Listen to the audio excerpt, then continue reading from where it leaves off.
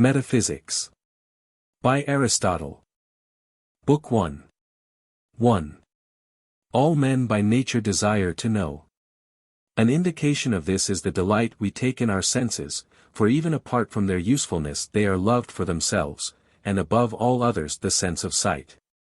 For not only with a view to action, but even when we are not going to do anything, we prefer seeing, one might say, to everything else. The reason is that this, most of all the senses, makes us know and brings to light many differences between things.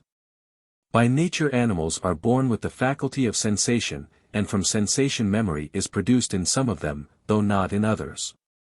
And therefore the former are more intelligent and apt at learning than those which cannot remember. Those which are incapable of hearing sounds are intelligent though they cannot be taught, e.g. the bee, and any other race of animals that may be like it, and those which besides memory have this sense of hearing can be taught. The animals other than man live by appearances and memories, and have but little of connected experience, but the human race lives also by art and reasonings. Now from memory experience is produced in men. For the several memories of the same thing produce finally the capacity for a single experience.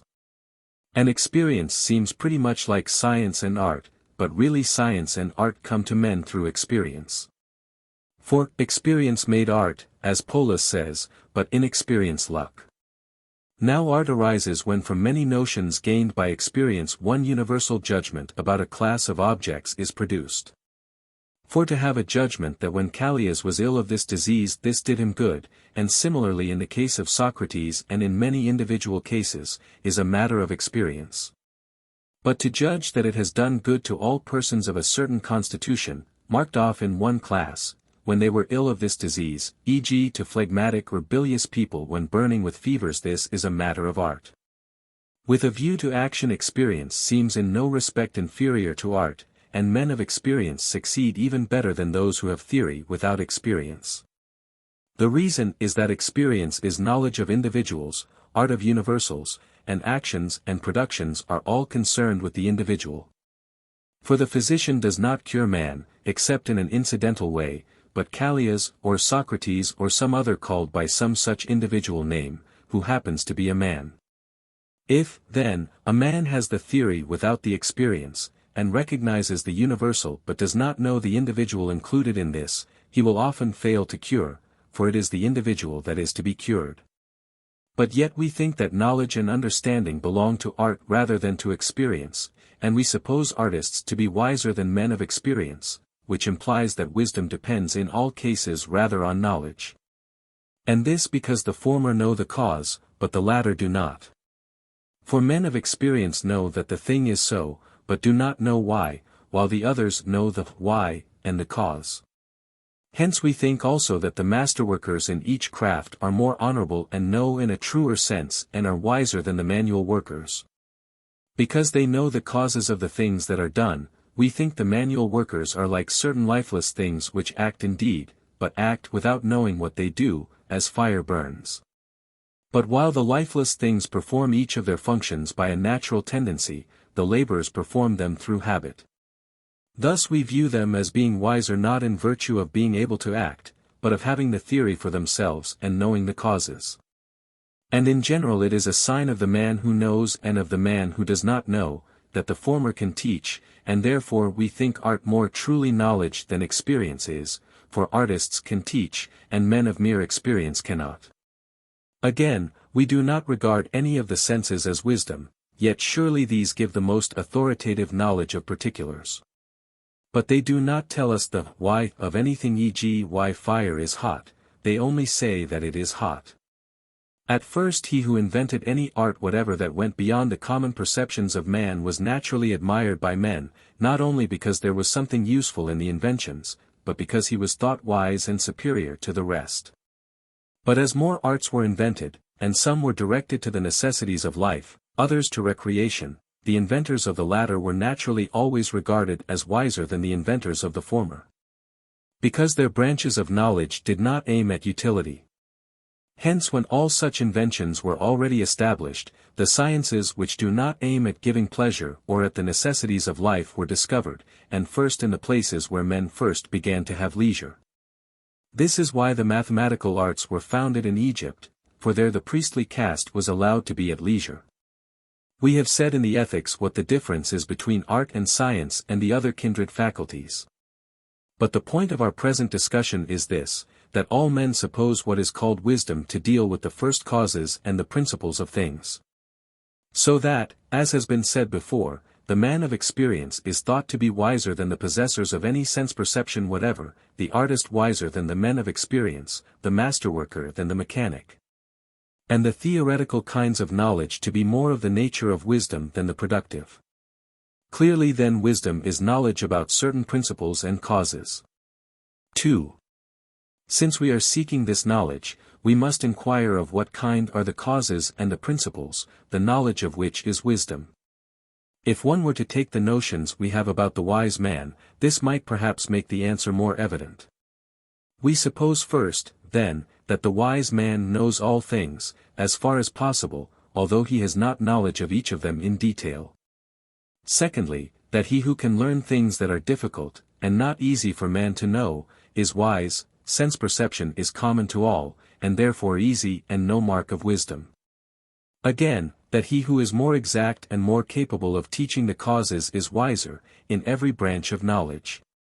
And that of the sciences, also, that which is desirable on its own account and for the sake of knowing it is more of the nature of wisdom than that which is desirable on account of its results. And the superior science is more of the nature of wisdom than the ancillary. For the wise man must not be ordered but must order, and he must not obey another, but the less wise must obey him. Such and so many are the notions, then, which we have about wisdom and the wise. Now of these characteristics that of knowing all things must belong to him who has in the highest degree universal knowledge, for he knows in a sense all the instances that fall under the universal. And these things, the most universal, are on the whole the hardest for men to know, for they are farthest from the senses. And the most exact of the sciences are those which deal most with first principles. For those which involve fewer principles are more exact than those which involve additional principles, e.g. arithmetic than geometry. But the science which investigates causes is also instructive, in a higher degree, for the people who instruct us are those who tell the causes of each thing. And understanding and knowledge pursued for their own sake are found most in the knowledge of that which is most knowable, for he who chooses to know for the sake of knowing will choose most readily that which is most truly knowledge. And such is the knowledge of that which is most knowable. And the first principles and the causes are most knowable, for by reason of these, and from these, all other things come to be known, and not these by means of the things subordinate to them. And the science which knows to what end each thing must be done is the most authoritative of the sciences, and more authoritative than any ancillary science. And this end is the good of that thing, and in general the supreme good in the whole of nature. Judged by all the tests we have mentioned, then, the name in question falls to the same science. This must be a science that investigates the first principles and causes, for the good, i.e. the end, is one of the causes. That it is not a science of production is clear even from the history of the earliest philosophers. For it is owing to their wonder that men both now begin and at first began to philosophize. They wondered originally at the obvious difficulties, then advanced little by little and stated difficulties about the greater matters, e.g. about the phenomena of the moon and those of the sun and of the stars, and about the genesis of the universe. And a man who is puzzled and wonders thinks himself ignorant, whence even the lover of myth is in a sense a lover of wisdom, for the myth is composed of wonders. Therefore since they philosophized order to escape from ignorance, evidently they were pursuing science in order to know, and not for any utilitarian end. And this is confirmed by the facts. For it was when almost all the necessities of life and the things that make for comfort and recreation had been secured, that such knowledge began to be sought. Evidently then we do not seek it for the sake of any other advantage. But as the man is free, we say, who exists for his own sake and not for another's, so we pursue this as the only free science, for it alone exists for its own sake. Hence also the possession of it might be justly regarded as beyond human power. For in many ways human nature is in bondage, so that according to Simonides God alone can have this privilege, and it is unfitting that man should not be content to seek the knowledge that is suited to him. If, then, there is something in what the poets say, and jealousy is natural to the divine power, it would probably occur in this case above all, and all who excelled in this knowledge would be unfortunate. But the divine power cannot be jealous, nay, according to the proverb, bards tell a lie, nor should any other science be thought more honorable than one of this sort. For the most divine science is also most honorable. And this science alone must be, in two ways, most divine. For the science which it would be most meet for God to have is a divine science, and so is any science that deals with divine objects, and this science alone has both these qualities. For, 1. God is thought to be among the causes of all things and to be a first principle, and, 2. Such a science either God alone can have, or God above all others. All the sciences, indeed, are more necessary than this, but none is better. Yet the acquisition of it must in a sense end in something which is the opposite of our original inquiries. For all men begin, as we said, by wondering that things are as they do about self-moving marionettes, or about the solstices or the incommensurability of the diagonal of a square with the side. For it seems wonderful to all who have not yet seen the reason, that there is a thing which cannot be measured even by the smallest unit. But we must end in the contrary and, according to the proverb, the better state, as is the case in these instances too when men learn the cause. For there is nothing which would surprise a geometer so much as if the diagonal turned out to be commensurable. We have stated, then, what is the nature of the science we are searching for, and what is the mark which our search and our whole investigation must reach. 3. Evidently we have to acquire knowledge of the original causes, for we say we know each thing only when we think we recognize its first cause, and causes are spoken of in 4 senses.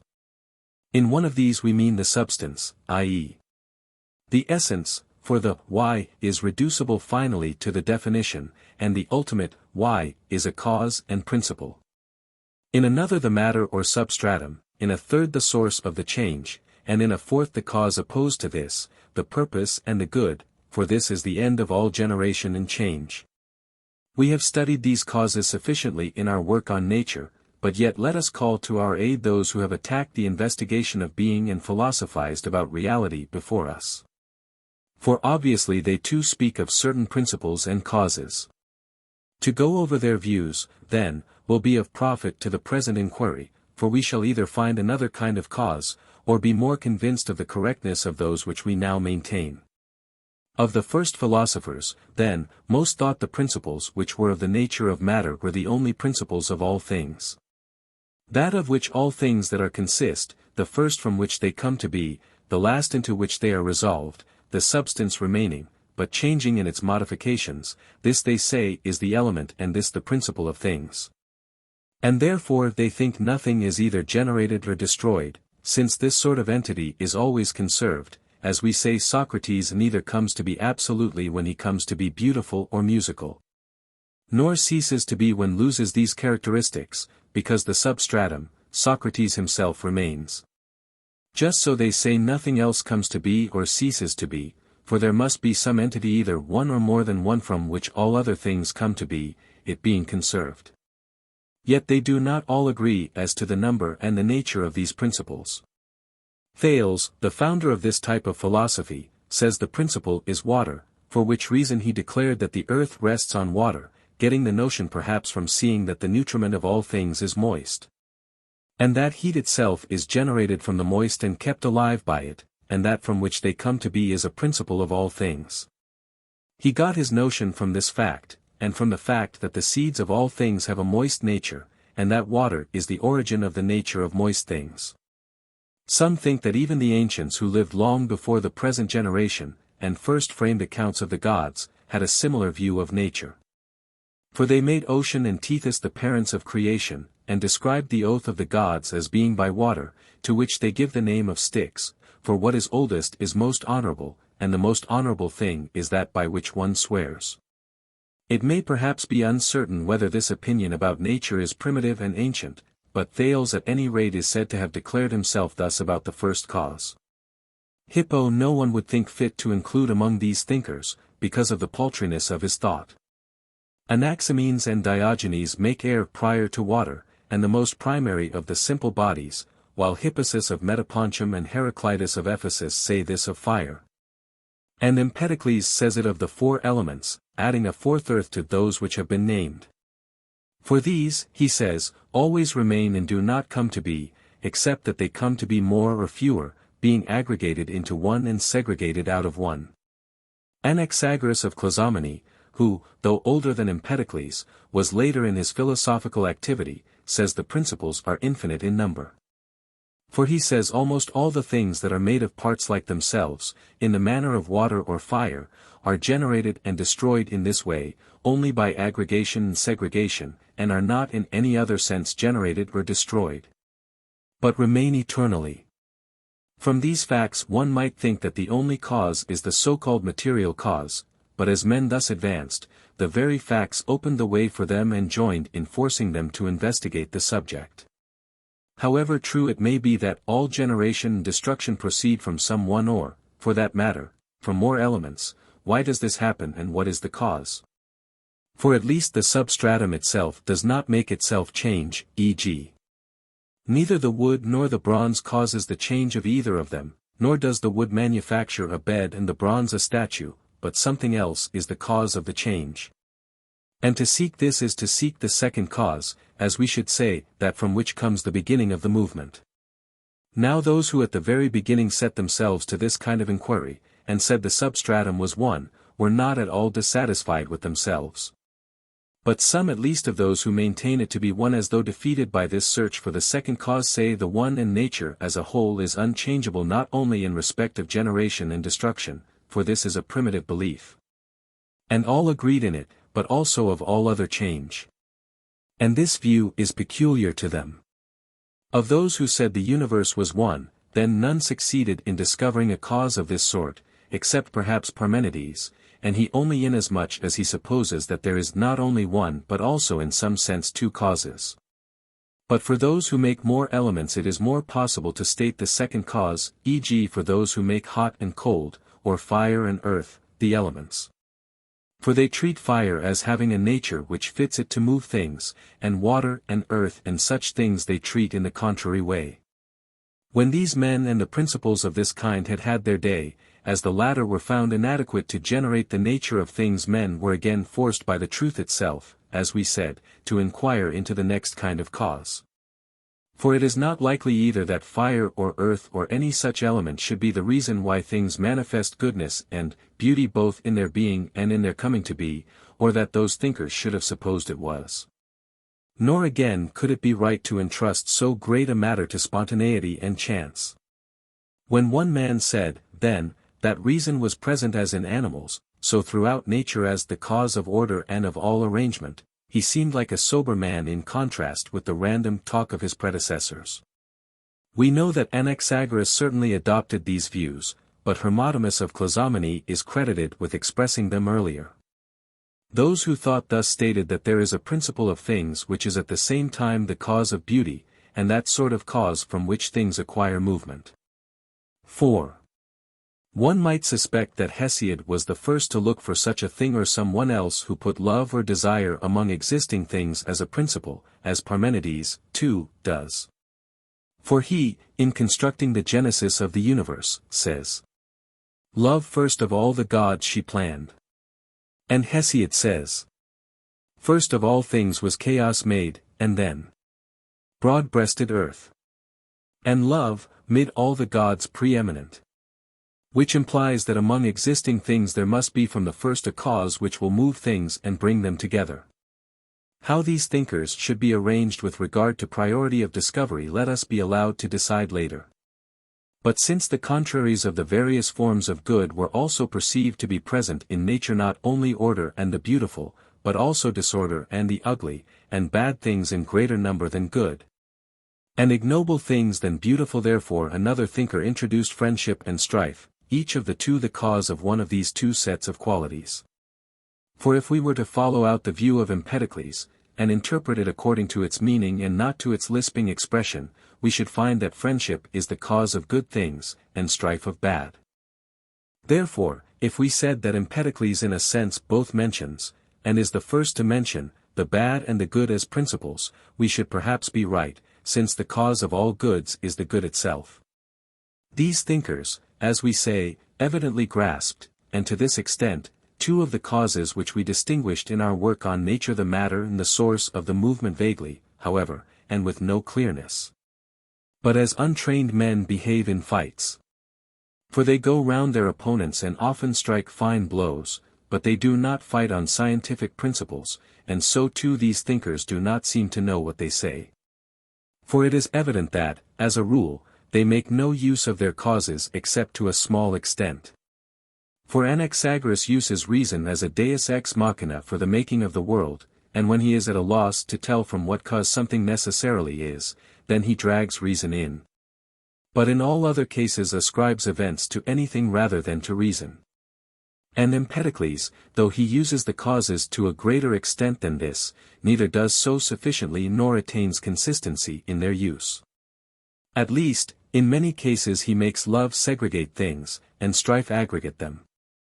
For whenever the universe is dissolved into its elements by strife, fire is aggregated into one, and so is each of the other elements. But whenever again under the influence of love they come together into one, the parts must again be segregated out of each element. Empedocles, then, in contrast with his predecessors, was the first to introduce the dividing of this cause, not positing one source of movement, but different and contrary sources. Again, he was the first to speak of four material elements. Yet he does not use four, but treats them as two only. He treats fire by itself, and its opposite earth, air, and water as one kind of thing. We may learn this by study of his verses. This philosopher then, as we say, has spoken of the principles in this way, and made them of this number. Leucippus and his associate Democritus say that the full and the empty are the elements, calling the one being and the other non-being, the full and solid being, the empty non-being, whence they say being no more is than non-being. Because the solid no more is than the empty. And they make these the material causes of things. And as those who make the underlying substance one generate all other things by its modifications, supposing the rare and the dense to be the sources of the modifications. In the same way these philosophers say the differences in the elements are the causes of all other qualities.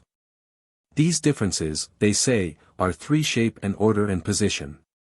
For they say the real is differentiated only by rhythm and intercontact and turning, and of these rhythm is shape, intercontact is order, and turning is position. For A differs from N in shape, and from Na in order, M from W in position. The question of movement whence or how it is to belong to things these thinkers, like the others, lazily neglected. Regarding the two causes, then, as we say, the inquiry seems to have been pushed thus far by the early philosophers. 5. Contemporaneously with these philosophers and before them, the so-called Pythagoreans, who were the first to take up mathematics, not only advanced this study, but also having been brought up in it they thought its principles were the principles of all things. Since of these principles numbers are by nature the first, and in numbers they seem to see many resemblances to the things that exist and come into being more than in fire and earth and water, such and such a modification of numbers being justice. Another being soul and reason, another being opportunity, and similarly almost all other things being numerically expressible. Since, again, they saw that the modifications and the ratios of the musical scales were expressible in numbers. Since, then, all other things seemed in their whole nature to be modeled on numbers, and numbers seemed to be the first things in the whole of nature, they supposed the elements of numbers to be the elements of all things. And the whole heaven to be a musical scale and a number.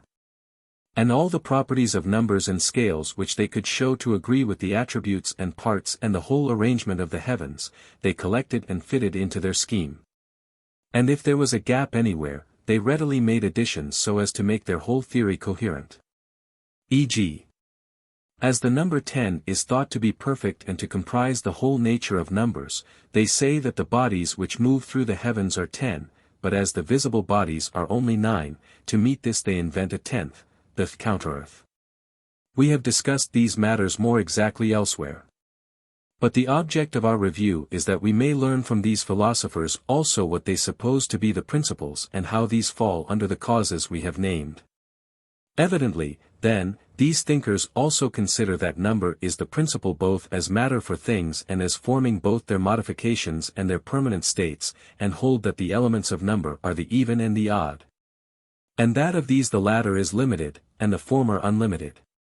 And that the one proceeds from both of these, for it is both even and odd, and number from the one, and that the whole heaven, as has been said, is numbers.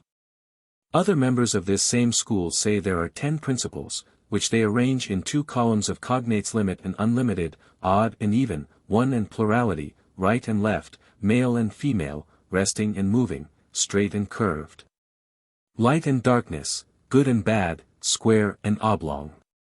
In this way Alcmaeon of Croton seems also to have conceived the matter, and either he got this view from them or they got it from him, for he expressed himself similarly to them. For he says most human affairs go in pairs, meaning not definite contrarieties such as the Pythagoreans speak of, but any chance contrarieties, e.g. white and black, sweet and bitter, good and bad, great and small. He threw out indefinite suggestions about the other contrarieties, but the Pythagoreans declared both how many and which their contraricties are. From both these schools, then, we can learn this much, that the contraries are the principles of things, and how many these principles are and which they are, we can learn from one of the 2 schools. But how these principles can be brought together under the causes we have named has not been clearly and articulately stated by them. They seem, however, to range the elements under the head of matter. For out of these as immanent parts they say substance is composed and moulded. From these facts we may sufficiently perceive the meaning of the ancients who said the elements of nature were more than one. But there are some who spoke of the universe as if it were one entity, though they were not all alike either in the excellence of their statement or in its conformity to the facts of nature. The discussion of them is in no way appropriate to our present investigation of causes, for they do not, like some of the natural philosophers, assume being to be one and yet generated out of the one as out of matter, but they speak in another way. Those others add change, since they generate the universe, but these thinkers say the universe is unchangeable. Yet this much is germane to the present inquiry. Parmenides seems to fasten on that which is one in definition, Melissus on that which is one in matter, for which reason the former says that it is limited, the latter that it is unlimited. While Xenophanes, the first of these partisans of the one, for Parmenides is said to have been his pupil, gave no clear statement, nor does he seem to have grasped the nature of either of these causes. But with reference to the whole material universe he says the one is God. Now these thinkers, as we said, must be neglected for the purposes of the present inquiry, 2 of them entirely, as being a little too naive, viz. Xenophanes and Melissus, but Parmenides seems in places to speak with more insight.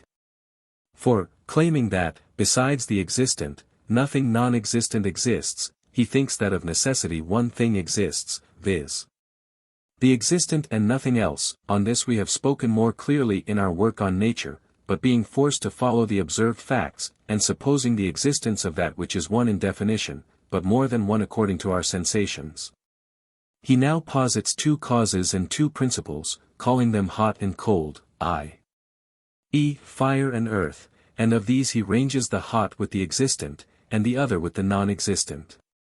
From what has been said, then, and from the wise men who have now sat in council with us, we have got thus much on the one hand from the earliest philosophers, who regard the first principle as corporeal, for water and fire and such things are bodies, and of whom some suppose that there is one corporeal principle, others that there are more than one, but both put these under the head of matter. And on the other hand from some who posit both this cause and besides this the source of movement, which we have got from some as single and from others as twofold. Down to the Italian school, then, and apart from it, philosophers have treated these subjects rather obscurely, except that, as we said, they have in fact used 2 kinds of cause. And one of these the source of movement some treat as one and others as 2.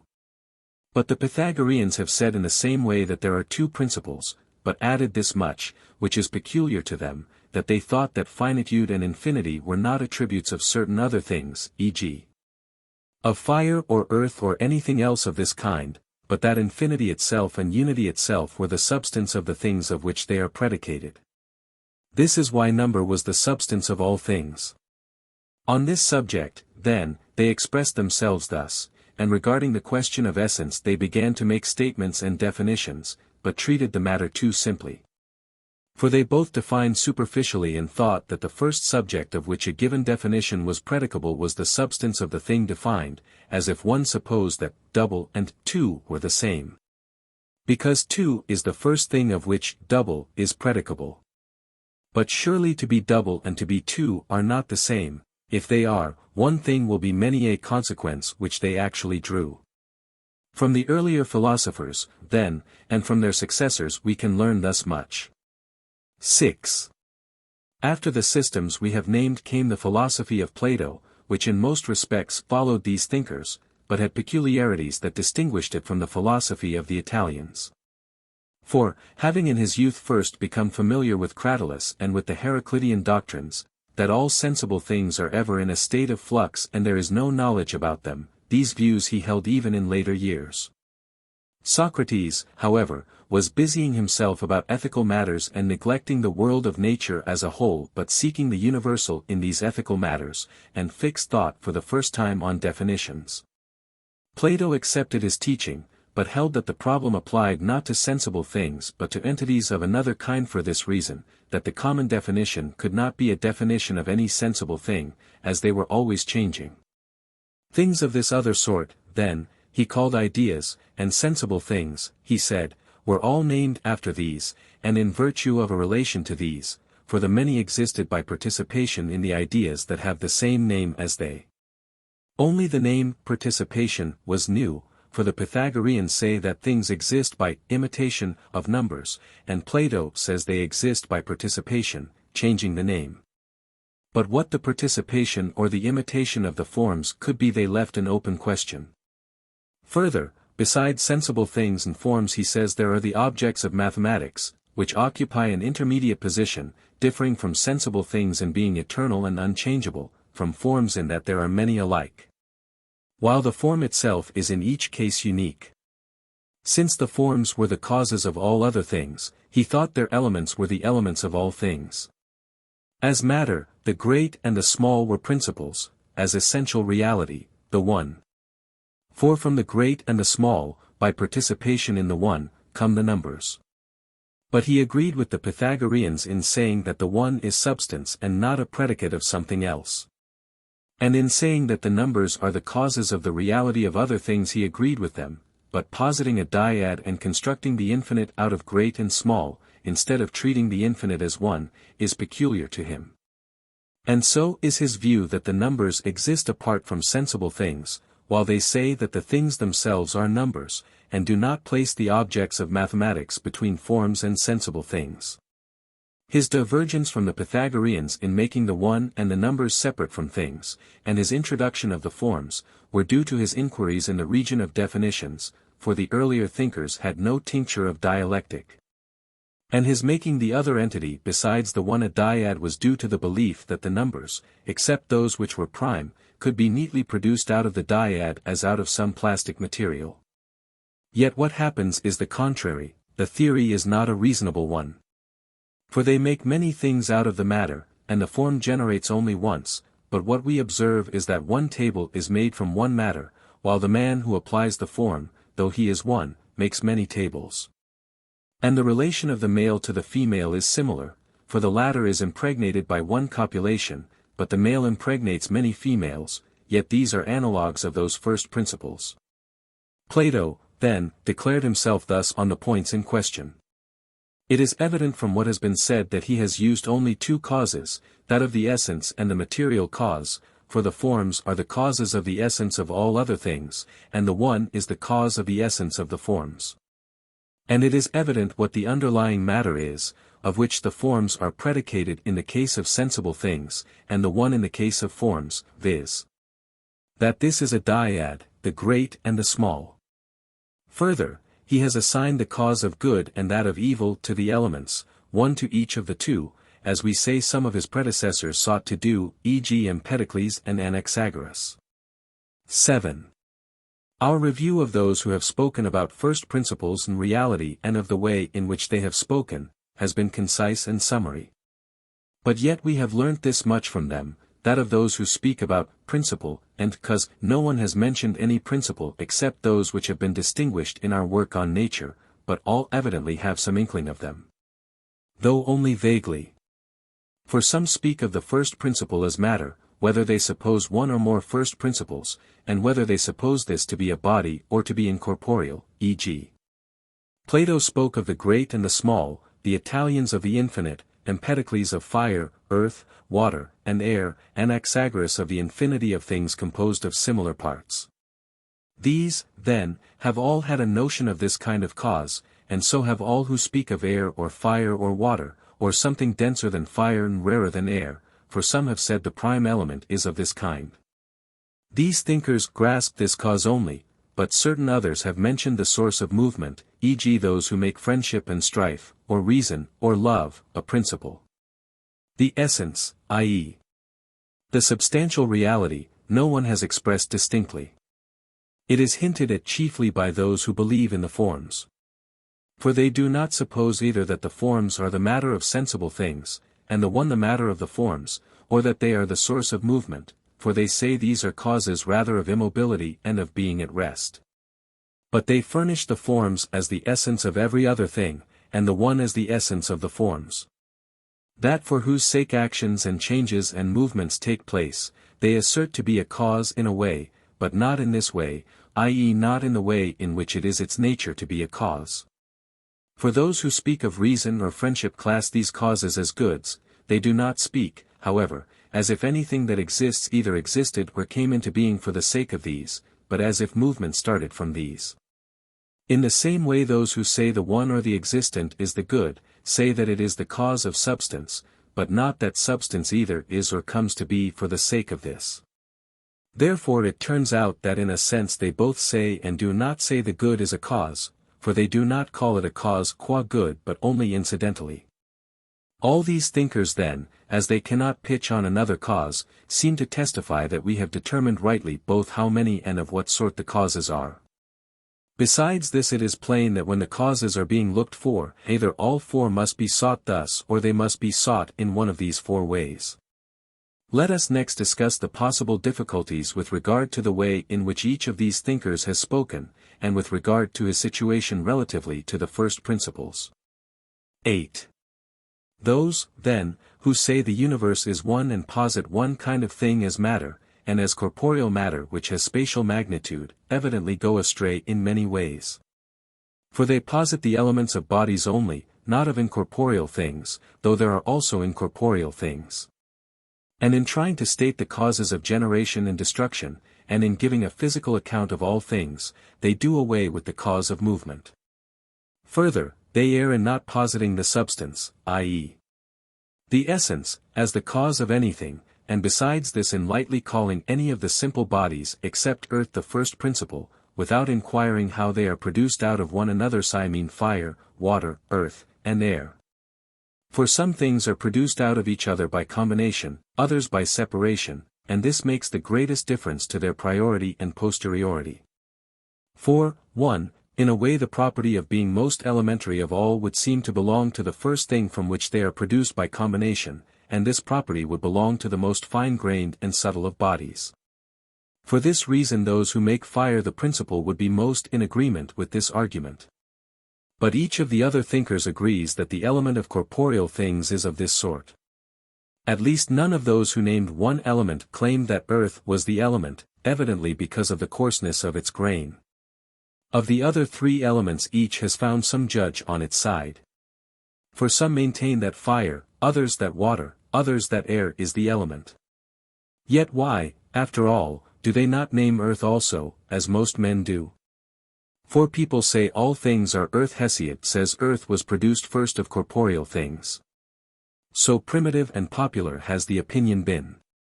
According to this argument, then, no one would be right who either says the first principle is any of the elements other than fire, or supposes it to be denser than air but rarer than water. But, 2, if that which is later in generation is prior in nature, and that which is concocted and compounded is later in generation, the contrary of what we have been saying must be true. Water must be prior to air, and earth to water. So much, then, for those who posit one cause such as we mentioned, but the same is true if one supposes more of these, as Empedocles says matter of things is 4 bodies. For he too is confronted by consequences some of which are the same as have been mentioned, while others are peculiar to him. For we see these bodies produced from one another, which implies that the same body does not always remain fire or earth. We have spoken about this in our works on nature. And regarding the cause of movement and the question whether we must posit one or two, he must be thought to have spoken neither correctly nor altogether plausibly.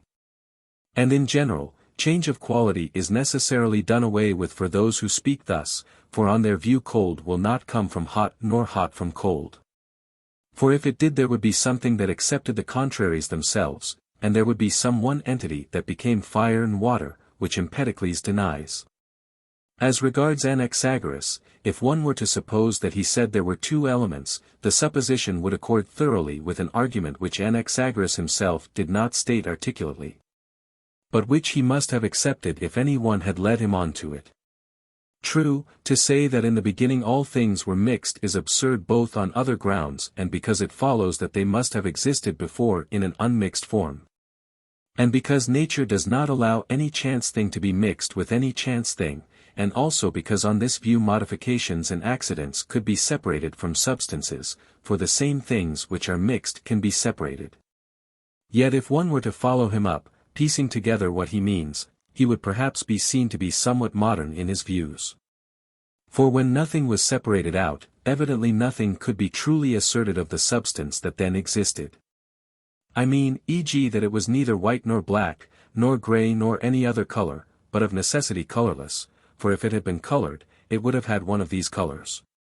And similarly, by this same argument, it was flavorless, nor had it any similar attribute, for it could not be either of any quality or of any size, nor could it be any definite kind of thing. For if it were, one of the particular forms would have belonged to it, and this is impossible, since all were mixed together. For the particular form would necessarily have been already separated out, but he all were mixed except reason, and this alone was unmixed and pure. From this it follows, then, that he must say the principles are the one, for this is simple and unmixed, and the other, which is of such a nature as we suppose the indefinite to be before it is defined and partakes of some form. Therefore, while expressing himself neither rightly nor clearly, he means something like what the later thinkers say and what is now more clearly seen to be the case. But these thinkers are, after all, at home only in arguments about generation and destruction and movement, for it is practically only of this sort of substance that they seek the principles and the causes. But those who extend their vision to all things that exist, and of existing things suppose some to be perceptible and others not perceptible, evidently study both classes. Which is all the more reason why one should devote some time to seeing what is good in their views and what bad from the standpoint of the inquiry we have now before us. The Pythagoreans treat of principles and elements stranger than those of the physical philosophers. The reason is that they got the principles from nonsensible things, for the objects of mathematics, except those of astronomy, are of the class of things without movement. Yet their discussions and investigations are all about nature. For they generate the heavens, and with regard to their parts and attributes and functions they observe the phenomena, and use up the principles and the causes in explaining these, which implies that they agree with the others. The physical philosophers, that the real is just all that which is perceptible and contained by the so-called heavens. But the causes and the principles which they mention are, as we said, sufficient to act as steps even up to the higher realms of reality, and are more suited to these than to theories about nature. They do not tell us at all, however, how there can be movement if limit and unlimited and odd and even are the only things assumed, or how without movement and change there can be generation and destruction. Or the bodies that move through the heavens can do what they do. Further, If one either granted them that spatial magnitude consists of these elements, or this were proved, still how would some bodies be light and others have weight? To judge from what they assume and maintain, they are speaking no more of mathematical bodies than of perceptible. Hence they have said nothing whatever about fire or earth or the other bodies of this sort, I suppose because they have nothing to say which applies peculiarly to perceptible things. Further, how are we to combine the beliefs that the attributes of number, and number itself, are causes of what exists and happens in the heavens both from the beginning and now? And that there is no other number than this number out of which the world is composed? When in one particular region they place opinion and opportunity, and, a little above or below, injustice and decision or mixture, and allege, as proof, that each of these is a number.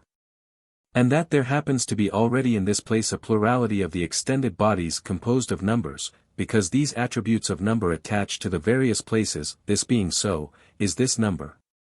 Which we must suppose each of these abstractions to be, the same number which is exhibited in the material universe, or is it another than this? Plato says it is different, yet even he thinks that both these bodies and their causes are numbers, but that the intelligible numbers are causes, while the others are sensible. 9. Let us leave the Pythagoreans for the present. For it is enough to have touched on them as much as we have done. But as for those who posit the ideas as causes, firstly, in seeking to grasp the causes of the things around us, they introduced others equal in number to these. As if a man who wanted to count things thought he would not be able to do it while they were few, but tried to count them when he had added to their number. For the forms are practically equal to or not fewer than the things, in trying to explain which these thinkers proceeded from them to the forms. For to each thing there answers an entity which has the same name and exists apart from the substances, and so also in the case of all other groups there is a one over many, whether the many are in this world or are eternal.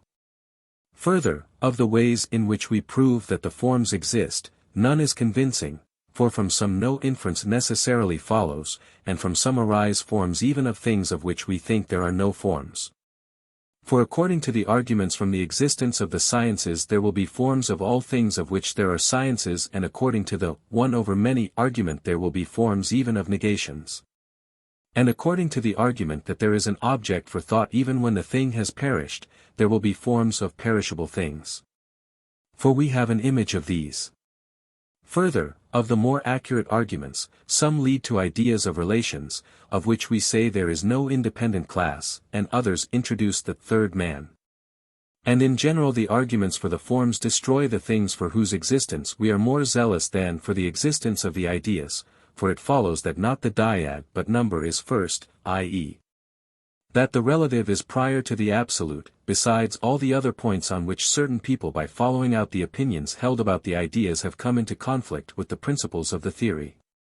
Further, according to the assumption on which our belief in the ideas rests, there will be forms not only of substances but also of many other things, for the concept is single not only in the case of substances but also in the other cases. And there are sciences not only of substance but also of other things, and 1,000 other such difficulties confront them. But according to the necessities of the case and the opinions held about the forms, if forms can be shared in there must be ideas of substances only. For they are not shared in incidentally, but a thing must share in its form as in something not predicated of a subject, by being shared in incidentally, I mean that e.g. if a thing shares in double itself, it shares also in eternal, but incidentally, for if eternal happens to be predicable of the double. Therefore the forms will be substance. But the same terms indicate substance in this and in the ideal world, or what will be the meaning of saying that there is something apart from the particulars the one over many? And if the ideas and the particulars that share in them have the same form, there will be something common to these. For why should two be one and the same in the perishable twos or in those which are many but eternal? And not the same in the two itself as in the particular two? But if they have not the same form, they must have only the name in common, and it is as if one were to call both Callias and a wooden image of man, without observing any community between them. Above all one might discuss the question what on earth the forms contribute to sensible things, either to those that are eternal or to those that come into being and cease to be. for they cause neither movement nor any change in them. But again they help in no wise either towards the knowledge of the other things, for they are not even the substance of these, else they would have been in them, or towards their being, if they are not in the particulars which share in them. Though if they were, they might be thought to be causes, as white causes whiteness in a white object by entering into its composition. But this argument, which first Anaxagoras and later Eudoxus and certain others used, is very easily upset. For it is not difficult to collect many insuperable objections to such a view. But, further, all other things cannot come from the forms in any of the usual senses of from.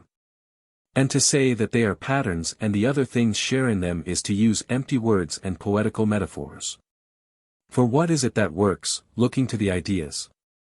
And anything can either be, or become, like another without being copied from it, so that whether Socrates or not a man Socrates-like might come to be, and evidently this might be so even if Socrates were eternal. And there will be several patterns of the same thing, and therefore several forms, e.g. animal and two-footed, and also man himself, will be forms of man. Again, the forms are patterns not only sensible things, but of forms themselves also, i.e. the genus, as genus of various species, will be so, therefore the same thing will be pattern and copy. Again, it would seem impossible that the substance and that of which it is the substance should exist apart. How, therefore, could the ideas, being the substances of things, exist apart? In the Phaedo, the case is stated in this way that the forms are causes both of being and of becoming.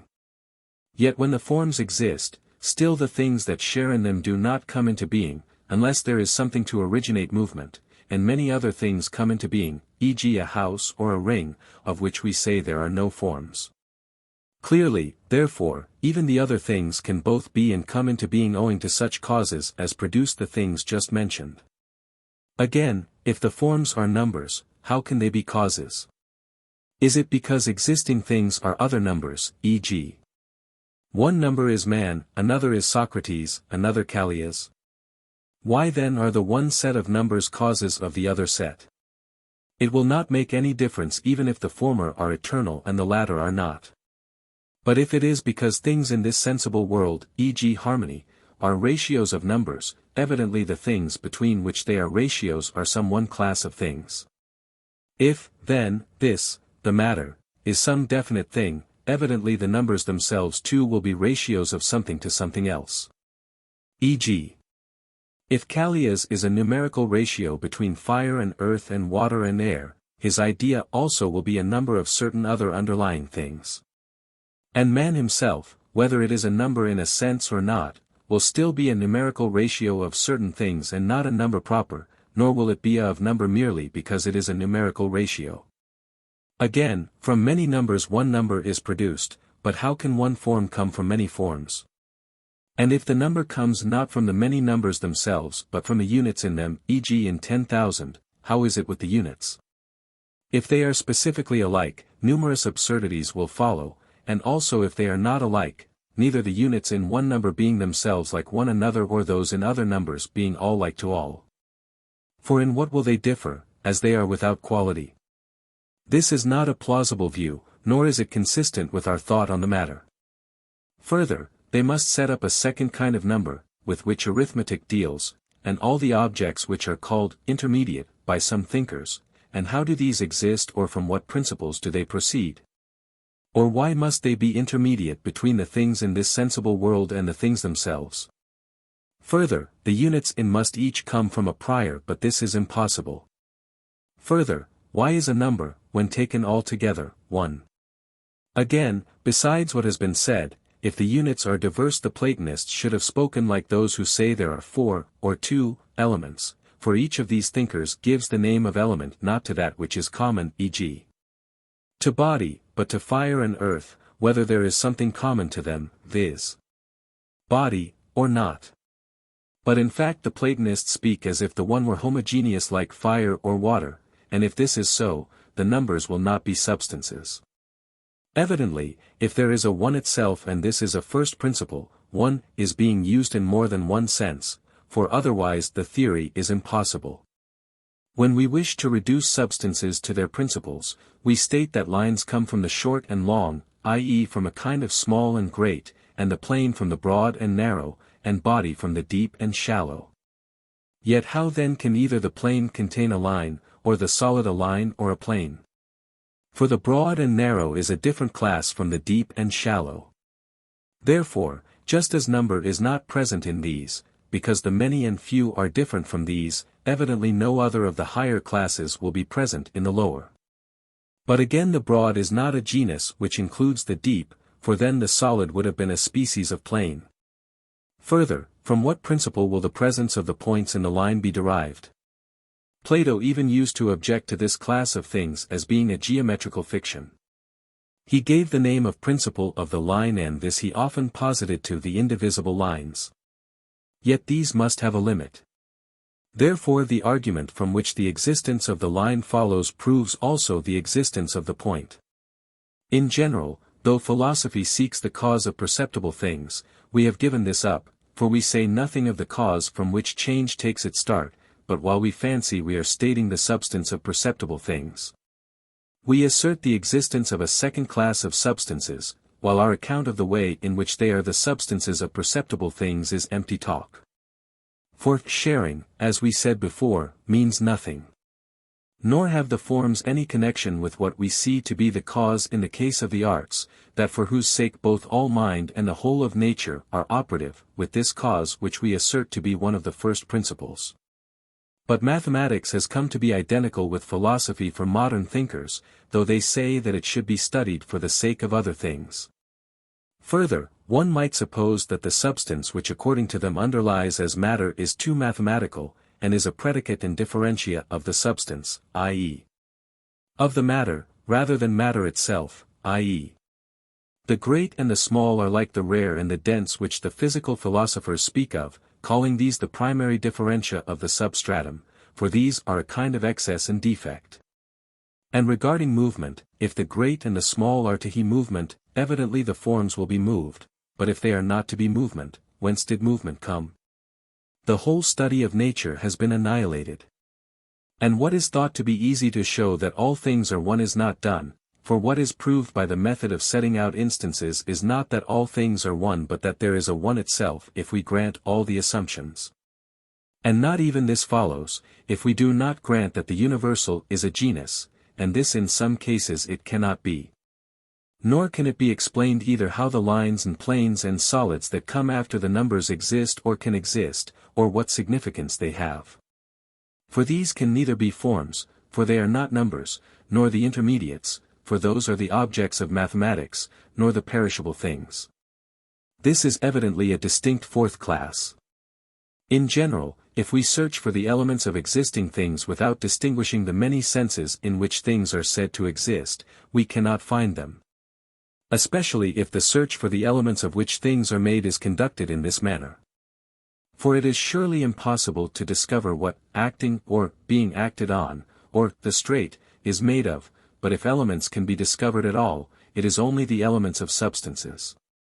Therefore either to seek the elements of all existing things or to think one has them is incorrect. And how could we learn the elements of all things? Evidently we cannot start by knowing anything before. For as he who is learning geometry, though he may know other things before, knows none of the things with which the science deals and about which he is to learn, so is it in all other cases.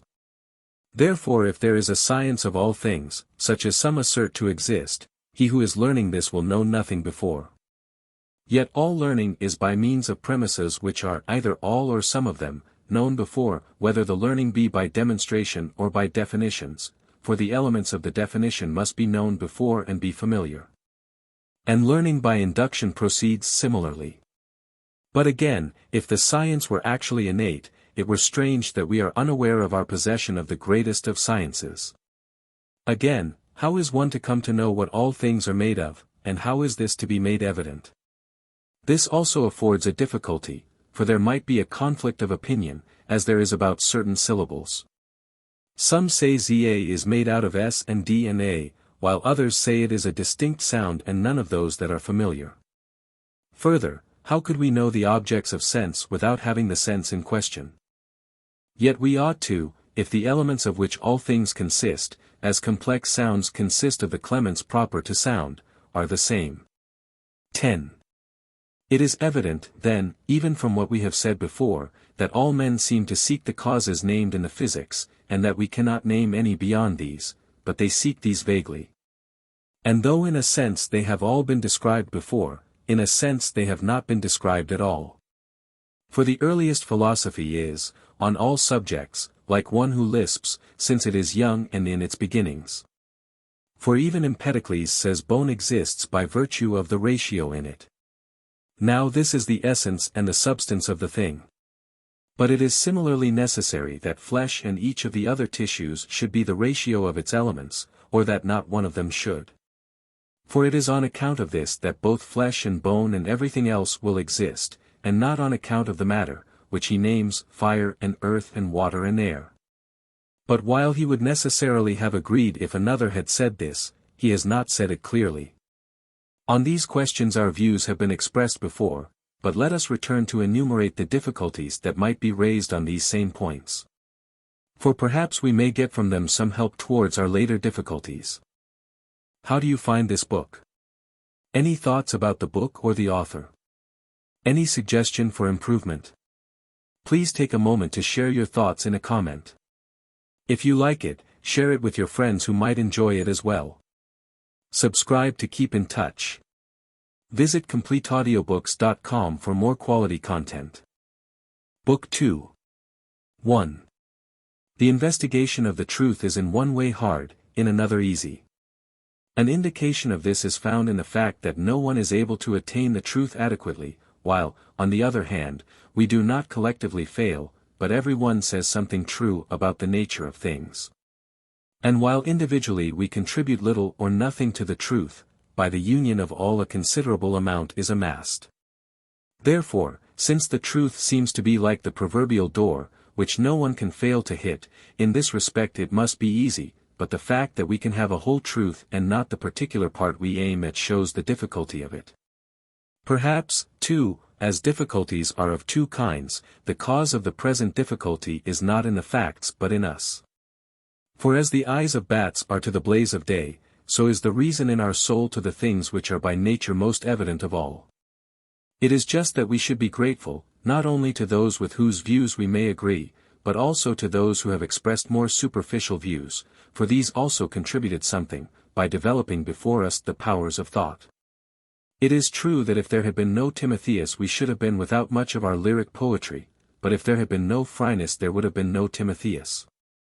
The same holds good of those who have expressed views about the truth. For from some thinkers we have inherited certain opinions, while the others have been responsible for the appearance of the former. It is right also that philosophy should be called knowledge of the truth. For the end of theoretical knowledge is truth, while that of practical knowledge is action, for even if they consider how things are, practical men do not study the eternal, but what is relative and in the present. Now we do not know a truth without its cause, and a thing has a quality in a higher degree than other things if in virtue of it the similar quality belongs to the other things as well, e.g. fire is the hottest of things. For it is the cause of the heat of all other things, so that that causes derivative truths to be true is most true. Hence the principles of eternal things must be always most true, for they are not merely sometimes true, nor is there any cause of their being, but they themselves are the cause of the being of other things. So that as each thing is in respect of being, so is it in respect of truth. 2. But evidently there is a first principle, and the causes of things are neither an infinite series nor infinitely various in kind. For neither can one thing proceed from another, as from matter, ad infinitum, e.g. flesh from earth, earth from air from fire, and so on without stopping, nor can the sources of movement form an endless series, man for instance being acted on by air by the sun by strife, and so on without limit. Similarly the final causes cannot go on ad infinitum, walking being for the sake of health, this for the sake of happiness, happiness for the sake of something else, and so one thing always for the sake of another. And the case of the essence is similar. For in the case of intermediates, which have a last term and a term prior to them, the prior must be the cause of the later terms. For if we had to say which of the three is the cause, we should say the first. Surely not the last, for the final term is the cause of none, nor even the intermediate, for it is the cause only of one.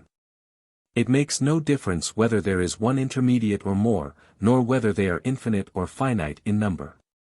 But of series which are infinite in this way, and of the infinite in general, all the parts down to that now present are alike intermediates, so that if there is no first there is no cause at all. Nor can there be an infinite process downwards, with a beginning in the upward direction, so that water should proceed from fire, earth from water, and so always some other kind should be produced. For one thing comes from another in two ways, not in the sense in which from means after, as we say, from the Isthmian games come the Olympian, but either, as the man comes from the boy, by the boy's changing. Or, 2, as air comes from water. By, as the man comes from the boy, we mean, as that which has come to be from that which is coming to be, or, as that which is finished from that which is being achieved, for as becoming is between being and not being. So that which is becoming is always between that which is and that which is not. For the learner is a man of science in the making, and this is what is meant when we say that from a learner a man of science is being made. On the other hand, coming from another thing as water comes from air implies the destruction of the other thing. This is why changes of the former kind are not reversible, and the boy does not come from the man, for it is not that which comes to be something that comes to be as a result of coming to be, but that which exists after the coming to be. For it is thus that the day, too, comes from the morning in the sense that it comes after the morning, which is the reason why the morning cannot come from the day, but changes of the other kind are reversible. But in both cases it is impossible that the number of terms should be infinite. For terms of the former kind, being intermediates, must have an end, and terms of the latter kind change back into one another, for the destruction of either is the generation of the other. At the same time it is impossible that the first cause, being eternal, should be destroyed. For since the process of becoming is not infinite in the upward direction, that which is the first thing by whose destruction something came to be must be non-eternal. Further, the final cause is an end, and that sort of end which is not for the sake of something else, but for whose sake everything else is, so that if there is to be a last term of this sort, the process will not be infinite. But if there is no such term, there will be no final cause, but those who maintain the infinite series eliminate the good without knowing it, yet no one would try to do anything if he were not going to come to a limit. Nor would there be reason in the world. The reasonable man, at least, always acts for a purpose, and this is a limit, for the end is a limit. But the essence, also, cannot be reduced to another definition which is fuller in expression. For the original definition is always more of a definition, and not the later one, and in a series in which the first term has not the required character, the next has not it either. Further, those who speak thus destroy science. For it is not possible to have this till one comes to the unanalyzable terms. And knowledge becomes impossible, for how can one apprehend things that are infinite in this way? For this is not like the case of the line, to whose divisibility there is no stop. But which we cannot think if we do not make a stop, for which reason one who is tracing the infinitely divisible line cannot be counting the possibilities of section. But the whole line also must be apprehended by something in us that does not move from part to part. Again, nothing infinite can exist, and if it could, at least the notion of infinity is not infinite. But if the kinds of causes had been infinite in number, then also knowledge would have been impossible. For we think we know, only when we have ascertained the causes, but that which is infinite by addition cannot be gone through in a finite time. 3. The effect which lectures produce on a hearer depends on his habits. For we demand the language we are accustomed to, and that which is different from this seems not in keeping but somewhat unintelligible and foreign because of its unwontedness. For it is the customary that is intelligible. The force of habit is shown by the laws, in which the legendary and childish elements prevail over our knowledge about them, owing to habit. Thus some people do not listen to a speaker unless he speaks mathematically, others unless he gives instances, while others expect him to cite a poet as witness. And some want to have everything done accurately, while others are annoyed by accuracy, either because they cannot follow the connection of thought or because they regard it as pettifoggery. For accuracy has something of this character, so that as in trade so in argument some people think it mean. Hence one must be already trained to know how to take each sort of argument, since it is absurd to seek at the same time knowledge and the way of attaining knowledge, and it is not easy to get even one of the two. The minute accuracy of mathematics is not to be demanded in all cases, but only in the case of things which have no matter. Hence method is not that of natural science, for presumably the whole of nature has matter. Hence we must inquire first what nature is, for thus we shall also see what natural science treats of, and whether it belongs to one science or to more to investigate the causes and the principles of things. Book 3. 1. We must, with a view to the science which we are seeking, first recount the subjects that should be first discussed. These include both the other opinions that some have held on the first principles, and any point besides these that happens to have been overlooked. For those who wish to get clear of difficulties it is advantageous to discuss the difficulties well. For the subsequent free play of thought implies the solution of the previous difficulties, and it is not possible to untie a knot of which one does not know. But the difficulty of our thinking points to a knot in the object.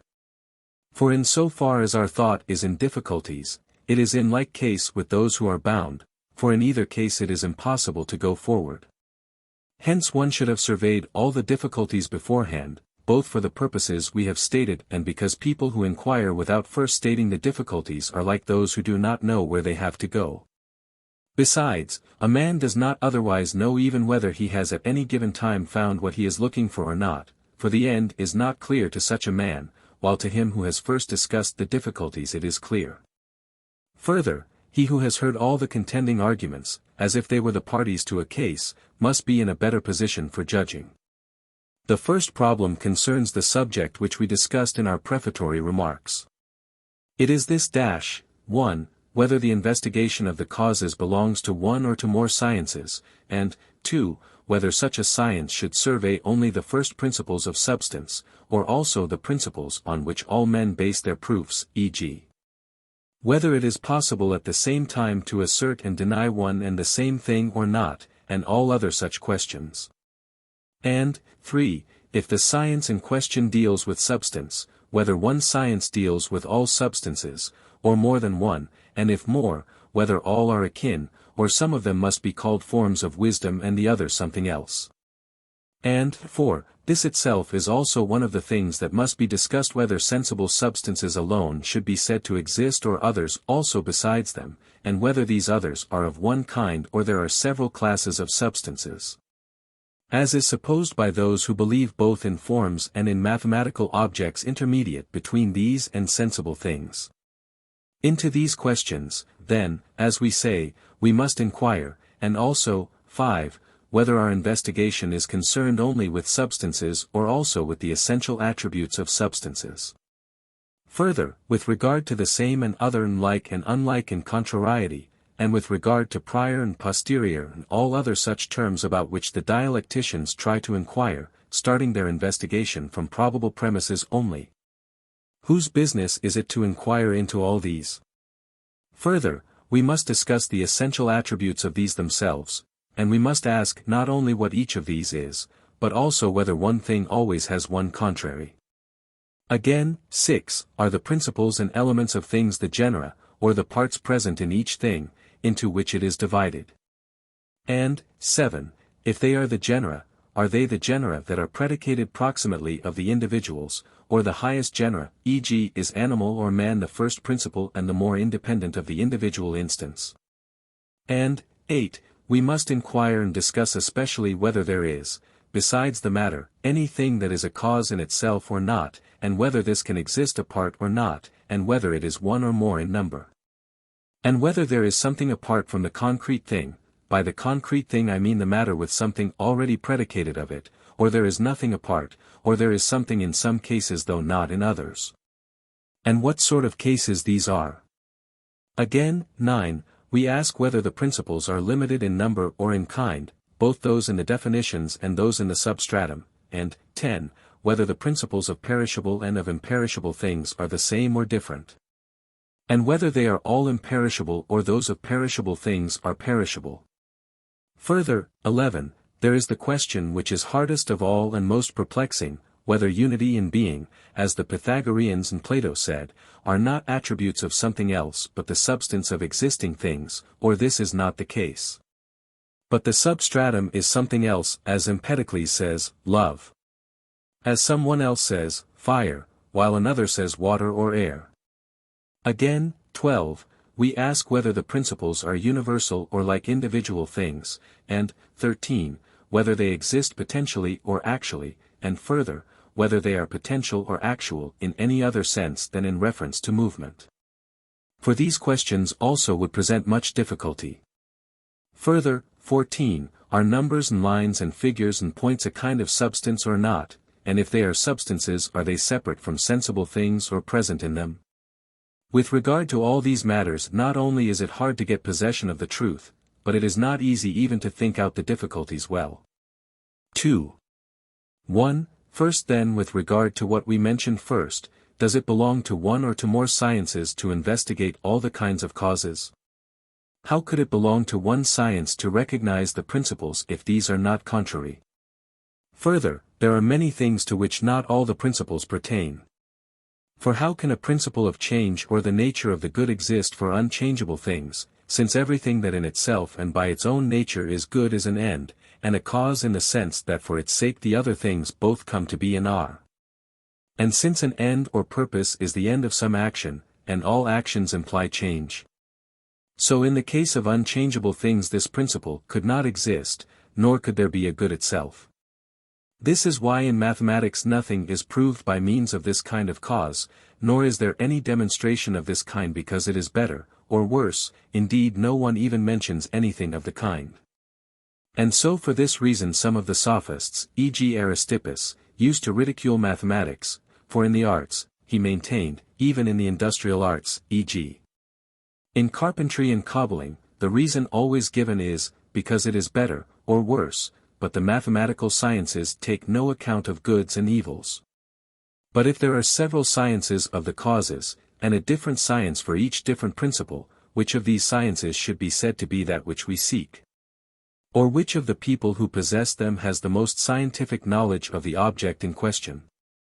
The same thing may have all the kinds of causes, e.g. the moving cause of a house is the art or the builder, the final cause is the function it fulfills, the matter is earth and stones, and the form is the definition. To judge from our previous discussion of the question which of the sciences should be called wisdom, there is reason for applying the name to each of them.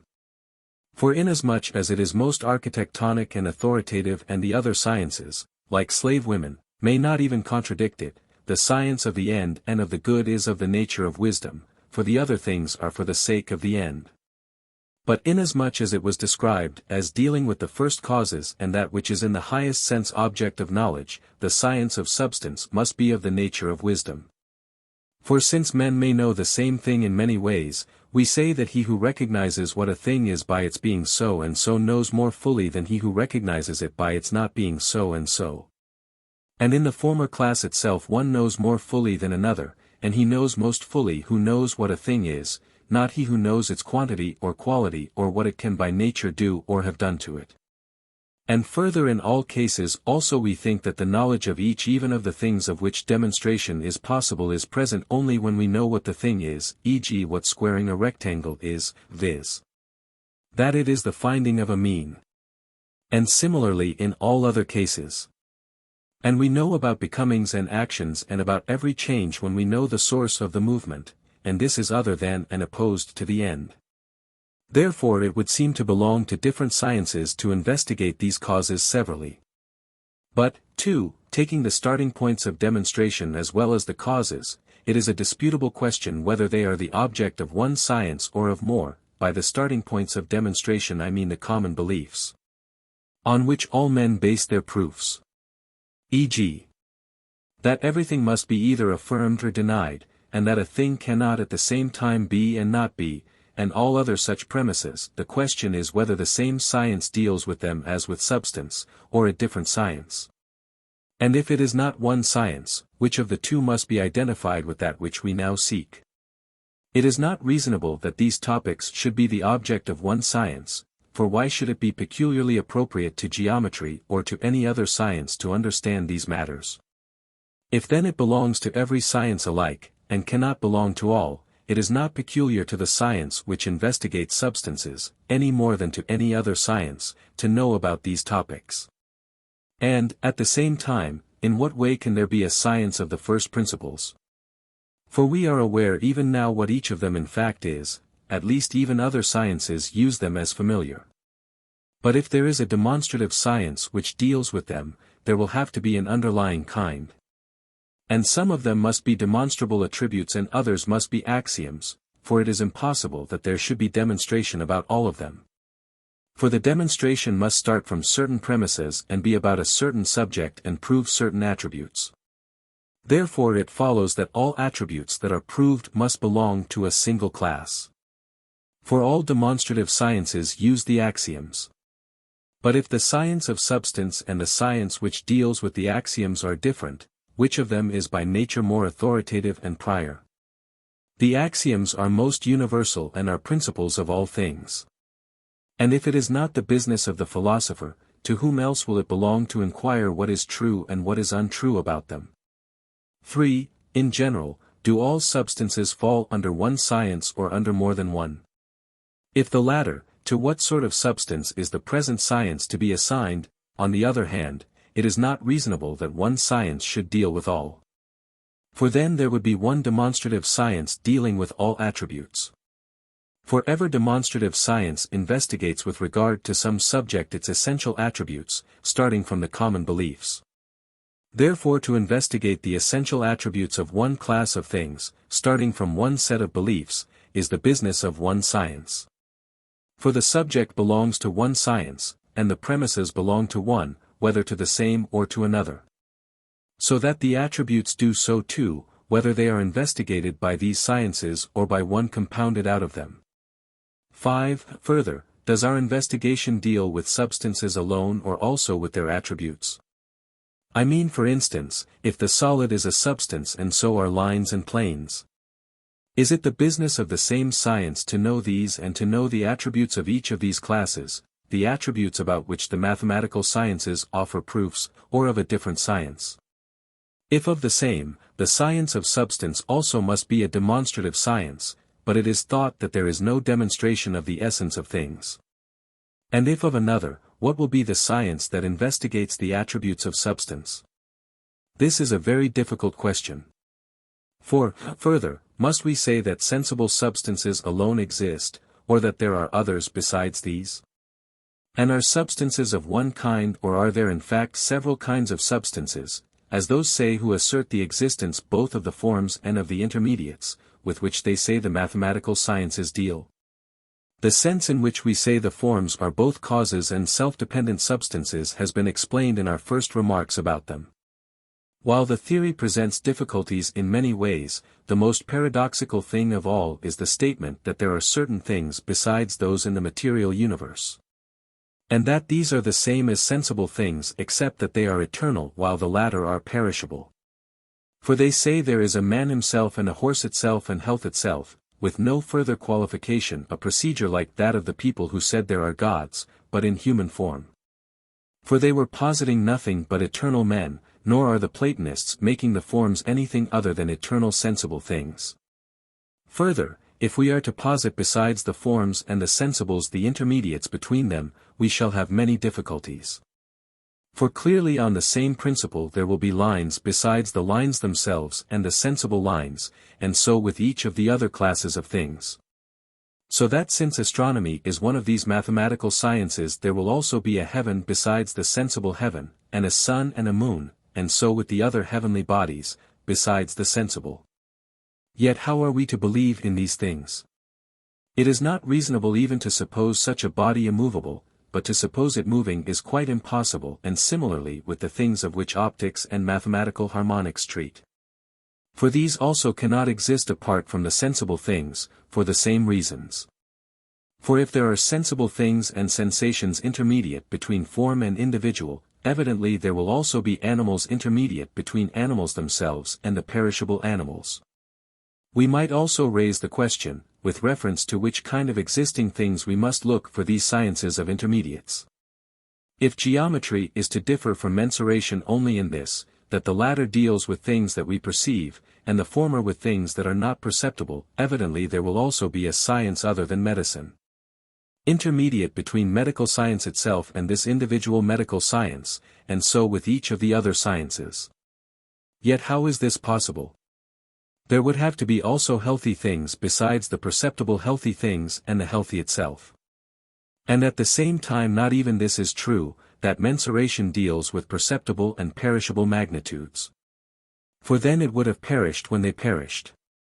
But on the other hand astronomy cannot be dealing with perceptible magnitudes nor with this heaven above us. For neither are perceptible lines such lines as the geometer speaks of, for no perceptible thing is straight or round in the way in which he defines straight and round. For a hoop touches a straight edge not at a point, but as Protagoras used to say it did, in his refutation of the geometers, nor are the movements and spiral orbits in the heavens like those of which astronomy treats. Nor have geometrical points the same nature as the actual stars. Now there are some who say that these so-called intermediates between the forms and the perceptible things exist, not apart from the perceptible things, however, but in these. The impossible results of this view would take too long to enumerate, but it is enough to consider even such points as the following. It is not reasonable that this should be so only in the case of these intermediates. But clearly the forms also might be in the perceptible things. For both statements are parts of the same theory. Further, it follows from this theory that there are two solids in the same place, and that the intermediates are not immovable, since they are in the moving perceptible things. And in general to what purpose would one suppose them to exist indeed, but to exist in perceptible things? For the same paradoxical results will follow which we have already mentioned. There will be a heaven besides the heaven, only it will be not apart but in the same place, which is still more impossible. 3. 6. Apart from the great difficulty of stating the case truly with regard to these matters, it is very hard to say, with regard to the first principles, whether it is the genera that should be taken as elements and principles, or rather the primary constituents of a thing. E.g., it is the primary parts of which articulate sounds consist that are thought to be elements and principles of articulate sound, not the common genus articulate sound. And we give the name of elements to those geometrical propositions, the proofs of which are implied in the proofs of the others, either of all or of most. Further, both those who say there are several elements of corporeal things and those who say there is one, say the parts of which bodies are compounded and consist are principles, e.g. Empedocles says fire and water and the rest are the constituent elements of things, but does not describe these as genera of existing things. Besides this, if we want to examine the nature of anything else, we examine the parts of which, e.g. a bed consists and how they are put together, and then we know its nature. To judge from these arguments, then, the principles of things would not be the genera. But if we know each thing by its definition, and the genera are the principles or starting points of definitions, the genera must also be the principles of definable things. And if to get the knowledge of the species according to which things are named is to get the knowledge of things, the genera are at least starting points of the species. And some also of those who say unity or being, or the great and the small, are elements of things, seem to treat them as genera. But, again, it is not possible to describe the principles in both ways. For the formula of the essence is one. But definition by genera will be different from that which states the constituent parts of a thing. 7. Besides this, even if the genera are in the highest degree principles, should one regard the first of the genera as principles, or those which are predicated directly of the individuals? This also admits of dispute. For if the universals are always more of the nature of principles, evidently the uppermost of the genera are the principles, for these are predicated of all things. There will, then, be as many principles of things as there are primary genera, so that both being and unity will be principles and substances, for these are most of all predicated of all existing things. But it is not possible that either unity or being should be a single genus of things. For the differentia of any genus must each of them both have being and be one, but it is not possible for the genus taken apart from its species, any more than for the species of the genus, to be predicated of its proper differentia. So that if unity or being is a genus, no differentia will either have being or be one. But if unity and being are not genera, neither will they be principles, if the genera are the principles. Again, the intermediate kinds, in whose nature the differentia are included, will on this theory be genera, down to the indivisible species, but as it is, some are thought to be genera and others are not thought to be so. Besides this, the differentia are principles even more than the genera, and if these also are principles, there comes to be practically an infinite number of principles, especially if we suppose the highest genus to be a principle. But again, if unity is more of the nature of a principle, and the indivisible is one, and everything indivisible is so either in quantity or in species, and that which is so in species is the prior. And genera are divisible into species, for man is not the genus of individual men, that which is predicated directly of the individuals will have more unity. Further, in the case of things in which the distinction of prior and posterior is present, that which is predicable of these things cannot be something apart from them, e.g. if 2 is the first of numbers, there will not be a number apart from the kinds of numbers, and similarly there will not be a figure apart from the kinds of figures. And if the genera of these things do not exist apart from the species, the genera of other things will scarcely do so, for genera of these things are thought to exist if any do. But among the individuals one is not prior and another posterior. Further, where one thing is better and another worse, the better is always prior, so that of these also no genus can exist. From these considerations, then, the species predicated of individuals seem to be principles rather than the genera. But again, it is not easy to say in what sense these are to be taken as principles. For the principle or cause must exist alongside of the things of which it is the principle, and must be capable of existing in separation from them. But for what reason should we suppose any such thing to exist alongside of the individual, except that it is predicated universally and of all? But if this is the reason, the things that are more universal must be supposed to be more of the nature of principles, so that the highest genera would be the principles. 4.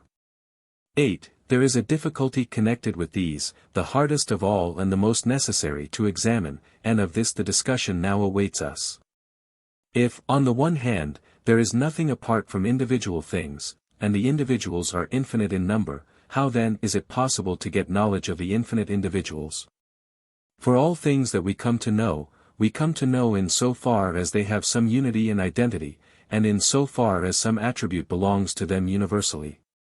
But if this is necessary, and there must be something apart from the individuals, it will be necessary that the genera exist apart from the individuals, either the lowest or the highest genera. But we found by discussion just now that this is impossible. Further, if we admit in the fullest sense that something exists apart from the concrete thing, whenever something is predicated of the matter, must there, if there is something apart, be something apart from each set of individuals? Or from some and not from others, or from none? If there is nothing apart from individuals, there will be no object of thought, but all things will be objects of sense, and there will not be knowledge of anything, unless we say that sensation is knowledge. Further, nothing will be eternal or unmovable, for all perceptible things perish and are in movement. But if there is nothing eternal, neither can there be a process of coming to be, for there must be something that comes to be, i.e., from which something comes to be, and the ultimate term in this series cannot have come to be, since the series has a limit and since nothing can come to be out of that which is not. Further, if generation and movement exist there must also be a limit, for no movement is infinite, but every movement has an end, and that which is incapable of completing its coming to be cannot be in process of coming to be. And that which has completed its coming to be must he as soon as it has come to be. Further, since the matter exists, because it is ungenerated, it is a fortiori reasonable that the substance or essence, that which the matter is at any time coming to be, should exist. For if neither essence nor matter is to be, nothing will be at all, and since this is impossible there must be something besides the concrete thing, viz. the shape or form. But again, if we are to suppose this, it is hard to say in which cases we are to suppose it and in which not. For evidently it is not possible to suppose it in all cases. We could not suppose that there is a house besides the particular houses. Besides this, will the substance of all the individuals, e.g. of all men, be one? This is paradoxical, for all the things whose substance is one are one. But are the substances many and different? This also is unreasonable. At the same time, how does the matter become each of the individuals, and how is the concrete thing these two elements? 9. Again, one might ask the following question also about the first principles. If they are one in kind only, nothing will be numerically one, not even unity itself and being itself, and how will knowing exist, if there is not to be something common to a whole set of individuals? But if there is a common element which is numerically one, and each of the principles is one, and the principles are not as in the case of perceptible things different for different things, e.g. since this particular syllable is the same in kind whenever it occurs, the elements it are also the same in kind. Only in kind, for these also, like the syllable, are numerically different in different contexts, if it is not like this but the principles of things are numerically one. There will be nothing else besides the elements, for there is no difference of meaning between numerically one and individual. For this is just what we mean by the individual, the numerically one, and by the universal we mean that which is predicable of the individuals. Therefore it will be just as if the elements of articulate sound were limited in number.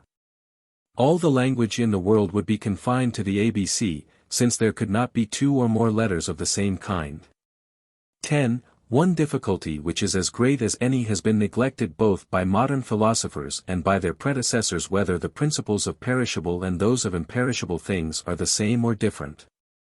If they are the same, how are some things perishable and others imperishable, and for what reason? The school of Hesiod and all the theologians thought only of what was plausible to themselves, and had no regard to us. For, asserting the first principles to be gods and born of gods, they say that the beings which did not taste of nectar and ambrosia became mortal. And clearly they are using words which are familiar to themselves, yet what they have said about the very application of these causes is above our comprehension. For if the gods taste of nectar and ambrosia for their pleasure, these are in no wise the causes of their existence, and if they taste them to maintain their existence, how can gods who need food be eternal?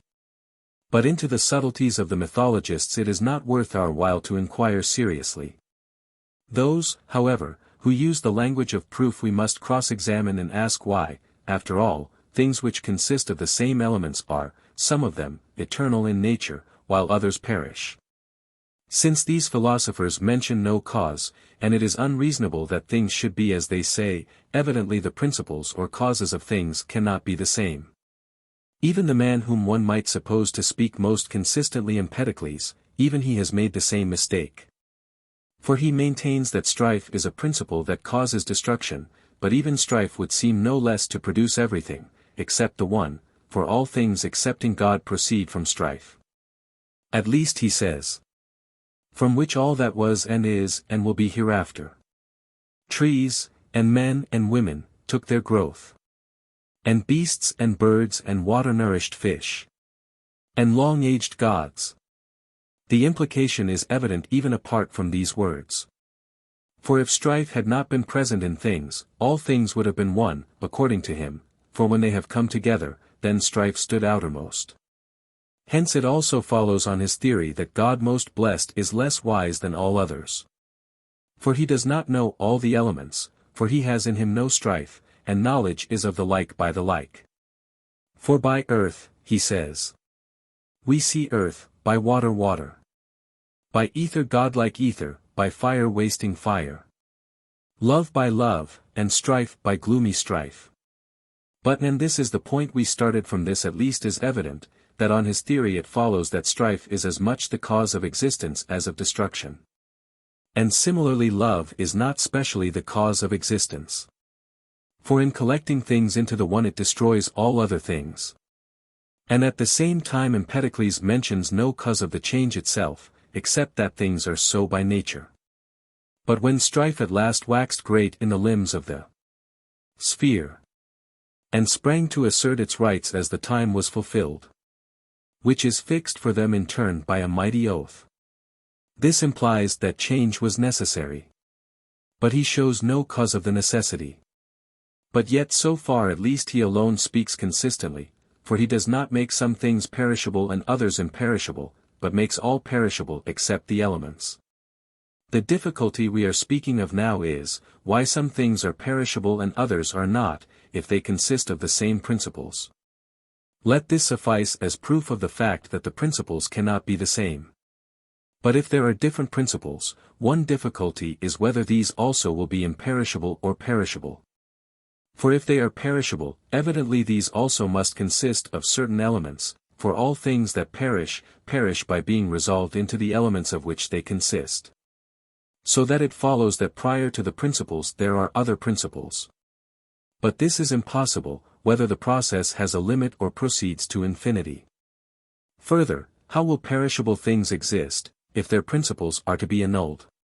But if the principles are imperishable, why will things composed of some imperishable principles be perishable, while those composed of the others are imperishable?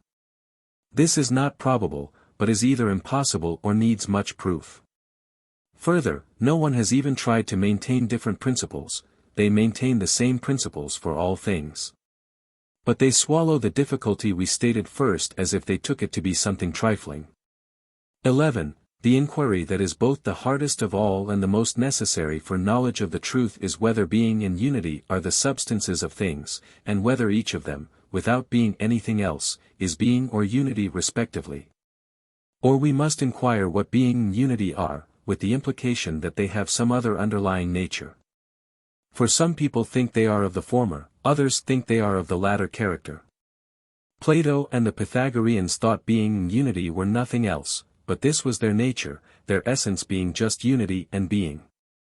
But the natural philosophers take a different line, e.g. Empedocles, as though reducing to something more intelligible, says what unity is, for he would seem to say it is love, at least, this is for all things the cause of their being one. Others say this unity in being, of which things consist and have been made, is fire, and others say it is air. A similar view is expressed by those who make the elements more than one. For these also must say that unity and being are precisely all the things which they say are principles. If we do not suppose unity and being to be substances, it follows that none of the other universals is a substance. For these are most universal of all, and if there is no unity itself or being itself, there will scarcely be in any other case anything apart from what are called the individuals. Further, if unity is not a substance, evidently number also will not exist as an entity separate from the individual things, for number is units, and the unit is precisely a certain kind of one. But, if there is a unity itself and a being itself, unity and being must be their substance, for it is not something else that is predicated universally of the things that are and are one, but just unity in being. But if there is to be a being itself and a unity itself, there is much difficulty in seeing how there will be anything else besides these, I mean, how things will be more than one in number. For what is different from being does not exist, so that it necessarily follows, according to the argument of Parmenides, that all things that are one and this is being. There are objections to both views. For whether unity is not a substance or there is a unity itself, number cannot be a substance. We have already said why this result follows if unity is not a substance, and if it is, the same difficulty arises as arose with regard to being. For whence is there to be another one besides unity itself? It must be not one, but all things are either one or many, and of the many each is one. Further, if unity itself is indivisible, according to Zeno's postulate it will be nothing. For that which neither when added makes a thing greater nor when subtracted makes it less, he asserts to have no being, evidently assuming that whatever has being is a spatial magnitude. And if it is a magnitude, it is corporeal.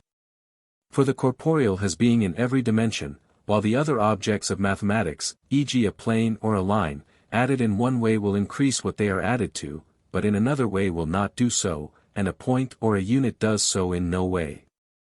But, since his theory is of a low order, and an indivisible thing can exist in such a way as to have a defense even against him, for the indivisible when added will make the number, though not the size, greater. Yet how can a magnitude proceed from one such indivisible or from many? It is like saying that the line is made out of points. But even if or supposes the case to be such that, as some say, number proceeds from unity itself and something else which is not one, nonetheless we must inquire why and how the product will be sometimes a number and sometimes a magnitude. If the not one was inequality and was the same principle in either case. For it is not evident how magnitudes could proceed either from the one and this principle, or from some number and this principle. 5. 14. A question connected with these is whether numbers and bodies and planes and points are substances of a kind, or not. If they are not, it baffles us to say what being is and what the substances of things are. For modifications and movements and relations and dispositions and ratios do not seem to indicate the substance of anything, for all are predicated of a subject, and none is of this. And as to the things which might seem most of all to indicate substance, water and earth and fire and air, of which composite bodies consist, heat and cold and the like are modifications of these, not substances. And the body which is thus modified alone persists as something real and as a substance. But, on the other hand, the body is surely less of a substance than the surface, and the surface than the line, and the line than the unit and the point. For the body is bounded by these. And they are thought to be capable of existing without body, but body incapable of existing without these. This is why, while most of the philosophers and the earlier among them thought that substance and being were identical with body, and that all other things were modifications of this. So that the first principles of the bodies were the first principles of being, the more recent and those who were held to be wiser thought numbers were the first principles. As we said, then, if these are not substance, there is no substance and no being at all, for the accidents of these it cannot be right to call beings. But if this is admitted, that lines and points are substance more than bodies, but we do not see to what sort of bodies these could belong, for they cannot be imperceptible bodies, there can be no substance. Further, these are all evidently divisions of body, one in breadth, another in depth, another in length. Besides this, no sort of shape is present in the solid more than any other. So that if the Hermes is not in the stone, neither is the half of the cube in the cube as something determinate, therefore the surface is not in it either. For if any sort of surface were in it, the surface which marks off the half of the cube would be in it too. And the same account applies to the line and to the point and the unit. Therefore, if on the one hand body is in the highest degree substance, and on the other hand these things are so more than body, but these are not even instances of substance, it baffles us to say what being is and what the substance of things is. For besides what has been said, the questions of generation and instruction confront us with further paradoxes. For if substance, not having existed before, now exists, or having existed before, afterwards does not exist, this change is thought to be accompanied by a process of becoming or perishing. But points and lines and surfaces cannot be in process either of becoming or of perishing, when they at one time exist and at another do not. For when bodies come into contact or are divided, their boundaries simultaneously become one in the one case when they touch, and two in the other when they are divided. So that when they have been put together one boundary does not exist but has perished, and when they have been divided the boundaries exist which before did not exist, for it cannot be said that the point, which is indivisible, was divided into two. And if the boundaries come into being and cease to be, from what do they come into being? A similar account may also be given of the now, in time. For this also cannot be in process of coming into being or of ceasing to be, but yet seems to be always different, which shows that it is not a substance. And evidently the same is true of points and lines and planes. For the same argument applies, since they are all alike either limits or divisions. 6. In general one might raise the question why after all, besides perceptible things and the intermediates, we have to look for another class of things, i.e. the forms which we posit. If it is for this reason, because the objects of mathematics, while they differ from the things in this world in some other respect, differ not at all in that there are many of the same kind. So that their first principles cannot be limited in number, just as the elements of all the language in this sensible world are not limited in number, but in kind. Unless one takes the elements of this individual syllable or of this individual articulate sound, whose elements will be limited even in number. So is it also in the case of the intermediates. For there also the members of the same kind are infinite in number, so that if there are not besides perceptible and mathematical objects others such as some maintain the forms to be, there will be no substance which is one in number. But only in kind, nor will the first principles of things be determinate in number, but only in kind. If then this must be so, the forms also must therefore be held to exist. Even if those who support this view do not express it articulately, still this is what they mean, and they must be maintaining the forms just because each of the forms is a substance and none is by accident. But if we are to suppose both that the forms exist and that the principles are one in number, not in kind, we have mentioned the impossible results that necessarily follow. 13. Closely connected with this is the question whether the elements exist potentially or in some other manner. If in some other way, there will be something else prior to the first principles. For the potency is prior to the actual cause, and it is not necessary for everything potential to be actual, but if the elements exist potentially, it is possible that everything that is should not be. For even that which is not yet is capable of being, for that which is not comes to be, but nothing that is incapable of being comes to be. 12. We must not only raise these questions about the first principles, but also ask whether they are universal or what we call individuals. If they are universal, they will not be substances. For everything that is common indicates not a this, but a such, but substance is a this. And if we are to be allowed to lay it down that a common predicate is a this and a single thing, Socrates will be several animals himself and man and animal, if each of these indicates a this and a single thing. If, then, the principles are universals, these universal. Therefore if there is to be results follow. If they are not universals but of knowledge of the principles, there must be the nature of individuals, they will not be other principles prior to them, namely those knowable, for the knowledge of anything is that are universally predicated of them. Book 4. 1. There is a science which investigates being as being and the attributes which belong to this in virtue of its own nature. Now this is not the same as any of the so-called special sciences. For none of these others treats universally of being as being. They cut off a part of being and investigate the attribute of this part. This is what the mathematical sciences for instance do. Now since we are seeking the first principles and the highest causes, clearly there must be something to which these belong in virtue of its own nature.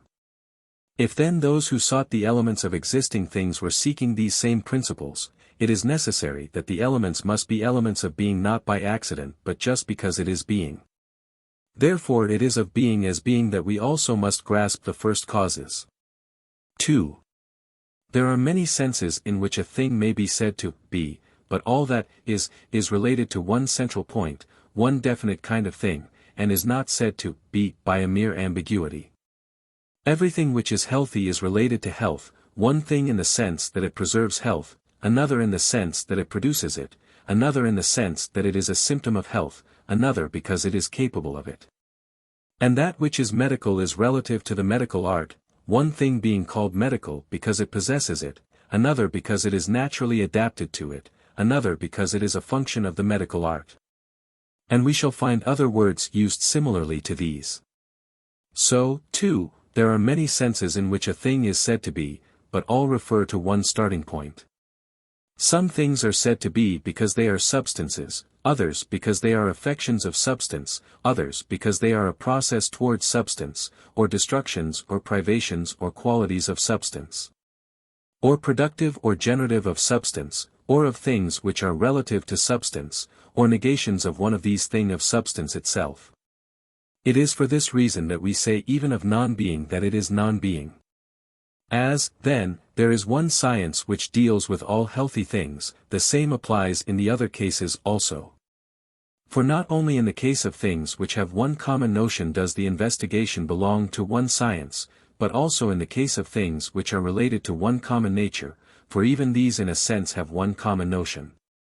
It is clear then that it is the work of one science also to study the things that are, qua being, but everywhere science deals chiefly with that which is primary, and on which the other things depend, and in virtue of which they get their names. If, then, this is substance, it will be of substances that the philosopher must grasp the principles and the causes. Now for each one class of things, as there is one perception, so there is one science, as for instance grammar, being one science, investigates all articulate sounds.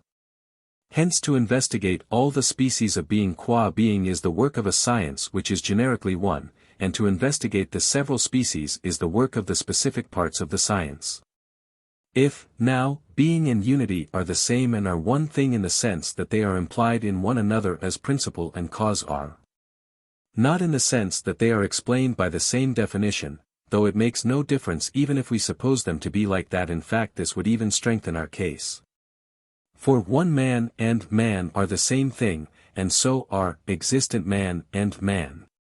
And the doubling of the words in one man and one existent man does not express anything different. It is clear that the two things are not separated either in coming to be or in ceasing to be. And similarly one existent man adds nothing to existent man, and that it is obvious that the addition in these cases means the same thing, and unity is nothing apart from being. And if, further, the substance of each thing is one in no merely accidental way, and similarly is from its very nature something that is, all this being so, there must be exactly as many species of being as of unity. And to investigate the essence of these is the work of a science which is generically one, I mean, for instance, the discussion of the same and the similar and the other concepts of this sort, and nearly all contraries may be referred to this origin. Let us take them as having been investigated in the selection of contraries. And there are as many parts of philosophy as there are kinds of substance, so that there must necessarily be among them a first philosophy and one which follows this. For being falls immediately into genera, for which reason the sciences too will correspond to these genera. For the philosopher is like the mathematician, as that word is used. For mathematics also has parts, and there is a first and a second science and other successive ones within the sphere of mathematics. Now since it is the work of one science to investigate opposites, and plurality is opposed to unity, and it belongs to one science to investigate the negation and the privation, because in both cases we are really investigating the one thing of which the negation or the privation is a negation or privation, for we either say simply that that thing is not present, or that it is not present in some particular class. In the latter case difference is present over and above what is implied in negation. For negation means just the absence of the thing in question, while in privation there is also employed an underlying nature of which the privation is asserted, in view of all these facts, the contraries of the concepts we named above. The other and the dissimilar and the unequal, and everything else which is derived either from these or from plurality and unity, must fall within the province of the science above named. And contrariety is one of these concepts, for contrariety is a kind of difference, and difference is a kind of otherness. Therefore, since there are many senses in which a thing is said to be one, these terms also will have many senses, but yet it belongs to one science to know them all. For a term belongs to different sciences not if it has different senses, but if it has not one meaning and its definitions cannot be referred to one central meaning. And since all things are referred to that which is primary, as for instance all things which are called one are referred to the primary one, we must say that this holds good also of the same and the other and of contraries in general. So that after distinguishing the various senses of each, we must then explain by reference to what is primary in the case of each of the predicates in question, saying how they are related to it. For some will be called what they are called because they possess it, others because they produce it, and others in other such ways. It is evident, then, that it belongs to one science to be able to give an account of these concepts as well as of substance. This was one of the questions in our book of problems. And that it is the function of the philosopher to be able to investigate all things. For if it is not the function of the philosopher, who is it who will inquire whether Socrates and Socrates seated are the same thing, or whether one thing has one contrary, or what contrariety is, or how many meanings it has? And similarly with all other such questions. Since, then, these are essential modifications of unity qua unity and of being qua being, not qua numbers or lines or fire, it is clear that it belongs to this science to investigate both the essence of these concepts and their properties. And those who study these properties err not by leaving the sphere of philosophy, but by forgetting that substance, of which they have no correct idea, is prior to these other things. For number qua number has peculiar attributes, such as oddness and evenness, commensurability and equality, excess and defect, and these belong to numbers either in themselves or in relation to one another. And similarly the solid and the motionless and that which is in motion and the weightless and that which has weight have other peculiar properties. So too there are certain properties peculiar to being as such, and it is about these that the philosopher has to investigate the truth. An indication of this may be mentioned. Dialecticians and sophists assume the same guise as the philosopher, for sophistic is wisdom which exists only in semblance, and dialecticians embrace all things in their dialectic. And being is common to all things. But evidently their dialectic embraces these subjects because these are proper to philosophy. For sophistic and dialectic turn on the same class of things as philosophy, but this differs from dialectic in the nature of the faculty required and from sophistic in respect of the purpose of the philosophic life. Dialectic is merely critical where philosophy claims to know, and sophistic is what appears to be philosophy but is not. Again, in the list of contraries one of the two columns is privative, and all contraries are reducible to being and non-being, and to unity and plurality, as for instance rest belongs to unity and movement to plurality. And nearly all thinkers agree that being and substance are composed of contraries, at least all name contraries as their first principles, some name odd and even, some hot and cold, some limit and the unlimited, some love and strife. And all the others as well are evidently reducible to unity and plurality. This reduction we must take for granted, and the principles stated by other thinkers fall entirely under these as their genera. It is obvious then from these considerations too that it belongs to one science to examine being qua being. For all things are either contraries or composed of contraries, and unity and plurality are the starting points of all contraries. And these belong to one science, whether they have or have not one single meaning. Probably the truth is that they have not. Yet even if one has several meanings, the other meanings will be related to the primary meaning, and similarly in the case of the contraries. Even if being or unity is not a universal and the same in every instance or is not separable from the particular instances, as in fact it probably is not. The unity is in some cases that of common reference, in some cases that of serial succession. And for this reason it does not belong to the geometer to inquire what is contrariety or completeness or unity or being or the same or the other, but only to presuppose these concepts and reason from this starting point. Obviously then it is the work of one science to examine being qua being, and the attributes which belong to it qua being, and the same science will examine not only substances but also their attributes. Both those above named and the concepts prior and posterior, genus and species, whole and part, and the others of this sort. 3. We must state whether it belongs to one or to different sciences to inquire into the truths which are in mathematics called axioms, and into substance.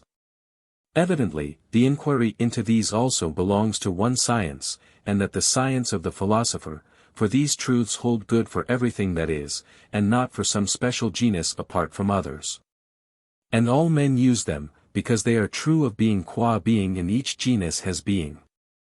But men use them just so far as to satisfy their purposes, that is, as far as the genus to which their demonstrations refer extends.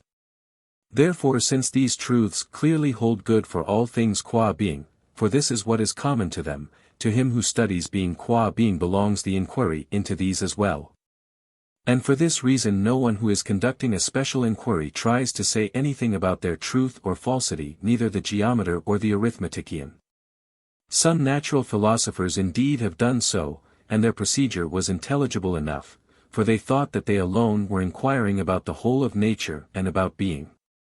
But since there is one kind of thinker who is above even the natural philosopher, for nature is only one particular genus of being, the discussion of these truths also will belong to him whose inquiry is universal and deals with primary substance.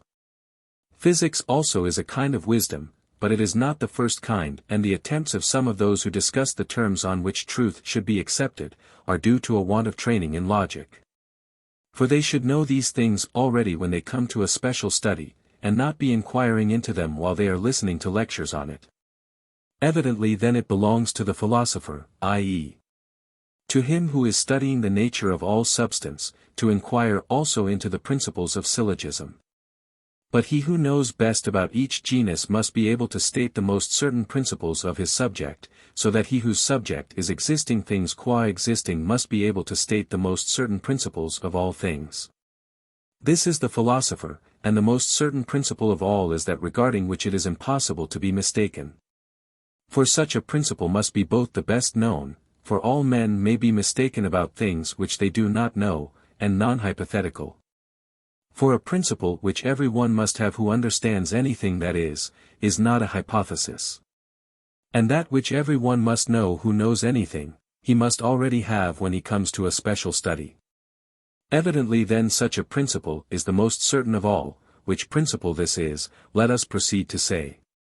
It is, that the same attribute cannot at the same time belong and not belong to the same subject and in the same respect, we must presuppose, to guard against dialectical objections, any further qualifications which might be added. This, then, is the most certain of all principles, since it answers to the definition given above. For it is impossible for any one to believe the same thing to be and not to be, as some think Heraclitus says. For what a man says, he does not necessarily believe. And if it is impossible that contrary attributes should belong at the same time to the same subject, the usual qualifications must be presupposed in this premise too, and if an opinion which contradicts another is contrary to it. Obviously it is impossible for the same man at the same time to believe the same thing to be and not to be. For if a man were mistaken on this point he would have contrary opinions at the same time. It is for this reason that all who are carrying out a demonstration reduce it to this as an ultimate belief. For this is naturally the starting point even for all the other axioms. 4. There are some who, as we said, both themselves assert that it is possible for the same thing to be and not to be, and say that people can judge this to be the case. And among others many writers about nature use this language. But we have now posited that it is impossible for anything at the same time to be and not to be, and by this means have shown that this is the most indisputable of all principles. Some indeed demand that even this shall be demonstrated, but this they do through want of education, for not to know of what things one should demand demonstration, and of what one should not, argues want of education. For it is impossible that there should be demonstration of absolutely everything, there would be an infinite regress, so that there would still be no demonstration. But if there are things of which one should not demand demonstration, these persons could not say what principle they maintain to be more self-evident than the present one. We can, however, demonstrate negatively even that this view is impossible, if our opponent will only say something. And if he says nothing, it is absurd to seek to give an account of our views to one who cannot give an account of anything, in so far as he cannot do so. For such a man, as such, is from the start no better than a vegetable. Now negative demonstration I distinguish from demonstration proper, because in a demonstration one might be thought to be begging the question, but if another person is responsible for the assumption we shall have negative proof, not demonstration. The starting point for all such arguments is not the demand that our opponent shall say that something either is or is not, for this one might perhaps take to be a begging of the question. But that he shall say something which is significant both for himself and for another. For this is necessary, if he really is to say anything. For, if he means nothing, such a man will not be capable of reasoning either with himself or with another. But if any one grants this, demonstration will be possible. For we shall already have something definite. The person responsible for the proof, however, is not he who demonstrates but he who listens, for while disowning reason he listens to reason. And again he who admits this has admitted that something is true apart from demonstration, so that not everything will be so and not so. First then, this at least is obviously true, that the word be or not be has a definite meaning, so that not everything will be so and not so. Again, if man has one meaning, let this be two-footed animal. By having one meaning I understand this: if man means X, then if A is a man, X will be what being a man means for him. It makes no difference even if one were to say a word has several meanings, if only they are limited in number. For to each definition there might be assigned a different word. For instance, we might say that man has not one meaning but several, one of which would have one definition, viz. Two-footed animal, while there might be also several other definitions if only they were limited in number, for a peculiar name might be assigned to each of the definitions. If, however, they were not limited but one were to say that the word has an infinite number of meanings, obviously reasoning would be impossible. For not to have one meaning is to have no meaning, and if words have no meaning our reasoning with one another, and indeed with ourselves, has been annihilated, for it is impossible to think of anything if we do not think of one thing. But if this is possible, one name might be assigned to this thing. Let it be assumed then, as was said at the beginning, that the name has a meaning and has one meaning. It is impossible, then, that being a man should mean precisely not being a man. If man not only signifies something about one subject but also has one significance, for we do not identify having one significance with signifying something about one subject. Since on that assumption even musical and white and man would have had one significance, so that all things would have been one. For they would all have had the same significance. And it will not be possible to be and not to be the same thing, except in virtue of an ambiguity, just as if one whom we call man, others were to call not man. But the point in question is not this, whether the same thing can at the same time be and not be a man in name, but whether it can in fact. Now if man and not man mean nothing different, obviously, not being a man will mean nothing different from being a man, so that being a man will be not being a man, for they will be one. For being one means this being related as raiment and dress are, if their definition is one. And if being a man and being a not man are to be one, they must mean one thing. But it was shown earlier that they mean different things. Therefore, if it is true to say of anything that it is a man, it must be a two-footed animal, for this was what man meant, and if this is necessary, it is impossible that the same thing should not at that time be a two-footed animal. For this is what being necessary means, that it is impossible for the thing not to be. It is, then, impossible that it should be at the same time true to say the same thing is a man and is not a man. The same account holds good with regard to not being a man, for being a man and being a not man mean different things, since even being white and being a man are different. For the former terms are much more different, so that they must a fortiori mean different things. And if any one says that white means one and the same thing as man, again we shall say the same as what was said before, that it would follow that all things are one, and not only opposites. But if this is impossible, then what we have maintained will follow, if our opponent will only answer our question. And if, when one asks the question simply, he adds the contradictories, he is not answering the question. For there is nothing to prevent the same thing from being both a man and white and countless other things, but still, if one asks whether it is or is not true to say that this is a man, our opponent must give an answer which means one thing. And not add that it is also white and large. For, besides other reasons, it is impossible to enumerate its accidental attributes, which are infinite in number. Let him, then, enumerate either all or none. Similarly, therefore, even if the same thing is 1,000 times a man and not man, he must not, in answering the question whether this is a man, add that it is also at the same time a not man. Unless he is bound to add also all the other accidents, all that the subject is or is not. And if he does this, he is not observing the rules of argument. And in general those who say this do away with substance and essence. For they must say that all attributes are accidents, and that there is no such thing as being essentially a man or an animal. For if there is to be any such thing as being essentially a man, this will not be being a not man, or not being a man, yet these are negations of it, for there was one thing which it meant, and this was the substance of something. And denoting the substance of a thing means that the essence of the thing is nothing else. But if its being essentially a man is to be the same as either being essentially a not man or essentially not being a man, then its essence will be something else. Therefore our opponents must say that there cannot be such a definition of anything, but that all attributes are accidental. For this is the distinction between substance and accident. White is accidental to man, because though he is white, whiteness is not his essence. But if all statements are accidental, there will be nothing primary about which they are made, if the accidental always implies predication about a subject. The predication, then, must go on ad infinitum. But this is impossible. For not even more than two terms can be combined in accidental predication. For, 1, an accident is not an accident of an accident, unless it be because both are accidents of the same subject.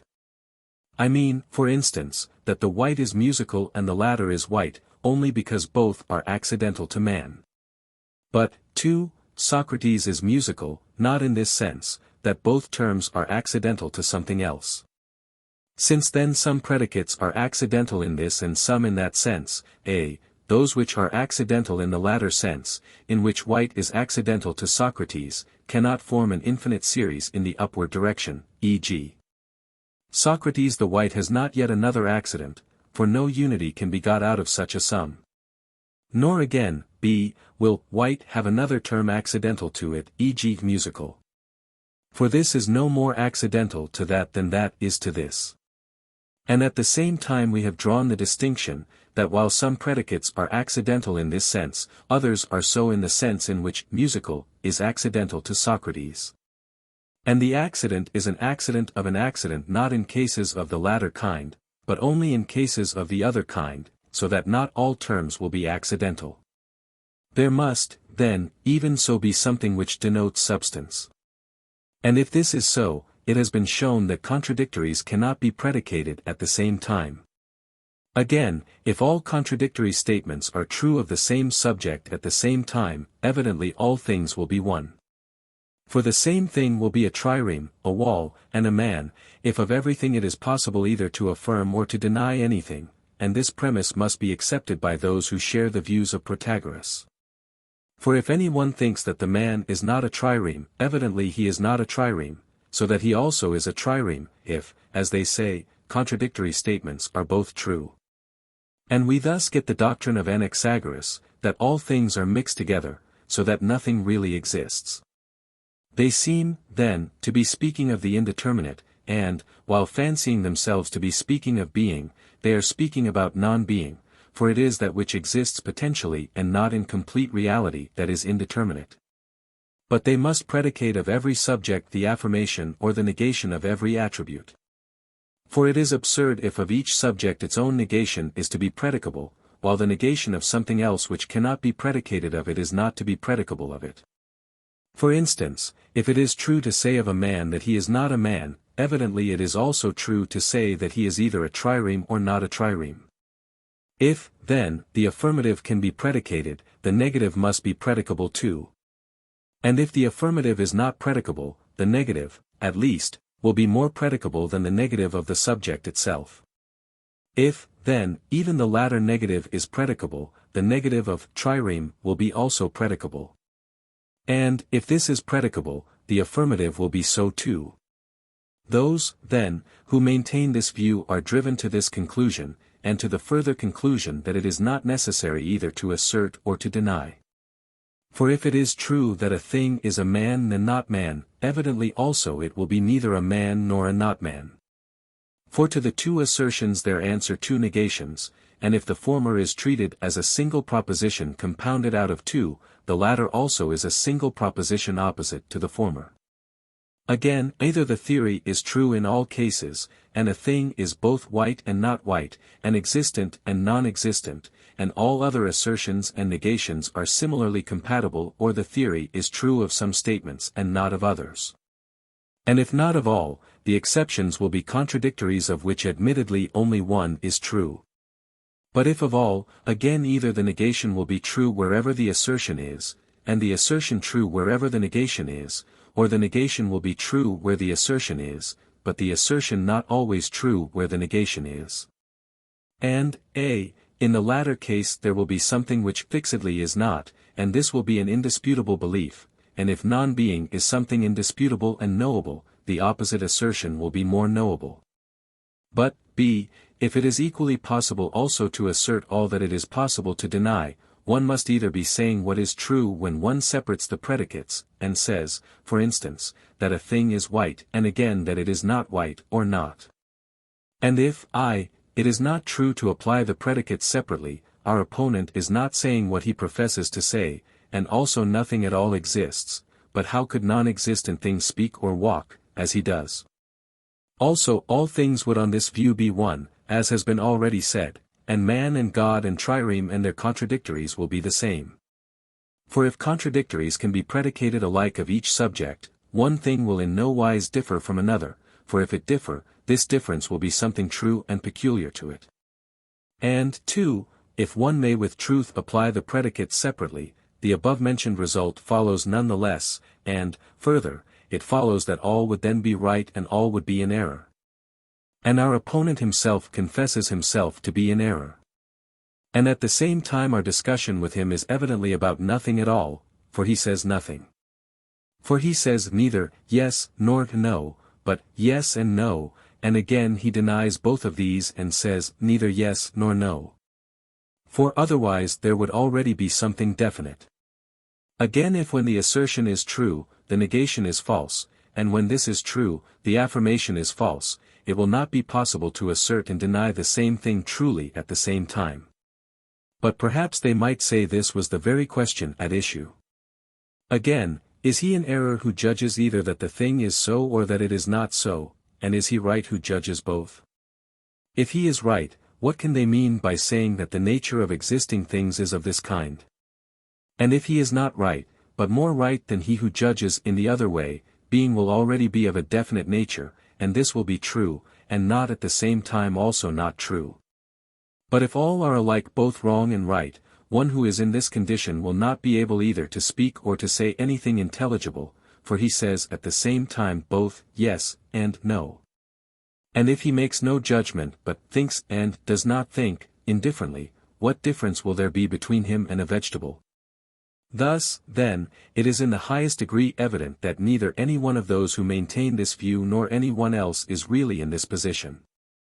For why does a man walk to Megara and not stay at home, when he thinks he ought to be walking there? Why does he not walk early some morning into a well or over a precipice, if one happens to be in his way? Why do we observe him guarding against this? Evidently because he does not think that falling in is alike good and not good. Evidently, then, he judges one thing to be better and another worse. And if this is so, he must also judge one thing to be a man and another to be not a man, one thing to be sweet and another to be not sweet. For he does not aim at and judge all things alike, when, thinking it desirable to drink water or to see a man, he proceeds to aim at these things, yet he ought, if the same thing were alike a man and not a man. But, as was said, there is no one who does not obviously avoid some things and not others. Therefore, as it seems, all men make unqualified judgments, if not about all things, still about what is better and worse. And if this is not knowledge but opinion, they should be all the more anxious about the truth, as a sick man should be more anxious about his health than one who is healthy. For he who has opinions is, in comparison with the man who knows, not in a healthy state as far as the truth is concerned. Again, however much all things may be so and not so, still there is a more and a less in the nature of things. For we should not say that 2 and 3 are equally even, nor is he who thinks 4 things are 5 equally wrong with him who thinks they are 1,000. If then they are not equally wrong, obviously one is less wrong and therefore more right. If then that which has more of any quality is nearer the norm, there must be some truth to which the more true is nearer. And even if there is not, still there is already something better founded and liker the truth, and we shall have got rid of the unqualified doctrine which would prevent us from determining anything in our thought. 5. From the same opinion proceeds the doctrine of Protagoras, and both doctrines must be alike true or alike untrue. For on the one hand, if all opinions and appearances are true, all statements must be at the same time true and false. For many men hold beliefs in which they conflict with one another, and think those mistaken who have not the same opinions as themselves, so that the same thing must both be and not be. And on the other hand, if this is so, all opinions must be true, for those who are mistaken and those who are right are opposed to one another in their opinions. If, then, reality is such as the view in question supposes, all will be right in their beliefs. Evidently, then, both doctrines proceed from the same way of thinking. But the same method of discussion must not be used with all opponents. For some need persuasion, and others compulsion. Those who have been driven to this position by difficulties in their thinking can easily be cured of their ignorance, for it is not their expressed argument but their thought that one has to meet. But those who argue for the sake of argument can be cured only by refuting the argument as expressed in speech and in words. Those who really feel the difficulties have been led to this opinion by observation of the sensible world. 1. They think that contradictories or contraries are true at the same time, because they see contraries coming into existence out of the same thing. If, then, that which is not cannot come to be, the thing must have existed before as both contraries alike, as Anaxagoras says all is mixed in all, and Democritus too. For he says the void and the full exist alike in every part, and yet one of these is being, and the other non-being. To those, then, whose belief rests on these grounds, we shall say that in a sense they speak rightly and in a sense they err. For that which is has two meanings, so that in some sense a thing can come to be out of that which is not, while in some sense it cannot, and the same thing can at the same time be in being and not in being but not in the same respect. For the same thing can be potentially at the same time two contraries, but it cannot actually. And again we shall ask them to believe that among existing things there is also another kind of substance to which neither movement nor destruction nor generation at all belongs. And, 2, similarly some have inferred from observation of the sensible world the truth of appearances. For they think that the truth should not be determined by the large or small number of those who hold a belief, and that the same thing is thought sweet by some when they taste it, and bitter by others, so that if all were ill or all were mad, and only 2 or 3 were well or sane, these would be thought ill and mad, and not the others. And again, they say that many of the other animals receive impressions contrary to ours, and that even to the senses of each individual, things do not always seem the same. Which, then, of these impressions are true and which are false is not obvious, for the one set is no more true than the other, but both are alike. And this is why Democritus, at any rate, says that either there is no truth or to us at least it is not evident. And in general it is because these thinkers suppose knowledge to be sensation, and this to be a physical alteration, that they say that what appears to our senses must be true. For it is for these reasons that both Empedocles and Democritus and, one may almost say, all the others have fallen victims to opinions of this sort. For Empedocles says that when men change their condition they change their knowledge. For wisdom increases in men according to what is before them. And elsewhere he says that, so far as their nature changed, so far to them always came changed thoughts into mind. And Parmenides also expresses himself in the same way. For as at each time the much bent limbs are composed, so is the mind of men. For in each and all men, 'tis one thing thinks the substance of their limbs. For that of which there is more is thought. A saying of Anaxagoras to some of his friends is also related that things would be for them such as they supposed them to be. And they say that Homer also evidently had this opinion, because he made Hector, when he was unconscious from the blow, lie, thinking other thoughts, which implies that even those who are bereft of thought have thoughts, though not the same thoughts. Evidently, then, if both are forms of knowledge, the real things also are at the same time both so and not so. And it is in this direction that the consequences are most difficult. For if those who have seen most of such truth as is possible for us, and these are those who seek and love it most, if these have such opinions and express these views about the truth, is it not natural that beginners in philosophy should lose heart? For to seek the truth would be to follow flying game. But the reason why these thinkers held this opinion is that while they were inquiring into the truth of that which is, they thought, that which is was identical with the sensible world. In this, however, there is largely present the nature of the indeterminate of that which exists in the peculiar sense which we have explained. And therefore, while they speak plausibly, they do not say what is true, for it is fitting to put the matter so rather than as Epicharmus put it against Xenophanes. And again, because they saw that all this world of nature is in movement and that about that which changes no true statement can be made, they said that of course, regarding that which everywhere in every respect is changing, nothing could truly be affirmed. It was this belief that blossomed into the most extreme of the views above mentioned, that of the professed Heracliteans, such as was held by Cratylus, who finally did not think it right to say anything but only moved his finger, and criticized Heraclitus for saying that it is impossible to step twice into the same river. For he thought one could not do it even once. But we shall say in answer to this argument also that while there is some justification for their thinking that the changing, when it is changing, does not exist, yet it is after all disputable. For that which is losing a quality has something of that which is being lost, and of that which is coming to be, something must already be. And in general if a thing is perishing, will be present something that exists. And if a thing is coming to be, there must be something from which it comes to be and something by which it is generated, and this process cannot go on ad infinitum.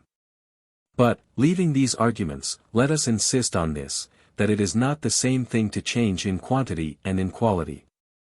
Grant that in quantity a thing is not constant, still it is in respect of its form that we know each thing.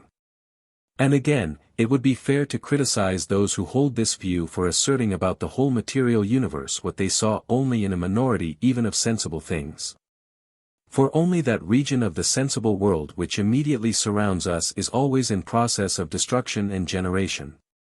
But this is so to speak not even a fraction of the whole, so that it would have been juster to acquit this part of the world because of the other part, than to condemn the other because of this. And again, obviously we shall make to them also the same reply that we made long ago, we must show them and persuade them that there is something whose nature is changeless.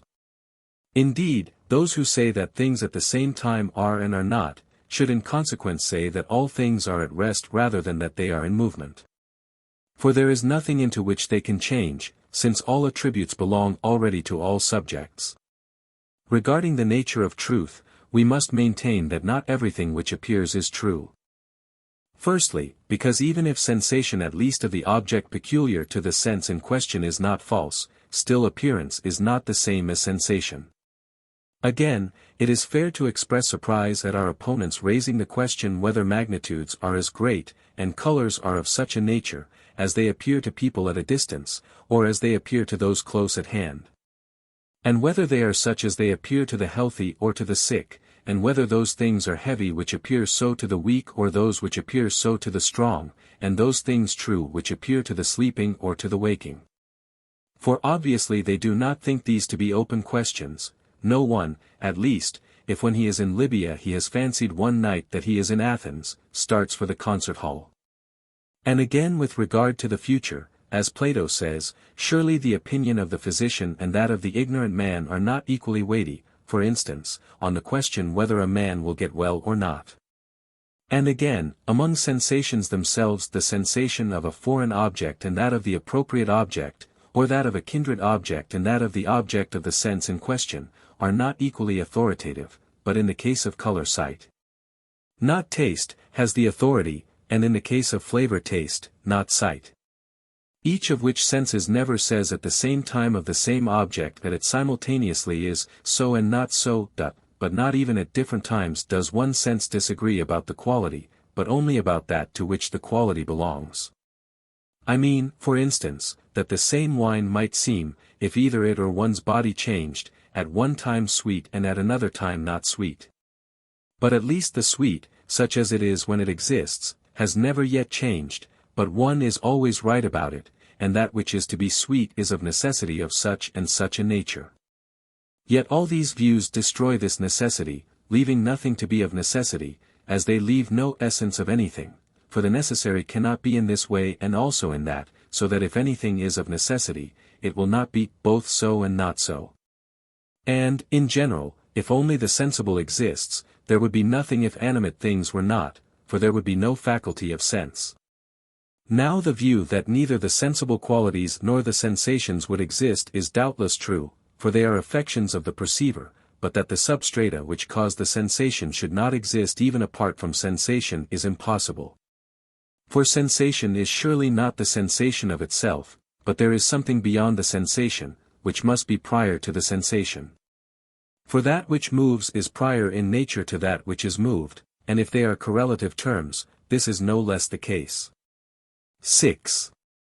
There are, both among those who have these convictions and among those who merely profess these views, some who raise a difficulty by asking, who is to be the judge of the healthy man? And in general who is likely to judge rightly on each class of questions?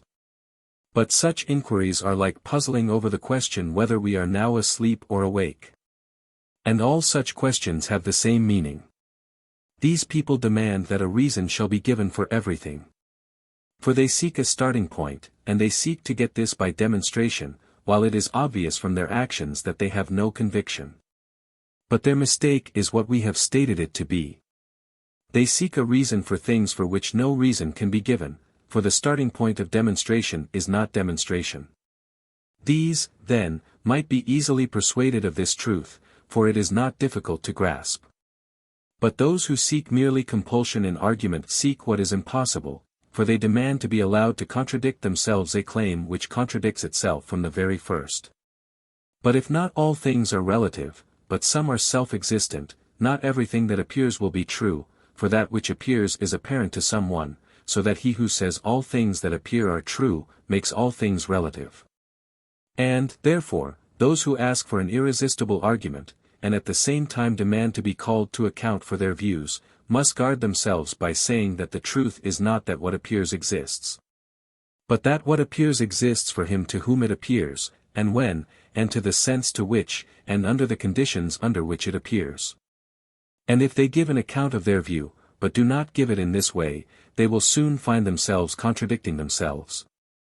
For it is possible that the same thing may appear to be honey to the sight, but not to the taste, and that, since we have two eyes, things may not appear the same to each, if their sight is unlike. For to those who for the reasons named some time ago say that what appears is true, and therefore that all things are alike false and true, for things do not appear either the same to all men or always the same to the same man, but often have contrary appearances at the same time, for touch says there are two objects when we cross our fingers, while sight says there is one, to these we shall say, yes. But not to the same sense and in the same part of it and under the same conditions and at the same time, so that what appears will be with these qualifications true. But perhaps for this reason those who argue thus not because they feel a difficulty but for the sake of argument, should say that this is not true, but true for this man. And as has been said before, they must make everything relative to opinion and perception, so that nothing either has come to be or will be without someone's first thinking so. But if things have come to be or will be, evidently not all things will be relative to opinion. Again, if a thing is one, it is in relation to one thing or to a definite number of things. And if the same thing is both half and equal, it is not to the double that the equal is correlative. If, then, in relation to that which thinks, man and that which is thought are the same, man will not be that which thinks, but only that which is thought. And if each thing is to be relative to that which thinks will be relative to an infinity of specifically different things.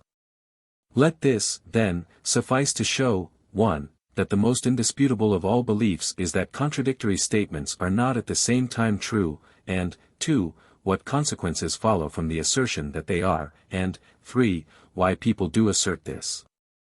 Now since it is impossible that contradictories should be at the same time true of the same thing, obviously contraries also cannot belong at the same time to the same thing. For of contraries, one is a privation no less than it is a contrarian, a privation of the essential nature, and privation is the denial of a predicate to a determinate genus. If, then, it is impossible to affirm and deny truly at the same time, it is also impossible that contraries should belong to a subject at the same time, unless both belong to it in particular relations. Or one in a particular relation and one without qualification. 7. But on the other hand there cannot be an intermediate between contradictories, but of one subject we must either affirm or deny any one predicate. This is clear, in the first place, if we define what the true and the false are. To say of what is that it is not, or of what is not that it is false, while to say of what is that it is, and of what is not that it is not, is true. So that he who says of anything that it is, or that it is not, will say either what is true or what is false, but neither what is nor what is not is said to be or not to be.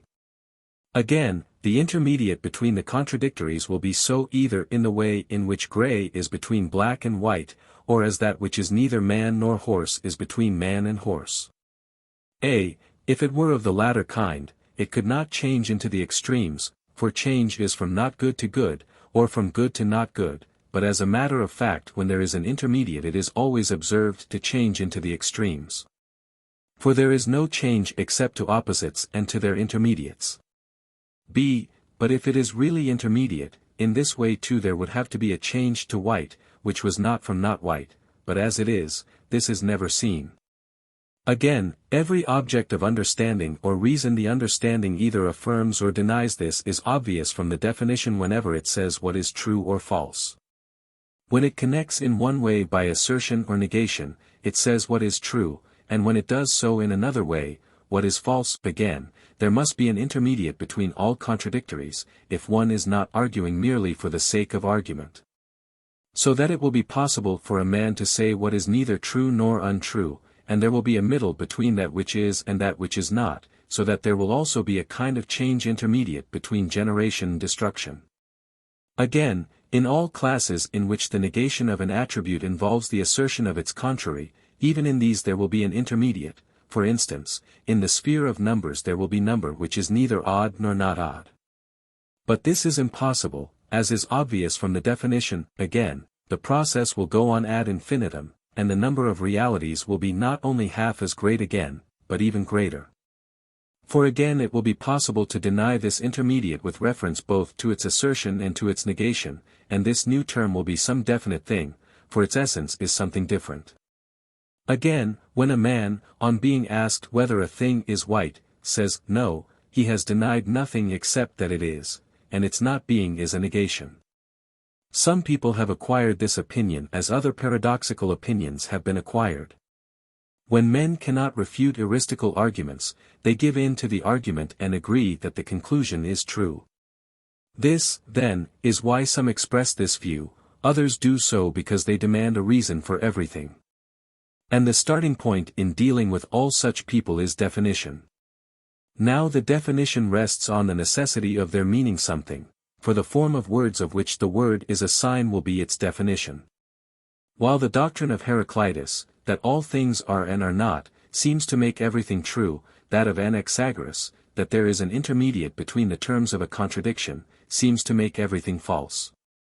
For when things are mixed, the mixture is neither good nor not good, so that one cannot say anything that is true.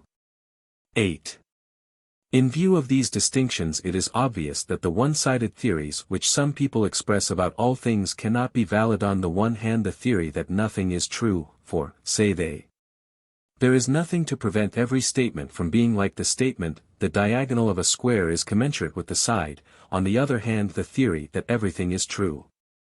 These views are practically the same as that of Heraclitus, for he who says that all things are true and all are false also makes each of these statements separately, so that since they are impossible, the double statement must be impossible too. Again, there are obviously contradictories which cannot be at the same time true, nor on the other hand can all statements be false, yet this would seem more possible in the light of what has been said. But against all such views we must postulate, as we said above, not that something is or is not, but that something has a meaning, so that we must argue from a definition, viz.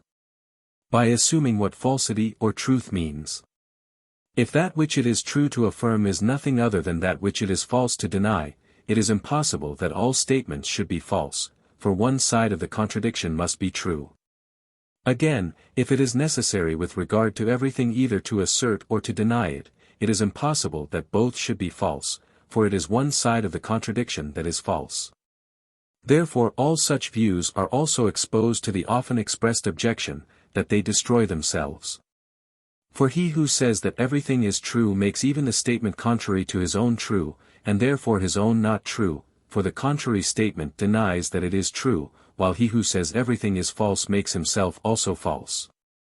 And if the former person accepts the contrary statement, saying it alone is not true, while the latter accepts his own as being not false, none the less they are driven to postulate the truth or falsity of an infinite number of statements. For that which says the true statement is true, and this process will go on to infinity. Evidently, again, those who say all things are at rest are not right, nor are those who say all things are in movement. For if all things are at rest, the same statements will always be true and the same always false, but this obviously changes, for he who makes a statement, himself at one time was not and again will not be.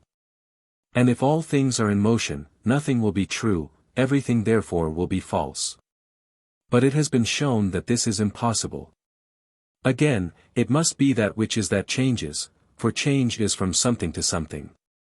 But again it is not the case that all things are at rest or in motion sometimes, and nothing forever, for there is something which always moves the things that are in motion, and the first mover is itself unmoved. Book 5. 1. Beginning means, 1. That part of a thing from which one would start first, e.g. a line or a road has a beginning in either of the contrary directions. 2. That from which each thing would best be originated, e.g. Even in learning we must sometimes begin not from the first point and the beginning of the subject, but from the point from which we should learn most easily. 3. That from which, as an imminent part, a thing first comes to be, e.g. as the keel of a ship and the foundation of a house, while in animals some suppose the heart, others the brain, others some other part, to be of this nature. 4. That from which, not as an imminent part, a thing first comes to be, and from which the movement or the change naturally first begins, as a child comes from its father and its mother, and a fight from abusive language. 5. That at whose will that which is moved, and that which changes, e.g. the magistracies in cities, and oligarchies and monarchies and tyrannies, are called archi, and so are the arts, and of these especially the architectonic arts. 6. That from which a thing can first be known, this also is called the beginning of the thing, e.g. the hypotheses are the beginnings of demonstrations. Causes are spoken of in an equal number of senses, for all causes are beginnings.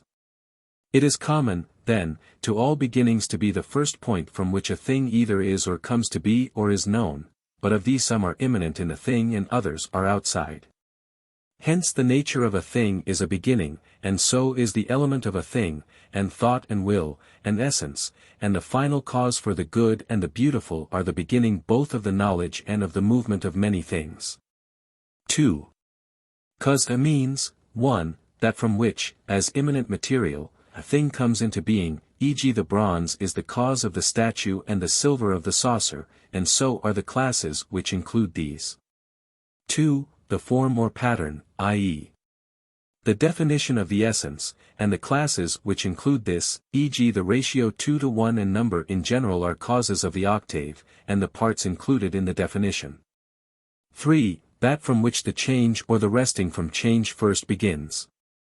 E.g. the advisor is a cause of the action, and the father a cause of the child, and in general the maker a cause of the thing made and the change producing of the changing.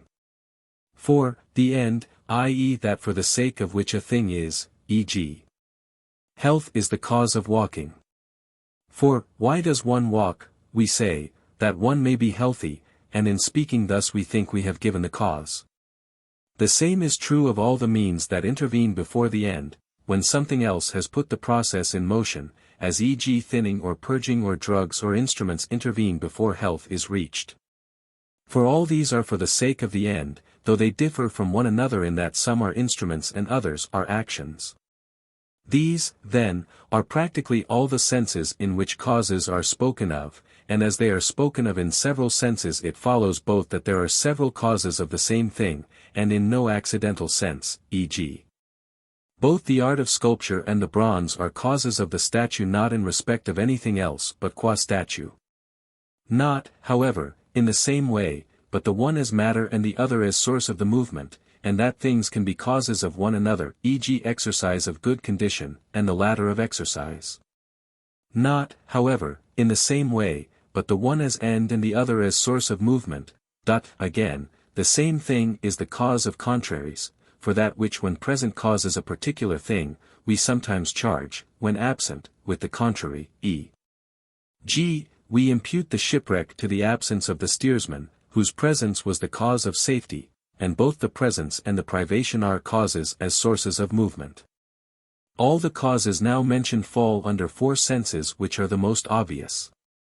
For the letters are the cause of syllables, and the material is the cause of manufactured things, and fire and earth and all such things are the causes of bodies, and the parts are causes of the whole. And the hypotheses are causes of the conclusion, in the sense that they are that out of which these respectively are made. But of these some are cause as the substratum, e.g. the parts, others as the essence, the whole, the synthesis, and the form. The seaman, the physician, the advisor, and in general the agent, are all sources of change or of rest. The remainder are causes as the end and the good of the other things, for that for the sake of which other things are tends to be the best and the end of the other things. Let us take it as making no difference whether we call it good or apparent good. These, then, are the causes, and this is the number of their kinds, but the varieties of causes are many in number, though when summarized these also are comparatively few. Causes are spoken of in many senses, and even of those which are of the same kind some are causes in a prior and others in a posterior sense, e.g. both the physician and the professional man are causes of health, and both the ratio 2:1 and number are causes of the octave, and the classes that include any particular cause are always causes of the particular effect. Again, there are accidental causes and the classes which include these, e.g. while in one sense the sculptor causes the statue, in another sense Polyclitus causes it, because the sculptor happens to be Polyclitus. And the classes that include the accidental cause are also causes, e.g. man or in general, animal is the cause of the statue, because Polyclitus is a man, and man is an animal. Of accidental causes also some are more remote or nearer than others, as, for instance, if the white and the musical were called causes of the statue, and not only Polyclitus or man. But besides all these varieties of causes, whether proper or accidental, some are called causes as being able to act, others as acting, e.g. the cause of the houses being built is a builder, or a builder who is building. The same variety of language will be found with regard to the effects of causes, e.g. a thing may be called the cause of this statue or of a statue or in general of an image, and of this bronze or of matter in general. And similarly in the case of accidental effects. Again, both accidental and proper causes may be spoken of in combination, e.g. we may say not Polyclitus, nor the sculptor, but Polyclitus the sculptor. Yet all these are but 6 in number, while each is spoken of in 2 ways. For, a, they are causes either as the individual, or as the genus, or as the accidental, or as the genus that includes the accidental, and these either as combined, or as taken simply, and, b, all may be taken as acting or as having a capacity. But they differ inasmuch as the acting causes, i.e. the individuals, exist, or do not exist, simultaneously with the things of which they are causes, e.g. this particular man who is healing, with this particular man who is recovering health, and this particular builder with this particular thing that is being built, but the potential causes are not always in this case. For the house does not perish at the same time as the builder. 3. Element means, 1, the primary component immanent in a thing, and indivisible in kind into other kinds, e.g. the elements of speech are the parts of which speech consists and into which it is ultimately divided, while they are no longer divided into other forms of speech different in kind from them. If they are divided, their parts are of the same kind, as a part of water is water, while a part of the syllable is not a syllable. Similarly, those who speak of the elements of bodies mean the things into which bodies are ultimately divided, while they are no longer divided into other things differing in kind. And whether the things of this sort are one or more, they call these elements. The so-called elements of geometrical proofs, and in general the elements of demonstrations, have a similar character. For the primary demonstrations, each of which is implied in many demonstrations, are called elements of demonstrations, and the primary syllogisms, which have three terms and proceed by means of one middle, are of this nature. 2. People also transfer the word element from this meaning and apply it to that which, being one and small, is useful for many purposes, for which reason what is small and simple and indivisible is called an element. Hence come the facts that the most universal things are elements, because each of them being one and simple is present in a plurality of things, either in all or in as many as possible. And that unity and the point are thought by some to be first principles. Now, since the so-called genera are universal and indivisible, for there is no definition of them, some say the genera are elements, and more so than the differentia, because the genus is more universal. For where the differentia is present, the genus accompanies it, but where the genus is present, the differentia is not always so. It is common to all the meanings that the element of each thing is the first component immanent in each. 4. Nature means, 1. The genesis of growing things, the meaning which would be suggested if one were to pronounce that u in fusus long. 2. That immanent part of a growing thing, from which its growth first proceeds. 3. The source from which the primary movement in each natural object is present in it in virtue of its own essence. Those things are said to grow which derive increase from something else by contact, and either by organic unity, or by organic adhesion, as in the case of embryos. Organic unity differs from contact. For in the latter case there need not be anything besides the contact, but in organic unities there is something identical in both parts, which makes them grow together instead of merely touching, and be one in respect of continuity and quantity, though not of quality. 4. Nature means the primary material of which any natural object consists or out of which it is made, which is relatively unshaped and cannot be changed from its own potency, as e.g.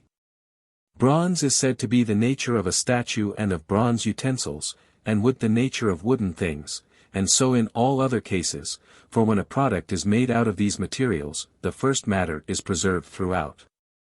For it is in this way that people call the elements of natural objects also their nature, some naming fire, others earth, others air, others water, others something else of the sort, and some naming more than one of these, and others all of them.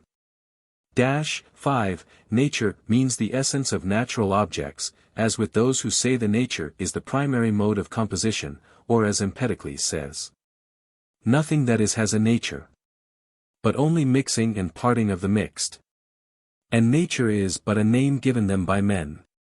Hence as regards the things that are or come to be by nature, though that from which they naturally come to be or are is already present, we say they have not their nature yet, unless they have their form or shape.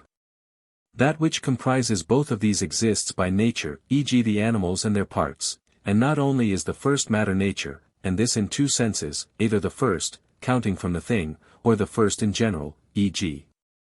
in the case of works in bronze, bronze is first with reference to them, but in general perhaps water is first, if all things that can be melted are water, but also the form or essence, which is the end of the process of becoming.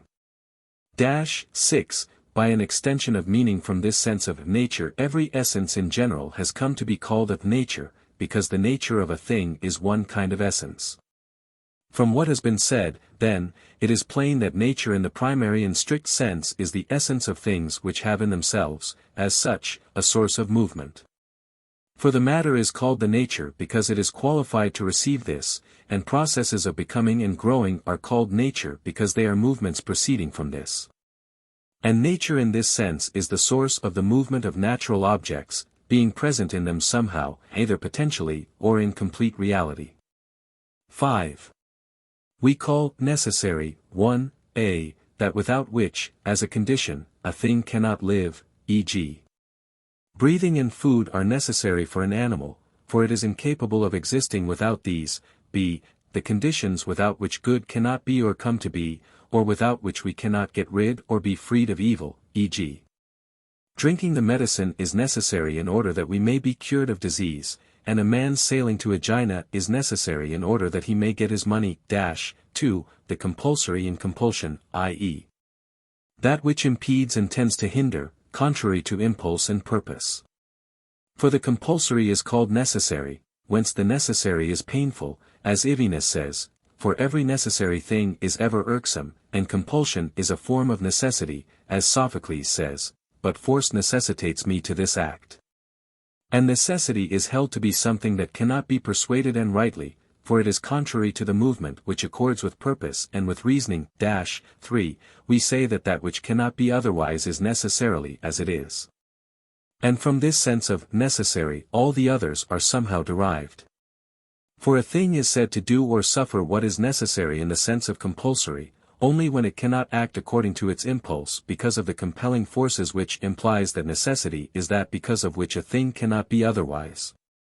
And similarly as regards the conditions of life and of good, for when in the one case good, in the other life and being, are not possible without certain conditions, these are necessary, and this kind of cause is a sort of necessity.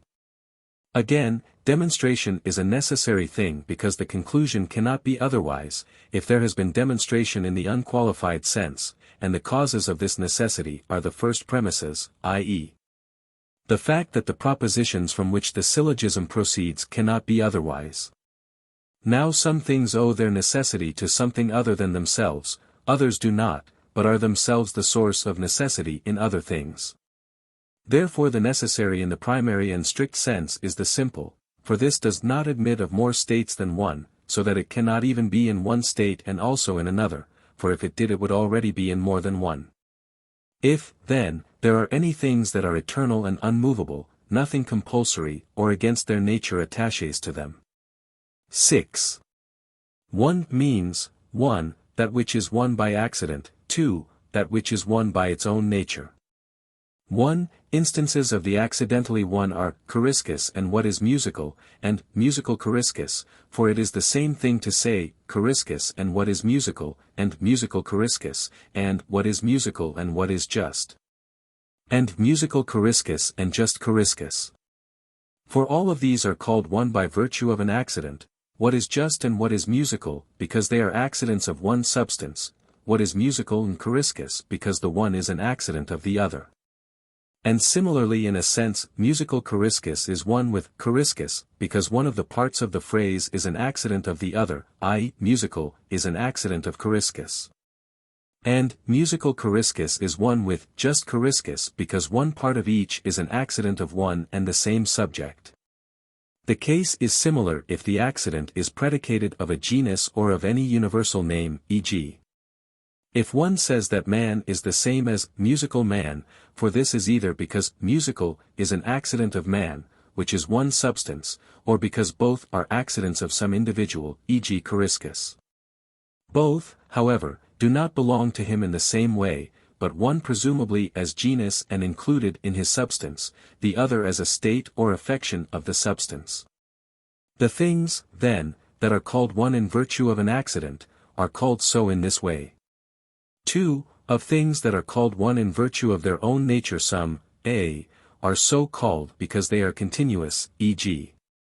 a bundle is made one by a band, and pieces of wood are made one by glue, and a line, even if it is bent, is called one if it is continuous, as each part of the body is, e.g. the leg or the arm. Of these themselves, the continuous by nature are more one than the continuous by art. A thing is called continuous which has by its own nature one movement and cannot have any other. And the movement is one when it is indivisible, and it is indivisible in respect of time. Those things are continuous by their own nature which are one not merely by contact. For if you put pieces of wood touching one another, you will not say these are one piece of wood or one body or one continuum of any other sort. Things, then, that are continuous in any way called one, even if they admit of being bent, and still more those which cannot be bent, e.g. the shin or the thigh is more one than the leg, because the movement of the leg need not be one. And the straight line is more one than the bent, but that which is bent and has an angle we call both one and not one, because its movement may be either simultaneous or not simultaneous. But that of the straight line is always simultaneous, and no part of it which has magnitude rests while another moves, as in the bent line. Things are called one in another sense because their substratum does not differ in kind. It does not differ in the case of things whose kind is indivisible to sense. The substratum meant is either the nearest to, or the farthest from, the final state. For, on the one hand, wine is said to be one and water is said to be one, qua indivisible in kind, and, on the other hand, all juices, e.g. oil and wine, are said to be one, and so are all things that can be melted, because the ultimate substratum of all is the same, for all of these are water or air. 2. Those things also are called one whose genus is one though distinguished by opposite differentia. These two are all called one because the genus which underlies the differentia is one, e.g. horse, man, and dog form a unity, because all are animals, and indeed in a way similar to that in which the matter is one. These are sometimes called one in this way, but sometimes it is the higher genus that is said to be the same, if they are infamy species of their genus, the genus above the proximate genera, e.g. the isosceles and the equilateral are one and the same figure because both are triangles, but they are not the same triangles. C.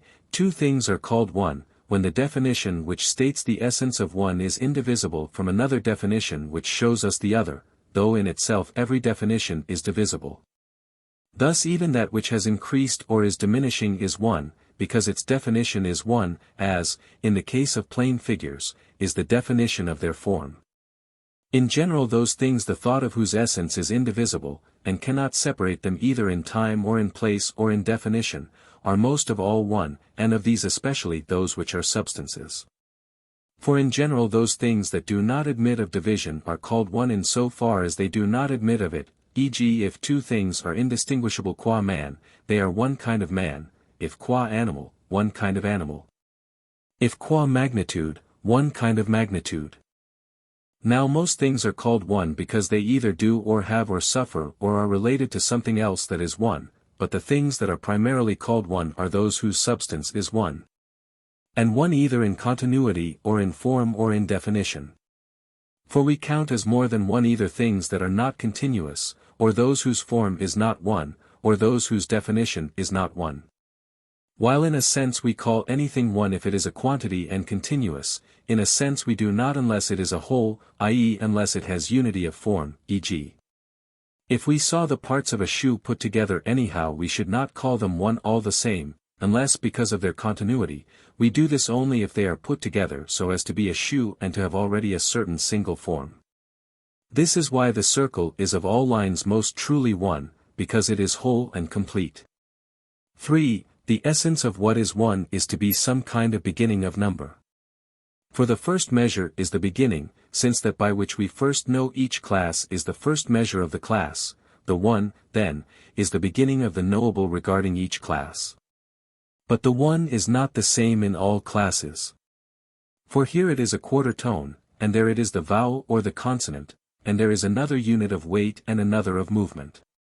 But everywhere the one is indivisible either in quantity or in kind. Now that which is indivisible in quantity is called a unit if it is not divisible in any dimension and is without position, a point if it is not divisible in any dimension and has position, a line if it is divisible in one dimension. A plane if in two, a body if divisible in quantity in all, i.e. in three, dimensions. And, reversing the order, that which is divisible in two dimensions is a plane, that which is divisible in one a line, that which is in no way divisible in quantity is a point or a unit that which has not position a unit. That which has position a point. Again, some things are one in number, others in species, others in genus, others by analogy. In number those whose matter is one, in species those whose definition is one, in genus those to which the same figure of predication applies, by analogy those which are related as a third thing is to a fourth. The latter kinds of unity are always found when the former are, e.g. things that are one in number are also one in species, while things that are one in species are not all one in number. But things that are one in species are all one in genus, while things that are so in genus are not all one in species but are all one by analogy, while things that are one by analogy are not all one in genus.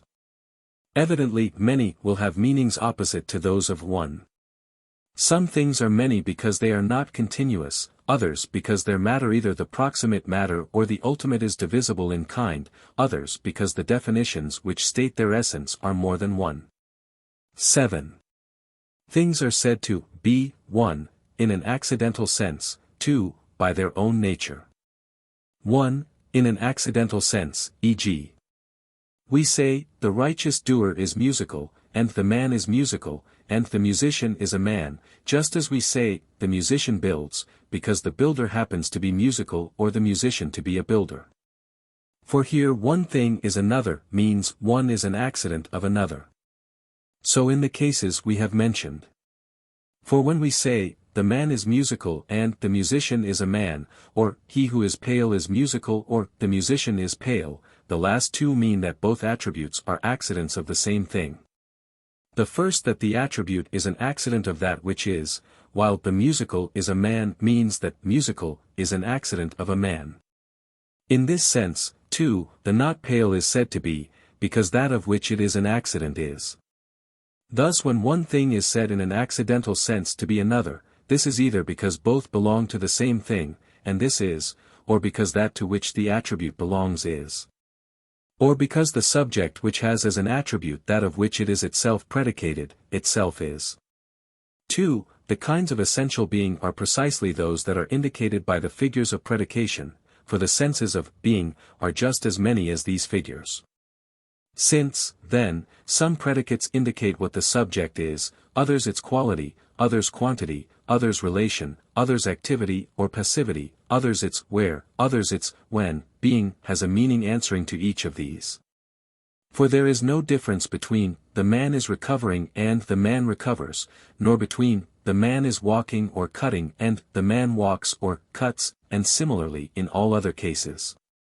3. Again, being and is mean that a statement is true, not being that it is not true but false, as and this alike in the case of affirmation and of negation, e.g. Socrates is musical means that this is true, or Socrates is not pale means that this is true, but the diagonal of the square is not commensurate with the side means that it is false to say it is. 4. Again, being and that which is mean that some of the things we have mentioned are potentially, others in complete reality. For we say both of that which sees potentially and of that which sees actually, that it is seeing, and both of that which can actualize its knowledge and of that which is actualizing it, that it knows. And both of that to which rest is already present and of that which can rest, that it rests. And similarly in the case of substances, we say the Hermes is in the stone, and the half of the line is in the line, and we say of that which is not yet ripe that it is corn. When a thing is potential and when it is not yet potential must be explained elsewhere. 8. We call substance, 1, the simple bodies, i.e. earth and fire and water and everything of the sort, and in general bodies and the things composed of them, both animals and divine beings, and the parts of these. All these are called substance because they are not predicated of a subject but everything else is predicated of them.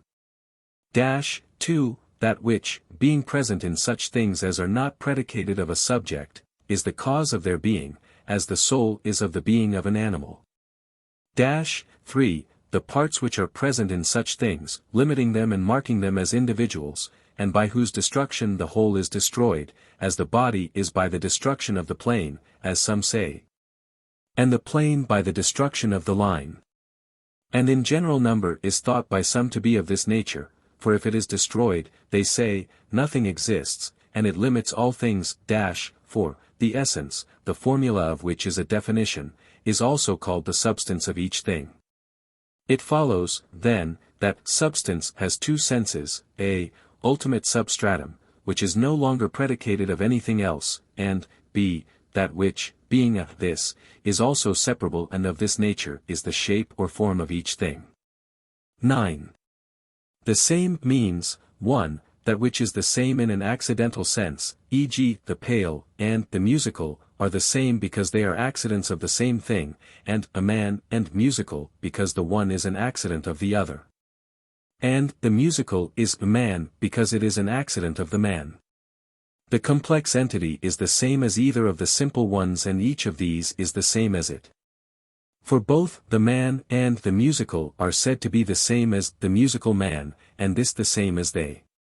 This is why all of these statements are made not universally. For it is not true to say that every man is the same as the musical, for universal attributes belong to things in virtue of their own nature, but accidents do not belong to them in virtue of their own nature. But of the individuals the statements are made without qualification. For Socrates and musical Socrates are thought to be the same. But Socrates is not predicable of more than one subject, and therefore we do not say every Socrates as we say every man. Some things are said to be the same in this sense, others, too, are the same by their own nature, in as many senses as that which is one by its own nature is so. For both the things whose matter is one either in kind or in number, and those whose essence is one, are said to be the same. Clearly, therefore, sameness is a unity of the being either of more than one thing or of one thing when it is treated as more than one, i.e. when we say a thing is the same as itself, for we treat it as two. Things are called other if either their kinds or their matters or the definitions of their essence are more than one, and in general other has meanings opposite to those of the same. Different is applied, 1, to those things which though other are the same in some respect, only not in number but either in species or in genus or by analogy. 2, to those whose genus is other, and to contraries, and to things that have their otherness in their essence. Those things are called like, which have the same attributes in every respect, and those which have more attributes the same than different, and those whose quality is one. And that which shares with another thing the greater number or the more important of the attributes, each of them one of two contraries, in respect of which things are capable of altering, is like that other thing. The senses of unlike are opposite to those of like. 10. The term opposite is applied to contradictories, and to contraries, and to relative terms, and to privation and possession, and to the extremes from which and into which generation and dissolution take place. And the attributes that cannot be present at the same time in that which is receptive of both, are said to be opposed either themselves of their constituents. Gray and white color do not belong at the same time to the same thing. Hence their constituents are opposed. The term contrary is applied, 1, to those attributes differing in genus which cannot belong at the same time to the same subject, 2, to the most different of the things in the same genus. 3, to the most different of the attributes in the same recipient subject, 4, to the most different of the things that fall under the same faculty, 5, to the things whose difference is greatest either absolutely or in genus or in species. The other things that are called contrary are so called, some because they possess contraries of the above kind, some because they are receptive of such, some because they are productive of or susceptible to such, or are producing or suffering them. Or are losses or acquisitions, or possessions or privations, of such. Since one and being have many senses, the other terms which are derived from these, and therefore same, other, and contrary, must correspond, so that they must be different for each category. The term other in species is applied to things which being of the same genus are not subordinate the one to the other, or which being in the same genus have a difference, or which have a contrariety in their substance. And contraries are other than one another in species, either all contraries or those which are so called in the primary sense, and so are those things whose definitions differ in the infimous species of the genus, e.g.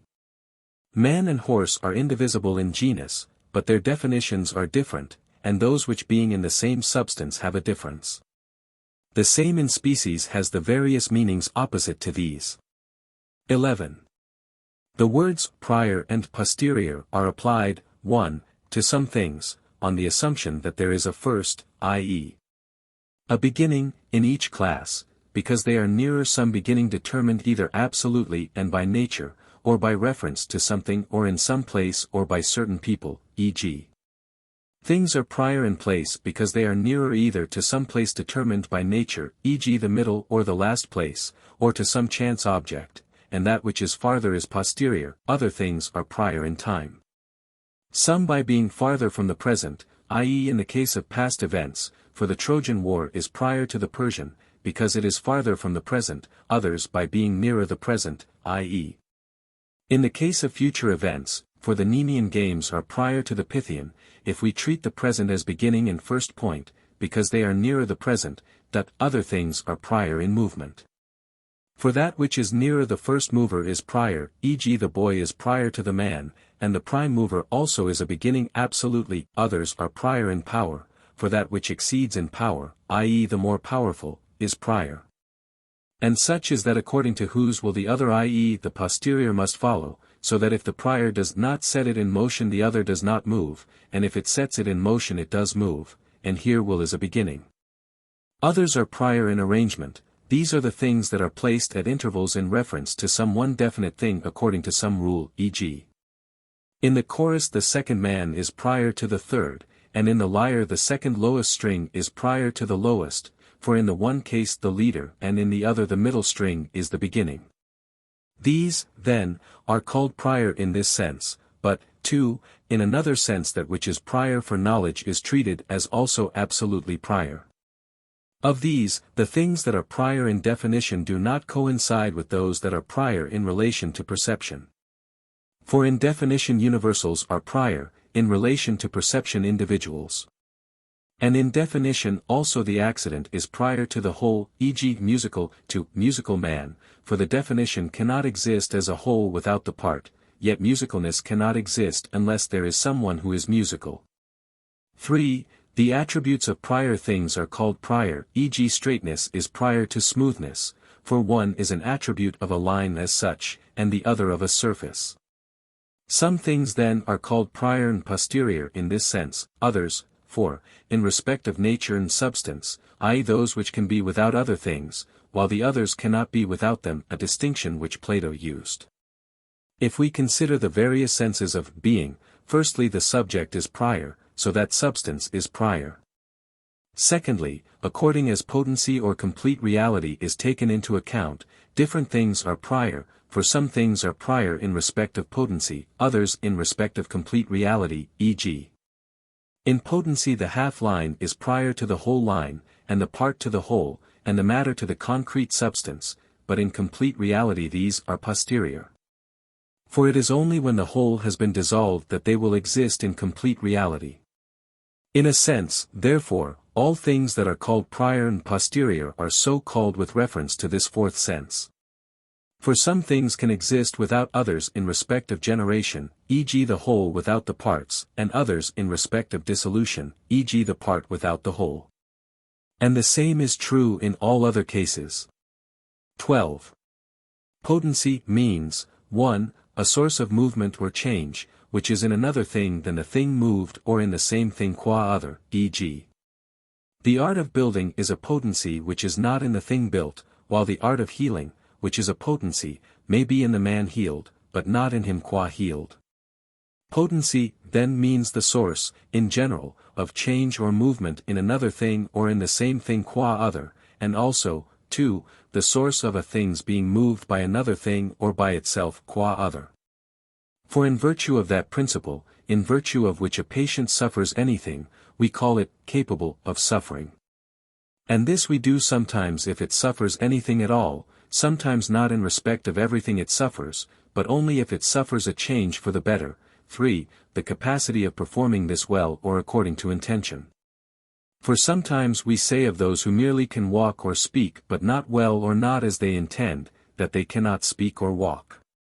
So too, 4, in the case of passivity. 5, the states in virtue of which things are absolutely impassive or unchangeable, or not easily changed for the worse, are called potencies. For things are broken and crushed and bent and in general destroyed not by having a potency but by not having one and by lacking something, and things are impassive with respect to such processes if they are scarcely and slightly affected by them.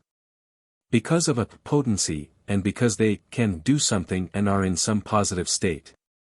Potency, having this variety of meanings, so too the potent or capable in one sense will mean that which can begin a movement, or a change in general. For even that which can bring things to rest is a potent thing, in another thing or in itself qua other. And in one sense that over which something else has such a potency. And in one sense that which has a potency of changing into something, whether for the worse or for the better, for even that which perishes is thought to be capable of perishing, for it would not have perished if it had not been capable of it. But, as a matter of fact, it has a certain disposition and cause and principle which fits it to suffer this. Sometimes it is thought to be of this sort because it has something, sometimes because it is deprived of something.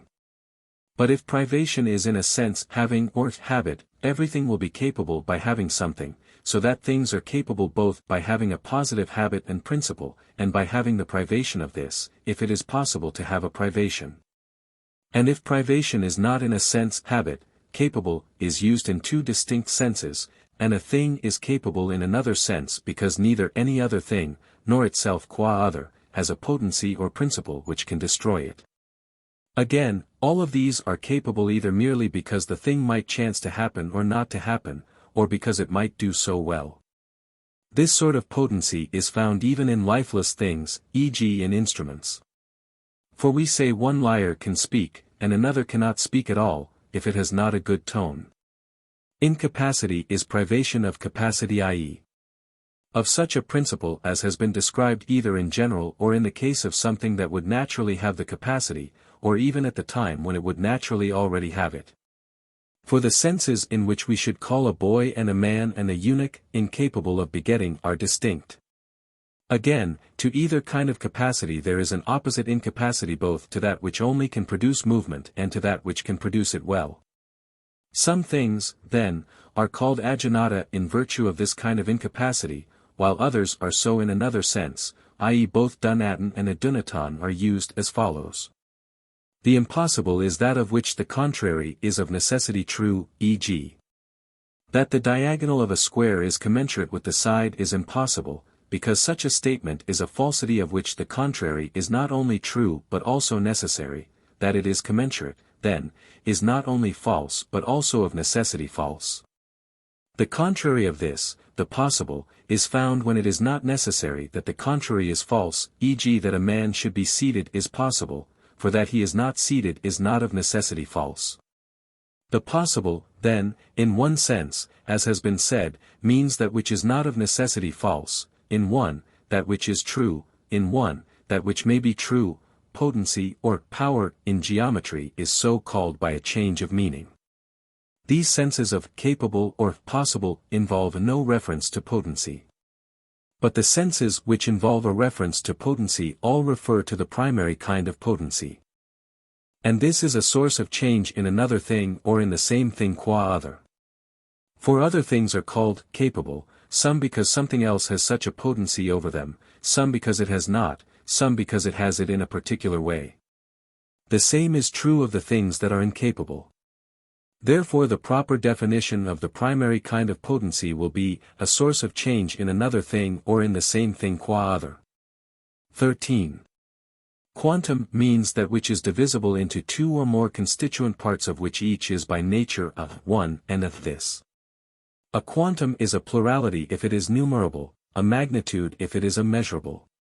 Plurality means that which is divisible potentially into non-continuous parts, magnitude, that which is divisible into continuous parts, of magnitude, that which is continuous in one dimension is length, in two breadth, in three depth. Of these, limited plurality is number, limited length is a line, breadth a surface, depth a solid. Again, some things are called quanta in virtue of their own nature, others incidentally, e.g. the line is a quantum by its own nature, the musical is one incidentally. Of the things that are quanta by their own nature some are so as substances, e.g. the line is a quantum, for a certain kind of quantum is present in the definition which states what it is, and others are modifications and states of this kind of substance, e.g. much and little, long and short, broad and narrow, deep and shallow, heavy and light, and all other such attributes.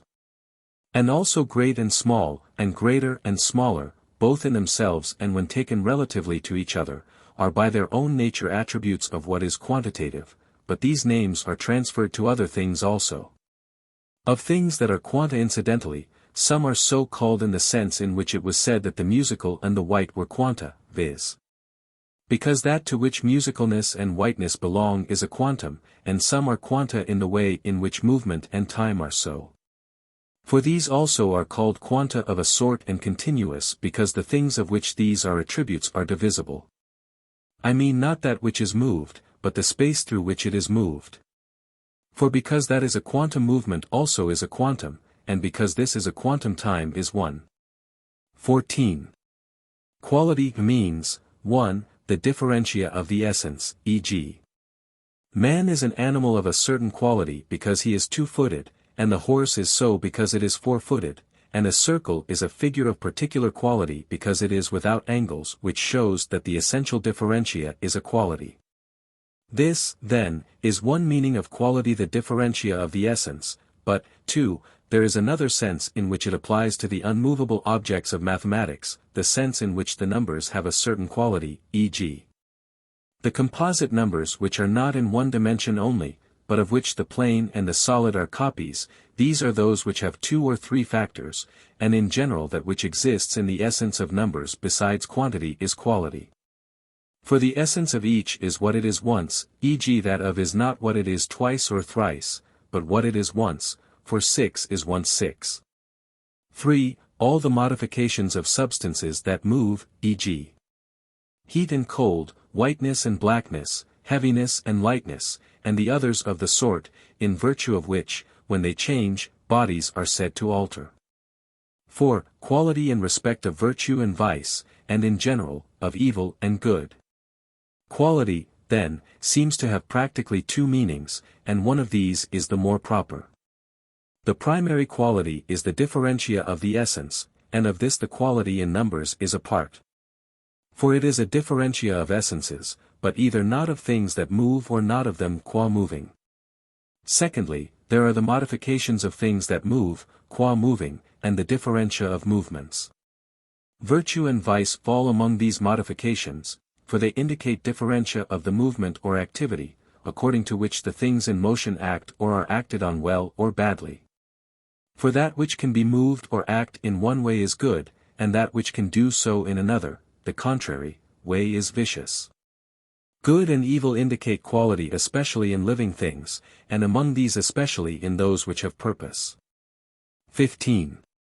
Things are relative, 1, as double to half, and treble to a third, and in general that which contains something else many times to that which is contained many times in something else, and that which exceeds to that which is exceeded. 2, as that which can heat to that which can be heated, and that which can cut to that which can be cut, and in general the active to the passive. 3, as the measurable to the measure, and the knowable to knowledge, and the perceptible to perception. 1. Relative terms of the first kind are numerically related either indefinitely or definitely, to numbers themselves or to one. E.g. the double is in a definite numerical relation to 1, and that which is many times as great is in a numerical, but not a definite, relation to 1, i.e. not in this or in that numerical relation to it. The relation of that which is half as big again as something else to that something is a definite numerical relation to a number. That which is n plus I/n times something else is in an indefinite relation to that something, as that which is many times as great is in an indefinite relation to 1. The relation of that which exceeds to that which is exceeded is numerically quite indefinite. For number is always commensurate, and number is not predicated of that which is not commensurate, but that which exceeds is, in relation to that which is exceeded, so much and something more, and this something is indefinite.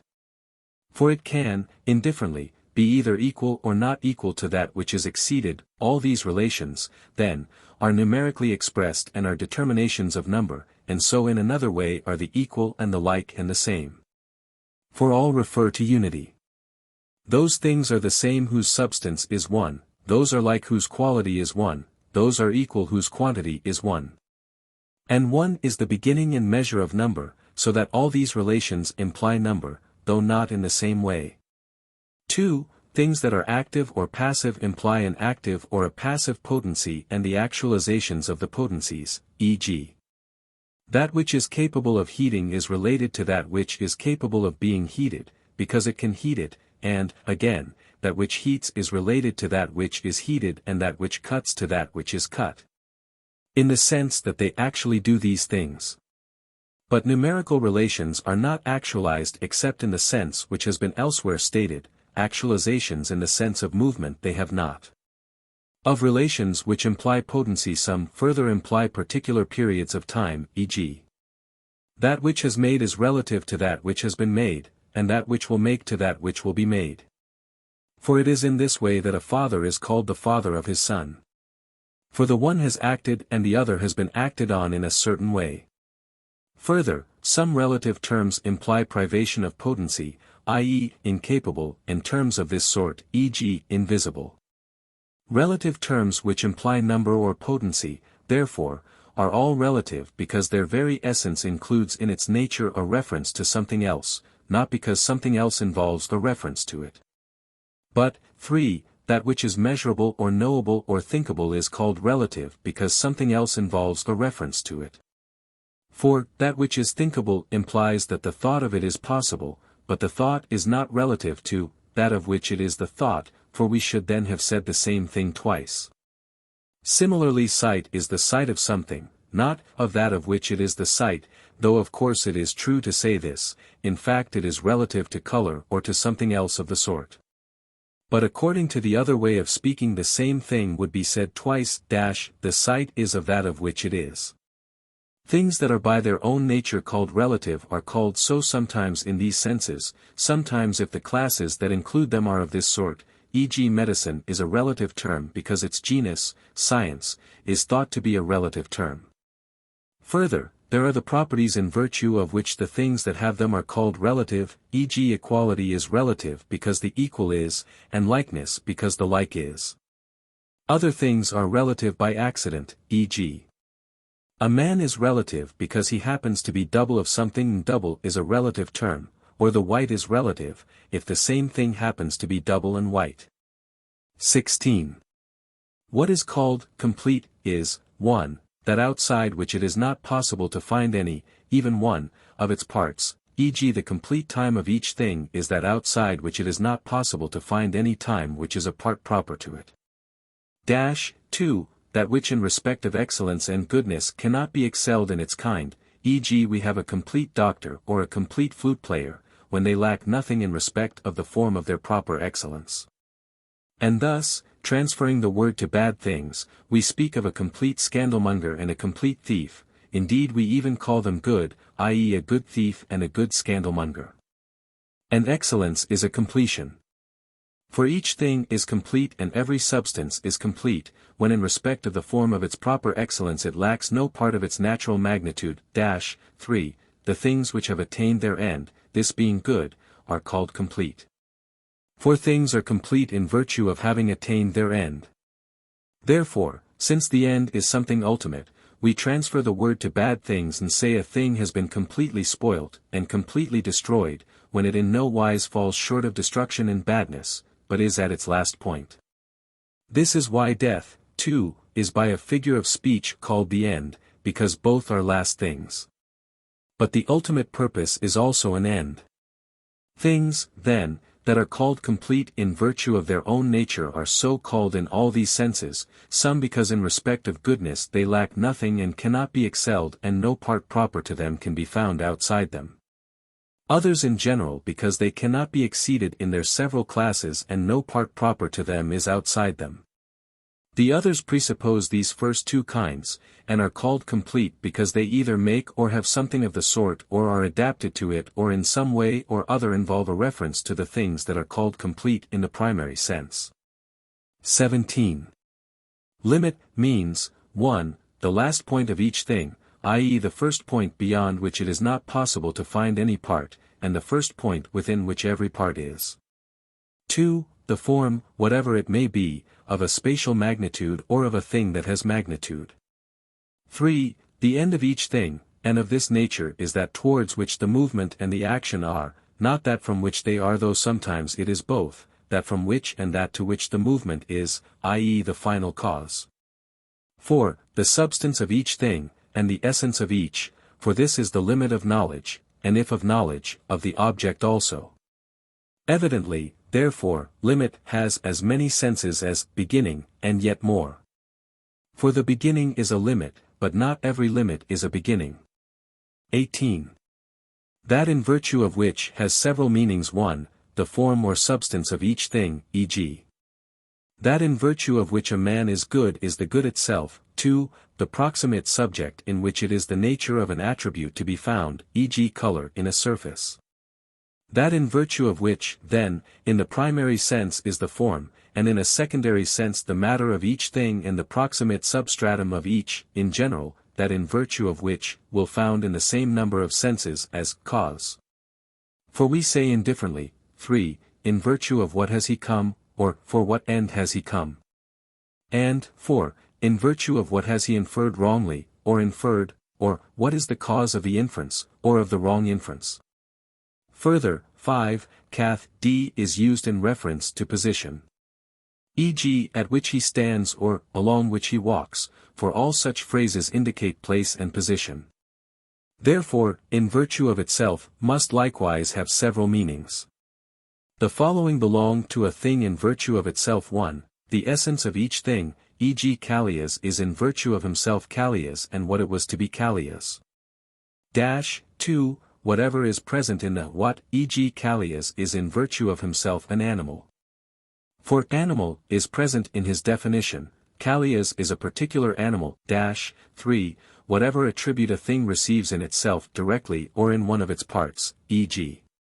a surface is white in virtue of itself, and a man is alive in virtue of himself, for the soul, in which life directly resides, is a part of the man. 4. That which has no cause other than itself. Man has more than one cause, animal, two-footed, but yet man is man in virtue of himself. 5. Whatever attributes belong to a thing alone, and in so far as they belong to it merely by virtue of itself considered apart by itself. 19. Disposition means the arrangement of that which has parts, in respect either of place or of potency or of kind, for there must be a certain position, as even the word disposition shows. 20. Having means, 1. A kind of activity of the haver and of what he has something like an action or movement. For when one thing makes and one is made, between them there is a making. So too between him who has a garment and the garment which he has there is a having. This sort of having, then, evidently we cannot have, for the process will go on to infinity, if it is to be possible to have the having of what we have. 2. Having, or habit, means a disposition according to which that which is disposed is either well or ill disposed, and either in itself or with reference to something else, e.g. health is a habit, for it is such a disposition. 3. We speak of a habit if there is a portion of such a disposition, and so even the excellence of the parts is a habit of the whole thing. 21. Affection means, 1. A quality in respect of which a thing can be altered, e.g. white and black, sweet and bitter, heaviness and lightness, and all others of the kind. 2. The actualization of these the already accomplished alterations. 3. Especially, injurious alterations and movements, and, above all painful injuries. 4. Misfortunes and painful experiences when on a large scale are called affections. 22. We speak of privation. 1. If something has not one of the attributes which a thing might naturally have, even if this thing itself would not naturally have it, e.g. a plant is said to be deprived of eyes. 2. If, though either the thing itself or its genus would naturally have an attribute, it has it not, e.g. a blind man and a mole are in different senses, deprived of sight. The latter in contrast with its genus, the former in contrast with his own normal nature, 3, if, though it would naturally have the attribute, and when it would naturally have it, it has it not. For blindness is a privation, but one is not blind at any and every age, but only if one has not sight at the age at which one would naturally have it. Similarly, a thing is called blind if it has not sight in the medium in which, and in respect of the organ in respect of which, and with reference to the object with reference to which, and in the circumstances in which, it would naturally have it. 4. The violent taking away of anything is called privation. Indeed, there are just as many kinds of privations as there are of words with negative prefixes. For a thing is called unequal because it has not equality though it would naturally have it, and invisible either because it has no color at all or because it has a poor color. And apodous either because it has no feet at all or because it has imperfect feet. Again, a privative term may be used because the thing has little of the attribute, and this means having it in a sense imperfectly, e.g., kernel-less, or because it has it not easily or not well, e.g. We call a thing uncuttable not only if it cannot be cut but also if it cannot be cut easily or well, or because it has not the attribute at all, for it is not the one-eyed man but he who is sightless in both eyes that is called blind. This is why not every man is good or bad, just or unjust, but there is also an intermediate state. 23. To have or hold means many things. 1. To treat a thing according to one's own nature or according to one's own impulse. So that fever is said to have a man, and tyrants to have their cities, and people to have the clothes they wear. 2. That in which a thing is present as in something receptive of it is said to have the thing, e.g. the bronze has the form of the statue, and the body has the disease. 3. As that which contains holds the things contained, for a thing is said to be held by that in which it is as in a container, e.g. we say that the vessel holds the liquid and the city holds men and the ship sailors, and so too that the whole holds the parts. 4. That which hinders a thing from moving or acting according to its own impulse is said to hold it, as pillars hold the incumbent weights, and as the poets make Atlas hold the heavens, implying that otherwise they would collapse on the earth. As some of the natural philosophers also say. In this way also that which holds things together is said to hold the things it holds together, since they would otherwise separate, each according to its own impulse. Being in something has similar and corresponding meanings to holding or having. 24. To come from something means, 1. To come from something as from matter, and this in two senses, either in respect of the highest genus or in respect of the lowest species, e.g. in a sense all things that can be melted come from water, but in a sense the statue comes from bronze. 2. As from the first moving principle, e.g. what did the fight come from? From abusive language, because this was the origin of the fight. 3. From the compound of matter and shape, as the parts come from the whole, and the verse from the Iliad, and the stones from the house. In every such case the whole is a compound of matter and shape, for the shape is the end, and only that which attains an end is complete. 4. As the form from its part, e.g. man from two-footed, and syllable from letter. For this is a different sense from that in which the statue comes from bronze, for the composite substance comes from the sensible matter, but the form also comes from the matter of the form. Some things, then, are said to come from something else in these senses, but, 5, others are so described if one of these senses is applicable to a part of that other thing, e.g. the child comes from its father and mother, and plants come from the earth, because they come from a part of those things. 6. It means coming after a thing in time, e.g. night comes from day and storm from fine weather, because the one comes after the other. Of these things some are so described because they admit of change into one another, as in the cases now mentioned. Some merely because they are successive in time, e.g. the voyage took place from the equinox, because it took place after the equinox, and the festival of the Thargelia comes from the Dionysia, because after the Dionysia. 25. Part means, 1a, that into which a quantum can in any way be divided. For that which is taken from a quantum qua quantum is always called a part of it, e.g. 2 is called in a sense a part of 3. It means, b. Of the parts in the first sense, only those which measure the whole, this is why 2, though in one sense it is, in another is not, called a part of 3. 2. The elements into which a kind might be divided apart from the quantity are also called parts of it, for which reason we say the species are parts of the genus. 3. The elements into which a whole is divided, or of which it consists the whole, meaning either the form or that which has the form, e.g. of the bronze sphere or of the bronze cube, both the bronze i.e. the matter in which the form is and the characteristic angle are parts. 4. The elements in the definition which explains a thing are also parts of the whole.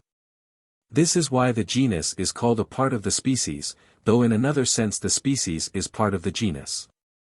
26. A whole means, 1. That from which is absent none of the parts of which it is said to be naturally a whole, and, 2. That which so contains the things it contains that they form a unity. And this in two senses, either as being each severally one single thing, or as making up the unity between them. For, a. That which is true of a whole class and is said to hold good as a whole, which implies that it is a kind whole, is true of a whole in the sense that it contains many things by being predicated of each, and by all of them, e.g. man, horse, God, being severally one single thing, because all are living things. But, b. The continuous and limited is a whole, when it is a unity consisting of several parts, especially if they are present only potentially, but, failing this, even if they are present actually. Of these things themselves, those which are so by nature are wholes in a higher degree than those which are so by art, as we said in the case of unity also, wholeness being in fact a sort of oneness. Again, 3. Of quanta that have a beginning and a middle and an end, those to which the position does not make a difference are called totals, and those to which it does, wholes. Those which admit of both descriptions are both wholes and totals. These are the things whose nature remains the same after transposition, but whose form does not, e.g. wax or a coat, they are called both wholes and totals, for they have both characteristics. Water and all liquids and number are called totals, but the whole number or the whole water one does not speak of, except by an extension of meaning. To things, to which qua one the term total is applied, the term all is applied when they are treated as separate, this total number, all these units. 27. It is not any chance quantitative thing that can be said to be mutilated. It must be a whole as well as divisible.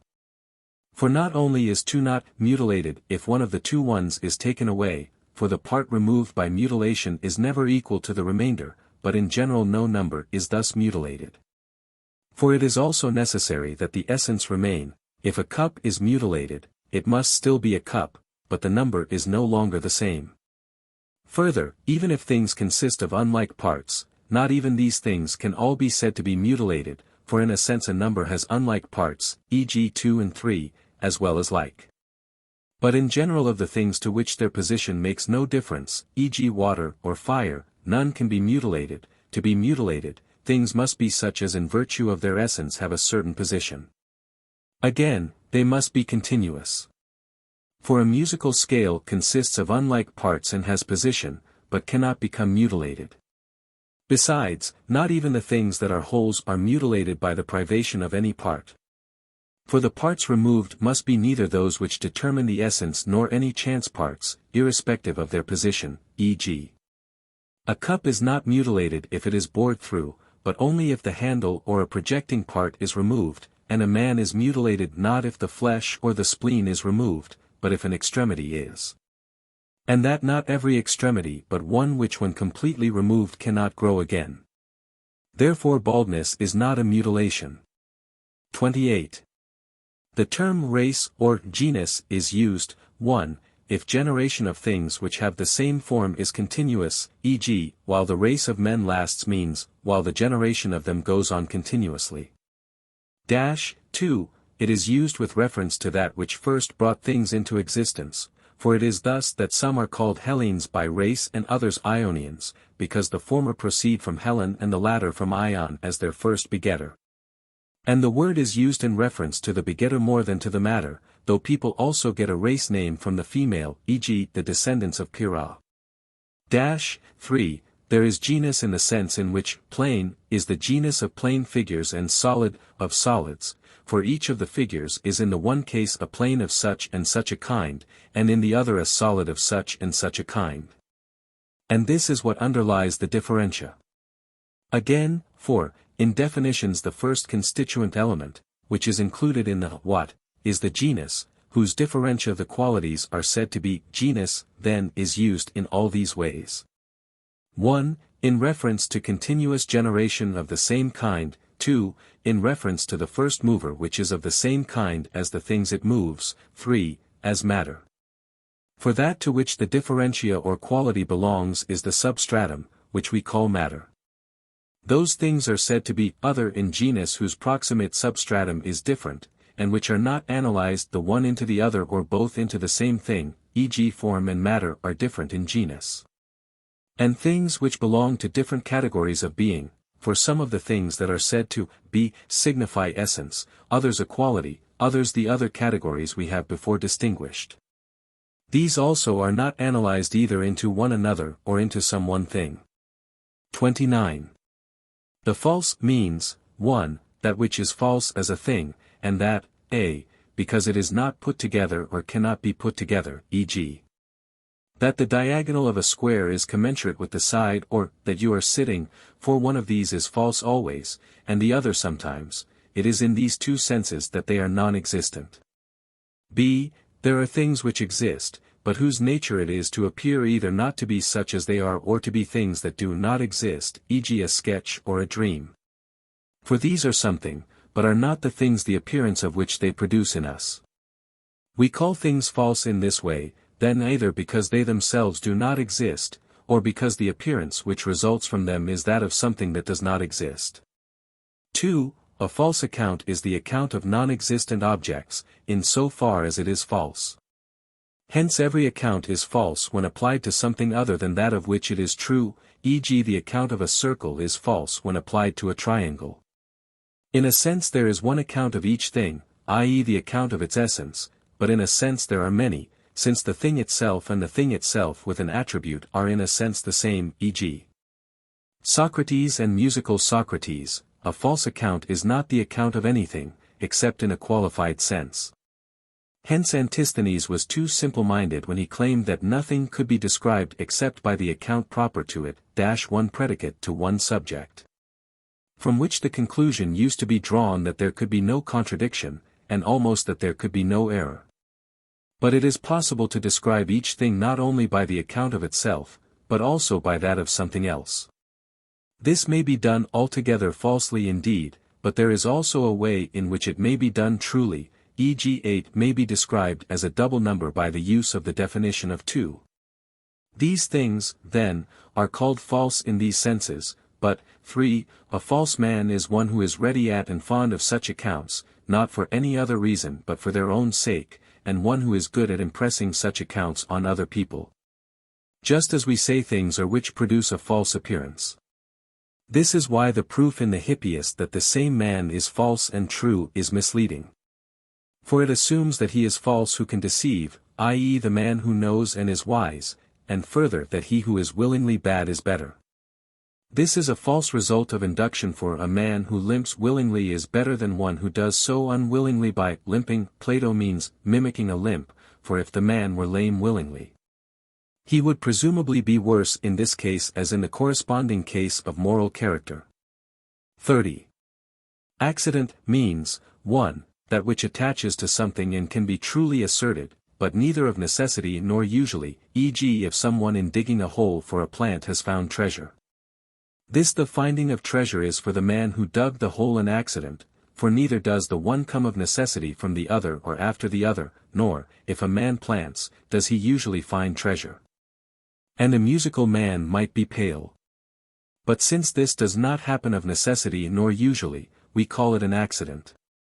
Therefore, since there are attributes and they attach to subjects, and some of them attach to these only in a particular place and at a particular time, whatever attaches to a subject, but not because it was this subject, or the time this time, or the place this place, will be an accident. Therefore, 2, there is no definite cause for an accident, but a chance cause, i.e. an indefinite one.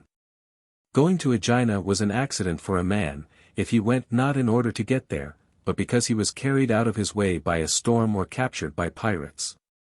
The accident has happened or exists not in virtue of the subject's nature, however, but of something else, for the storm was the cause of his coming to a place for which he was not sailing, and this was Aegina.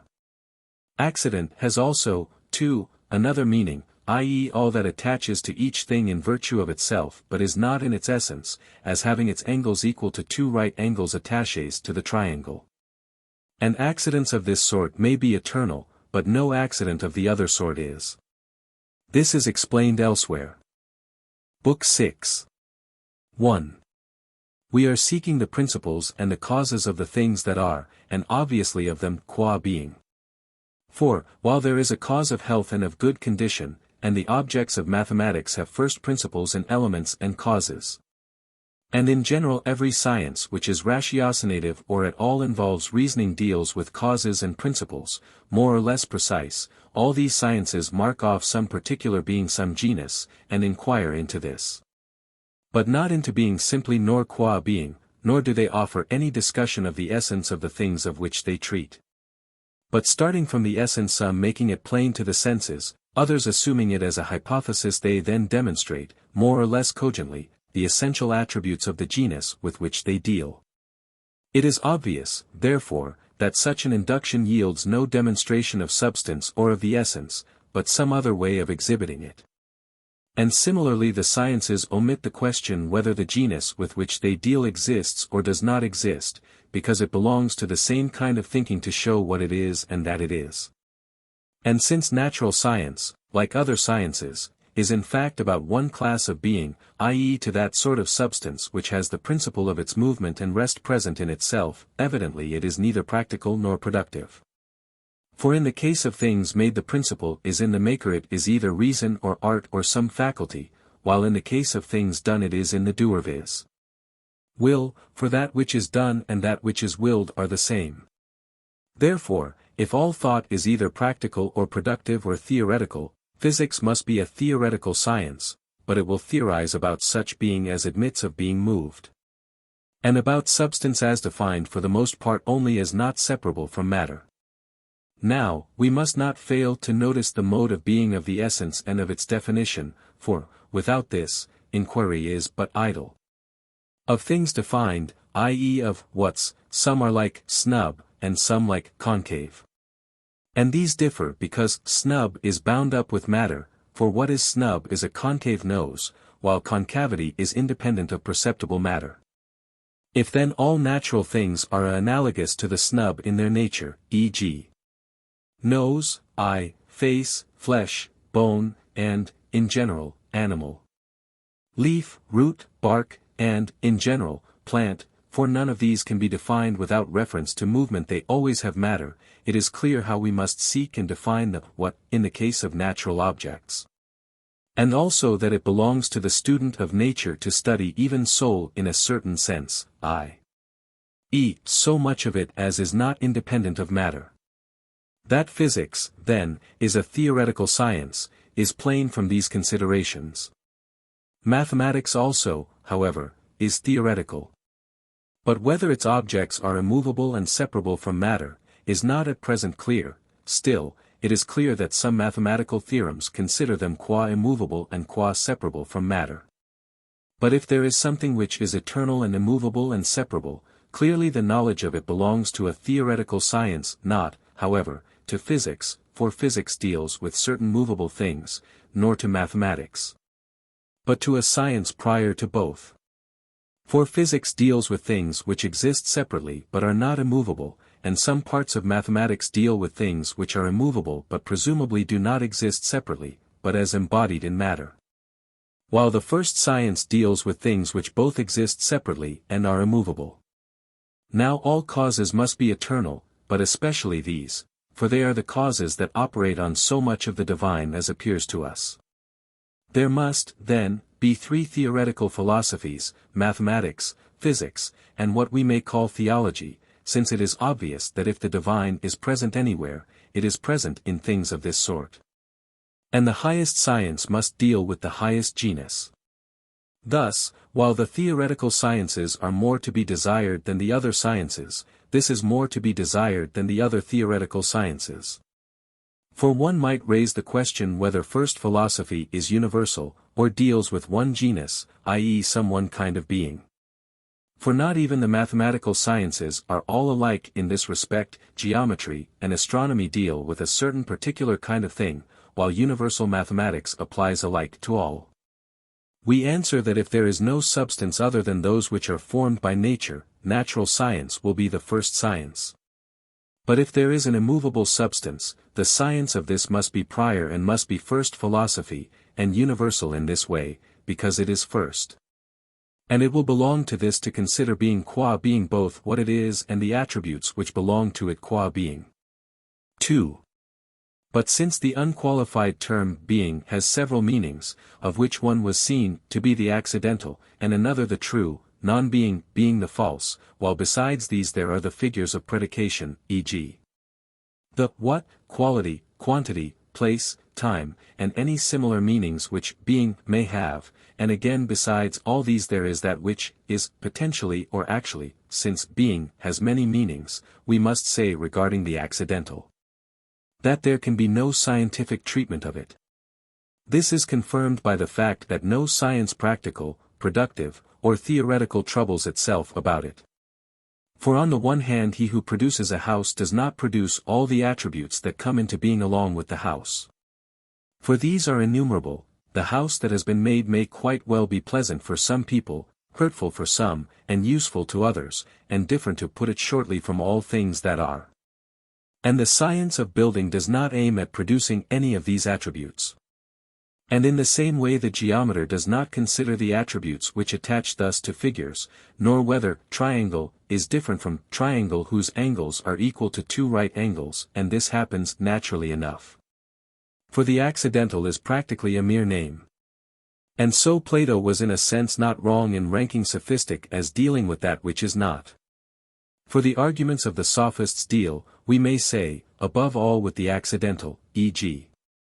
the question whether musical and lettered are different or the same, and whether musical choriscus and choriscus are the same, and whether everything which is, but is not eternal, has come to be. With the paradoxical conclusion that if one who was musical has come to be lettered, he must also have been lettered and have come to be musical, and all the other arguments of this sort.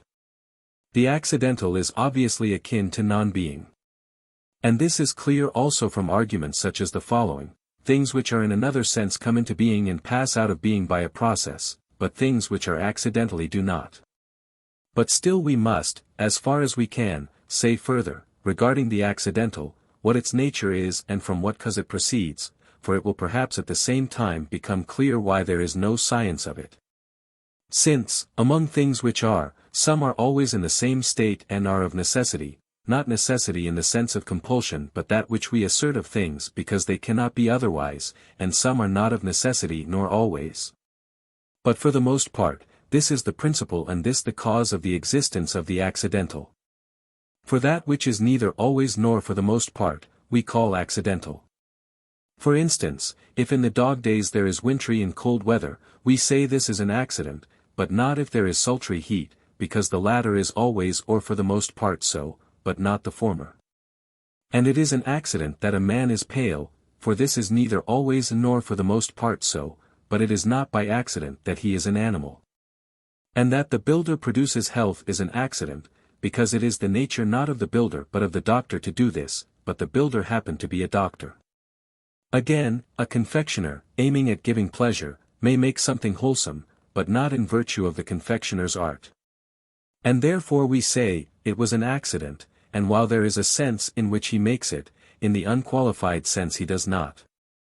For to other things answer faculties productive of them, but to accidental results there corresponds no determinate art nor faculty, for of things which are or come to be by accident, the cause also is accidental.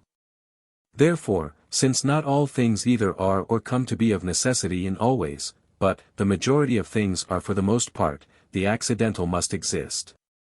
For instance, a pale man is not always nor for the most part musical, but since this sometimes happens, it must be accidental, if not, everything will be of necessity. The matter, therefore, which is capable of being otherwise than as it usually is, must be the cause of the accidental. And we must take as our starting point the question whether there is nothing that is neither always nor for the most part. Surely this is impossible. There is, then, besides these something which is fortuitous and accidental. But while the usual exists, can nothing be said to be always, or are there eternal things? This must be considered later, but that there is no science of the accidental is obvious, for all science is either of that which is always or of that which is for the most part. For how else is one to learn or to teach another? The thing must be determined as occurring either always or for the most part, e.g. that honey water is useful for a patient in a fever is true for the most part. But that which is contrary to the usual law science will be unable to state, i.e. when the thing does not happen, e.g. on the day of new moon, for even that which happens on the day of new moon happens then either always or for the most part, but the accidental is contrary to such laws. We have stated, then, what the accidental is, and from what cause it arises, and that there is no science which deals with it. 3. That there are principles and causes which are generable and destructible without ever being in course of being generated or destroyed, is obvious. For otherwise all things will be of necessity, since that which is being generated or destroyed must have a cause which is not accidentally its cause. Will A exist or not? It will if B happens, and if not, not. And B will exist if C happens. And thus if time is constantly subtracted from a limited extent of time, one will obviously come to the present. This man, then, will die by violence, if he goes out, and he will do this if he gets thirsty. And he will get thirsty if something else happens, and thus we shall come to that which is now present, or to some past event. For instance, he will go out if he gets thirsty, and he will get thirsty if he is eating pungent food. And this is either the case or not, so that he will of necessity die, or of necessity not die. And similarly if one jumps over to past events, the same account will hold good, for this I mean the past condition is already present in something. Everything, therefore, that will be of necessity, e.g. it is necessary that he who lives shall one day die, for already some condition has come into existence, e.g. the presence of contraries in the same body. But whether he is to die by disease or by violence is not yet determined, but depends on the happening of something else. Clearly then the process goes back to a certain starting point, but this no longer points to something further. This then will be the starting point for the fortuitous, and will have nothing else as cause of its coming to be. But to what sort of starting point and what sort of cause we thus refer the fortuitous, whether to matter or to the purpose or to the motive power, must be carefully considered. 4. Let us dismiss accidental being. For we have sufficiently determined its nature. But since that which is in the sense of being true, or is not in the sense of being false, depends on combination and separation. And truth and falsity together depend on the allocation of a pair of contradictory judgments, for the true judgment affirms where the subject and predicate really are combined, and denies where they are separated. While the false judgment has the opposite of this allocation. It is another question, how it happens that we think things together or apart. By together, and apart I mean thinking them so that there is no succession in the thoughts but they become a unity. For falsity and truth are not in things. It is not as if the good were true, and the bad were in itself false but in thought. While with regard to simple concepts and what's falsity and truth do not exist even in thought, this being so, we must consider later what has to be discussed with regard to that which is or is not in this sense. But since the combination and the separation are in thought and not in the things, and that which is in this sense is a different sort of being from the things that are in the full sense, for the thought attaches or removes either the subjects, what, or its having a certain quality or quantity or something else. That which is accidentally and that which is in the sense of being true must be dismissed. For the cause of the former is indeterminate, and that of the latter is some affection of the thought, and both are related to the remaining genus of being, and do not indicate the existence of any separate class of being. Therefore let these be dismissed, and let us consider the causes and the principles of being itself, qua being.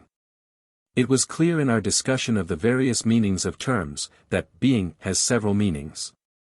Book 7. 1. There are several senses in which a thing may be said to be, as we pointed out previously in our book on the various senses of words. For in one sense the being meant is what a thing is or a this, and in another sense it means a quality or quantity or one of the other things that are predicated as these are. While being has all these senses, obviously that which is primarily is the what, which indicates the substance of the thing. For when we say of what quality a thing is, we say that it is good or bad, not that it is 3 cubits long or that it is a man, but when we say what it is, we do not say white or hot or 3 cubits long, but man or God. And all other things are said to be because they are, some of them, quantities of that which is in this primary sense, others qualities of it, others affections of it, and others some other determination of it. And so one might even raise the question whether the words, to walk, to be healthy, to sit, imply that each of these things is existent, and similarly in any other case of this sort. For none of them is either self-subsistent or capable of being separated from substance, but rather, if anything, it is that which walks or sits or is healthy that is an existent thing. Now these are seen to be more real because there is something definite which underlies them, i.e. the substance or individual, which is implied in such a predicate, for we never use the word good or sitting without implying this. Clearly then it is in virtue of this category that each of the others also is. Therefore that which is primarily, i.e. not in a qualified sense but without qualification, must be substance. Now there are several senses in which a thing is said to be first, yet substance is first in every sense. 1. In definition, 2. In order of knowledge, 3. In time. For 3. Of the other categories none can exist independently, but only substance. And 1. In definition also this is first, for in the definition of each term the definition of its substance must be present. And 2. We think we know each thing most fully, when we know what it is, e.g. what man is or what fire is, rather than when we know its quality, its quantity, or its place, since we know each of these predicates also only when we know what the quantity or the quality is. And indeed the question which was raised of old and is raised now and is always the subject of doubt, viz. what being is just the question, what is substance? For it is this that some assert to be one, others more than one, and that some assert to be limited in number, others unlimited. And so we also must consider chiefly and primarily and almost exclusively what that is which is in this sense. 2. Substance is thought to belong most obviously to bodies. And so we say that not only animals and plants and their parts are substances, but also natural bodies such as fire and water and earth and everything of the sort. And all things that are either parts of these or composed of these, either of parts or of the whole bodies, e.g. the physical universe and its parts, stars and moon and sun. But whether these alone are substances, or there are also others, or only some of these, or others as well, or none of these but only some other things, are substances, must be considered. Some think the limits of body, i.e. surface, line, point, and unit, are substances, and more so than body or the solid. Further, some do not think there is anything substantial besides sensible things, but others think there are eternal substances which are more in number and more real, e.g. Plato posited 2 kinds of substance, the forms and objects of mathematics, as well as a third kind, viz. the substance of sensible bodies. And Speusippus made still more kinds of substance, beginning with the one, and assuming principles for each kind of substance, one for numbers, another for spatial magnitudes, and then another for the soul. And by going on in this way he multiplies the kinds of substance. And some say forms and numbers have the same nature, and the other things come after them, lines and planes, until we come to the substance of the material universe and to sensible bodies. Regarding these matters, then, we must inquire which of the common statements are right and which are not right, and what substances there are, and whether there are or are not any besides sensible substances, and how sensible substances exist. And whether there is a substance capable of separate existence, and if so why and how, or no such substance, apart from sensible substances. And we must first sketch the nature of substance. 3. The word substance is applied, if not in more senses, still at least to four main objects. For both the essence and the universal and the genus, are thought to be the substance of each thing, and fourthly the substratum. Now the substratum is that of which everything else is predicated, while it is itself not predicated of anything else. And so we must first determine the nature of this, for that which underlies a thing primarily is thought to be in the truest sense its substance. And in one sense matter is said to be of the nature of substratum, in another, shape, and in a third, the compound of these. By the matter I mean, for instance, the bronze, by the shape the pattern of its form, and by the compound of these the statue, the concrete whole. Therefore if the form is prior to the matter and more real, it will be prior also to the compound of both, for the same reason. We have now outlined the nature of substance, showing that it is that which is not predicated of a stratum, but of which all else is predicated. But we must not merely state the matter thus, for this is not enough. The statement itself is obscure, and further, on this view, matter becomes substance. For if this is not substance, it baffles us to say what else is. When all else is stripped off evidently nothing but matter remains. For while the rest are affections, products, and potencies of bodies, length, breadth, and depth are quantities and not substances, for a quantity is not a substance, but the substance is rather that to which these belong primarily. But when length and breadth and depth are taken away we see nothing left unless there is something that is bounded by these, so that to those who consider the question thus matter alone must seem to be substance. By matter I mean that which in itself is neither a particular thing nor of a certain quantity nor assigned to any other of the categories by which being is determined. For there is something of which each of these is predicated, whose being is different from that of each of the predicates, for the predicates other than substance are predicated of substance, while substance is predicated of matter. Therefore the ultimate substratum is of itself neither a particular thing nor of a particular quantity nor otherwise positively characterized, nor yet is it the negations of these, for negations also will belong to it only by accident. If we adopt this point of view, then, it follows that matter is substance. But this is impossible, for both separability and thisness are thought to belong chiefly to substance. And so form and the compound of form and matter would be thought to be substance, rather than matter. The substance compounded of both, i.e. of matter and shape, may be dismissed, for it is posterior and its nature is obvious. And matter also is in a sense manifest. But we must inquire into the third kind of substance, for this is the most perplexing. Some of the sensible substances are generally admitted to be substances, so that we must look first among these. For it is an advantage to advance to that which is more knowable. For learning proceeds for all in this way through that which is less knowable by nature to that which is more knowable.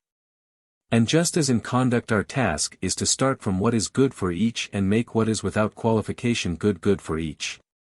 So it is our task to start from what is more knowable to oneself and make what is knowable by nature knowable to oneself.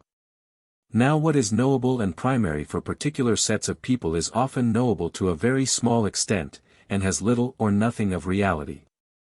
But yet one must start from that which is barely knowable but knowable to oneself, and try to know what is knowable without qualification, passing, as has been said, by way of those very things which one does know. 4. Since at the start we distinguished the various marks by which we determine substance, and one of these was thought to be the essence, we must investigate this. And first let us make some linguistic remarks about it. The essence of each thing is what it is said to be propter esse. For being you is not being musical, since you are not by your very nature musical. What, then, you are by your very nature is your essence. Nor yet is the whole of this the essence of a thing, not that which is propter esse as white is to a surface, because being a surface is not identical with being white. But again the combination of both being a white surface is not the essence of surface, because surface itself is added. The formula, therefore, in which the term itself is not present but its meaning is expressed, this is the formula of the essence of each thing. Therefore if to be a white surface is to be a smooth surface, to be white and to be smooth are one and the same. But since there are also compounds answering to the other categories, for there is a substratum for each category, e.g. for quality, quantity, time, place, and motion, we must inquire whether there is a formula of the essence of each of them, i.e. whether to these compounds also there belongs an essence, e.g. white man. Let the compound be denoted by cloak. What is the essence of cloak? But, it may be said, this also is not a propter se expression. We reply that there are just two ways in which a predicate may fail to be true of a subject propter se, and one of these results from the addition, and the other from the omission, of a determinant. One kind of predicate is not propter se because the term that is being defined is combined with another determinant, e.g. if in defining the essence of white one were to state the formula of white man.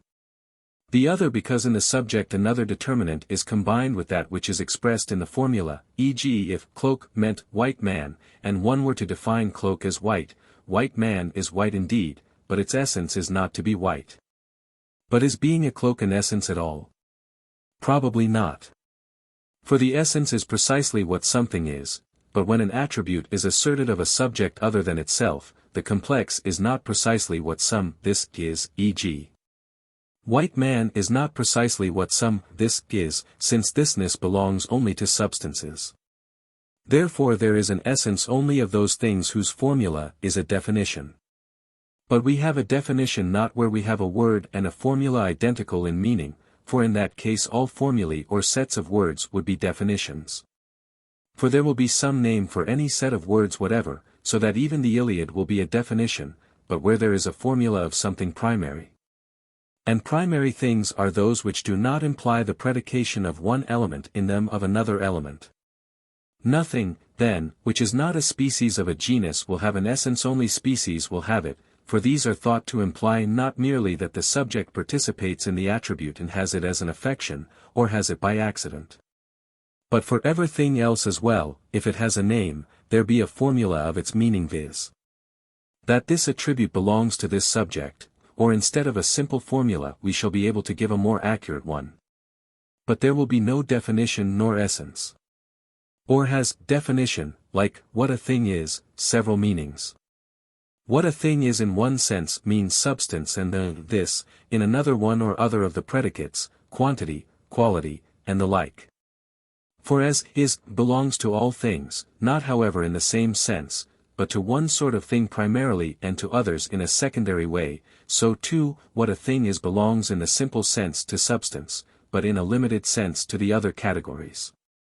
For even of a quality we might ask what it is, so that quality also is what a thing is, not in the simple sense, however, but just as, in the case of that which is not, some say, emphasizing the linguistic form. That is which is not is simply, but is non-existent. So too with quality. We must no doubt inquire how we should express ourselves on each point, but certainly not more than how the facts actually stand. And so now also, since it is evident what language we use, essence will belong, just as what a thing is does, primarily and in the simple sense to substance, and in a secondary way to the other categories also, not essence in the simple sense, but the essence of a quality or of a quantity. For it must be either by an equivocation that we say these are, or by adding to and taking from the meaning of are, in the way in which that which is not known may be said to be known.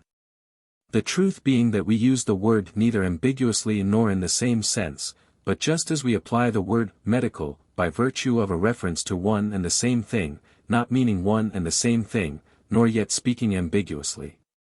For a patient and an operation and an instrument are called medical neither by an ambiguity nor with a single meaning, but with reference to a common end. But it does not matter at all in which of the two ways one likes to describe the facts.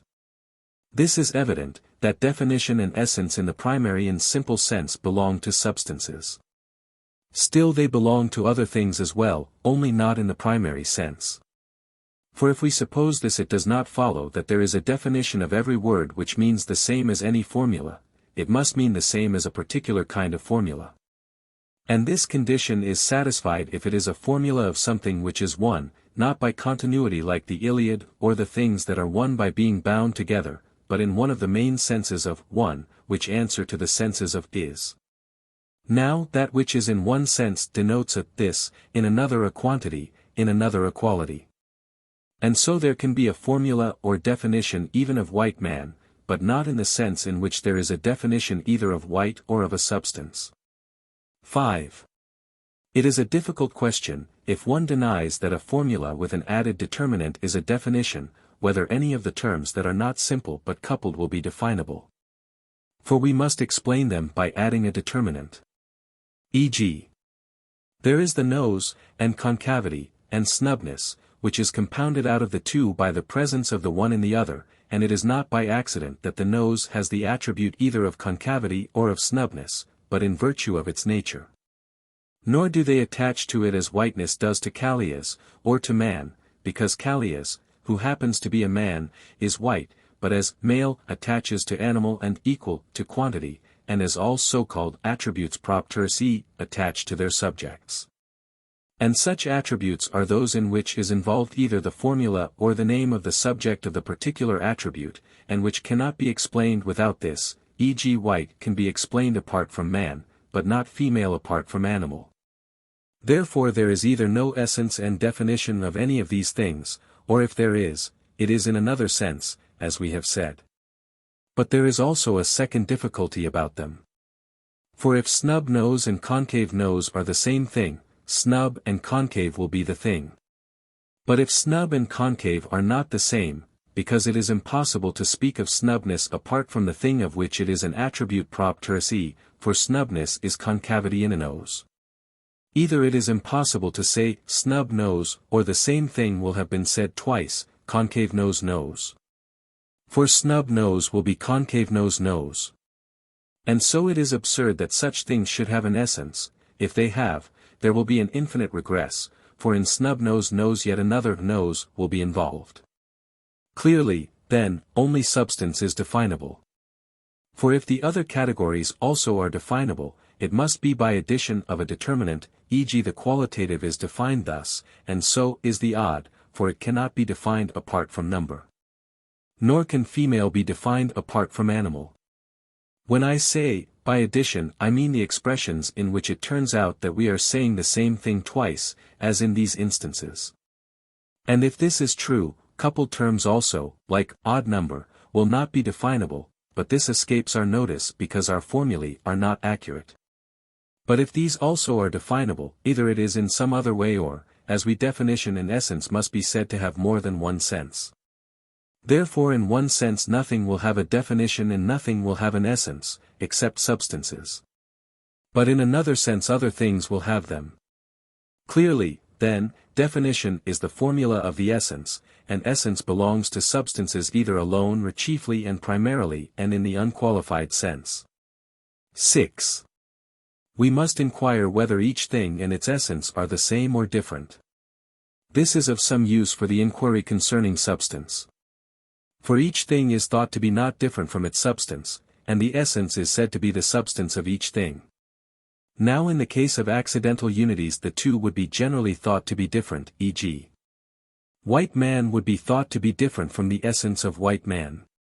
For if they are the same, the essence of man and that of white man are also the same.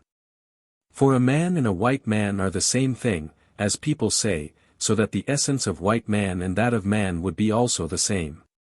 But perhaps it does not follow that the essence of accidental unities should be the same as that of the simple terms. For the extreme terms are not in the same way identical with the middle term. But perhaps this might be thought to follow, that the extreme terms, the accidents, should turn out to be the same, e.g. the essence of white and that of musical, but this is not actually thought to be the case. But in the case of so-called self-subsistent things, is a thing necessarily the same as its essence? E.g. if there are some substances which have no other substances nor entities prior to them, substances such as some assert the ideas to be. If the essence of good is to be different from good itself, and the essence of animal from animal itself, and the essence of being from being itself, there will, firstly, be other substances and entities and ideas besides those which are asserted. And, secondly, these others will be prior substances, if essence is substance. And if the posterior substances and the prior are severed from each other, a. there will be no knowledge of the former, and, b. the latter will have no being. By severed, I mean, if the good itself has not the essence of good, and the latter has not the property of being good. For, a. there is knowledge of each thing only when we know its essence. And, b. the case is the same for other things as for the good, so that if the essence of good is not good, neither is the essence of reality real, nor the essence of unity one. And all essences alike exist or none of them does. So that if the essence of reality is not real, neither is any of the others. Again, that to which the essence of good does not belong is not good. The good, then, must be one with the essence of good, and the beautiful with the essence of beauty, and so with all things which do not depend on something else but are self-subsistent and primary. For it is enough if they are this, even if they are not forms, or rather, perhaps, even if they are forms. At the same time it is clear that if there are ideas such as some people say there are, it will not be substratum that is substance. For these must be substances, but not predicable of a substratum, for if they were they would exist only by being participated in. Each thing itself, then, and its essence are one and the same in no merely accidental way, as is evident both from the preceding arguments and because to know each thing, at least, is just to know its essence. So that even by the exhibition of instances it becomes clear that both must be one. But of an accidental term, e.g., the musical or the white, since it has two meanings, it is not true to say that it itself is identical with its essence. For both that to which the accidental quality belongs, and the accidental quality, are white, so that in a sense the accident and its essence are the same, and in a sense they are not. For the essence of white is not the same as the man or the white man, but it is the same as the attribute white. The absurdity of the separation would appear also if one were to assign a name to each of the essences. For there would be yet another essence besides the original one, e.g. to the essence of horse there will belong a second essence. Yet why should not some things be their essences from the start, since essence is substance? But indeed not only are a thing and its essence one, but the formula of them is also the same, as is clear even from what has been said, for it is not by accident that the essence of one, and the one, are one. Further, if they are to be different, the process will go on to infinity, for we shall have, 1, the essence of one, and, 2, the one, so that to terms of the former kind the same argument will be applicable. Clearly, then, each primary and self-subsistent thing is one and the same as its essence. The sophistical objections to this position, and the question whether Socrates and to be Socrates are the same thing, are obviously answered by the same solution. For there is no difference either in the standpoint from which the question would be asked, or in that from which one could answer it successfully. We have explained, then, in what sense each thing is the same as its essence and in what sense it is not. 7. Of things that come to be, some come to be by nature, some by art, some spontaneously. Now everything that comes to be by the agency of something and from something and comes to be something. And the something which I say it comes to be may be found in any category. It may come to be either a this or of some size or of some quality or somewhere. Now natural comings to be are the comings to be of those things which come to be by nature, and that out of which they come to be is what we call matter. And that by which they come to be is something which exists naturally. And the something which they come to be is a man or a plant or one of the things of this kind, which we say are substances if anything is all things produced either by nature or by art have matter. For each of them is capable both of being and of not being, and this capacity is the matter in each and, in general, both that from which they are produced is nature. And the type according to which they are produced is nature, for that which is produced, e.g. a plant or an animal, has a nature, and so is that by which they are produced, the so-called formal nature, which is specifically the same, though this is in another individual, for man begets man. Thus, then, are natural products produced. All other productions are called makings. And all makings proceed either from art or from a faculty or from thought. Some of them happen also spontaneously or by luck, just as natural products sometimes do. For there also the same things sometimes are produced without seed as well as from seed. Concerning these cases, then, we must inquire later, but from art proceed the things of which the form is in the soul of the artist. By form I mean the essence of each thing and its primary substance. For even contraries have in a sense the same form, for the substance of a privation is the opposite substance, e.g. health is the substance of disease, for disease is the absence of health, and health is the formula in the soul or the knowledge of it. The healthy subject is produced as the result of the following train of thought. Since this is health, if the subject is to be healthy this must first be present, e.g. a uniform state of body, and if this is to be present, there must be heat. And the physician goes on thinking thus until he reduces the matter to a final something which he himself can produce. Then the process from this point onward, i.e. the process towards health, is called a making. Therefore it follows that in a sense health comes from health and house from house, that with matter from that without matter. For the medical art and the building art are the form of health and of the house, and when I speak of substance without matter I mean the essence. Of the productions or processes one part is called thinking and the other making, that which proceeds from the starting point and the form is thinking, and that which proceeds from the final step of the thinking is making. And each of the other, intermediate, things is produced in the same way. I mean, for instance, if the subject is to be healthy his bodily state must be made uniform. What then does being made uniform imply? This or that. And this depends on his being made warm. What does this imply? Something else. And this something is present potentially, and what is present potentially is already in the physician's power. The active principle then and the starting point for the process of becoming healthy is, if it happens by art, the form in the soul, and if spontaneously, it is that, whatever it is, which starts the making, for the man who makes by art. As in healing the starting point is perhaps the production of warmth, and this the physician produces by rubbing. Warmth in the body, then, is either a part of health or is followed, either directly or through several intermediate steps, by something similar which is a part of health, and this, viz. that which produces the part of health, is the limiting point, and so too with a house, the stones are the limiting point here, and in all other cases. Therefore, as the saying goes, it is impossible that anything should be produced if there were nothing existing before. Obviously then some part of the result will pre-exist of necessity, for the matter is a part. For this is present in the process and it is this that becomes something. But is the matter an element even in the formula? We certainly describe in both ways what brazen circles are. We describe both the matter by saying it is brass, and the form by saying that it is such and such a figure, and figure is the proximate genus in which it is placed. The brazen circle, then, has its matter in its formula. As for that out of which as matter they are produced, some things are said, when they have been produced, to be not that but the 10, e.g. the statue is not gold but golden. And a healthy man is not said to be that from which he has come.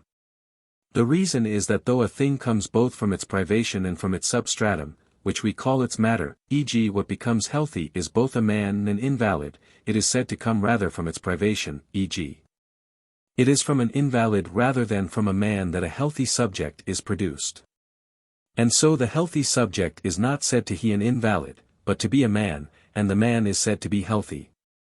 But as for the things whose privation is obscure and nameless, e.g. in brass the privation of a particular shape or in bricks and timber the privation of arrangement as a house, the thing is thought to be produced from these materials, as in the former case the healthy man is produced from an invalid. And so, as there also a thing is not said to be that from which it comes, here the statue is not said to be wood but is said by a verbal change to be wooden, not brass but brazen, not gold but golden. And the house is said to be not bricks but bricken, though we should not say without qualification, if we looked at the matter carefully, even that a statue is produced from wood or a house from bricks. Because coming to be implies change in that from which a thing comes to be, and not permanence. It is for this reason, then, that we use this way of speaking. 8. Since anything which is produced by something, and this I call the starting point of the production, and from something, and let this be taken to be not the privation but the matter. For the meaning we attach to this has already been explained, and since something is produced, and this is either a sphere or a circle or whatever else it may chance to be, just as we do not make the substratum, the brass. So we do not make the sphere, except incidentally, because the brazen sphere is a sphere and we make the for me. For to make a this is to make a this out of the substratum in the full sense of the word. I mean that to make the brass round is not to make the round or the sphere, but something else, i.e. to produce this form in something different from itself. For if we make the form, we must make it out of something else, for this was assumed. E.g., we make a brazen sphere. And that in the sense that out of this, which is brass, we make this other, which is a sphere. If, then, we also make the substratum itself, clearly we shall make it in the same way, and the processes of making will regress to infinity. Obviously then the form also, or whatever we ought to call the shape present in the sensible thing, is not produced, nor is there any production of it, nor is the essence produced. For this is that which is made to be in something else either by art or by nature or by some faculty. But that there is a brazen sphere, this we make. For we make it out of brass and the sphere. We bring the form into this particular matter, and the result is a brazen sphere. But if the essence of sphere in general is to be produced, something must be produced out of something. For the product will always have to be divisible, and one part must be this and another that, I mean the one must be matter and the other form. If, then, a sphere is the figure whose circumference is at all points equidistant from the center, part of this will be the medium in which the thing made will be, and part will be in that medium, and the whole will be the thing produced, which corresponds to the brazen sphere. It is obvious, then, from what has been said, that that which is spoken of as form or substance is not produced, but the concrete thing which gets its name from this is produced, and that in everything which is generated matter is present. And one part of the thing is matter and the other form. Is there, then, a sphere apart from the individual spheres or a house apart from the bricks? Rather we may say that no, this would ever have been coming to be, if this had been so, but that the form means the such, and is not a definite thing, but the artist makes, or the Father begets, such out of a this.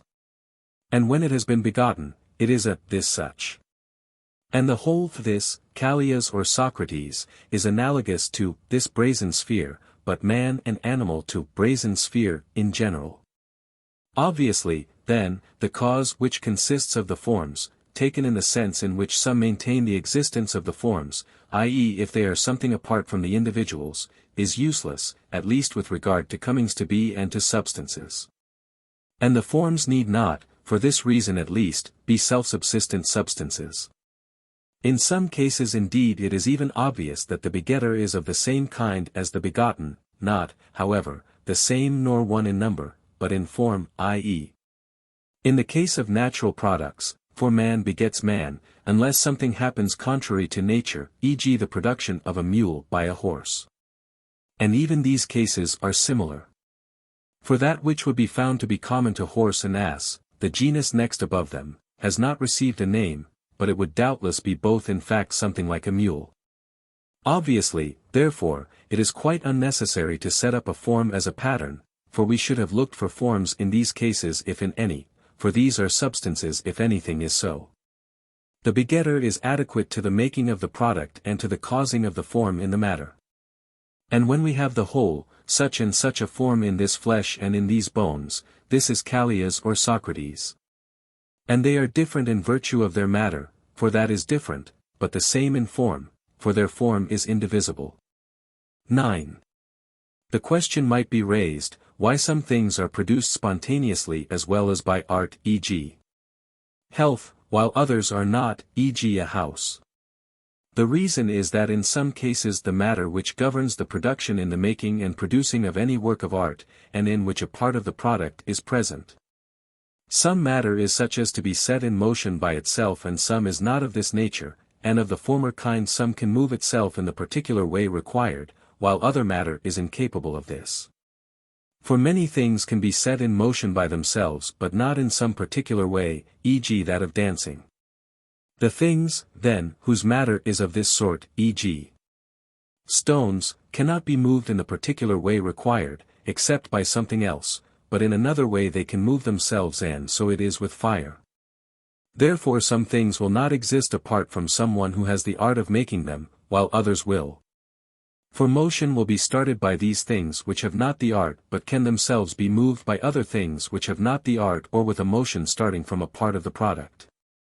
And it is clear also from what has been said that in a sense every product of art is produced from a thing which shares its name, as natural products are produced, or from a part of itself which shares its name, e.g.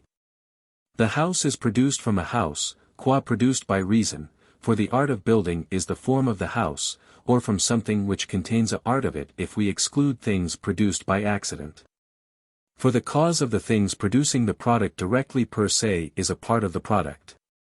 The heat in the movement caused heat in the body, and this is either health, or a part of health, or is followed by a part of health or by health itself. And so it is said to cause health, because it causes that to which health attaches as a consequence. Therefore, as in syllogisms, substance is the starting point of everything. It is from what a thing is that syllogisms start. And from it also we now find processes of production to start.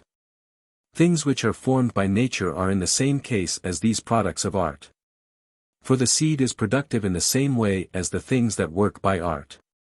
For it has the form potentially, and that from which the seed comes has in a sense the same name as the offspring, only in a sense, for we must not expect parent and offspring always to have exactly the same name. As in the production of human being from human, for a woman also can be produced by a man unless the offspring be an imperfect form.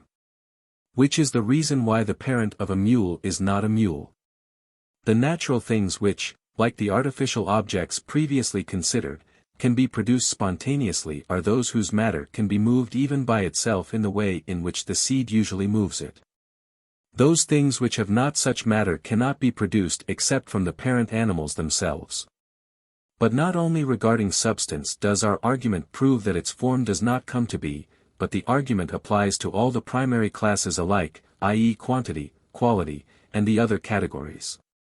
For as the brazen sphere comes to be, but not the sphere nor the brass, and so too in the case of brass itself, if it comes to be, it is its concrete unity that comes to be, for the matter and the form must always exist before. So is it both in the case of substance and in that of quality and quantity and the other categories likewise. For the quality does not come to be, but the wood of that quality, and the quantity does not come to be, but the wood or the animal of that size. But we may learn from these instances a peculiarity of substance, that there must exist beforehand in complete reality another substance which produces it, e.g. an animal if an animal is produced. But it is not necessary that a quality or quantity should pre-exist otherwise than potentially. 10. Since a definition is a formula, and every formula has parts, and as the formula is to the thing, so is the part of the formula to the part of the thing. The question is already being asked whether the formula of the parts must be present in the formula of the whole or not. For in some cases the formulae of the parts are seen to be present, and in some not. The formula of the circle does not include that of the segments, but that of the syllable includes that of the letters. Yet the circle is divided into segments as the syllable is into letters. And further, if the parts are prior to the whole, and the acute angle is a part of the right angle and the finger a part of the animal, the acute angle will be prior to the right angle and finger to the man. But the latter are thought to be prior. For in formula the parts are explained by reference to them, and in respect also of the power of existing apart from each other the wholes are prior to the parts. Perhaps we should rather say that part is used in several senses. One of these is, that which measures another thing in respect of quantity. But let this sense be set aside, let us inquire about the parts of which substance consists. If then matter is one thing, form another, the compound of these a third, and both the matter and the form and the compound are substance, even the matter is in a sense called part of a thing, while in a sense it is not. But only the elements of which the formula of the form consists. E.g. of concavity flesh, for this is the matter in which it is produced, is not a part, but of snugness it is a part, and the bronze is a part of the concrete statue, but not of the statue when this is spoken of in the sense of the form.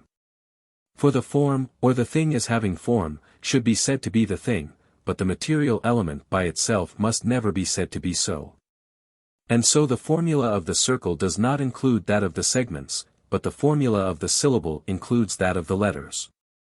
For the letters are parts of the formula of the form, and not matter, but the segments are parts in the sense of matter on which the form supervenes, yet they are nearer the form than the bronze is when roundness is produced in bronze. But in a sense not even every kind of letter will be present in the formula of the syllable, e.g. particular waxen letters or the letters as movements in the air. For in these also we have already something that is part of the syllable only in the sense that it is its perceptible matter. For even if the line when divided passes away into its halves, or the man into bones and muscles and flesh, it does not follow that they are composed of these as parts of their essence, but rather as matter. And these are parts of the concrete thing, but not also of the form, i.e. of that to which the formula refers, wherefore also they are not present in the formulae. In one kind of formula, then, the formula of such parts will be present, but in another it must not be present, where the formula does not refer to the concrete object. For it is for this reason that some things have as their constituent principles parts into which they pass away, while some have not. Those things which are the form and the matter taken together, e.g. the snub, or the bronze circle, pass away into these materials, and the matter is a part of them. But those things which do not involve matter but are without matter, and whose formulae are formulae of the form only, do not pass away either not at all or at any rate not in this way.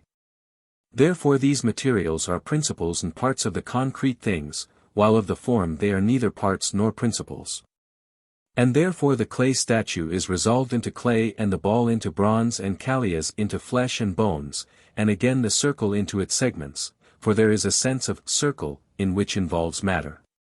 For circle is used ambiguously, meaning both the circle, unqualified, and the individual circle, because there is no name peculiar to the individuals. The truth has indeed now been stated, but still let us state it yet more clearly, taking up the question again. The parts of the formula, into which the formula is divided, are prior to it, either all or some of them. The formula of the right angle, however, does not include the formula of the acute, but the formula of the acute includes that of the right angle, for he who defines the acute uses the right angle, for the acute is less than a right angle. The circle and the semicircle also are in a like relation, for the semicircle is defined by the circle, and so is the finger by the whole body, for a finger is such and such a part of a man. Therefore the parts which are of the nature of matter, and into which as its matter a thing is divided, are posterior. But those which are of the nature of parts of the formula, and of the substance according to its formula, are prior, either all or some of them.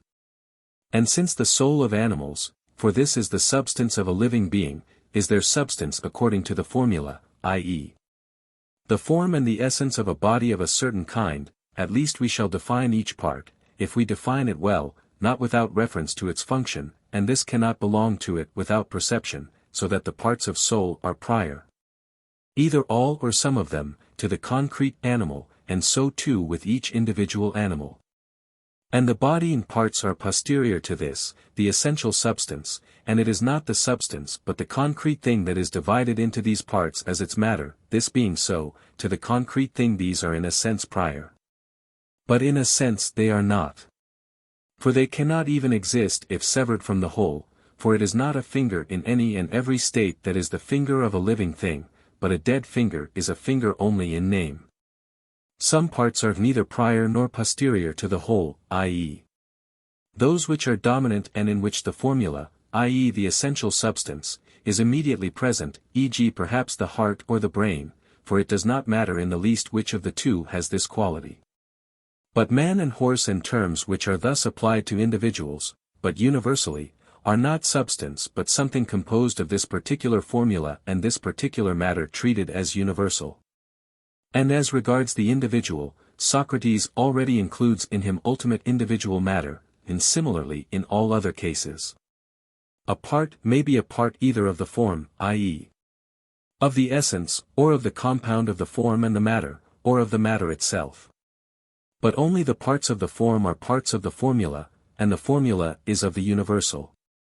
For, being a circle is the same as the circle, and, being a soul, the same as the soul. But when we come to the concrete thing, e.g. this circle, i.e., one of the individual circles, whether perceptible or intelligible, I mean by intelligible circles the mathematical, and by perceptible circles those of bronze and of wood, of these there is no definition. But they are known by the aid of intuitive thinking or of perception. And when they pass out of this complete realization it is not clear whether they exist or not, but they are always stated and recognized by means of the universal formula. But matter is unknowable in itself. And some matter is perceptible and some intelligible, perceptible matter being for instance bronze and wood and all matter that is changeable, and intelligible matter being that which is present in perceptible things not qua perceptible, i.e., the objects of mathematics. We have stated, then, how matters stand with regard to whole and part, and their priority and posteriority. But when anyone asks whether the right angle and the circle and the animal are prior, or the things into which they are divided and of which they consist, i.e., the parts, we must meet the inquiry by saying that the question cannot be answered simply. For if even bare soul is the animal or the living thing, or the soul of each individual is the individual itself, and, being a circle, is the circle, and, being a right angle, and the essence of the right angle is the right angle, then the whole in one sense must be called posterior to the art in one sense, i.e., to the parts included in the formula and to the parts of the individual right angle, for both the material right angle which is made of bronze, and that which is formed by individual lines, are posterior to their parts.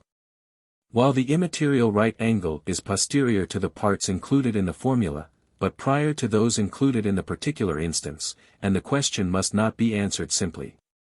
If, however, the soul is something different and is not identical with the animal, even so some parts must, as we have maintained, be called prior and others must not. 11. Another question is naturally raised, viz. What sort of parts belong to the form and what sort not to the form, but to the concrete thing? Yet if this is not plain it is not possible to define anything, for definition is of the universal and of the form. If then it is not evident what sort of parts are of the nature of matter and what sort are not, neither will the formula of the thing be evident. In the case of things which are found to occur in specifically different materials, as a circle may exist in bronze or stone or wood, it seems plain that these, the bronze or the stone, are no part of the essence of the circle, since it is found apart from them. Of things which are not seen to exist apart, there is no reason why the same may not be true, just as if all circles that had ever been seen were of bronze, for none the less the bronze would be no part of the form.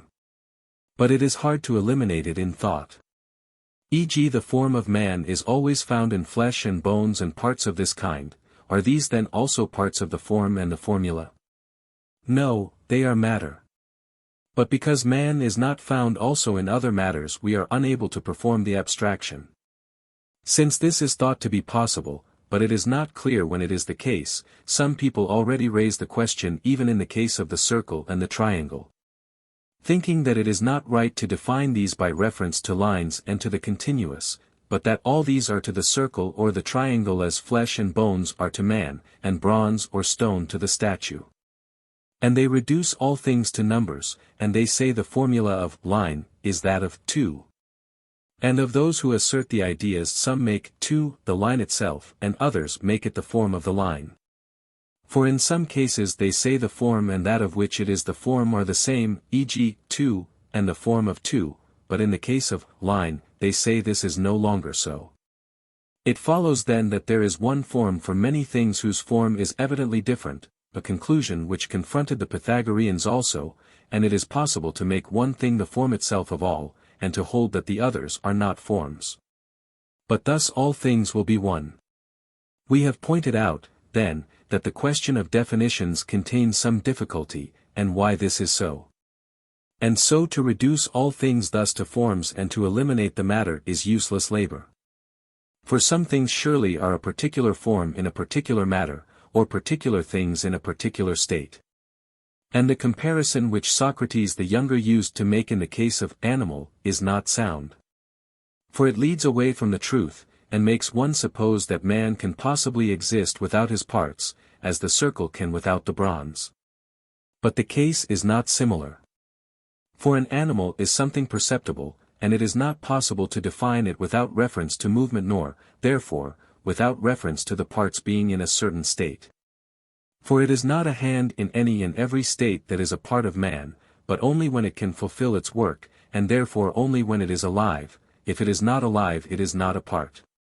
Regarding the objects of mathematics, why are the formulae of the parts not parts of the formulae of the wholes, e.g. why are not the semicircles included in the formula of the circle?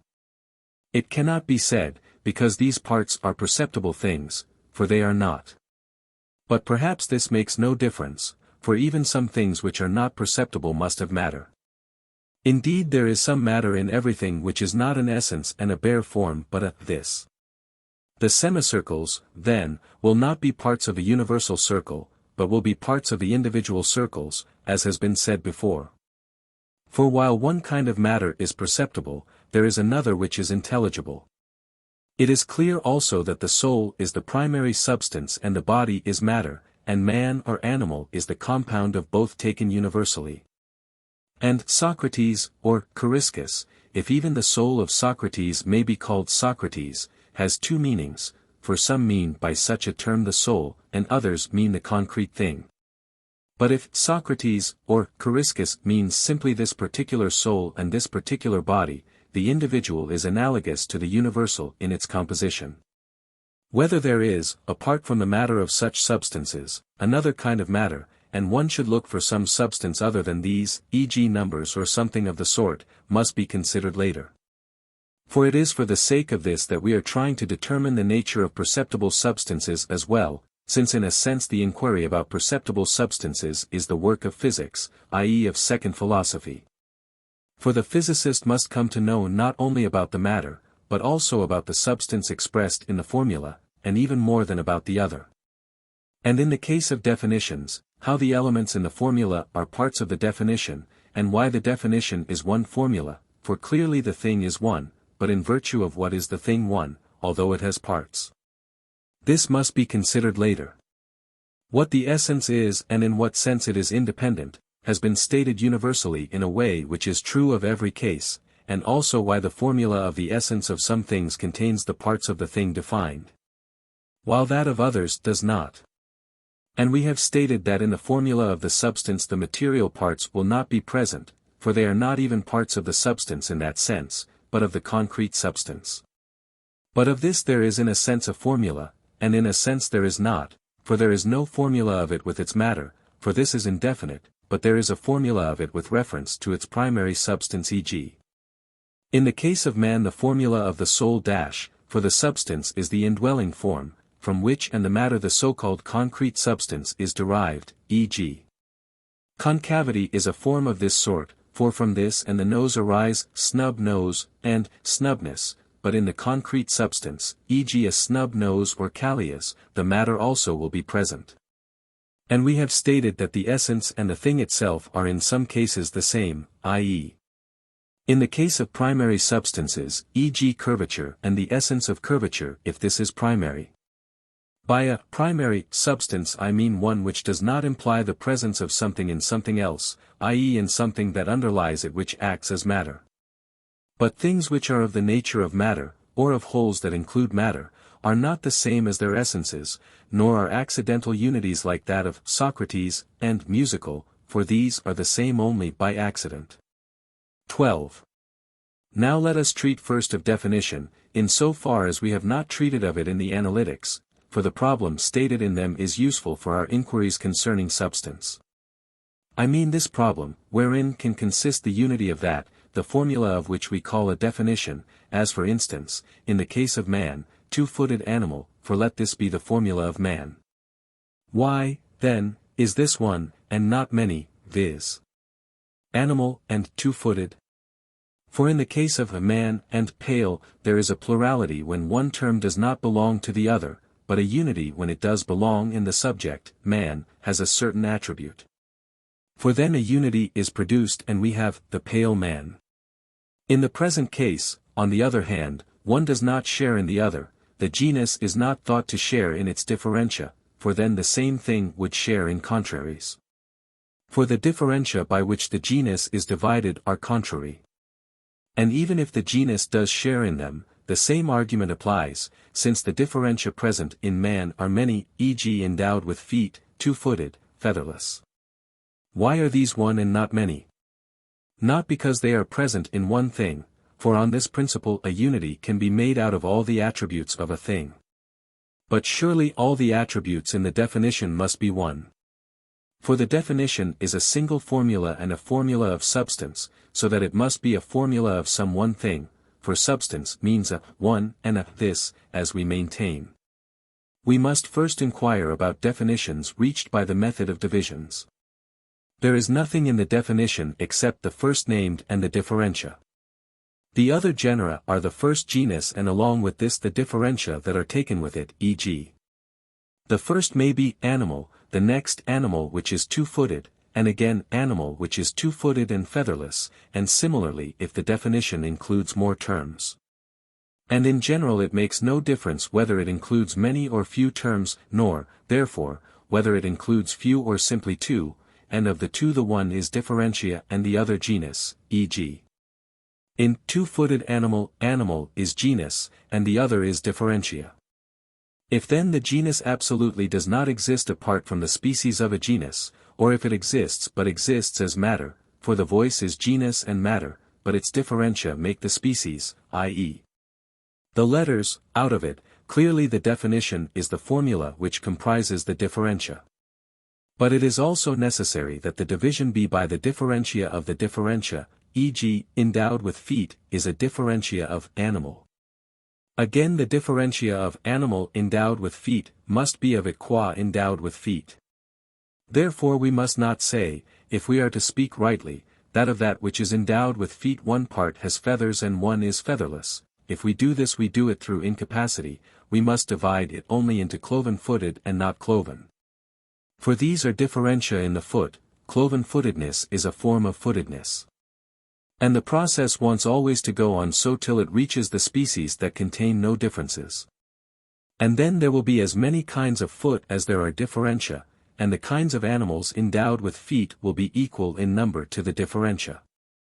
If then this is so, clearly the last differentia will be the substance of the thing in its definition, since it is not right to state the same things more than once in our definitions, for it is superfluous.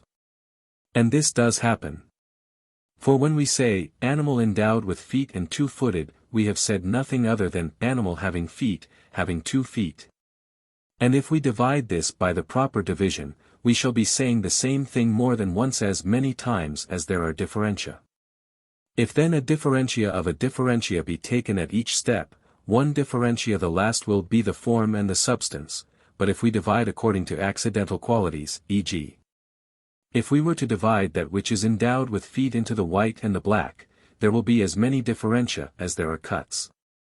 Therefore it is plain that the definition is the formula which contains the differentia, or, according to the right method, the last of these. This would be evident, if we were to change the order of such definitions, e.g.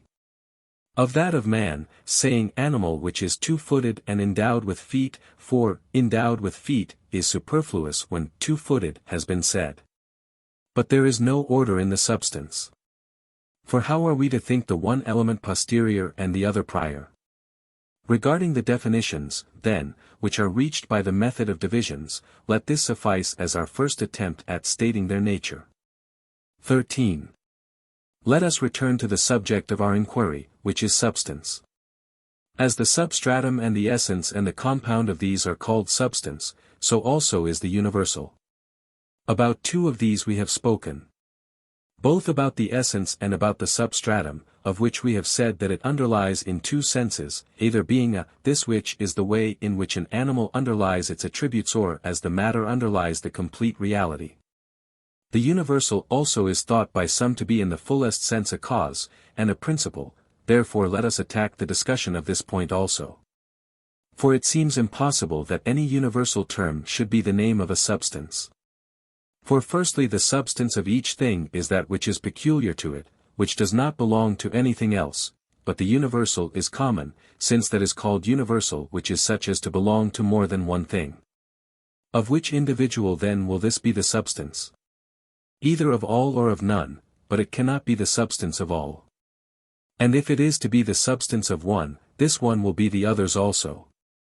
For things whose substance is one and whose essence is one are themselves also one. Further, substance means that which is not predicable of a subject, but the universal is predicable of some subject always. But perhaps the universal, while it cannot be substance in the way in which the essence is so, can be present in this, e.g., animal, can be present in man and horse. Then clearly it is a formula of the essence. And it makes no difference even if it is not a formula of everything that is in the substance.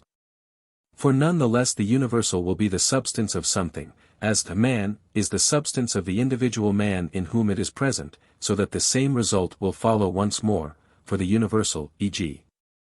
animal, will be the substance of that in which it is present as something peculiar to it. And further it is impossible and absurd that this, i.e.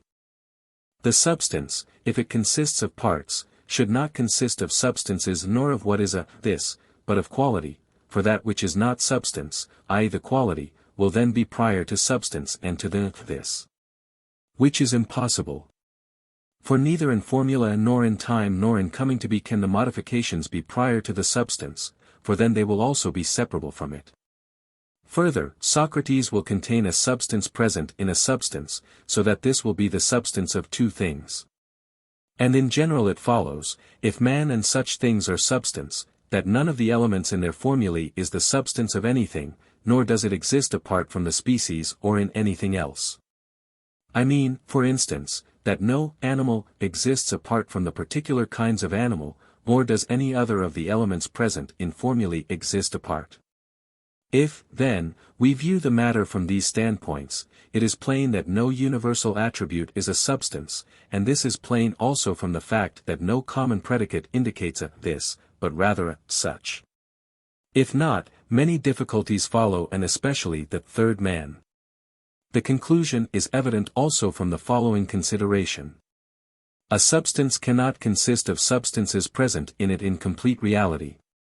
For things that are thus in complete reality two are never in complete reality one, though if they are potentially two, they can be one, e.g. the double line consists of two halves potentially. For the complete realization of the halves divides them from one another, therefore if the substance is one, it will not consist of substances present in it and present in this way, which Democritus describes rightly. He says one thing cannot be made out of two nor two out of one, for he identifies substances with his indivisible magnitudes. It is clear therefore that the same will hold good of number, if number is a synthesis of units, as is said by some. For two is either not one, or there is no unit present in it in complete reality. But our result involves a difficulty. If no substance can consist of universals because a universal indicates a such, not a this, and if no substance can be composed of substances existing in complete reality, every substance would be in composite. So that there would not even be a formula of any substance.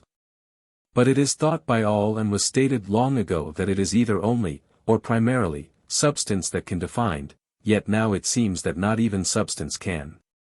There cannot, then, be a definition of anything. Or in a sense there can be, and in a sense there cannot. And what we are saying will be plainer from what follows. 14. It is clear also from these very facts what consequence confronts those who say the ideas are substances capable of separate existence, and at the same time make the form consist of the genus and the differentia. For if the forms exist and animal is present in man and horse, it is either one and the same in number, or different. In formula it is clearly one, for he who states the formula will go through the formula in either case. If then there is a man in himself who is a this, and exists apart, the parts also of which he consists, e.g., animal and two-footed, must indicate this, and be capable of separate existence, and substances. Therefore animal, as well as man, must be of this sort.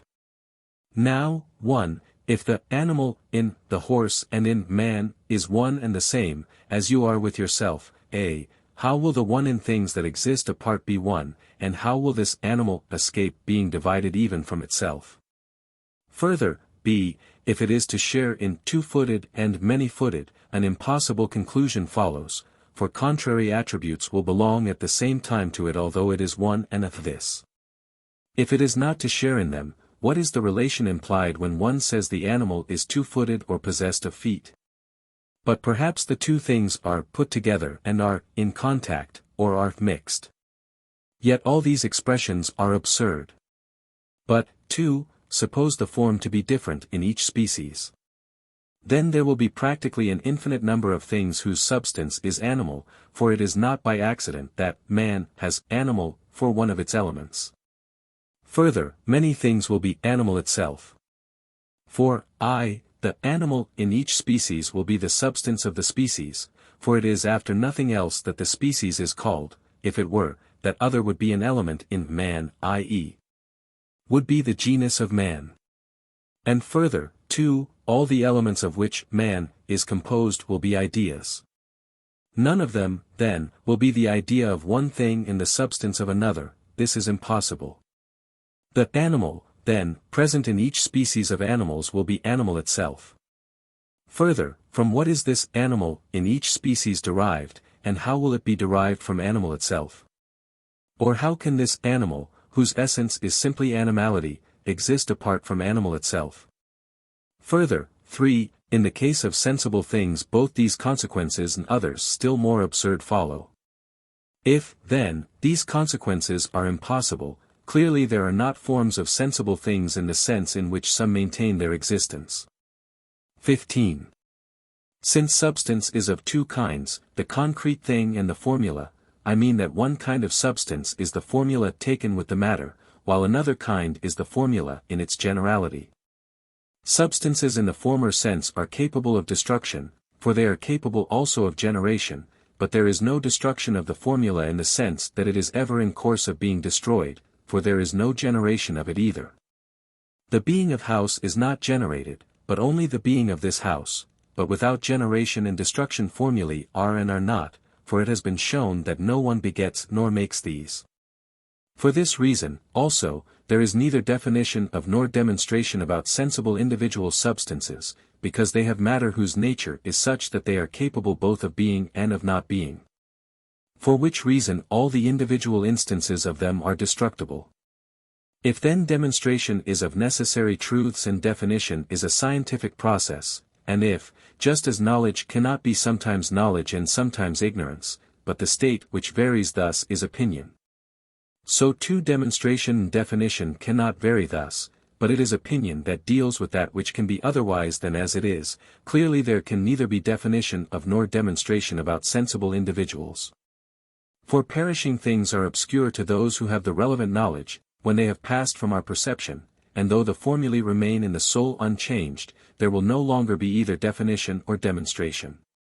And so when one of the definition-mongers defines any individual, he must recognize that his definition may always be overthrown, for it is not possible to define such things. Nor is it possible to define any idea.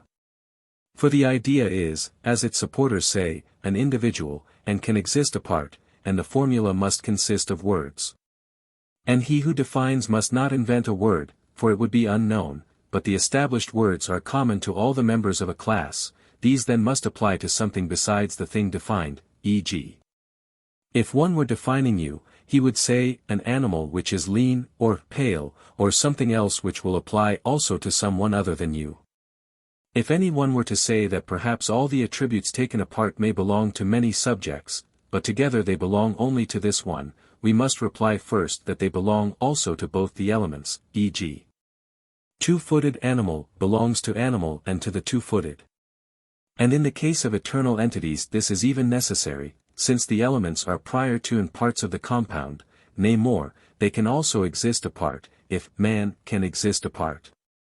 For either neither or both can. If, then, neither can, the genus will not exist apart from the various species, but if it does, the differentia will also. Secondly, we must reply that animal and two-footed are prior in being to two-footed animal, and things which are prior to others are not destroyed when the others are. Again, if the ideas consist of ideas, as they must, since elements are simpler than the compound, it will be further necessary that the elements also of which the idea consists, e.g. animal and two-footed, should be predicated of many subjects. If not, how will they come to be known? For there will then be an idea which cannot be predicated of more subjects than one. But this is not thought possible. Every idea is thought to be capable of being shared.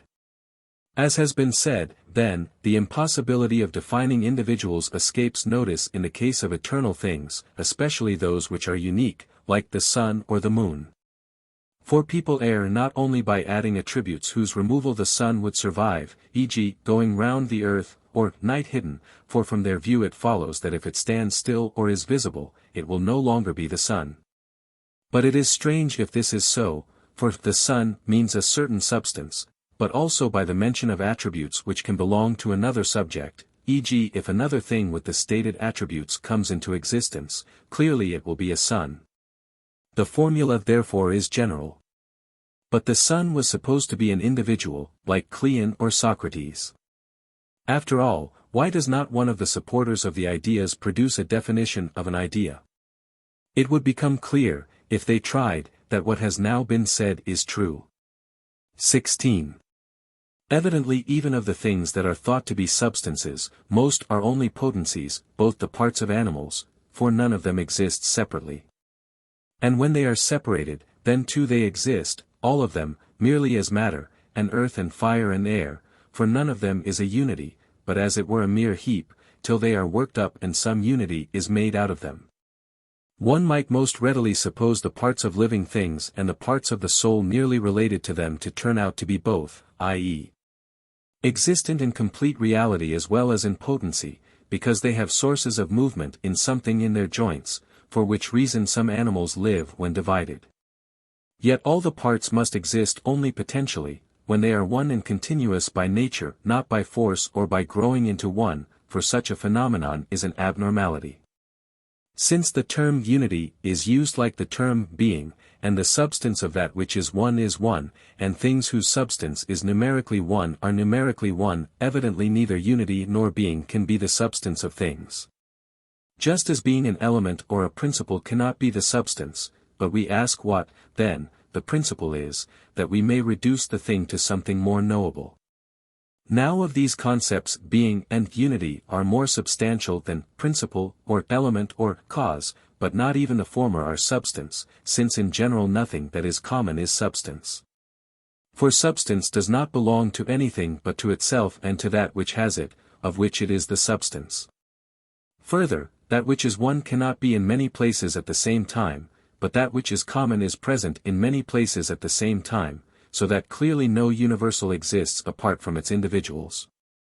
But those who say the forms exist, in one respect are right, in giving the forms separate existence, if they are substances, but in another respect they are not right, because they say the one over many is a form.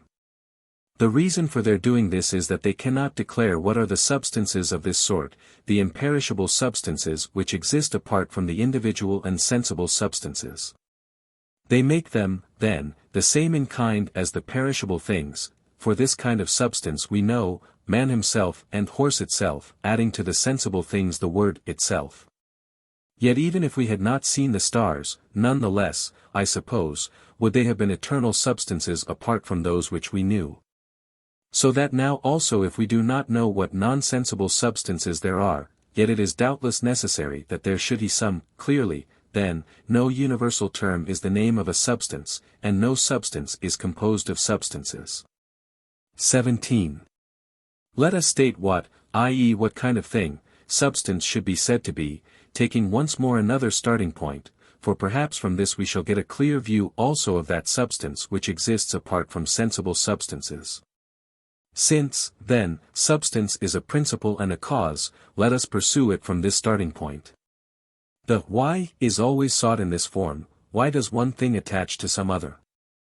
For to inquire why the musical man is a musical man, is either to inquire, as we have said, why the man is musical, or it is something else. Now, why a thing is itself is a meaningless inquiry, for, to give meaning to the question why, the fact or the existence of the thing must already be evident, e.g.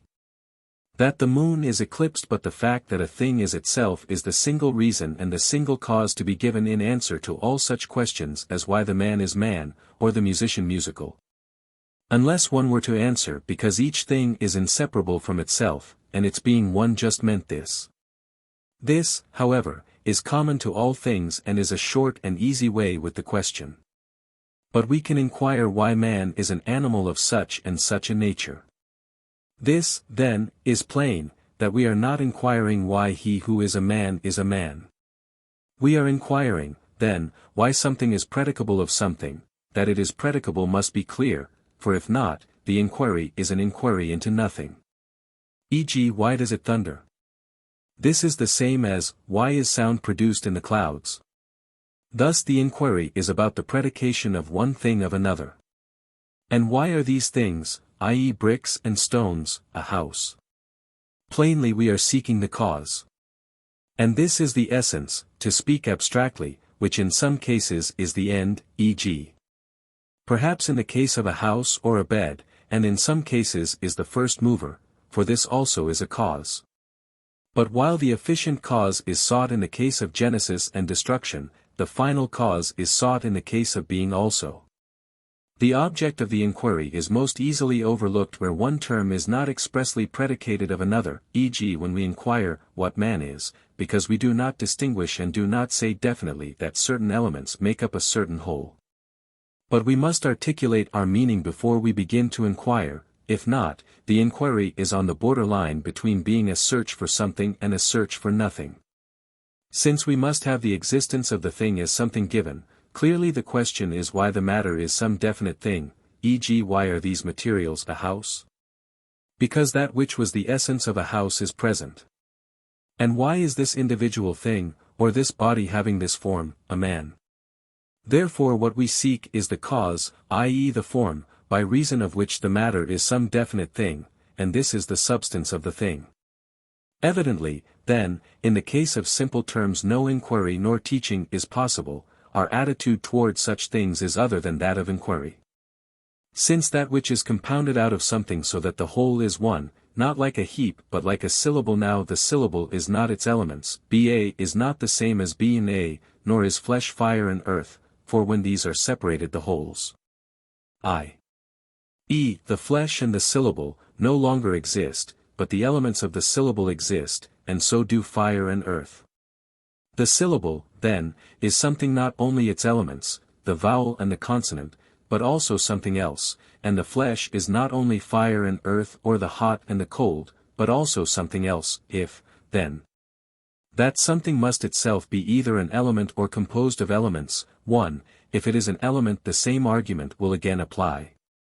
For flesh will consist of this and fire and earth and something still further, so that the process will go on to infinity. But, 2, if it is a compound, clearly it will be a compound not of one but of more than one, or else that one will be the thing itself, so that again in this case we can use the same argument as in the case of flesh or of the syllable. But it would seem that this other is something, and not an element, and that it is the cause which makes this thing flesh and that a syllable. And similarly in all other cases. And this is the substance of each thing, for this is the primary cause of its being. And since, while some things are not substances, as many as are substances are formed in accordance with a nature of their own and by a process of nature, their substance would seem to be this kind of nature, which is not an element but a principle. An element, on the other hand, is that into which a thing is divided and which is present in it as matter, e.g. A and B are the elements of the syllable. Book 8. 1. We must reckon up the results arising from what has been said, and compute the sum of them, and put the finishing touch to our inquiry. We have said that the causes, principles, and elements of substances are the object of our search. And some substances are recognized by every one, but some have been advocated by particular schools. Those generally recognized are the natural substances, i.e. fire, earth, water, air, and the simple bodies. Second, plants and their parts, and animals and the parts of animals, and finally the physical universe and its parts, while some particular schools say that forms and the objects of mathematics are substances. But there are arguments which lead to the conclusion that there are other substances, the essence and the substratum. Again, in another way the genus seems more substantial than the various species, and the universal than the particulars. And with the universal and the genus the ideas are connected, it is in virtue of the same argument that they are thought to be substances. And since the essence is substance, and the definition is a formula of the essence, for this reason we have discussed definition and essential predication.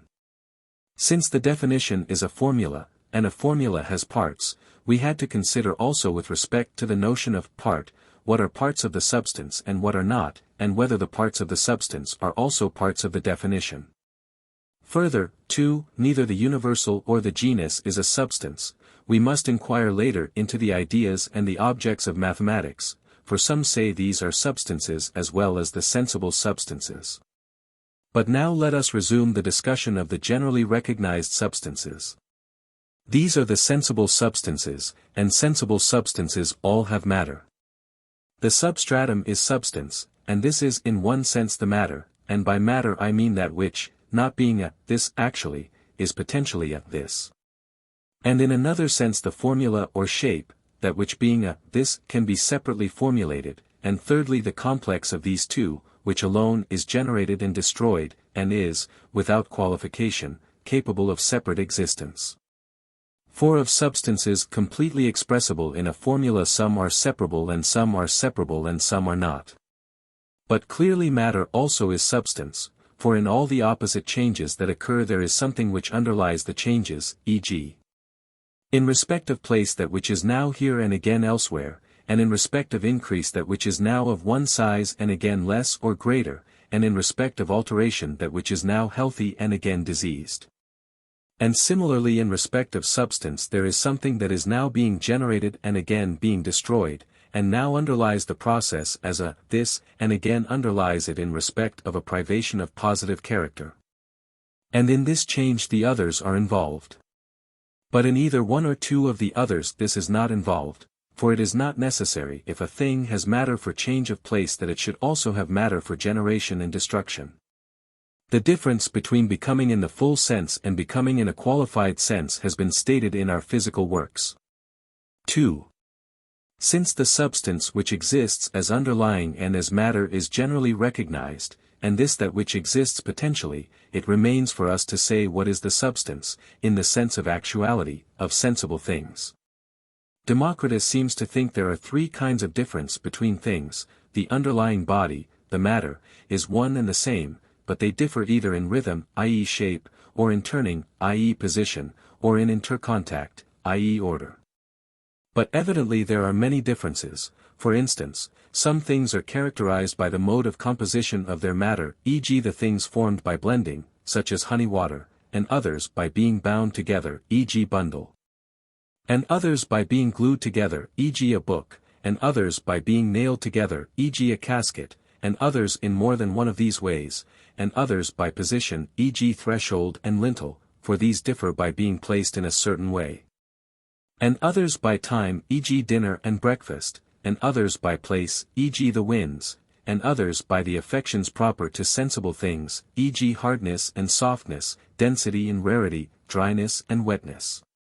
And some things by some of these qualities, others by them all, and in general some by excess and some by defect. Clearly, then, the word is has just as many meanings.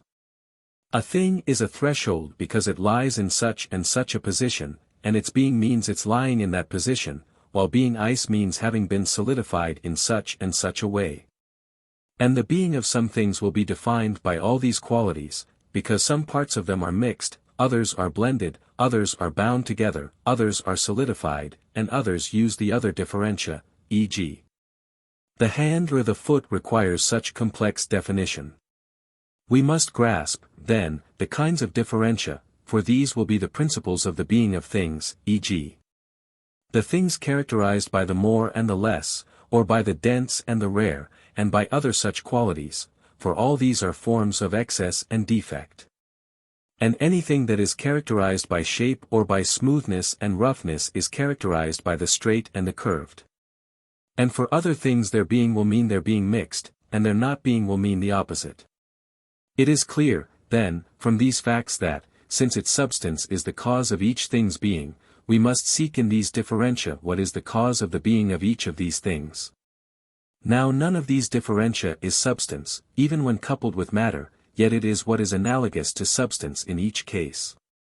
And as in substances that which is predicated of the matter is the actuality itself, in all other definitions also it is what most resembles full actuality. E.g. if we had to define a threshold, we should say, wood or stone in such and such a position, and a house we should define as, bricks and timbers in such and such a position, or a purpose may exist as well in some cases. And if we had to define ice we should say, water frozen or solidified in such and such a way, and harmony is such and such a blending of high and low. And similarly in all other cases. Obviously, then, the actuality or the formula is different when the matter is different, for in some cases it is the composition, in others the mixing, and in others some other of the attributes we have named. And so, of the people who go in for defining, those who define a house as stones, bricks, and timbers are speaking of the potential house, for these are the matter. But those who propose a receptacle to shelter chattels and living beings, or something of the sort, speak of the actuality. Those who combine both of these speak of the third kind of substance, which is composed of matter and form, for the formula that gives the differentia seems to be an account of the form or actuality. While that which gives the components is rather an account of the matter. And the same is true of the kind of definitions which Archytas used to accept, they are accounts of the combined form and matter. E.g. what is still weather? Absence of motion in a large expanse of air. Air is the matter, and absence of motion is the actuality and substance. What is a calm? Smoothness of sea, the material substratum is the sea, and the actuality or shape is smoothness. It is obvious then, from what has been said, what sensible substance is and how it exists, one kind of it as matter, another as form or actuality, while the third kind is that which is composed of these two. 3. We must not fail to notice that sometimes it is not clear whether a name means the composite substance, or the actuality or form, e.g. whether house is a sign for the composite thing, a covering consisting of bricks and stones laid thus and thus, or for the actuality or form, a covering, and whether a line is tunus in length, or tunus. And whether an animal is soul in a body or a soul. For soul is the substance or actuality of some body. Animal might even be applied to both, not as something definable by one formula, but as related to a single thing. But this question, while important for another purpose, is of no importance for the inquiry into sensible substance, for the essence certainly attaches to the form and the actuality. For soul and to be soul are the same, but to be man and man are not the same, unless even the bare soul is to be called man, and thus on one interpretation the thing is the same as its essence, and on another it is not. If we examine we find that the syllable does not consist of the letters plus juxtaposition, nor is the house bricks plus juxtaposition. And this is right. For the juxtaposition or mixing does not consist of those things of which it is the juxtaposition or mixing. And the same is true in all other cases, e.g. if the threshold is characterized by its position, the position is not constituted by the threshold, but rather the latter is constituted by the former. Nor is man animal plus biped, but there must be something besides these, if these are matter, something which is neither an element in the whole nor a compound, but is the substance, but this people eliminate and state only the matter. If, then, this is the cause of the thing's being, and if the cause of its being is its substance, they will not be stating the substance itself. This, then, must either be eternal or it must be destructible without being ever in course of being destroyed, and must have come to be without ever being in course of coming to be. But it has been proved and explained elsewhere that no one makes or begets the form, but it is the individual that is made, i.e. the complex of form and matter that is generated. Whether the substances of destructible things can exist apart, is not yet at all clear, except that obviously this is impossible in some cases in the case of things which cannot exist apart from the individual instances, e.g. house or utensil. Perhaps, indeed, neither these things themselves, nor any of the other things which are not formed by nature, are substances at all, for one might say that the nature in natural objects is the only substance to be found in destructible things. Therefore the difficulty which used to be raised by the school of Antisthenes and other such uneducated people has a certain timeliness. They said that the what cannot be defined, for the definition so called is a long rigmarole, but of what sort of thing, e.g. silver, is, they thought it possible actually to explain, not saying what it is, but that it is like tin. Therefore one kind of substance can be defined and formulated, i.e. the composite kind, whether it be perceptible or intelligible.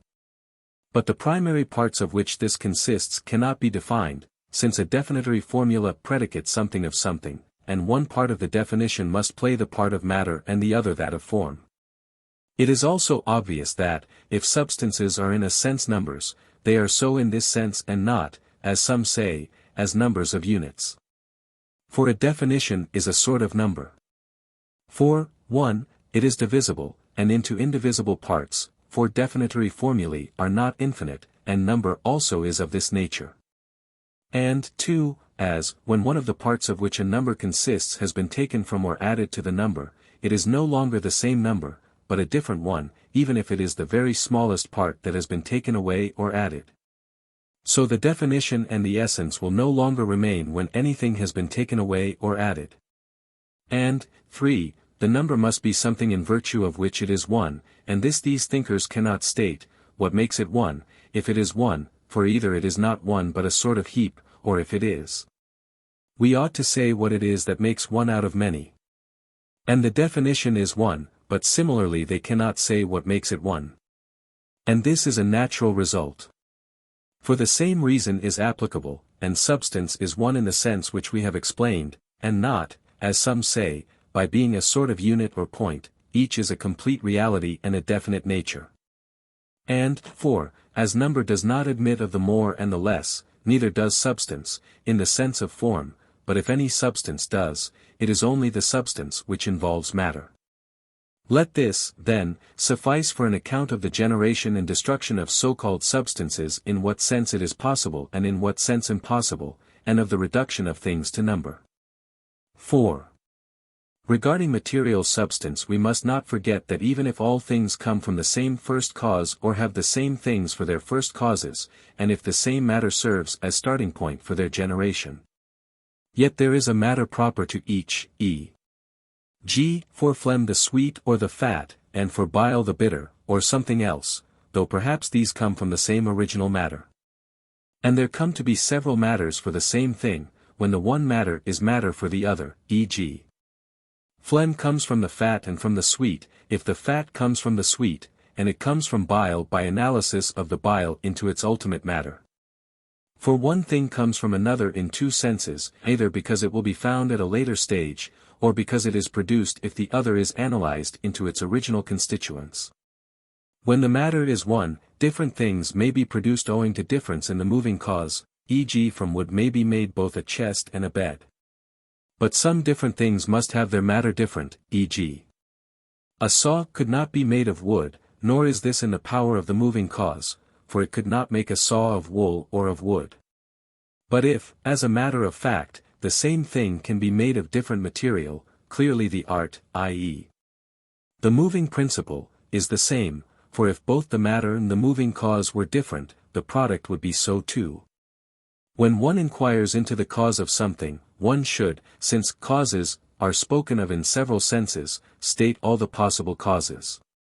What is the material cause of man? Shall we say, the menstrual fluid? What is moving cause? Shall we say, the seed? The formal cause? His essence? The final cause? His end? But perhaps the latter two are the same. It is the proximate causes we must state. What is the material cause? We must name not fire or earth, but the matter peculiar to the thing. Regarding the substances that are natural and generable, if the causes are really these and of this number and we have to learn the causes, we must inquire thus, if we are to inquire rightly. But in the case of natural but eternal substances another account must be given. For perhaps some have no matter, or not matter of this sort but only such as can be moved in respect of place. Nor does matter belong to those things which exist by nature but are not substances, their substratum is the substance. E.g., what is the cause of eclipse? What is its matter? There is none. The moon is that which suffers eclipse. What is the moving cause which extinguished the light? The earth. The final cause perhaps does not exist. The formal principle is the definitory formula, but this is obscure if it does not include the cause. E.g., what is eclipse? Deprivation of light. But if we add, by the earth's coming in between, this is the formula which includes the cause. In the case of sleep it is not clear what it is that proximately has this affection. Shall we say that it is the animal? Yes, but the animal in virtue of what, i.e., what is the proximate subject? The heart or some other part? Next, by what is it produced? Next, what is the affection that of the proximate subject, not of the whole animal? Shall we say that it is immobility of such and such a kind? Yes, but to what process in the proximate subject is this due? 5. Since some things are and are not, without coming to be and ceasing to be, e.g. points, if they can be said to be, and in general forms, for it is not, white, comes to be, but the wood comes to be white, if everything that comes to be comes from something and comes to be something, not all contraries can come from one another. But it is in different senses that a pale man comes from a dark man, and pale comes from dark. Nor has everything matter, but only those things which come to be and change into one another. Those things which, without ever being in course of changing, are or are not, have no matter. There is difficulty in the question how the matter of each thing is related to its contrary states. E.g., if the body is potentially healthy, and disease is contrary to health, is it potentially both healthy and diseased? And is water potentially wine and vinegar? We answer that it is the matter of one in virtue of its positive state and its form, and of the other in virtue of the privation of its positive state and the corruption of it contrary to its nature. It is also hard to say why wine is not said to be the matter of vinegar nor potentially vinegar, though vinegar is produced from it, and why a living man is not said to be potentially dead. In fact they are not, but the corruptions in question are accidental, and it is the matter of the animal that is itself in virtue of its corruption the potency and matter of a corpse, and it is water that is the matter of vinegar. For the corpse comes from the animal, and vinegar from wine, as night from day. And all the things which change thus into one another must go back to their matter, e.g. if from a corpse is produced an animal, the corpse first goes back to its matter, and only then becomes an animal, and vinegar first goes back to water, and only then becomes wine. 6. To return to the difficulty which has been stated with respect both to definitions and to numbers, what is the cause of their unity? In the case of all things which have several parts and in which the totality is not, as it were, a mere heap, but the whole is something beside the parts, there is a cause. For even in bodies contact is the cause of unity in some cases, and in others viscosity or some other such quality. And a definition is a set of words which is one not by being connected together, like the Iliad, but by dealing with one object. What then, is it that makes man one? Why is he one and not many, e.g. animal plus biped, especially if there are, as some say, an animal itself and a biped itself? Why are not those forms themselves the man, so that men would exist by participation not in man, nor in one form, but in two, animal and biped, and in general man would be not one but more than one thing, animal and biped? Clearly, then, if people proceed thus in their usual manner of definition and speech, they cannot explain and solve the difficulty. But if, as we say, one element is matter and another is form, and one is potentially and the other actually, the question will no longer be thought a difficulty. For this difficulty is the same as would arise if, round bronze, were the definition of cloak, for this word would be a sign of the definitory formula, so that the question is, what is the cause of the unity of round and bronze? The difficulty disappears, because the one is matter, the other form. What, then, causes this that which was potentially to be actually except, in the case of things which are generated, the agent? For there is no other cause of the potential spheres becoming actually a sphere, but this was the essence of either. Of matter some is intelligible, some perceptible, and in a formula there is always an element of matter as well as one of actuality, e.g. the circle is a plane figure. But of the things which have no matter, either intelligible or perceptible, each is by its nature essentially a kind of unity, as it is essentially a kind of being individual substance, quality, or quantity, and so neither existent nor one is present in their definitions, and the essence of each of them is by its very nature a kind of unity as it is a kind of being, and so none of these has any reason outside itself, for being one, nor for being a kind of being. For each is by its nature a kind of being and a kind of unity, not as being in the genus being or one, nor in the sense that being and unity can exist apart from particulars. Owing to the difficulty about unity, some speak of participation, and raise the question, what is the cause of participation and what is it to participate? And others speak of communion, as Lycophron says knowledge is a communion of knowing with the soul, and others say life is a composition or connection of soul with body. Yet the same account applies to all cases. For being healthy, too, will on this showing be either a communion, or a connection, or a composition of soul and health, and the fact that the bronze is a triangle will be a composition of bronze and triangle. And the fact that a thing is white will be a composition of surface and whiteness. The reason is that people look for a unifying formula, and a difference, between potency and complete reality. But, as has been said, the proximate matter and the form are one and the same thing, the one potentially, and the other actually. Therefore it is like asking what in general is the cause of unity and of a thing's being one, for each thing is a unity, and the potential and the actual are somehow one. Therefore there is no other cause here unless there is something which caused the movement from potency into actuality. And all things which have no matter are without qualification essentially unities. Book 9. 1. We have treated of that which is primarily and to which all the other categories of being are referred, i.e. of substance. For it is in virtue of the concept of substance that the others also are said to be quantity and quality and the like, for all will be found to involve the concept of substance, as we said in the first part of our work. And since being is in one way divided into individual thing, quality, and quantity, and is in another way distinguished in respect of potency in complete reality, and of function, let us now add a discussion of potency in complete reality.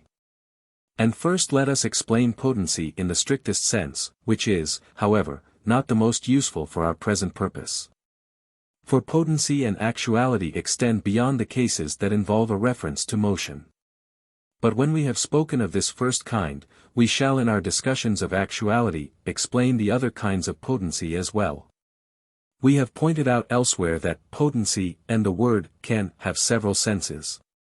Of these we may neglect all the potencies that are so called by an equivocation.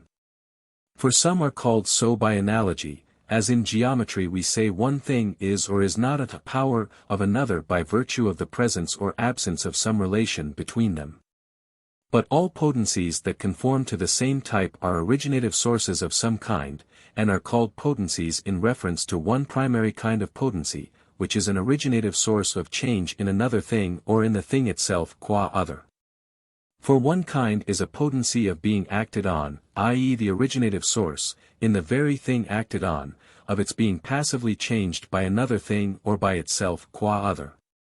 And another kind is a state of insusceptibility to change for the worse and to destruction by another thing or by the thing itself qua other by virtue of an originative source of change. In all these definitions is implied the formula if potency in the primary sense. And again these so-called potencies are potencies either of merely acting or being acted on, or of acting or being acted on well, so that even in the formulae of the latter the formulae of the prior kinds of potency are somehow implied. Obviously, then, in a sense the potency of acting and of being acted on is one, for a thing may be capable either because it can itself be acted on or because something else can be acted on by it, but in a sense the potencies are different.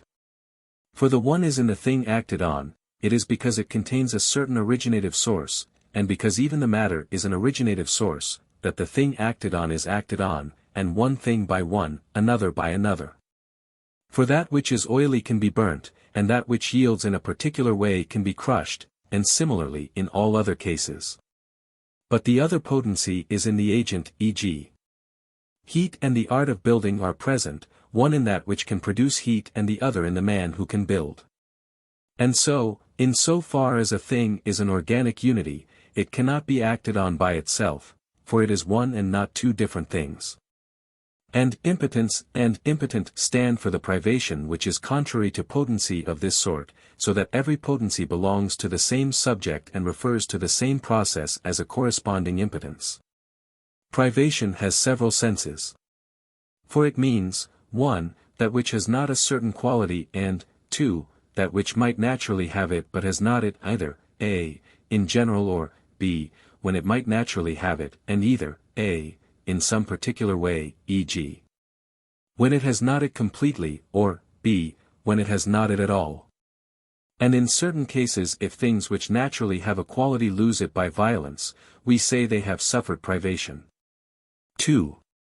Since some such originative sources are present in soulless things, and others in things possessed of soul, and in the rational part of the soul, clearly some potencies will be non-rational and some will be non-rational and some will be accompanied by a rational formula.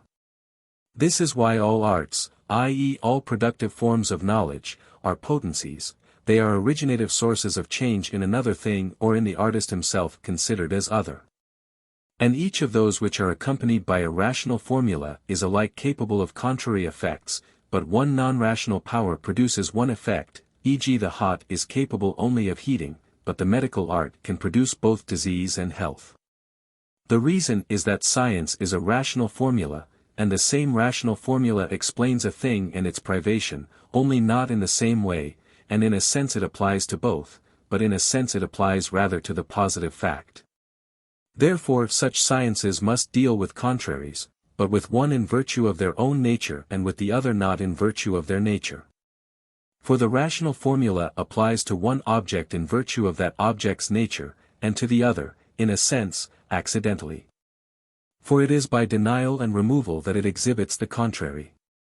For the contrary is the primary privation, and this is the removal of the positive term. Now since contraries do not occur in the same thing, but science is a potency which depends on the possession of a rational formula, and the soul possesses an originative source of movement.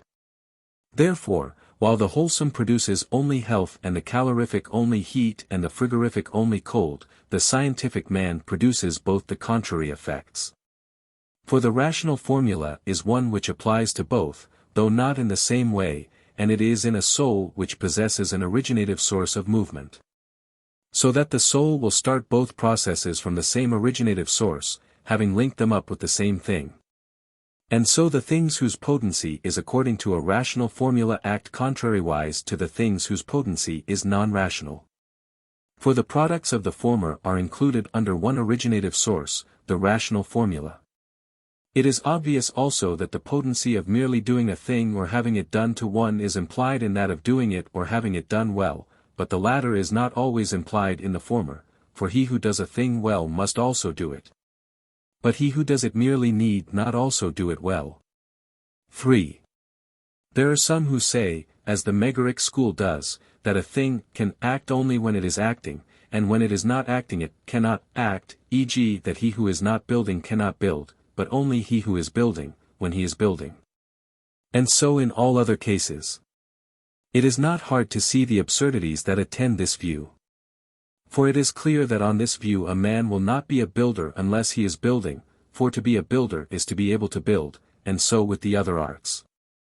If, then, it is impossible to have such arts if one has not at some time learnt and acquired them, and it is then impossible not to have them if one has not sometime lost them either by forgetfulness or by some accident or by time. For it cannot be by the destruction of the object, for that lasts for ever. A man will not have the art when he has ceased to use it, and yet he may immediately build again. How then will he have got the art? And similarly with regard to lifeless things, nothing will be either cold or hot or sweet or perceptible at all if people are not perceiving it, so that the upholders of this view will have to maintain the doctrine of Protagoras.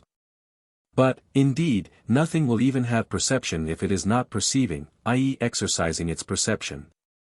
If, then, that is blind which has not sight though it would naturally have it, when it would naturally have it and when it still exists, the same people will be blind many times in the day and deaf too.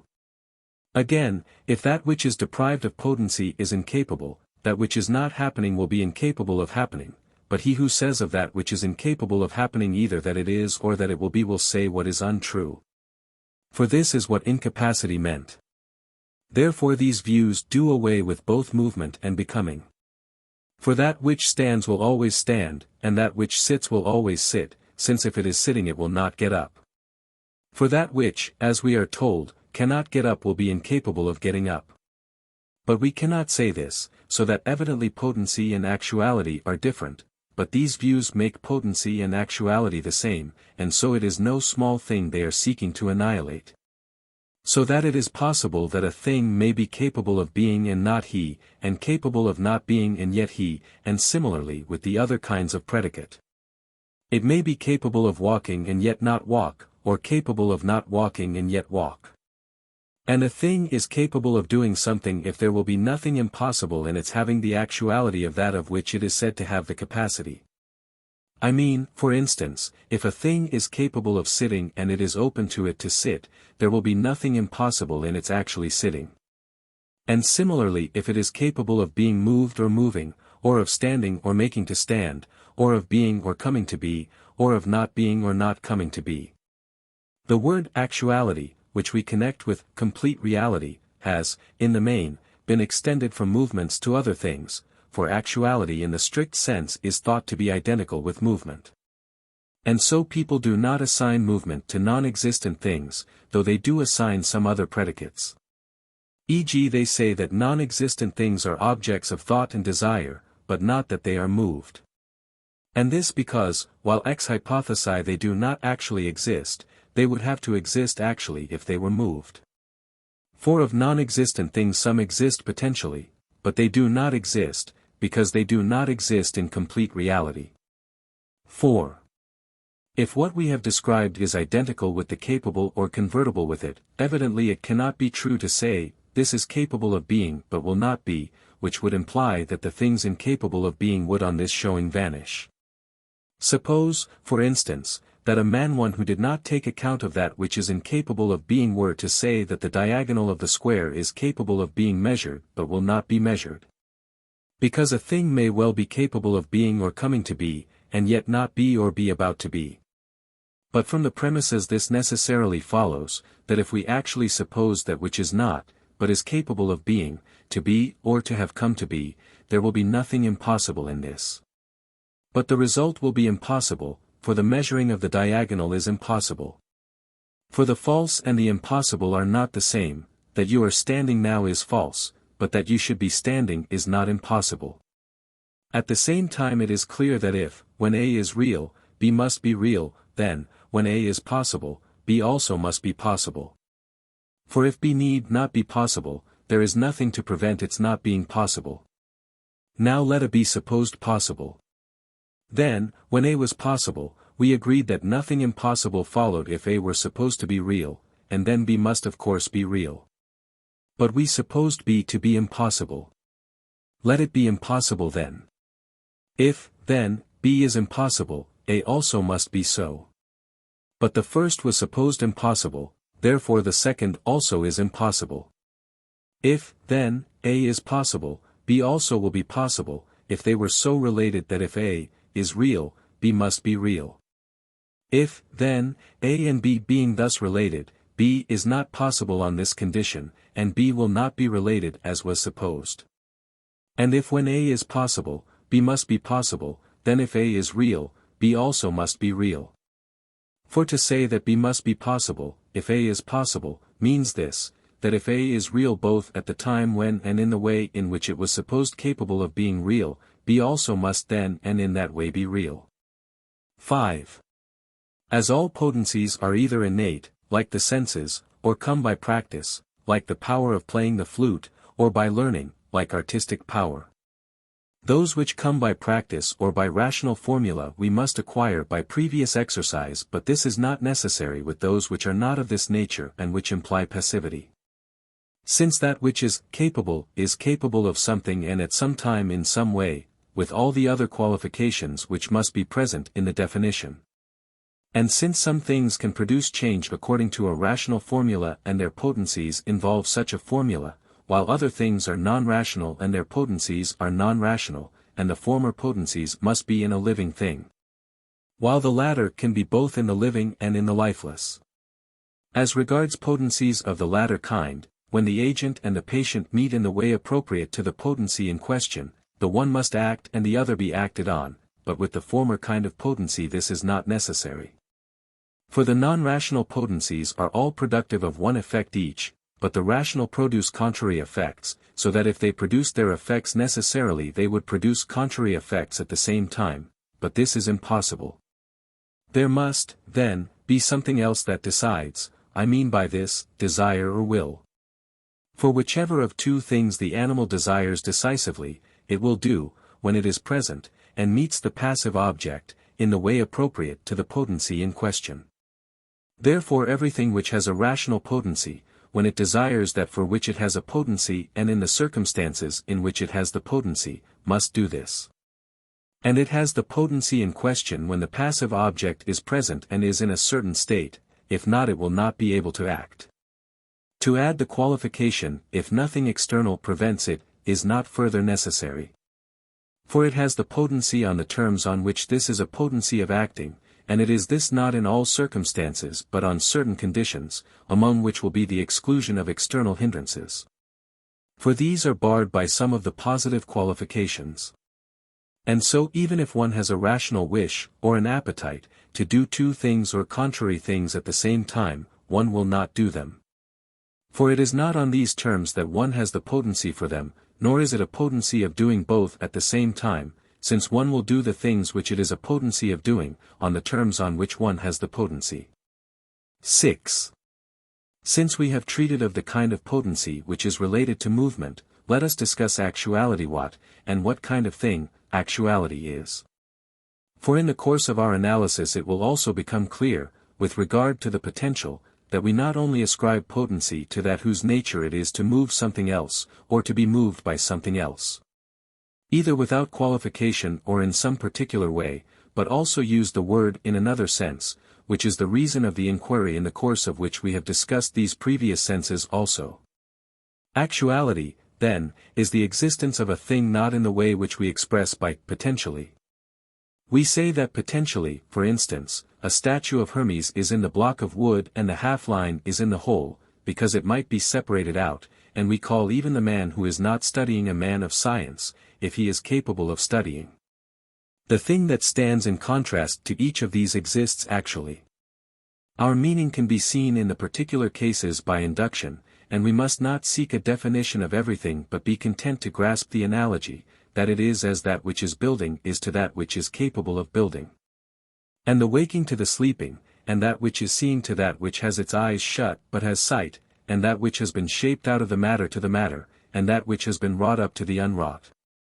Let actuality be defined by one member of this antithesis, and the potential by the other. But all things are not said in the same sense to exist actually, but only by analogy, as A is in B or to B, C is in D or to D. For some are as movement to potency, and the others as substance to some sort of matter. But also the infinite and the void and all similar things are said to exist potentially and actually in a different sense from that which applies to many other things, e.g. to that which sees or walks or is seen. For of the latter class these predicates can at some time be also truly asserted without qualification, for the seen is so called sometimes because it is being seen, sometimes because it is capable of being seen. But the infinite does not exist potentially in the sense that it will ever actually have separate existence, it exists potentially only for knowledge.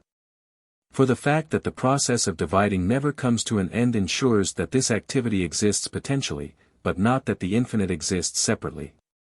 Since of the actions which have a limit none is an end but all are relative to the end, e.g.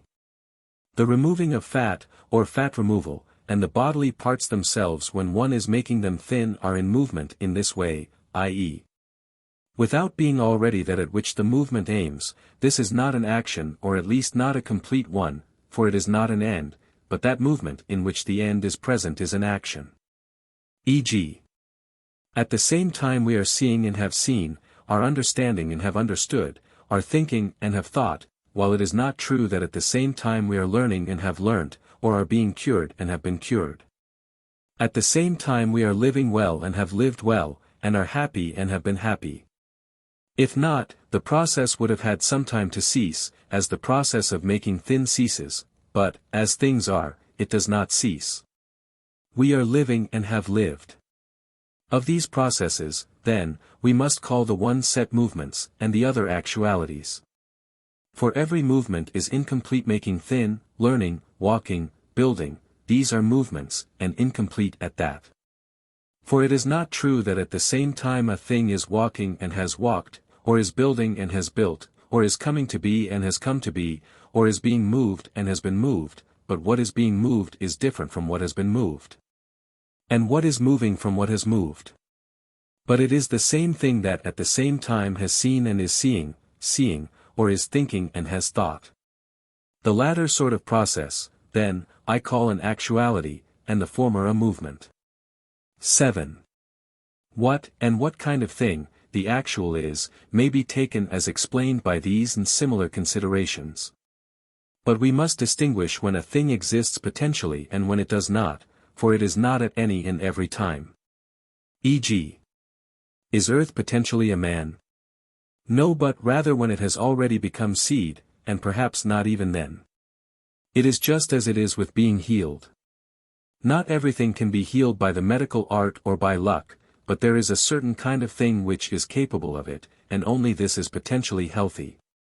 And, 1. The delimiting mark of that which as a result of thought comes to exist in complete reality from having existed potentially is that if the agent has willed it comes to pass if nothing external hinders. While the condition on the other side viz. in that which is healed is that nothing in it hinders the result. It is on similar terms that we have what is potentially a house, if nothing in the thing acted on i.e. in the matter prevents it from becoming a house, and if there is nothing which must be added or taken away or changed, this is potentially a house, and the same is true of all other things the source of whose becoming is external. And, 2, in the cases in which the source of the becoming is in the very thing which comes to be, a thing is potentially all those things which it will be of itself if nothing external hinders it. E.g. the seed is not yet potentially a man. For it must be deposited in something other than itself and undergo a change. But when through its own motive principle it has already got such and such attributes, in this state it is already potentially a man. While in the former state it needs another motive principle, just as earth is not yet potentially a statue, for it must first change in order to become brass. It seems that when we call a thing not something else but theitni.g. a casket is not wood but wooden, and wood is not earth but earthen. And again earth will illustrate our point if it is similarly not something else but thetan that other thing is always potentially, in the full sense of that word, the thing which comes after it in this series. E.g. a casket is not earthen nor earth, but wooden, for this is potentially a casket and this is the matter of a casket, wood in general of a casket in general, and this particular wood of this particular casket. And if there is a first thing, which is no longer, in reference to something else, called the ten, this is prime matter, e.g. if earth is airy and air is not fire but fiery, fire is prime matter, which is not a this. For the subject or substratum is differentiated by being a this or not being one, i.e. the substratum of modifications is, e.g. a man, i.e. a body and a soul, while the modification is musical or pale. The subject is called, when music comes to be present in it, not music, but musical, and the man is not paleness, but pale, and not ambulation or movement, but walking or moving, which is akin to the 10th dot. Wherever this is so, then, the ultimate subject is a substance, but when this is not so but the predicate is a form and a this, the ultimate subject is matter and material substance. And it is only right that the 10 should be used with reference both to the matter and to the accidents, for both are indeterminates. We have stated, then, when a thing is to be said to exist potentially and when it is not. 8. From our discussion of the various senses of prior, it is clear that actuality is prior to potency.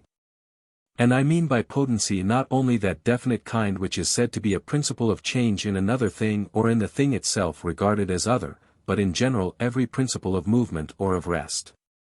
For nature also is in the same genus as potency, for it is a principle of movement not, however, in something else but in the thing itself qua itself. To all such potency, then, actuality is prior both in formula and in substantiality. And in time it is prior in one sense, and in another not. 1. Clearly it is prior in formula, for that which is in the primary sense potential is potential because it is possible for it to become active, e.g. I mean by capable of building that which can build, and by capable of seeing that which can see, and by visible that which can be seen. And the same account applies to all other cases, so that the formula and the knowledge of the one must precede the knowledge of the other. 2. In time it is prior in this sense, the actual which is identical in species though not in number with a potentially existing thing is to it. I mean that to this particular man who now exists actually and to the corn and to the seeing subject the matter and the seed and that which is capable of seeing, which are potentially a man and corn and seeing, but not yet actually so, are prior in time. But prior in time to these are other actually existing things, from which they were produced. For from the potentially existing the actually existing is always produced by an actually existing thing, e.g. man from man, musician by musician. There is always a first mover, and the mover already exists actually. We have said in our account of substance that everything that is produced is something produced from something and by something, and that the same in species as it. This is why it is thought impossible to be a builder if one has built nothing or a harper if one has never played the harp, for he who learns to play the harp learns to play it by playing it, and all other learners do similarly. And thence arose the sophistical quibble, that one who does not possess a science will be doing that which is the object of the science, for he who is learning it does not possess it. But since, of that which is coming to be, some part must have come to be, and, of that which, in general, is changing, some part must have changed, this is shown in the treatise on movement, he who is learning must, it would seem, possess some part of the science. But here too, then, it is clear that actuality is in this sense also, viz. in order of generation and of time, prior to potency. But, 3, it is also prior in substantiality. Firstly, a. Because the things that are posterior in becoming are prior in form and in substantiality, e.g. man is prior to boy and human being to seed. For the one already has its form, and the other has not, and because everything that comes to be moves towards a principle, i.e.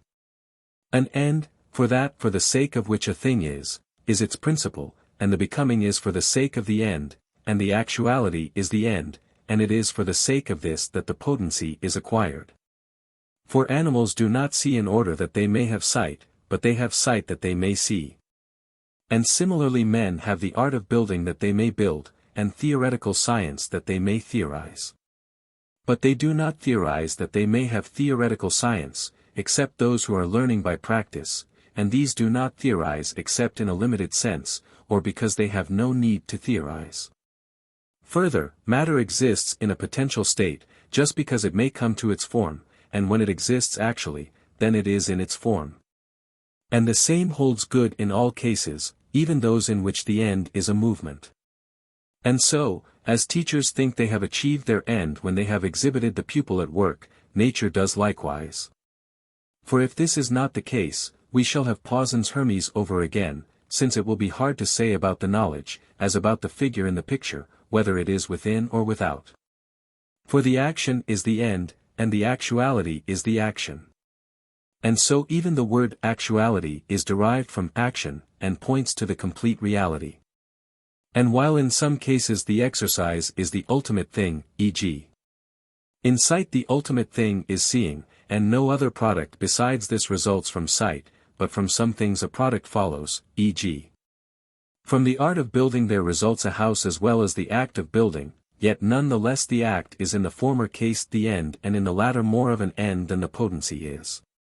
For the act of building is realized in the thing that is being built, and comes to be, and is, at the same time as the house.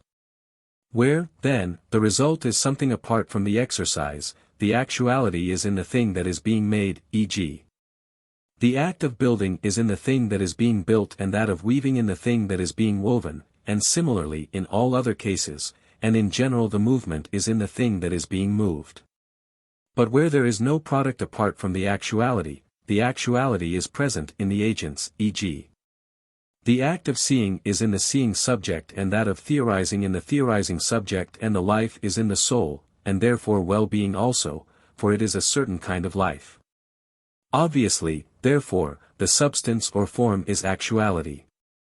According to this argument, then, it is obvious that actuality is prior in substantial being to potency, and as we have said, one actuality always precedes another in time right back to the actuality of the eternal prime mover.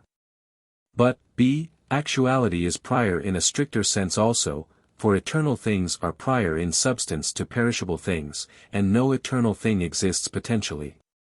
The reason is this. Every potency is at one and the same time a potency of the opposite.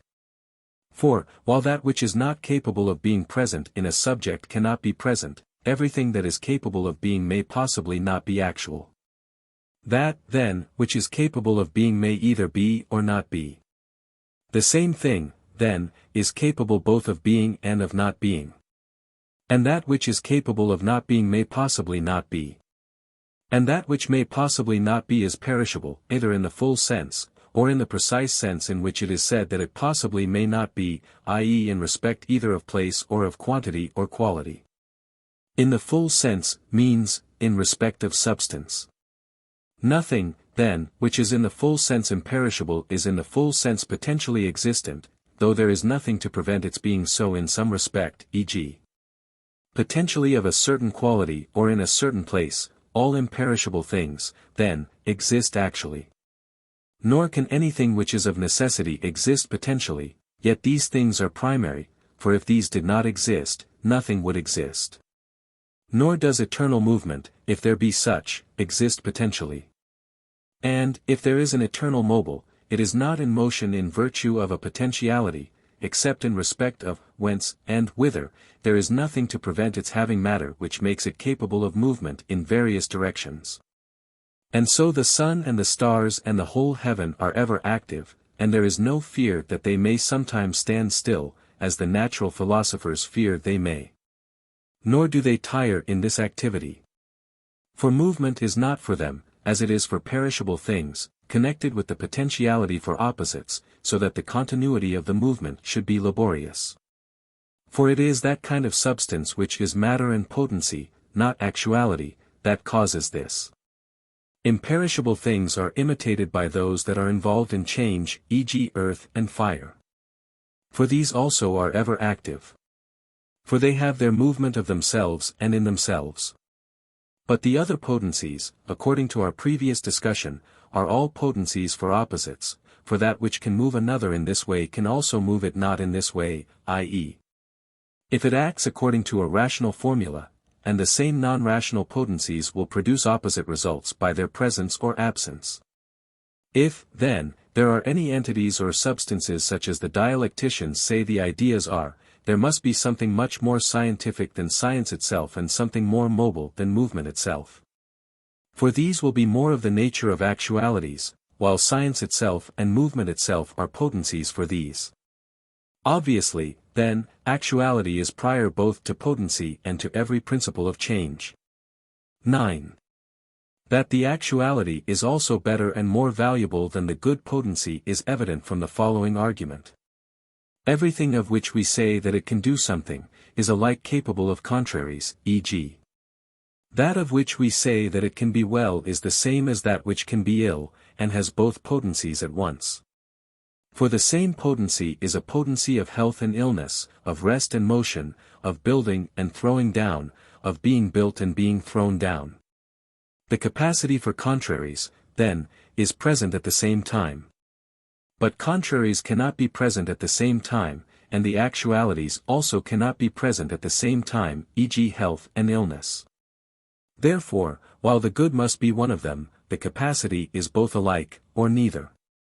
The actuality, then, is better. Also in the case of bad things the end or actuality must be worse than the potency, for that which can is both contraries alike. Clearly, then, the bad does not exist apart from bad things. For the bad is in its nature posterior to the potency. And therefore we may also say that in the things which are from the beginning, i.e. in eternal things, there is nothing bad, nothing defective, nothing perverted, for perversion is something bad. It is an activity also that geometrical constructions are discovered, for we find them by dividing. If the figures had been already divided, the constructions would have been obvious, but as it is they are present only potentially. Why are the angles of the triangle equal to 2 right angles? Because the angles about one point are equal to 2 right angles. If, then, the line parallel to the side had been already drawn upwards, the reason would have been evident to anyone as soon as he saw the figure. Why is the angle in a semicircle in all cases a right angle? If 3 lines are equal the 2 which form the base, and the perpendicular from the center the conclusion is evident at a glance to one who knows the former proposition. Obviously, therefore, the potentially existing constructions are discovered by being brought to actuality. The reason is that the geometer's thinking is an actuality, so that the potency proceeds from an actuality. And therefore it is by making constructions that people come to know them, though the single actuality is later in generation than the corresponding potency. See diagram. 10. The terms being and non-being are employed firstly with reference to the categories, and secondly with reference to the potency or actuality of these or their non-potency or non-actuality, and thirdly in the sense of true and false. This depends, on the side of the objects, on their being combined or separated, so that he who thinks the separated to be separated and the combined to be combined has the truth. While he whose thought is in a state contrary to that of the objects is in error. This being so, when is what is called truth or falsity present, and when is it not? We must consider what we mean by these terms.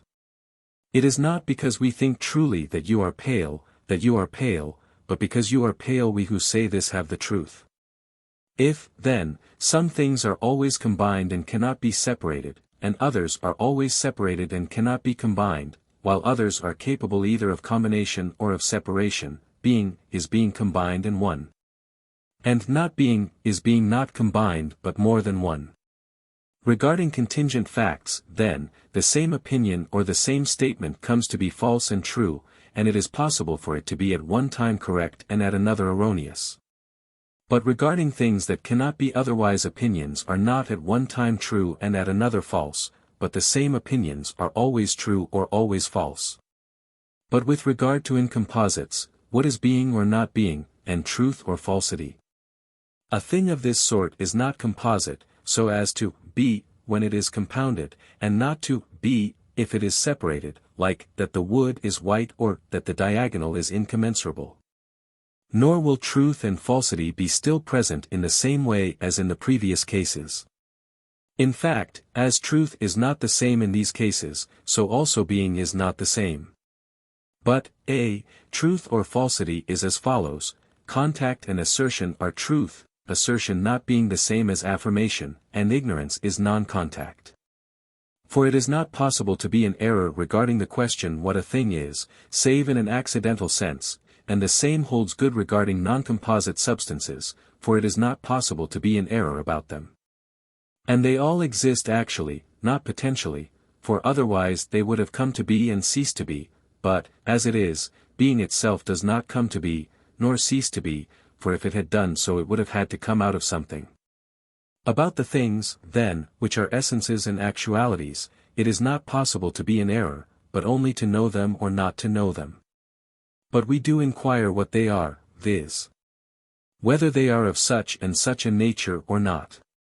b. As regards the being that answers to truth and the non-being that answers to falsity, in one case there is truth if the subject and the attribute are really combined, and falsity if they are not combined. In the other case, if the object is existent it exists in a particular way, and if it does not exist in this way does not exist at all. And truth means knowing these objects, and falsity does not exist, nor error, but only ignorance and not an ignorance which is like blindness, for blindness is akin to a total absence of the faculty of thinking. It is evident also that about unchangeable things there can be no error in respect of time, if we assume them to be unchangeable.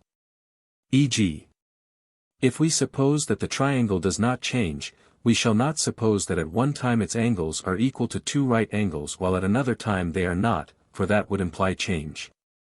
It is possible, however, to suppose that one member of such a class has a certain attribute and another has not, e.g. while we may suppose that no even number is prime, we may suppose that some are and some are not.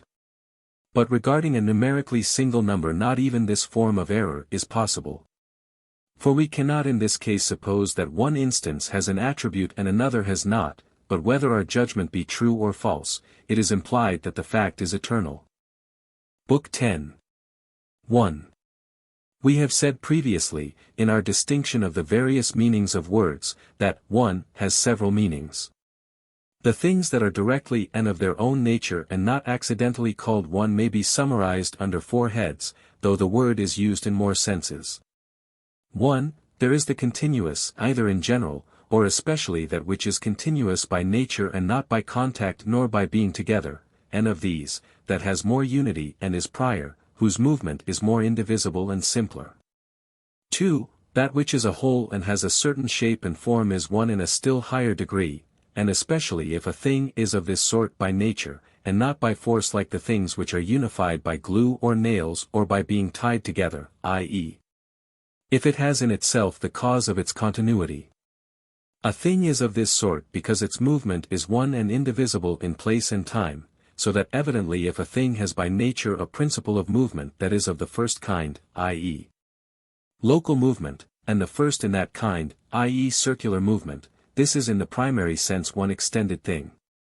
Some things, then, are one in this way, qua continuous or whole, and the other things that are one are those whose definition is one. Of this sort are the things the thought of which is one, i.e. those the thought of which is indivisible. And it is indivisible if the thing is indivisible in kind or in number. 3. In number, then, the individual is indivisible, and, 4, in kind, that which in intelligibility and in knowledge is indivisible, so that that which causes substances to be one must be one in the primary sense. 1, then, has all these meanings: the naturally continuous and the whole, and the individual and the universal. And all these are one because in some cases the movement, in others the thought or the definition is indivisible. But it must be observed that the questions, what sort of things are said to be one, and what it is to be one and what is the definition of it, should not be assumed to be the same. One has all these meanings, and each of the things to which one of these kinds of unity belongs will be one. But, to be one will sometimes mean being one of these things, and sometimes being something else which is even nearer to the meaning of the word one, while these other things approximate to its application. This is also true of element or cause, if one had both to specify the things of which it is predicable and to render the definition of the word. For in a sense fire is an element, and doubtless also, the indefinite or something else of the sort is by its own nature the element, but in a sense it is not. For it is not the same thing to be fire and to be an element, but while as a particular thing with a nature of its own fire is an element, the name element means that it has this attribute. That there is something which is made of it as a primary constituent. And so with cause, and one, and all such terms. For this reason, too, to be one means to be indivisible, being essentially one means this incapable of being isolated either in place, or in form or thought. Or perhaps to be whole and indivisible, but it means especially to be the first measure of a kind, and most strictly of quantity, for it is from this that it has been extended to the other categories. For measure is that by which quantity is known, and quantity qua quantity is known either by a one or by a number, and all number is known by a one. Therefore all quantity qua quantity is known by the one, and that by which quantities are primarily known is the one itself, and so the one is the starting point of number qua number. And hence in the other classes too, measure means that by which each is first known, and the measure of each is a unit in length, in breadth, in depth, in weight, in speed. The words weight and speed are common to both contraries. For each of them has two meanings. Weight means both that which has any amount of gravity and that which has an excess of gravity, and speed both that which has any amount of movement and that which has an excess of movement. For even the slow has a certain speed and the comparatively light a certain weight. In all these, then, the measure and starting point is something one and indivisible, since even in lines we treat as indivisible the line a foot long. For everywhere we seek as the measure something one and indivisible, and this is that which is simple either in quality or in quantity. Now where it is thought impossible to take away or to add, there the measure is exact, hence that of number is most exact, for we posit the unit as indivisible in every respect, but in all other cases we imitate this sort of measure. For in the case of a furlong or a talent or of anything comparatively large any addition or subtraction might more easily escape our notice than in the case of something smaller. So that the first thing from which, as far as our perception goes, nothing can be subtracted, all men make the measure, whether of liquids or of solids, whether of weight or of size. And they think they know the quantity when they know it by means of this measure. And indeed they know movement too by the simple movement and the quickest, for this occupies least time. And so in astronomy a one of this sort is the starting point and measure, for they assume the movement of the heavens to be uniform and the quickest, and judge the others by reference to it. And in music the quarter tone, because it is the least interval, and in speech the letter. And all these are ones in this sense, not that one is something predicable in the same sense of all of these, but in the sense we have mentioned. But the measure is not always one in number, sometimes there are several, e.g. the quarter tones, not to the ear, but as determined by the ratios, are two, and the articulate sounds by which we measure are more than one, and the diagonal of the square and its side are measured by two quantities. And all spatial magnitudes reveal similar varieties of unit. Thus, then, the one is the measure of all things, because we come to know the elements in the substance by dividing the things either in respect of quantity or in respect of kind. And the one is indivisible just because the first of each class of things is indivisible. But it is not in the same way that every one is indivisible, e.g. a foot and a unit. The latter is indivisible in every respect, while the former must be placed among things which are undivided to perception, as has been said already only to perception, for doubtless every continuous thing is divisible. The measure is always homogeneous with the thing measured. The measure of spatial magnitudes is a spatial magnitude, and in particular that of length is a length, that of breadth a breadth, that of articulate sound an articulate sound, that of weight a weight, that of units a unit. For we must state the matter so, and not say that the measure of numbers is a number. We ought indeed to say this if we were to use the corresponding form of words, but the claim does not really correspond. It is as if one claimed that the measure of units is units and not a unit, number is a plurality of units. Knowledge, also, and perception, we call the measure of things for the same reason, because we come to know something by them while as a matter of fact they are measured rather than measure other things. But it is with us as if someone else measured us and we came to know how big we are by seeing that he applied the cubit measure to such and such a fraction of us. But Protagoras says, man is the measure of all things, as if he had said, the man who knows or the man who perceives, and these because they have respectively knowledge and perception, which we say are the measures of objects. Such thinkers are saying nothing, then, while they appear to be saying something remarkable. Evidently, then, unity in the strictest sense, if we define it according to the meaning of the word, is a measure, and most properly of quantity, and secondly of quality. And some things will be one if they are indivisible in quantity, and others if they are indivisible in quality, and so that which is one is indivisible, either absolutely or qua one. 2. With regard to the substance and nature of the one, we must ask in which of two ways it exists. This is the very question that we reviewed in our discussion of problems, viz. What the one is and how we must conceive of it, whether we must take the one itself as being a substance, as both the Pythagoreans say in earlier and Plato in later times, or there is, rather, an underlying nature and the one should be described more intelligibly and more in the manner of the physical philosophers, of whom one says the one is love, another says it is air, and another the indefinite. If, then, no universal can be a substance, as has been said our discussion of substance and being, and if being itself cannot be a substance in the sense of a one apart from the many, for it is common to the many, but is only a predicate. Clearly unity also cannot be a substance. For being and unity are the most universal of all predicates. Therefore, on the one hand, genera are not certain entities and substances separable from other things. And on the other hand the one cannot be a genus, for the same reasons for which being and substance cannot be genera. Further, the position must be similar in all the kinds of unity. Now unity has just as many meanings as being.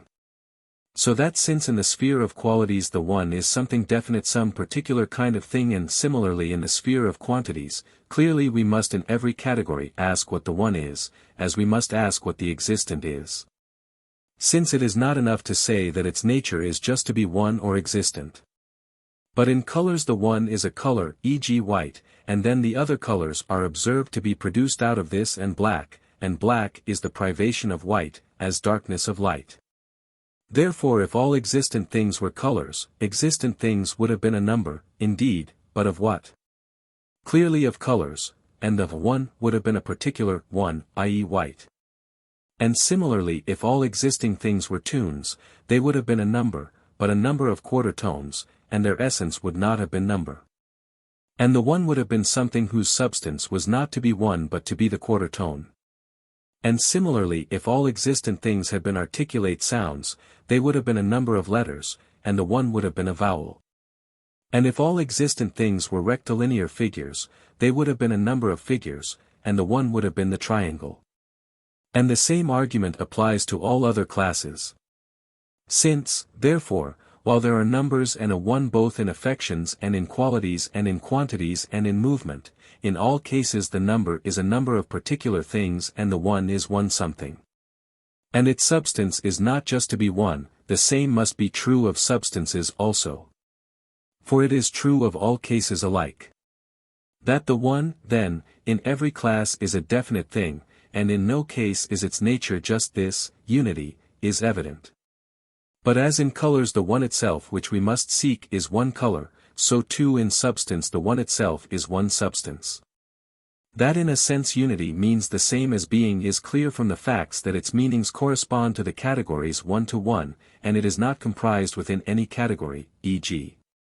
it is comprised neither in what a thing is nor in quality, but is related to them just as being is, that in one man nothing more is predicated than in man, just as being is nothing apart from substance or quality or quantity. And that to be one is just to be a particular thing. 3. The one and the many are opposed in several ways, of which one is the opposition of the one and plurality as indivisible and divisible. For that which is either divided or divisible is called a plurality, and that which is indivisible or not divided is called one. Now since opposition is of four kinds, and one of these two terms is privative in meaning, they must be contraries, and neither contradictory nor correlative in meaning. And the one derives its name and its explanation from its contrary, the indivisible from the divisible, because plurality in the divisible is more perceptible than the indivisible, so that in definition plurality is prior to the indivisible. Because of the conditions of perception. To the one belong, as we indicated graphically in our distinction of the contraries, the same and the like and the equal, and to plurality belong the other and the unlike and the unequal. The same has several meanings. 1. We sometimes mean the same numerically, again. 2. We call a thing the same if it is one both in definition and in number, e.g. you are one with yourself both in form and in matter. And again. 3. If the definition of its primary essence is one, e.g. equal straight lines are the same, and so are equal and equal-angled quadrilaterals. There are many such, but in these equality constitutes unity. Things are like if, not being absolutely the same, nor without difference in respect of their concrete substance, they are the same in form, e.g. the larger square is like the smaller, and unequal straight lines are like. They are like, but not absolutely the same. Other things are like, if, having the same form, and being things in which difference of degree is possible, they have no difference of degree. Other things, if they have a quality that is in form one and same, e.g. whiteness in a greater or less degree, are called like because their form is one. Other things are called like if the qualities they have in common are more numerous than those in which they differ, either the qualities in general or the prominent qualities, e.g. tin is like silver, qua white, and gold is like fire, qua yellow and red. Evidently, then, other and unlike also have several meanings. And the other in one sense is the opposite of the same, so that everything is either the same as or other than everything else. In another sense things are other unless both their matter and their definition are one, so that you are other than your neighbor. The other in the third sense is exemplified in the objects of mathematics. Other or the same can therefore be predicated of everything with regard to everything else, but only if the things are one and existent, for other is not the contradictory of the same. Which is why it is not predicated of non-existent things, while not the same is so predicated. It is predicated of all existing things, for everything that is existent and one is by its very nature either one or not one with anything else. The other, then, and the same are thus opposed. But difference is not the same as otherness. For the other and that which it is other than need not be other in some definite respect, for everything that is existent is either other or the same, but that which is different from some particular thing in some particular respect. So that there must be something identical whereby they differ. And this identical thing is genus or species, for everything that differs either in genus or in species. In genus if the things have not their matter in common and are not generated out of each other, i.e. if they belong to different figures of predication, and in species if they have the same genus meaning that identical thing which is essentially predicated of both the different things. Contraries are different, and contrariety is a kind of difference. That we are right in this supposition is shown by induction. For all of these too are seen to be different. They are not merely other, but some are other in genus, and others are in the same line of predication, and therefore in the same genus, and the same in genus. We have distinguished elsewhere what sort of things are the same or other in genus. 4. Since things which differ may differ from one another more or less, there is also a greatest difference, and this I call contrariety. That contrariety is the greatest difference is made clear by induction. For things which differ in genus have no way to one another, but are too far distant and are not comparable. And for things that differ in species the extremes from which generation takes place are the contraries, and the distance between extremes and therefore that between the contraries is the greatest. But surely that which is greatest in each class is complete. For that is greatest which cannot be exceeded, and that is complete beyond which nothing can be found. For the complete difference marks the end of a series, just as the other things which are called complete are so called because they have attained an end, and beyond the end there is nothing. For in everything it is the extreme and includes all else, and therefore there is nothing beyond the end, and the complete needs nothing further. From this, then, it is clear that contrariety is complete difference. And as contraries are so called in several senses, their modes of completeness will answer to the various modes of contrariety which attach to the contraries. This being so, it is clear that one thing have more than one contrary, for neither can there be anything more extreme than the extreme, nor can there be more than two extremes for the one interval, and, to put the matter generally, this is clear if contrariety is a difference, and if difference, and therefore also the complete difference, must be between two things. And the other commonly accepted definitions of contraries are also necessarily true. For not only is, 1, the complete difference the greatest difference, for we can get no difference beyond it of things differing either in genus or in species. For it has been shown that there is no difference between anything and the things outside its genus, and among the things which differ in species the complete difference is the greatest. But also, 2, the things in the same genus which differ most are contrary, for the complete difference is the greatest difference between species of the same genus. And, 3, the things in the same receptive material which differ most are contrary, for the matter is the same for contraries.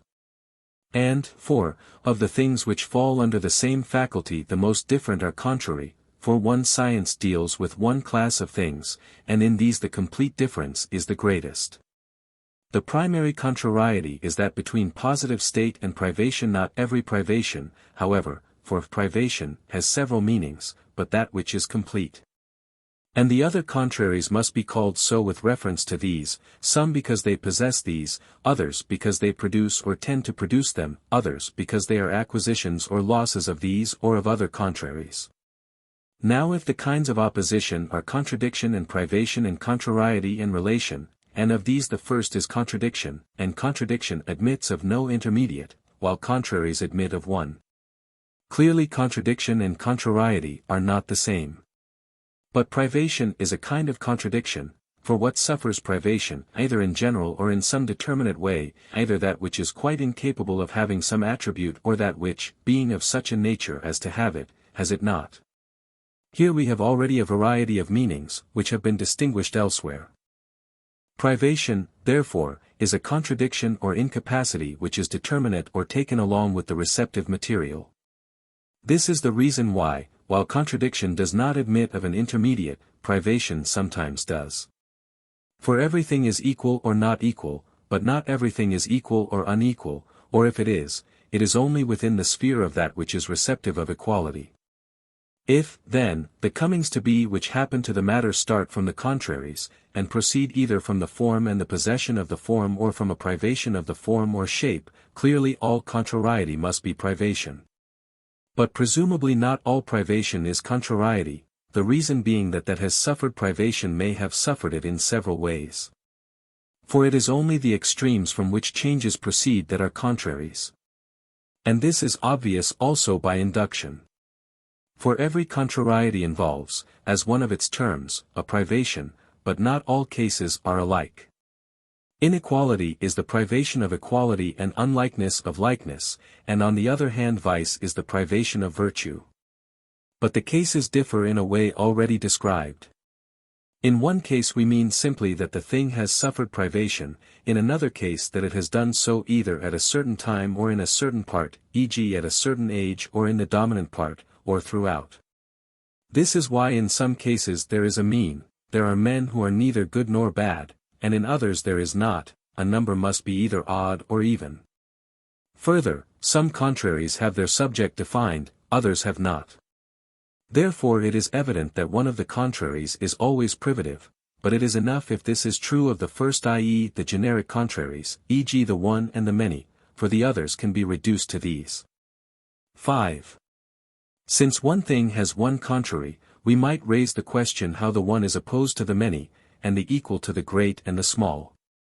For if we use the word whether only in an antithesis such as whether it is white or black, or whether it is white or not white, we do not ask whether it is a man or white.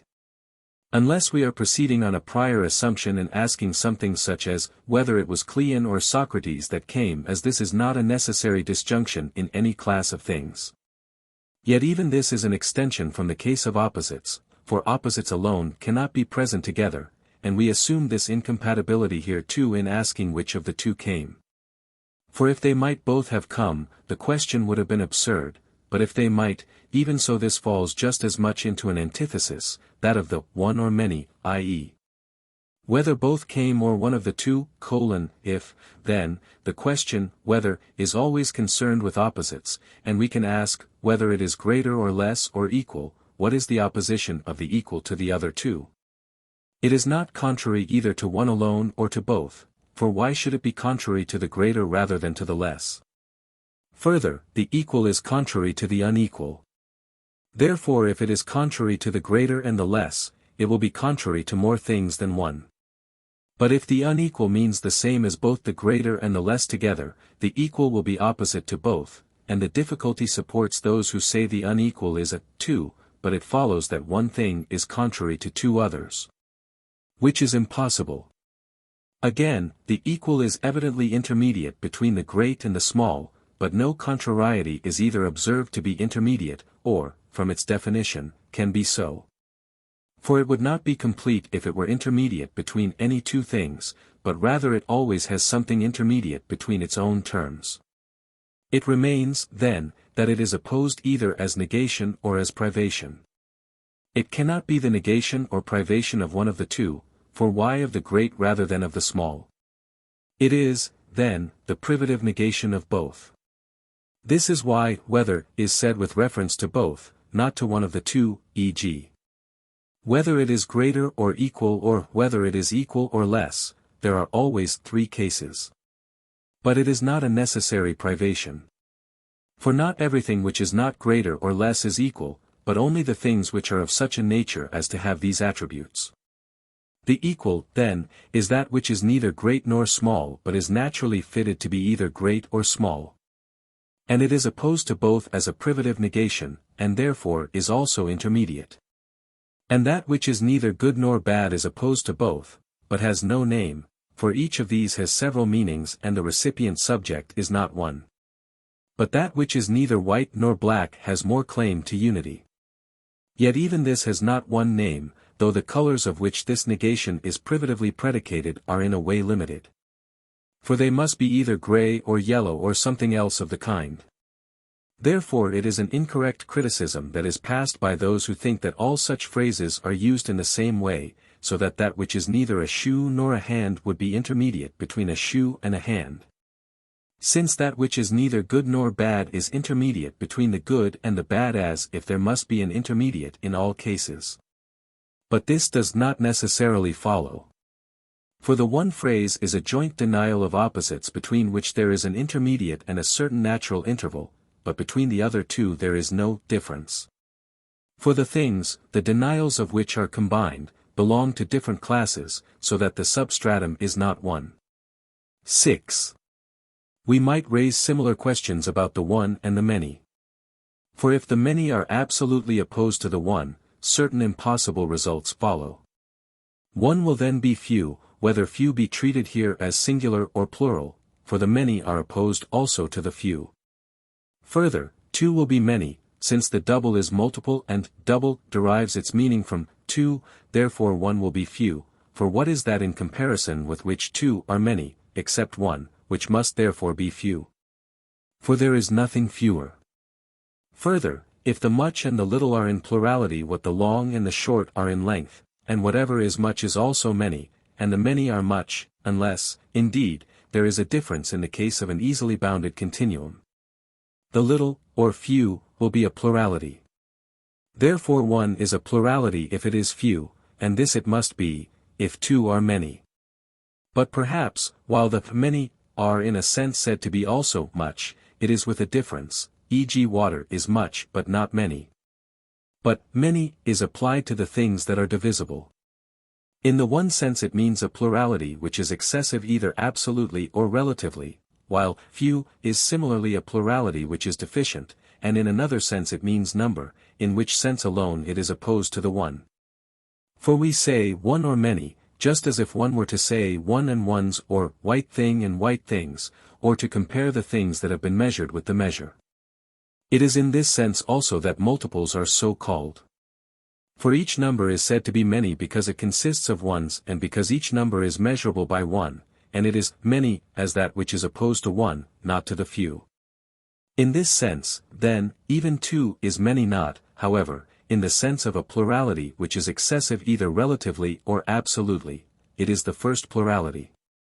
But without qualification two is few. For it is first plurality which is deficient. For this reason Anaxagoras was not right in leaving the subject with the statement that all things were together boundless both in plurality and in smallness, wherefore, and in smallness he should have said, and in fewness. For they could not have been boundless in fewness, since it is not one, as some say, but two, that make a few. The one is opposed then to the many in numbers as measure to thing measurable. And these are opposed as are the relatives which are not from their very nature relatives. We have distinguished elsewhere the two senses in which relatives are so called: one, as contraries. 2, as knowledge to thing known, a term being called relative because another is relative to it. There is nothing to prevent one from being fewer than something, e.g. than two, for if one is fewer, it is not therefore few. Plurality is as it were the class to which number belongs, for number is plurality measurable by one and number are in a sense opposed, not as contrary, but as we have said some relative terms are opposed. For inasmuch as one is measure and the other measurable, they are opposed. This is why not everything that is one is a number, i.e. if the thing is indivisible it is not a number. But though knowledge is similarly spoken of as relative to the knowable, the relation does not work out similarly. For while knowledge might be thought to be the measure, and the knowable the thing measured, the fact that all knowledge is knowable, but not all that is knowable is knowledge, because in a sense knowledge is measured by the knowable. Plurality is contrary neither to the few, the many being contrary to this as excessive plurality to plurality exceeded, nor to the one in every sense. But in the one sense these are contrary, as has been said, because the former is divisible and the latter indivisible, while in another sense they are relative as knowledge is to knowable, if plurality is number and the one is a measure. 7. Since contraries admit of an intermediate and in some cases have it, intermediates must be composed of the contraries. For, 1, all intermediates are in the same genus as the things between which they stand. For we call those things intermediates, into which that which changes must change first, e.g. if we were to pass from the highest string to the lowest by the smallest intervals, we should come sooner to the intermediate notes, and in colors if we were to pass from white to black, we should come sooner to crimson and gray than to black. And similarly in all other cases. But to change from one genus to another genus is not possible except in an incidental way, as from color to figure. Intermediates, then, must be in the same genus both as one another and as the things they stand between. But, 2, all intermediates stand between opposites of some kind. For only between these can change take place in virtue of their own nature, so that an intermediate is impossible between things which are not opposite, for then there would be change which was not from one opposite towards the other. Of opposites, contradictories admit of no middle term, for this is what contradiction is in opposition, one or other side of which must attach to anything whatever, i.e. which has no intermediate. Of other opposites, some are relative, others privative, others contrary. Of relative terms, those which are not contrary have no intermediate, the reason is that they are not in the same genus. For what intermediate could there be between knowledge and knowable? But between great and small there is one. 3. If intermediates are in the same genus, as has been shown, and stand between contraries, they must be composed of these contraries. For either there will be a genus including the contraries or there will be none. And if, a, there is to be a genus in such a way that it is something prior to the contraries, the differentia which constituted the contrary species of a genus will be contraries prior to the species. For species are composed of the genus and the differentia. E.g. if white and black are contraries, and one is a piercing color and the other a compressing color, these differentia piercing and compressing are prior. So that these are prior contraries of one another. But, again, the species which differ contrariwise are the more truly contrary species. And the other species, i.e. the intermediates, must be composed of their genus and their differentia. E.g., all colors which are between white and black must be said to be composed of the genus, i.e. color, and certain differentia.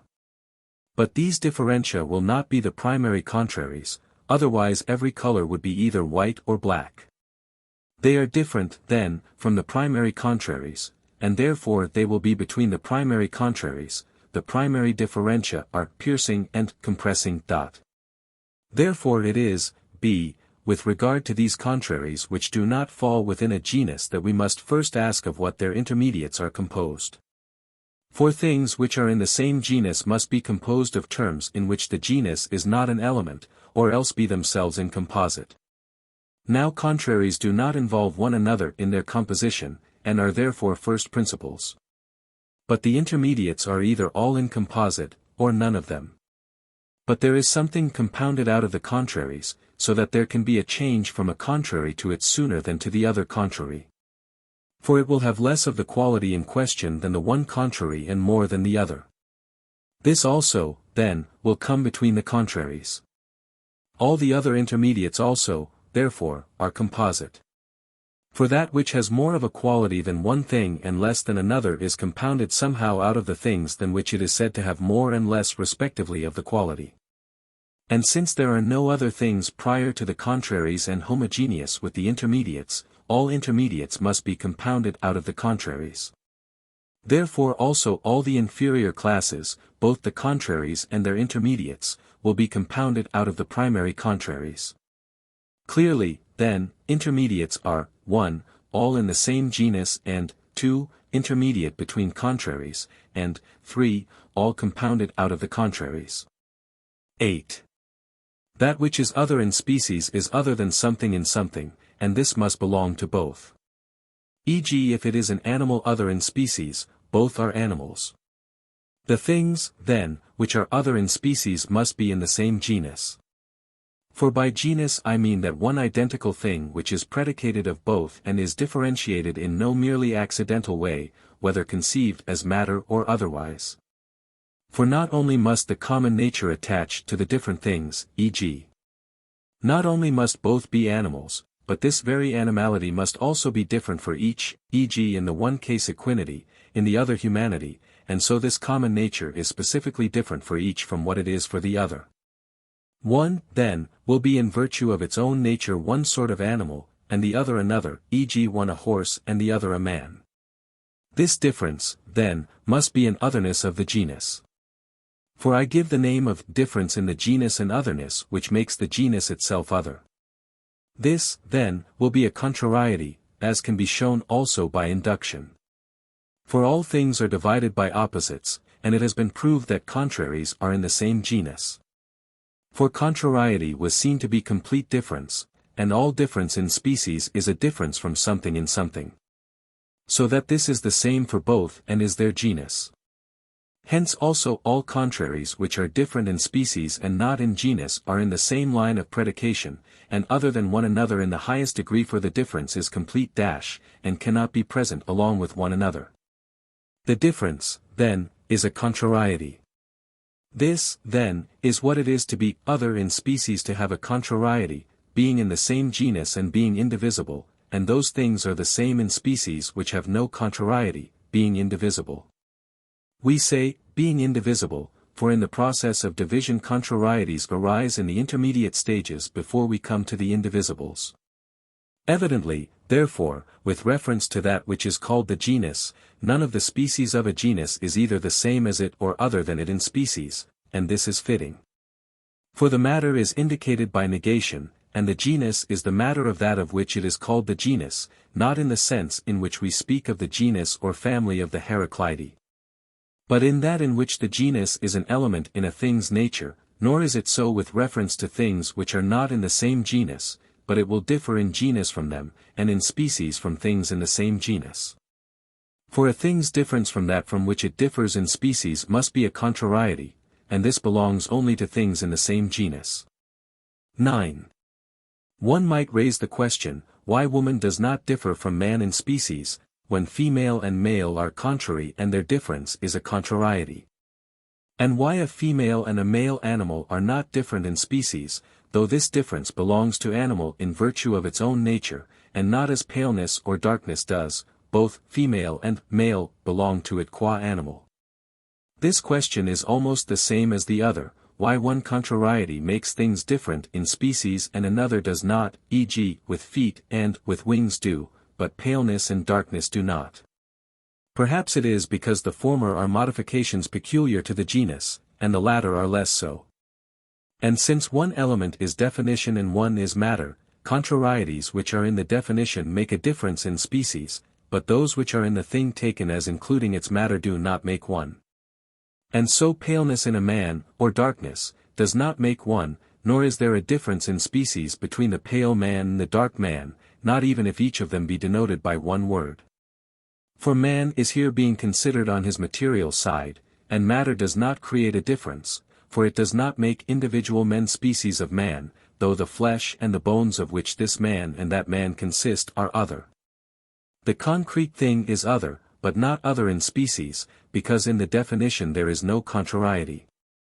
This is the ultimate indivisible kind. Callias is definition plus matter, the pale man, then, is so also, because it is the individual Callias that is pale, man, then, is pale only incidentally. Neither do a brazen and a wooden circle, then, differ in species. And if a brazen triangle and a wooden circle differ in species, it is not because of the matter, but because there is a contrariety in the definition. But does the matter not make things other in species, when it is other in a certain way, or is there a sense in which it does? For why is this horse other than this man in species, although their matter is included with their definitions? Doubtless because there is a contrariety in the definition. For while there is a contrariety also between pale man and dark horse, and it is a contrariety in species, it does not depend on the paleness of the one and the darkness of the other, since even if both had been pale, yet they would have been other in species. But male and female, while they are modifications peculiar to animal, are so not in virtue of its essence but in the matter, i.e., the body. This is why the same seed becomes female or male by being acted on in a certain way. We have stated, then, what it is to be other in species, and why some things differ in species and others do not. 10. Since contraries are other in form, and the perishable and the imperishable are contraries, for privation is a determinate incapacity, the perishable and the imperishable must be different in kind. Now so far we have spoken of the general terms themselves, so that it might be thought not to be necessary that every imperishable thing should be different from every perishable thing in form. Just as not every pale thing is different in form from every dark thing. For the same thing can be both, and even at the same time if it is a universal, e.g. man can be both pale and dark, and if it is an individual it can still be both, for the same man can be, though not at the same time, pale and dark. Yet pale is contrary to dark. But while some contraries belong to certain things by accident, e.g. both those now mentioned and many others, others cannot, and among these are perishable and imperishable. For nothing is by accident perishable. For what is accidental is capable of not being present, but perishableness is one of the attributes that belong of necessity to the things to which they belong. Or else one and the same thing may be perishable and imperishable, if perishableness is capable of not belonging to it. Perishableness then must either be the essence or be present in the essence of each perishable thing. The same account holds good for imperishableness also, for both are attributes which are present of necessity. The characteristics, then, in respect of which and in direct consequence of which one thing is perishable and another imperishable, are opposite, so that the things must be different in kind. Evidently, then, there cannot be forms such as some maintain, for then one man would be perishable and another imperishable. Yet the forms are said to be the same in form with the individuals and not merely to have the same name. But things which differ in kind are farther apart than those which differ in form. Book 11. 1. That wisdom is a science of first principles is evident from the introductory chapters, in which we have raised objections to the statements of others about the first principles. But one might ask the question whether wisdom is to be conceived as one science or as several. If as one, it may be objected that one science always deals with contraries, but the first principles are not contrary. If it is not one, what sort of sciences are those with which it is to be identified? Further, is it the business of one science, or of more than one, to examine the first principles of demonstration? If of one, why of this rather than of any other? If of more, what sort of sciences must these be said to be? Further, does wisdom investigate all substances or not?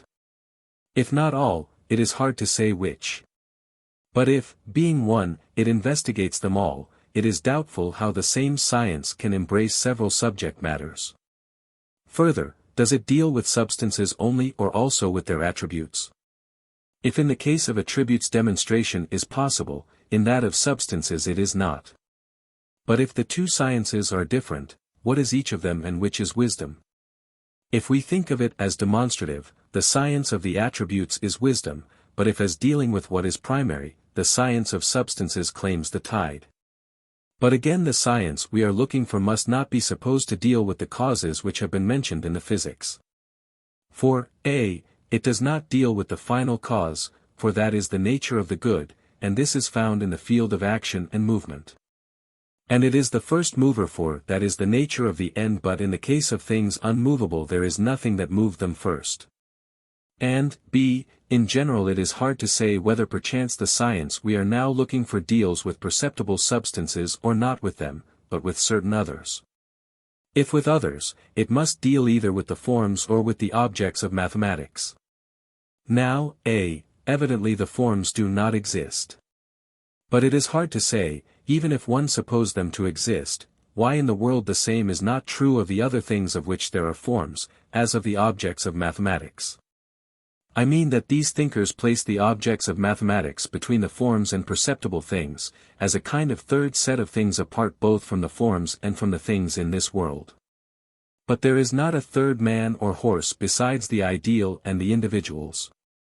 If on the other hand it is not as they say, with what sort of things must the mathematician be supposed to deal? Certainly not with the things in this world. For none of these is the sort of thing which the mathematical sciences demand. Nor, b, does the science which we are now seeking treat of the objects of mathematics, for none of them can exist separately. But again it does not deal with perceptible substances, for they are perishable. In general one might raise the question, to what kind of science it belongs to discuss the difficulties about the matter of the objects of mathematics. Neither to physics, because the whole inquiry of the physicist is about the things that have in themselves a principle of movement and rest, nor yet to the science which inquires into demonstration and science. For this is just the subject which it investigates. It remains then that it is the philosophy which we have set before ourselves that treats of those subjects. One might discuss the question whether the science we are seeking should be said to deal with the principles which are by some called elements. All men suppose these to be present in composite things. But it might be thought that the science we seek should treat rather of universals, for every definition and every science is of universals and not of infamy species, so that as far as this goes it would deal with the highest genera. These would turn out to be being and unity, for these might most of all be supposed to contain all things that are, and to be most like principles because they are by nature, for if they perish all other things are destroyed with them. For everything is and is one. But inasmuch as, if one is to suppose them to be genera, they must be predicable of their differentia, and no genus is predicable of any of its differentia, in this way it would seem that we should not make them genera nor principles. Further, if the simpler is more of a principle than the less simple, and the ultimate members of the genus are simpler than the genera, for they are indivisible, but the genera are divided into many and differing species. The species might seem to be the principles, rather than the genera. But inasmuch as the species are involved in the destruction of the genera are more like principles, for that which involves another in its destruction is a principle of it. These and others of the kind are the subjects that involve difficulties. 2. Further, must we suppose something apart from individual things, or is it these that the science we are seeking treats of? But these are infinite in number. Yet the things that are apart from the individuals are genera or species, but the science we now seek treats of neither of these. The reason why this is impossible has been stated. Indeed, it is in general hard to say whether one must assume that there is a separable substance besides the sensible substances, i.e. the substances in this world, or that these are the real things and wisdom is concerned with them. For we seem to seek another kind of substance, and this is our problem, i.e. to see if there is something which can exist apart by itself and belongs to no sensible thing. Further, if there is another substance apart from and corresponding to sensible substances, which kinds of sensible substance must be supposed to have this corresponding to them? Why should one suppose men or horses to have it, more than either the other animals or even all lifeless things? On the other hand, to set up other and eternal substances equal in number to the sensible and perishable substances would seem to fall beyond the bounds of probability. But if the principle we now seek is not separable from corporeal things, what has a better claim to the name matter? This, however, does not exist in actuality, but exists in potency. And it would seem rather that the form or shape is a more important principle than this, but the form is perishable, so that there is no eternal substance at all which can exist apart and independent. But this is paradoxical. For such a principle and substance seems to exist and is sought by nearly all the most refined thinkers as something that exists, for how is there to be order unless there is something eternal and independent and permanent? Further, if there is a substance or principle of such a nature as that which we are now seeking, and if this is one for all things, and the same for eternal and for perishable things, it is hard to say why in the world. If there is the same principle, some of the things that fall under the principle are eternal, and others are not eternal. This is paradoxical. But if there is one principle of perishable and another of eternal things, we shall be in a like difficulty if the principle of perishable things, as well as that of eternal, is eternal. For why, if the principle is eternal, are not the things that fall under the principle also eternal? But if it is perishable, another principle is involved to account for it, and another to account for that, and this will go on to infinity.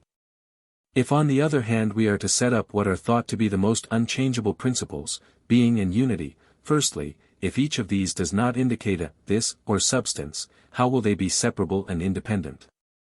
Yet we expect the eternal and primary principles to be so. But if each of them does signify a this or substance, all things that are substances, for being is predicated of all things, and unity also of some. But that all things that are substance is false. Further, how can they be right who say that the first principle is unity and this is substance, and generate number as the first product from unity and from matter, assert that number is substance? How are we to think of 2, and each of the other numbers composed of units, as 1?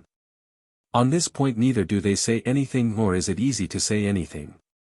But if we are to suppose lines or what comes after these, I mean the primary surfaces, to be principles, these at least are not separable substances, but sections and divisions the former of surfaces. The latter of bodies, while points are sections and divisions of lines. And further they are limits of these same things, and all these are in other things and none is separable.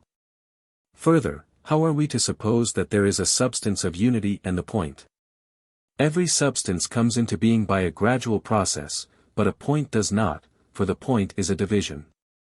A further difficulty is raised by the fact that all knowledge is of universals and of the such, but substance is not a universal, but is rather a this a separable thing, so that if there is knowledge about the first principles, the question arises, how are we to suppose the first principle to be substance?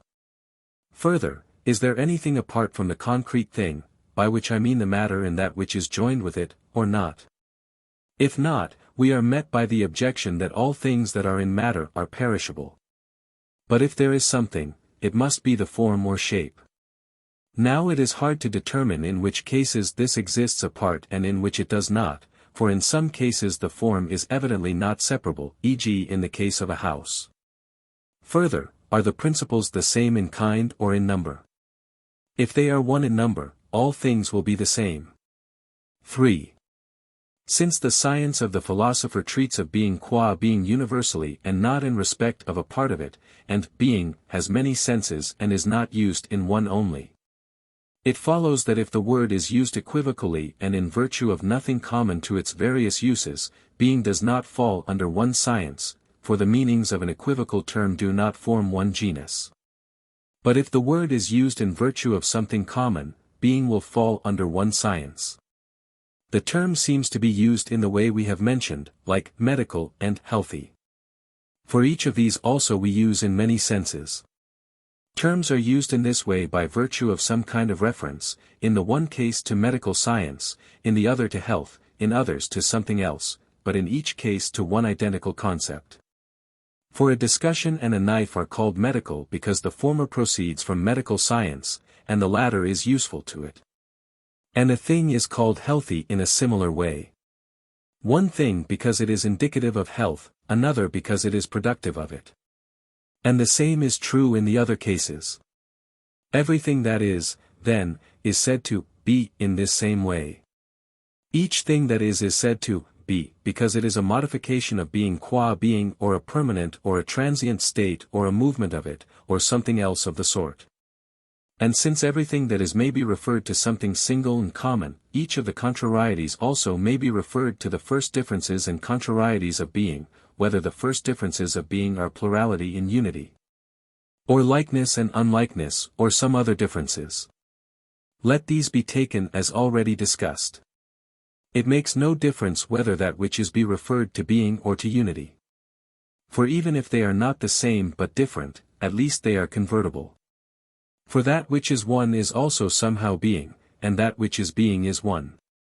But since every pair of contraries falls to be examined by one and the same science, and in each pair one term is the privative of the other, though one might regarding some contraries raise the question, how they can be privately related, viz. Those which have an intermediate, e.g. unjust and just, in all such cases one must maintain that the privation is not of the whole definition, but of the infima species.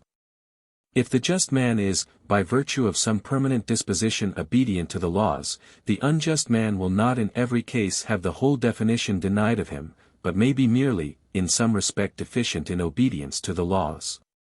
And in this respect the privation will attach to him. And similarly in all other cases.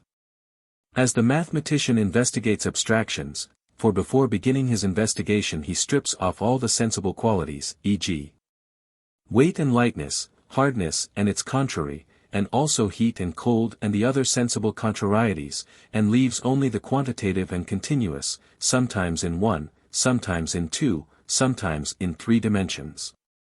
And the attributes of these qua quantitative and continuous, and does not consider them in any other respect, and examines the relative positions of some and the attributes of these, and the commensurabilities and incommensurabilities of others, and the ratios of others. But yet we posit one and the same science of all these things, geometry, the same is true with regard to being. For the attributes of this in so far as it is being, and the contrarieties in it qua being, it is the business of no other science than philosophy to investigate. For to physics one would assign the study of things not qua being, but rather qua sharing in movement. While dialectic and sophistic deal with the attributes of things that are, but not of things qua being, and not with being itself in so far as it is being. Therefore it remains that it is the philosopher who studies the things we have named, in so far as they are being. Since all that is to be in virtue of something single and common, though the term has many meanings, and contraries are in the same case, for they are referred to the first contrarieties and differences of being. And things of this sort can fall under one science. The difficulty we stated at the beginning appears to be solved, I mean the question how there can be a single science of things which are many and different in genus. 4. Since even the mathematician uses the common axioms only in a special application, it must be the business of first philosophy to examine the principles of mathematics also. That when equals are taken from equals the remainders are equal, is common to all quantities, but mathematics studies a part of its proper matter which it has detached, e.g. lines or angles or numbers or some other kind of quantity not, however, qua being but in so far as each of them is continuous in one or two or three dimensions. But philosophy does not inquire about particular subjects in so far as each of them has some attribute or other, but speculates about being, in so far as each particular thing is. Physics is in the same position as mathematics. For physics studies the attributes and the principles of the things that are, qua moving and not qua being, whereas the primary science, we have said, deals with these, only in so far as the underlying subjects are existent, and not in virtue of any other character. And so both physics and mathematics must be classed as parts of wisdom. 5. There is a principle in things, about which we cannot be deceived, but must always, on the contrary, recognize the truth, viz. that the same thing cannot at one and the same time be and not be, or admit any other similar pair of opposites. About such matters there is no proof in the full sense, though there is proof ad hominem. For it is not possible to infer this truth itself from a more certain principle, yet this is necessary if there is to be completed proof of it in the full sense. But he who wants to prove to the asserter of opposites that he is wrong must get from him an admission which shall be identical with the principle that the same thing cannot be and not be at one and the same time, but shall not seem to be identical. For thus alone can his thesis be demonstrated to the man who asserts that opposite statements can be truly made about the same subject. Those, then, who are to join in argument with one another must to some extent understand one another. For if this does not happen, how are they to join in argument with one another? Therefore every word must be intelligible and indicate something, and not many things but only one. And if it signifies more than one thing, it must be made plain to which of these the word is being applied. He, then, who says, this is and is not, denies what he affirms, so that what the word signifies, he says it does not signify. And this is impossible. Therefore if this is signifies something, one cannot truly assert its contradictory. Further, if the word signifies something and this is asserted truly, this connection must be necessary. And it is not possible that that which necessarily is should ever not be. It is not possible therefore to make the opposed affirmations and negations truly of the same subject. Further, if the affirmation is no more true than the negation, he who says, man, will be no more right than he who says, not man. It would seem also that in saying the man is not a horse one would be either more or not less right than in saying he is not a man, so that one will also be right in saying that the same person is a horse. For it was assumed to be possible to make opposite statements equally truly. It follows then that the same person is a man, a horse, or any other animal. While, then, there is no proof of these things in the full sense, there is a proof which may suffice against one who will make these suppositions. And perhaps if one had questioned Heraclitus himself in this way one might have forced him to confess that opposite statements can never be true of the same subjects. But, as it is, he adopted this opinion without understanding what his statement involves.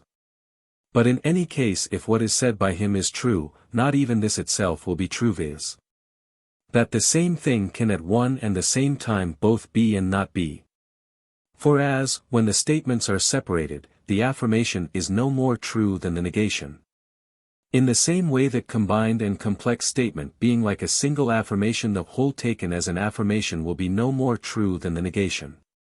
Further, if it is not possible to affirm anything truly, this itself will be false, the assertion that there is no true affirmation. But if a true affirmation exists, this appears to refute what is said by those who raise such objections and utterly destroy rational discourse. 6. The saying of Protagoras is like the views we have mentioned. He said that man is the measure of all things, meaning simply that that which seems to each man also assuredly is. If this is so, it follows that the same thing both is and is not, and is bad and good, and that the contents of all other opposite statements are true. Because often a particular thing appears beautiful to some and the contrary of beautiful to others, and that which appears to each man is the measure. This difficulty may be solved by considering the source of this opinion. It seems to have arisen in some cases from the doctrine of the natural philosophers, and in others from the fact that all men have not the same views about the same things. But a particular thing appears pleasant to some and the contrary of pleasant to others. That nothing comes to be out of that which is not, but everything out of that which is a dogma common to nearly all the natural philosophers. Since, then, white cannot come to be if the perfectly white and in no respect not white existed before, that which becomes white must come from that which is not white.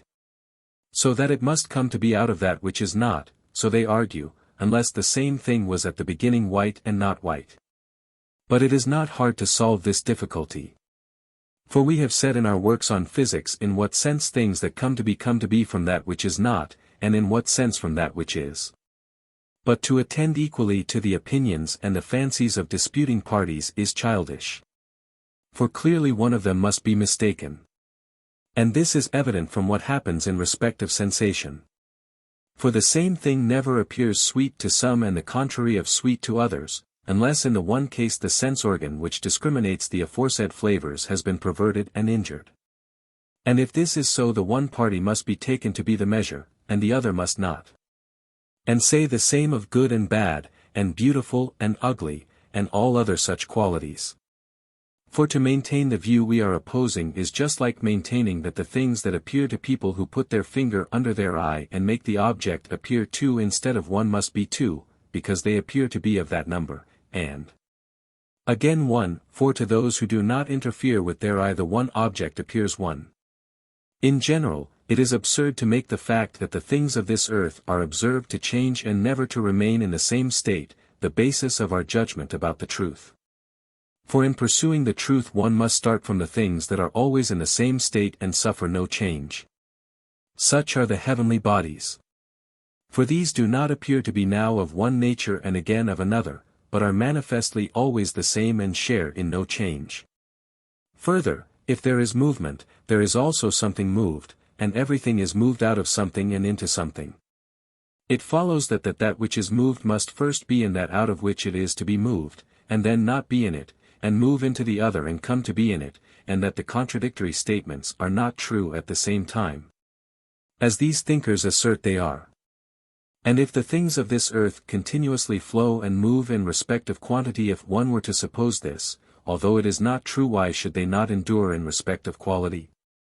For the assertion of contradictory statements about the same thing seems to have arisen largely from the belief that the quantity of bodies does not endure, which, our opponents hold, justifies them in saying that the same thing both is and is not 4 cubits long. But essence depends on quality, and this is of determinate nature, though quantity is of indeterminate. Further, when the doctor orders people to take some particular food, why do they take it? In what respect is "this is bread" truer than "this is not bread"? And so it would make no difference whether one ate or not. But as a matter of fact they take the food which is ordered, assuming that they know the truth about it and that it is bread. Yet they should not, if there were no fixed constant nature in sensible things, but all natures moved and flowed forever. Again, if we are always changing and never remain the same, what wonder is it if to us, as to the sick, things never appear the same? For to them also, because they are not in the same condition as when they were well, sensible qualities do not appear alike. Yet, for all that, the sensible things themselves need not share in any change, though they produce different, and not identical, sensations in the sick. And the same must surely happen to the healthy if the aforesaid change takes place. But if we do not change but remain the same, there will be something that endures. As for those to whom the difficulties mentioned are suggested by reasoning, it is not easy to solve the difficulties to their satisfaction, unless they will posit something and no longer demand a reason for it. For it is only thus that all reasoning and all proof is accomplished. If they posit nothing, they destroy discussion and all reasoning. Therefore with such men there is no reasoning. But as for those who are perplexed by the traditional difficulties, it is easy to meet them and to dissipate the causes of their perplexity. This is evident from what has been said. It is manifest, therefore, from these arguments that contradictory statements cannot be truly made about the same subject at one time, nor can contrary statements, because every contrariety depends on privation. This is evident if we reduce the definitions of contraries to their principle. Similarly, no intermediate between contraries can be predicated of one and the same subject, of which one of the contraries is predicated. If the subject is white, we shall be wrong in saying it is neither black nor white, for then it follows that it is and is not white, for the second of the two terms we have put together is true of it, and this is the contradictory of white. We could not be right, then, in accepting the views either of Heraclitus or of Anaxagoras. If we were, it would follow that contraries would be predicated of the same subject. For when Anaxagoras says that in everything there is a part of everything, he says nothing is sweet any more than it is bitter, and so with any other pair of contraries, since in everything everything is present not potentially only, but actually and separately. And similarly all statements cannot be false nor all true, both because of many other difficulties which might be adduced as arising from this position, and because if all are false it will not be true to say even this. And if all are true it will not be false to say all are false. 7. Every science seeks certain principles and causes for each of its objects, e.g. medicine and gymnastics, and each of the other sciences, whether productive or mathematical. For each of these marks off a certain class of things for itself and busies itself about this as about something existing and real, not however qua real. The science that does this is another distinct from these. Of the sciences mentioned, each gets somehow the what in some class of things and tries to prove the other truths, with more or less precision. Some get the what through perception, others by hypothesis.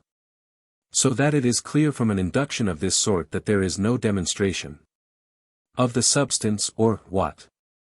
There is a science of nature, and evidently it must be different both from practical and from productive science. For in the case of productive science the principle of movement is in the producer and not in the product, and is either an art or some other faculty. And similarly in practical science the movement is not in the thing done, but rather in the doers. But the science of the natural philosopher deals with the things that have in themselves a principle of movement. It is clear from these facts, then, that natural science must be neither practical nor productive, but theoretical, for it must fall into some one of these classes. And since each of the sciences must somehow know the what and use this as a principle, we must not fall to observe how the natural philosopher should define things and how he should state the definition of the essence, whether as akin to snub or rather to concave. For of these the definition of snub includes the matter of the thing, but that of concave is independent of the matter. For snubness is found in a nose, so that we look for its definition without eliminating the nose, for what is snub is a concave nose. Evidently then the definition of flesh also and of the eye and of the other parts must always be stated without eliminating the matter. Since there is a science of being qua being incapable of existing apart, we must consider whether this is to be regarded as the same as physics or rather as different. Physics deals with the things that have a principle of movement in themselves. Mathematics is theoretical, and is a science that deals with things that are at rest, but its subjects cannot exist apart. Therefore about that which can exist apart and is unmovable there is a science different from both of these, if there is a substance of this nature, I mean separable and unmovable, as we shall try to prove there is. And if there is such a kind of thing in the world, here must surely be the divine, and this must be the first and most dominant principle. Evidently, then, there are three kinds of theoretical sciences: physics, mathematics, theology. The class of theoretical sciences is the best, and of these themselves the last named is best, for it deals with the highest of existing things, and each science is called better or worse in virtue of its proper object. One might raise the question whether the science of being qua being is to be regarded as universal or not. Each of the mathematical sciences deals with some one determinate class of things, but universal mathematics applies alike to all. Now if natural substances are the first of existing things, physics must be the first of sciences. But if there is another entity in substance, separable and unmovable, the knowledge of it must be different and prior to physics and universal because it is prior. 8.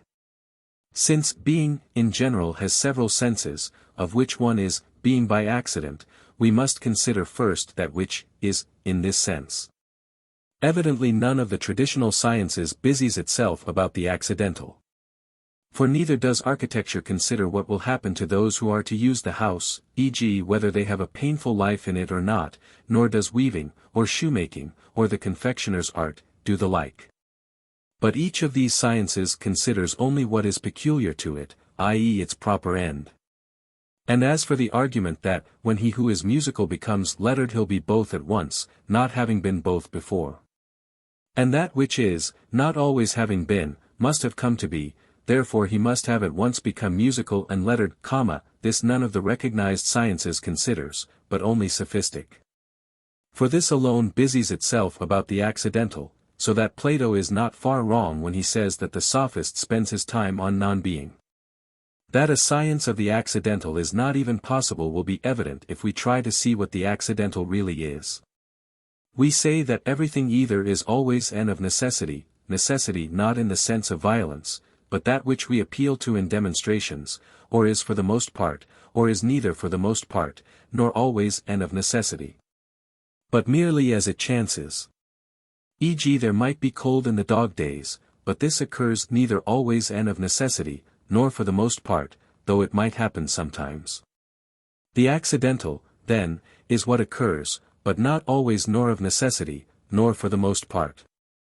Now we have said what the accidental is, and it is obvious why there is no science of such a thing, for all science is of that which is always or for the most part, but the accidental is in neither of these classes.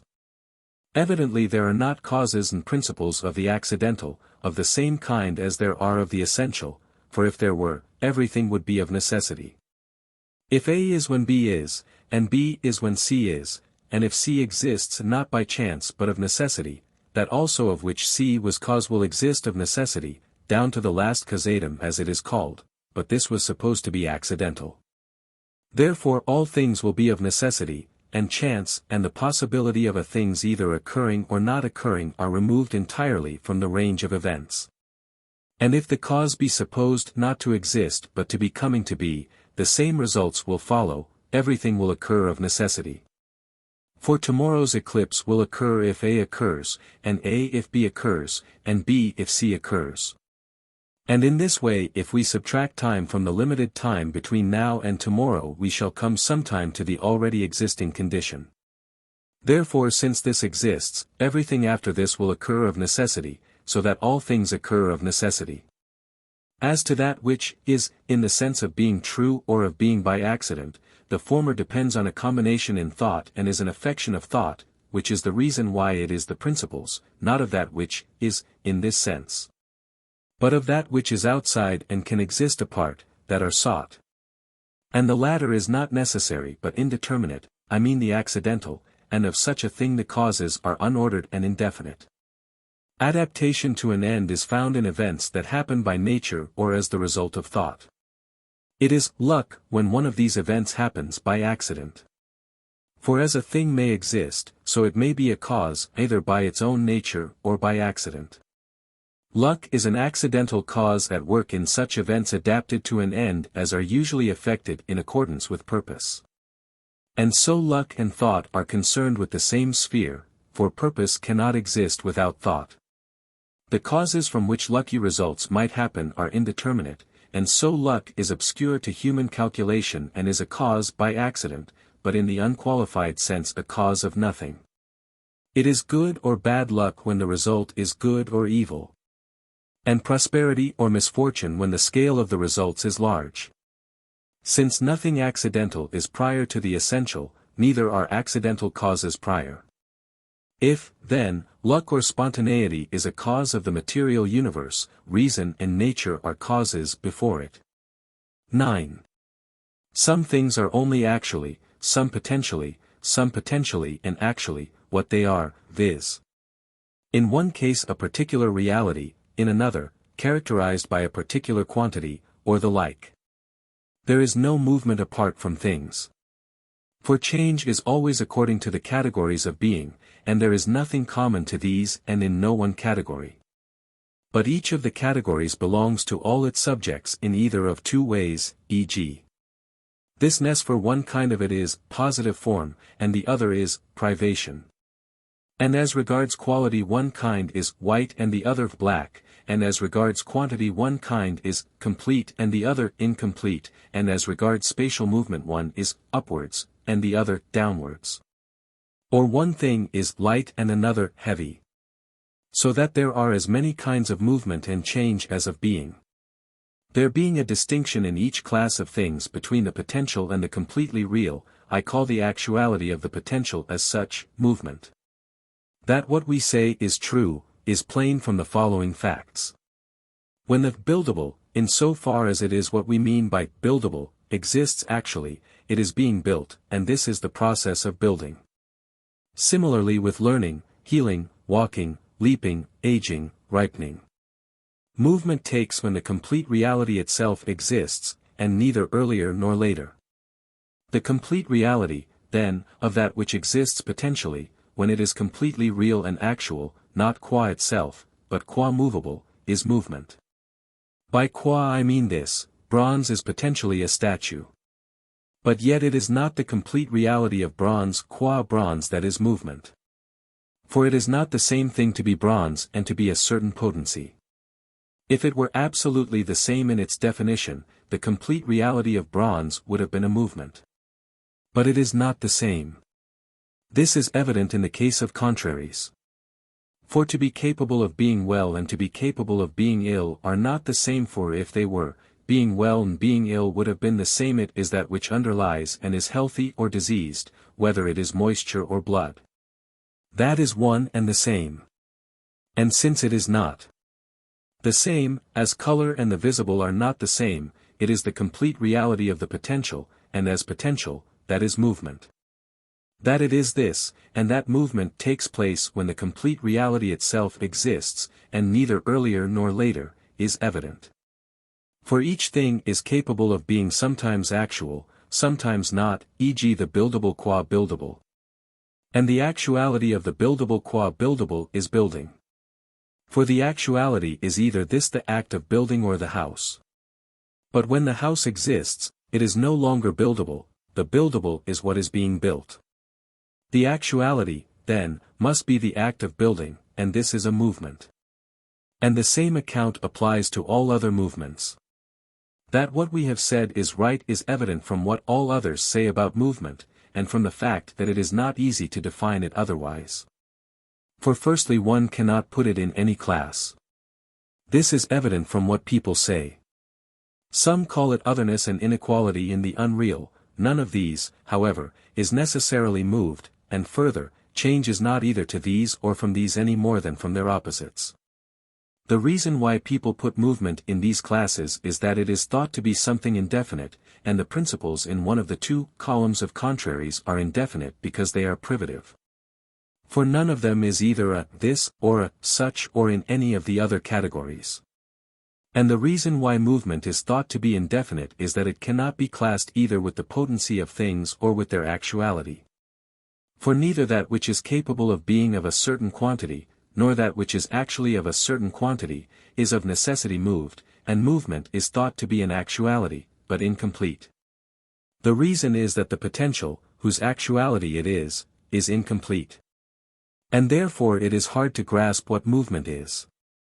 For it must be classed either under privation or under potency or under absolute actuality, but evidently none of these is possible. Therefore what remains is that it must be what we said, both actuality and the actuality we have described, which is hard to detect but capable of existing. And evidently movement is in the movable. For it is the complete realization of this by that which is capable of causing movement. And the actuality of that which is capable of causing movement is no other than that of the movable. For it must be the complete reality of both. For while a thing is capable of causing movement because it can do this, it is a mover because it is active. But it is on the movable that it is capable of acting, so that the actuality of both is one, just as there is the same interval from 1 to 2 as from 2 to 1, and as the steep ascent and the steep descent are one. But the being of them is not one. The case of the mover and the moved is similar. 10. The infinite is either that which is incapable of being traversed because it is not its nature to be traversed. This corresponds to the sense in which the voice is invisible.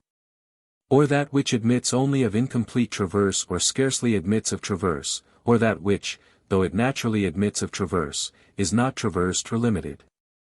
Further, a thing may be infinite in respect of addition or of subtraction, or both. The infinite cannot be a separate, independent thing. For if it is neither a spatial magnitude nor a plurality, but infinity itself is its substance and not an accident of it, it will be indivisible, for the divisible is either magnitude or plurality. But if indivisible, it is not infinite, except as the voice is invisible, but people do not mean this, nor are we examining this sort of infinite, but the infinite as untraversable. Further, how can an infinite exist by itself, unless number and magnitude also exist by themselves, since infinity is an attribute of these? Further, if the infinite is an accident of something else, it cannot be qua infinite an element in things, as the invisible is not an element in speech, though the voice is invisible. And evidently the infinite cannot exist actually. For then any part of it that might be taken would be infinite, for, to be infinite and the infinite are the same, if the infinite is substance and not predicated of a subject. Therefore it is either indivisible, or if it is partible, it is divisible into infinites. But the same thing cannot be many infinites, as a part of air is air, so a part of the infinite would be infinite, if the infinite is substance and a principle. Therefore it must be impartible and indivisible. But the actually infinite cannot be indivisible, for it must be of a certain quantity. Therefore infinity belongs to its subject incidentally. But if so, then, as we have said, it cannot be it that is a principle, but that of which it is an accident, the air or the even number. This inquiry is universal. But that the infinite is not among sensible things, is evident from the following argument. If the definition of a body is that which is bounded by planes, there cannot be an infinite body either sensible or intelligible. Nor a separate and infinite number, for number, or that which has a number is numerable. Concretely, the truth is evident from the following argument. The infinite can neither be composite nor simple. For, a, it cannot be a composite body, since the elements are limited in multitude. For the contraries must be equal and no one of them must be infinite. For if one of the two bodies falls at all short of the other in potency, the finite will be destroyed by the infinite. And that each should be infinite is impossible. For body is that which has extension in all directions, and the infinite is the boundlessly extended, so that if the infinite is a body it will be infinite in every direction. Nor, b, can the infinite body be one and simple neither, as some say, something apart from the elements, from which they generate these, for there is no such body apart from the elements. For everything can be resolved into that of which it consists, but no such product of analysis is observed except the simple bodies, nor fire nor any other of the elements. For apart from the question how any of them could be infinite, the all, even if it is finite, cannot either be or become any one of them, as Heraclitus says all things sometime become fire. The same argument applies to this as to the one which the natural philosophers posit besides the elements. For everything changes from contrary to contrary, e.g. from hot to cold. Further, a sensible body is somewhere, and whole and part have the same proper place, e.g. the whole earth and part of the earth. Therefore if, a, the infinite body is homogeneous, it will be unmovable or it will be always moving. But this is impossible, for why should it rather rest, or move, down, up, or anywhere, rather than anywhere else? E.g. if there were a clod which were part of an infinite body, where will this move or rest? The proper place of the body which is homogeneous with it is infinite. Will the clod occupy the whole place, then? And how? This is impossible. What then is its rest or its movement? It will either rest everywhere, and then it cannot move. Or it will move everywhere, and then it cannot be still. But, b, if the all has unlike parts, the proper places of the parts are unlike also, and, firstly, the body of the all is not one except by contact, and, secondly, the parts will be either finite or infinite in variety of kind. Finite they cannot be, for then those of one kind will be infinite in quantity and those of another will not, if the all is infinite, e.g. fire or water would be infinite, but such an infinite element would be destruction to the contrary elements. But if the parts are infinite and simple, their places also are infinite and there will be an infinite number of elements, and if this is impossible, and the places are finite, the all also must be limited. In general, there cannot be an infinite body and also a proper place for bodies, if every sensible body has either weight or lightness. For it must move either towards the middle or upwards, and the infinite either the whole or the half of it cannot do either, for how will you divide it? Or how will part of the infinite be down and part up, or part extreme and part middle? Further, every sensible body is in a place, and there are 6 kinds of place, but these cannot exist in an infinite body. In general, if there cannot be an infinite place, there cannot be an infinite body. And there cannot be an infinite place, for that which is in a place is somewhere, and this means either up or down or in one of the other directions, and each of these is a limit. The infinite is not the same in the sense that it is a single thing whether exhibited in distance or in movement or in time, but the posterior among these is called infinite in virtue of its relation to the prior, i.e. a movement is called infinite in virtue of the distance covered by the spatial movement or alteration or growth, and a time is called infinite because of the movement which occupies it. 11. Of things which change, some change in an accidental sense, like that in which the musical may be said to walk, and others are said, without qualification, to change, because something in them changes, i.e. the things that change in parts. The body becomes healthy, because the eye does. But there is something which is by its own nature moved directly, and this is the essentially movable. The same distinction is found in the case of the mover. For it causes movement either in an accidental sense or in respect of a part of itself or essentially. There is something that directly causes movement. And there is something that is moved, also the time in which it is moved, and that from which and that into which it is moved. But the forms and the affections and the place, which are the terminals of the movement of moving things, are unmovable, e.g. knowledge or heat. It is not heat that is a movement, but heating. Change which is not accidental is found not in all things, but between contraries, and their intermediates, and between contradictories. We may convince ourselves of this by induction. That which changes either from positive into positive, or from negative into negative, or from positive into negative, or from negative into positive. By positive I mean that which is expressed by an affirmative term. Therefore there must be 3 changes. That from negative into negative is not change, because, since the terms are neither contraries nor contradictories, there is no opposition. The change from the negative into the positive which is its contradictory is generation absolute generation, and partial change partial generation. And the change from positive to negative is destruction absolute destruction, and partial change partial destruction. If, then, that which is not has several senses, and movement can attach neither to that which implies putting together or separating, nor to that which implies potency and is opposed to that which is in the full sense, true. The not white or not good can be moved incidentally, for the not white might be a man. But that which is not a particular thing at all can in no wise be moved, that which is not cannot be moved, and if this is so, generation cannot be movement, for that which is not is generated. For even if we admit to the full that its generation is accidental, yet it is true to say that not being is predicable of that which is generated absolutely. Similarly rest cannot belong to that which is not. These consequences, then, turn out to be awkward, and also this, that everything that is moved is in a place, but that which is not in a place, for then it would be somewhere. Nor is destruction movement. For the contrary of movement is rest, but the contrary of destruction is generation. Since every movement is a change, and the kinds of change are the 3 named above, and of these those in the way of generation and destruction are not movements, and these are the changes from a thing to its contradictory. It follows that only the change from positive into positive is movement.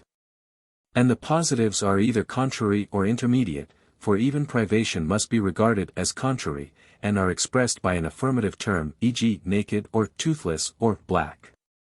12. If the categories are classified as substance, quality, place, acting or being acted on, relation, quantity, there must be three kinds of movement: of quality, of quantity, of place. There is no movement in respect of substance, because there is nothing contrary to substance, nor of relation, for it is possible that if one of two things in relation changes, the relative term which was true of the other thing ceases to be true.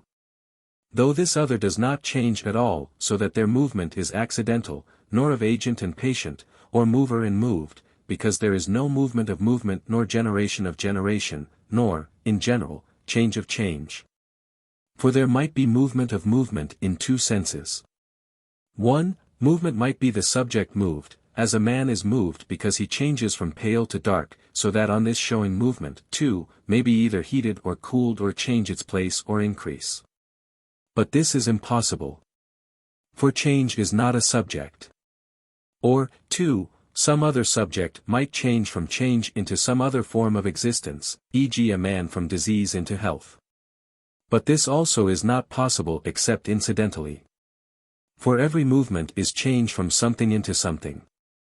And so are generation and destruction, only, these are changes into things opposed in certain ways, while the other, movement, is into things opposed in another way. A thing changes, then, at the same time from health into illness, and from this change itself into another. Clearly, then, if it has become ill, it will have changed into whatever may be the other change concerned, though it may be at rest, and, further, into a determinate change each time. And that new change will be from something definite into some other definite thing, therefore it will be the opposite change, that of growing well.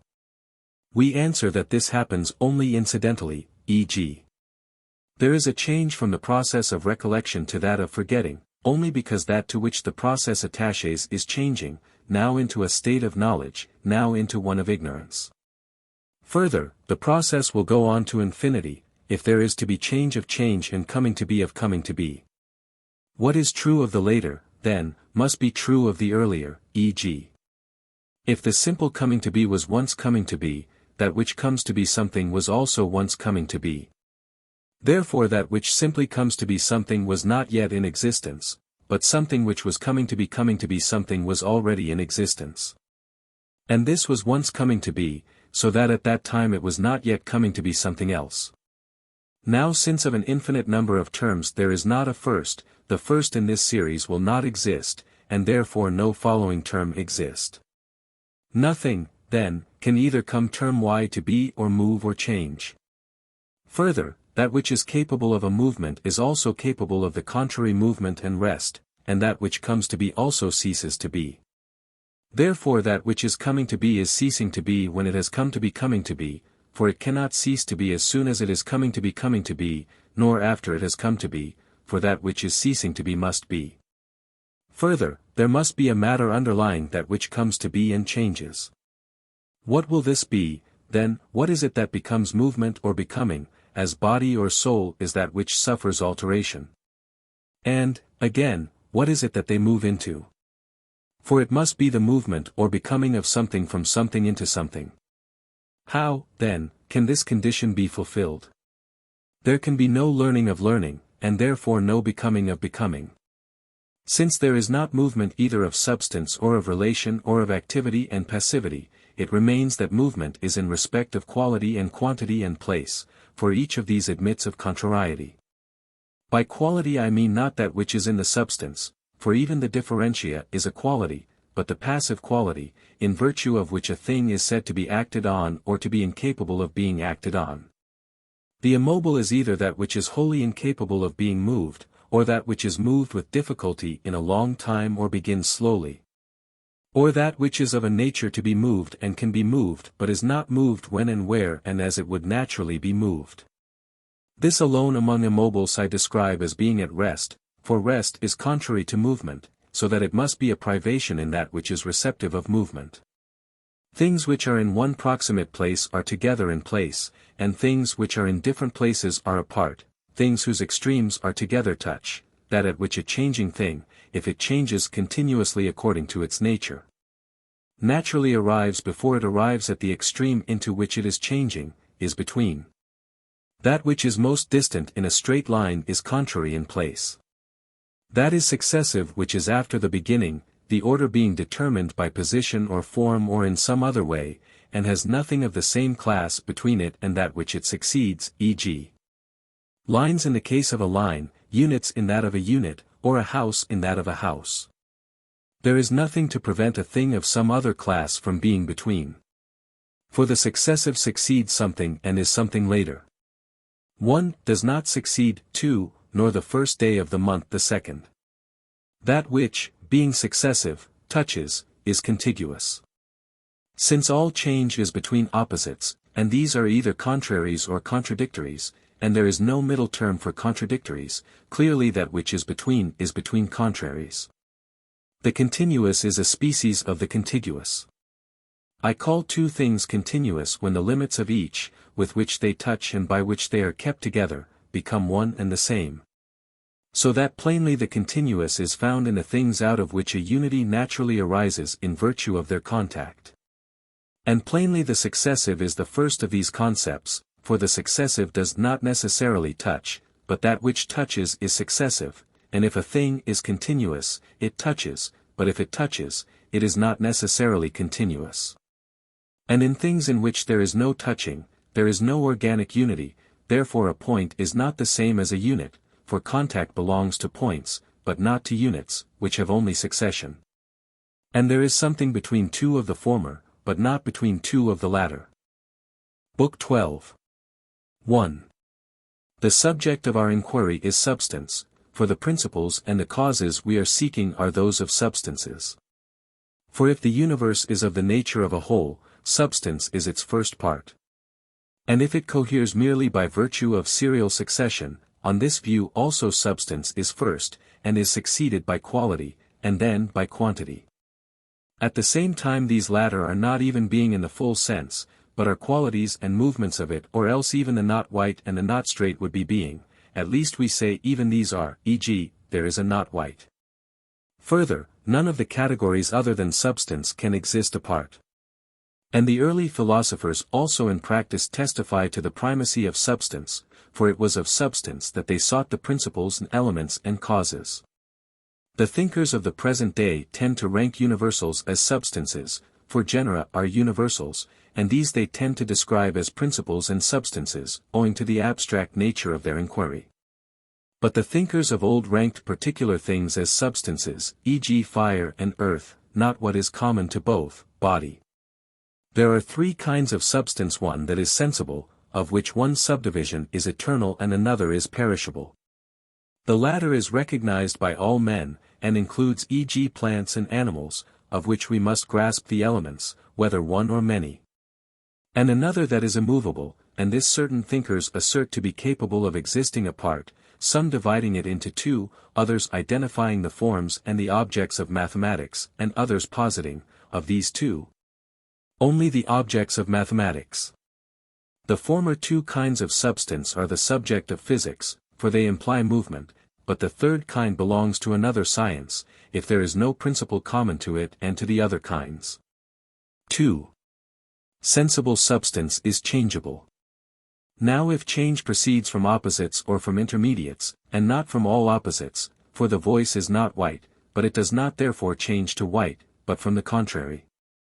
There must be something underlying which changes into the contrary state. For the contraries do not change. Further, something persists, but the contrary does not persist. There is, then, some third thing besides the contraries, viz. the matter. Now since changes are of four kinds, either in respect of the what, or of the quality, or of the quantity, or of the place, and change in respect of thisness is simple generation and destruction, and change in quantity is increase and diminution. And change in respect of an affection is alteration, and change of place is motion. Changes will be from given states into those contrary to them in these several respects. The matter, then, which changes must be capable of both states.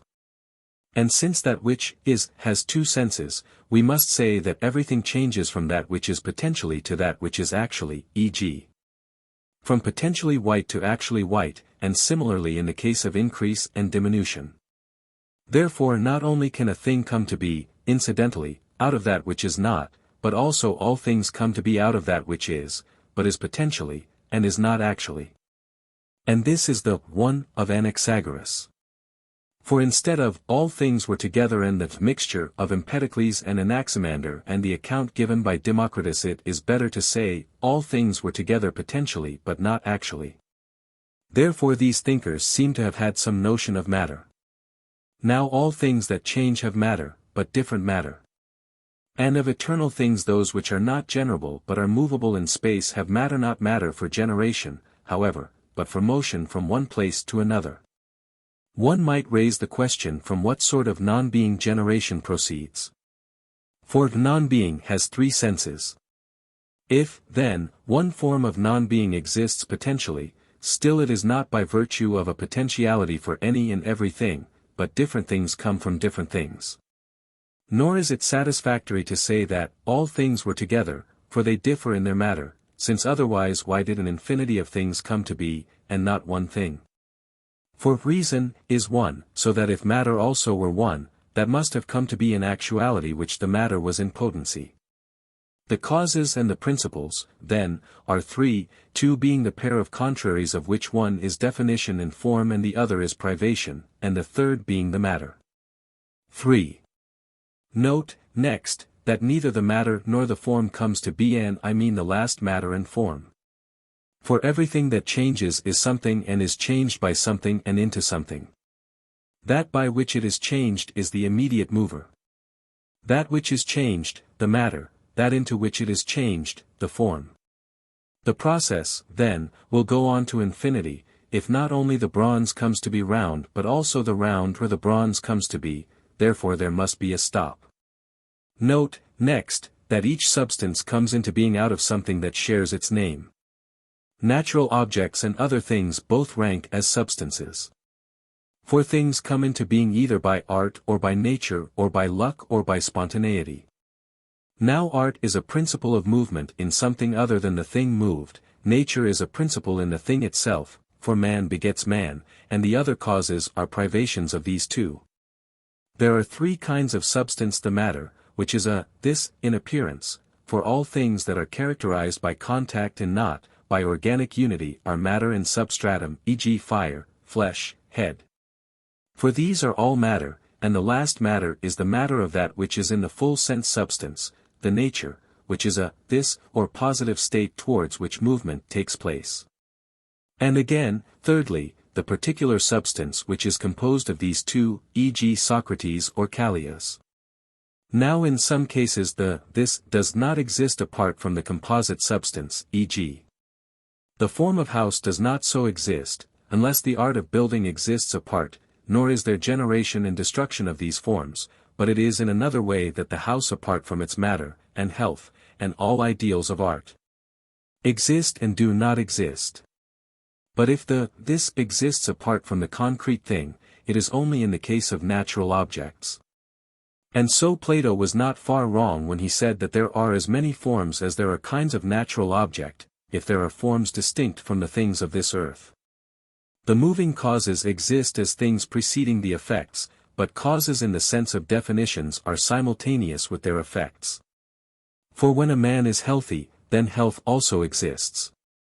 And the shape of a bronze sphere exists at the same time as the bronze sphere. But we must examine whether any form also survives afterwards. For in some cases there is nothing to prevent this, e.g. the soul may be of this sort, not all soul but the reason, for presumably it is impossible that all soul should survive. Evidently then there is no necessity, on this ground at least, for the existence of the ideas. For man is begotten by man, a given man by an individual father, and similarly in the arts, for the medical art is the formal cause of health. 4. The causes and the principles of different things are in a sense different, but in a sense, if one speaks universally and analogically, they are the same for all. For one might raise the question whether the principles and elements are different or the same for substances and for relative terms, and similarly in the case of each of the categories. But it would be paradoxical if they were the same for all. For then from the same elements will proceed relative terms and substances. What then will this common element be? For, 1, a, there is nothing common to and distinct from substance and the other categories, viz. those which are predicated. But an element is prior to the things of which it is an element. But again, b. Substance is not an element in relative terms, nor is any of these an element in substance. Further, 2. How can all things have the same elements? For none of the elements can be the same as that which is composed of elements, e.g. B, or it cannot be the same as Ba. None, therefore, of the intelligibles, e.g. being or unity, is an element. For these are predicable of each of the compounds as well. None of the elements, then, will be either a substance or a relative term, but it must be one or other. All things, then, have not the same elements. Or, as we are wont to put it, in a sense they have and in a sense they have not, e.g. perhaps the elements of perceptible bodies are, as form, the hot, and in another sense the cold, which is the privation. And, as matter, that which directly and of itself potentially has these attributes. And substances comprise both these and the things composed of these, of which these are the principles, or any unity which is produced out of the hot and the cold, e.g. flesh or bone, for the product must be different from the elements. These things then have the same elements and principles, though specifically different things have specifically different elements, but all things have not the same elements in this sense, but only analogically, i.e. one might say that there are three principles: the form, the privation, and the matter. But each of these is different for each class, e.g. in color they are white, black, and surface, and in day and night they are light, darkness, and air. Since not only the elements present in a thing are causes, but also something external, i.e. the moving cause, clearly while principle and element are different both are causes, and principle is divided into these two kinds. And that which acts as producing movement or rest is a principle and a substance. Therefore analogically there are three elements, and four causes and principles. But the elements are different in different things, and the proximate moving cause is different for different things. Health, disease, body, the moving cause is the medical art. Form, disorder of a particular kind, bricks. The moving cause is the building art. And since the moving cause in the case of natural things is for man, for instance, man, and in the products of thought the form or its contrary, there will be in a sense three causes, while in a sense there are four. For the medical art is in some sense health, and the building art is the form of the house, and man begets man. Further, besides these there is that which as first of all things moves all things. 5. Some things can exist apart and some cannot, and it is the former that are substances. And therefore all things have the same causes, because, without substances, modifications and movements do not exist. Further, these causes will probably be soul and body, or reason and desire and body. And in yet another way, analogically identical things are principles, i.e. actuality and potency. But these also are not only different for different things but also apply in different ways to them. For in some cases the same thing exists at one time actually and at another potentially, e.g. wine or flesh or man does so. And these two fall under the above-named causes. For the form exists actually, if it can exist apart, and so does the complex of form and matter, and the privation, e.g. darkness or disease, but the matter exists potentially. For this is that which can become qualified either by the form or by the privation. But the distinction of actuality and potentiality applies in another way to cases where the matter of cause and of effect is not the same, in some of which cases the form is not the same but different, e.g. the cause of man is, 1. The elements in man, viz. fire and earth as matter, and the peculiar form, and further, 2. Something else outside, i.e. the Father, and, 3. Besides these the sun and its oblique course, which are neither matter nor form nor privation of man nor of the same species with him, but moving causes. Further, one must observe that some causes can be expressed in universal terms, and some cannot. The proximate principles of all things are this which is proximate in actuality, and another which is proximate in potentiality. The universal causes, then, of which we spoke do not exist. For it is the individual that is the originative principle of the individuals. For while man is the originative principle of man universally, there is no universal man, but Peleus is the originative principle of Achilles, and your father of you, and this particular B of this particular BA. Though B in general is the originative principle of BA taken without qualification.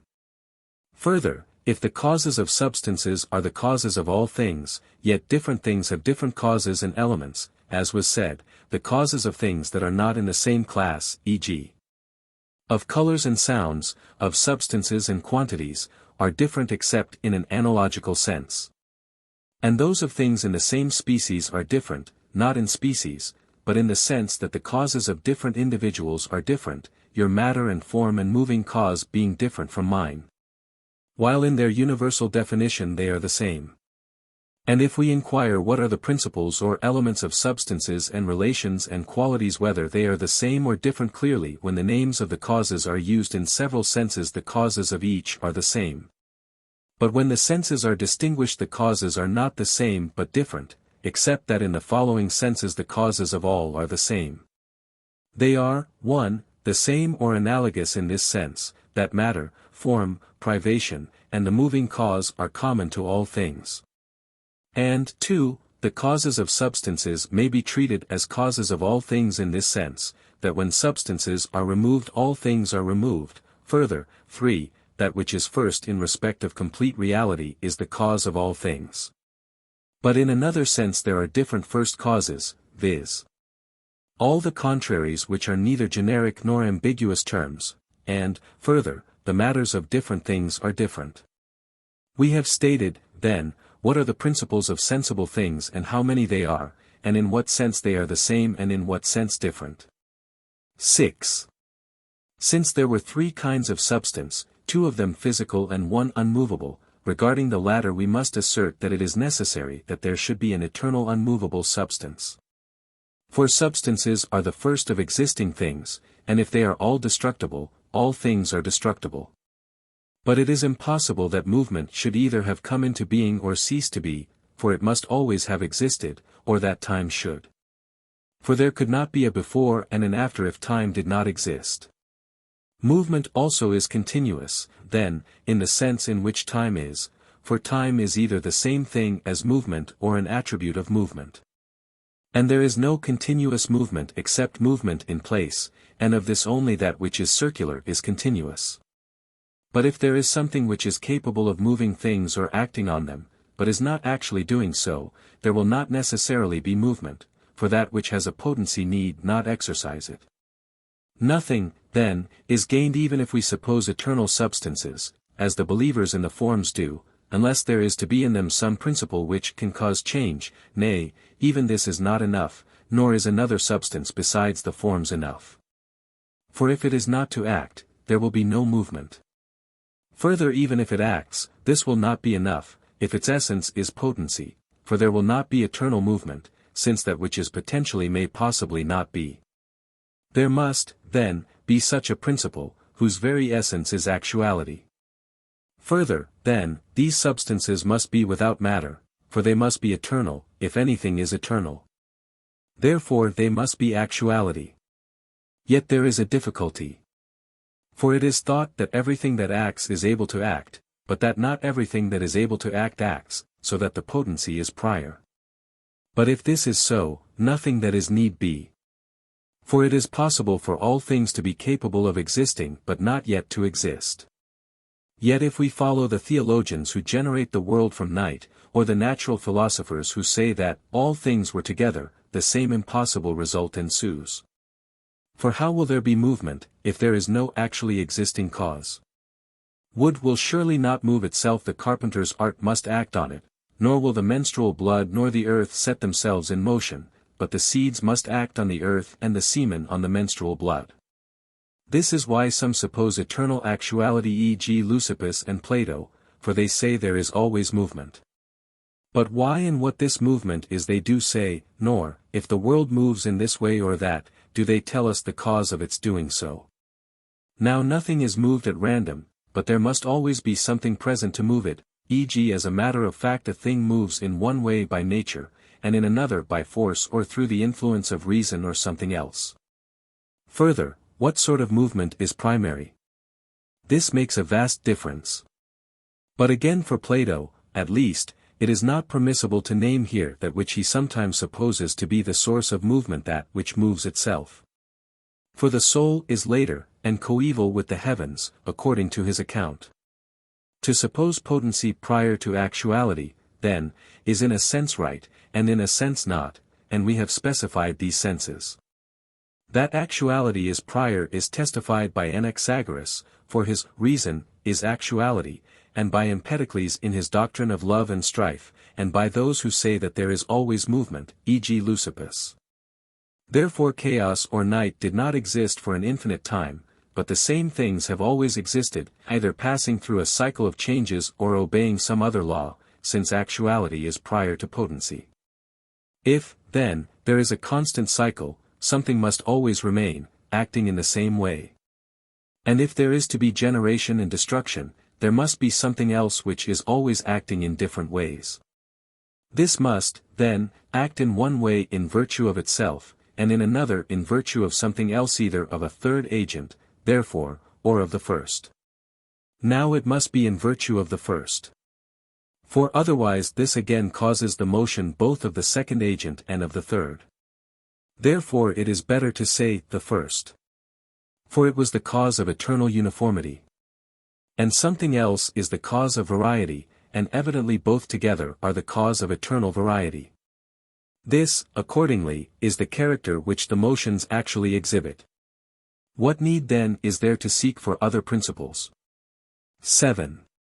Since, 1, this is a possible account of the matter, and, 2, if it were not true, the world would have proceeded out of night and all things together, and out of non-being, these difficulties may be taken as solved. There is, then, something which is always moved with an unceasing motion, which is motion in a circle, and this is plain not in theory only but in fact. Therefore the first heaven must be eternal. There is therefore also something which moves it.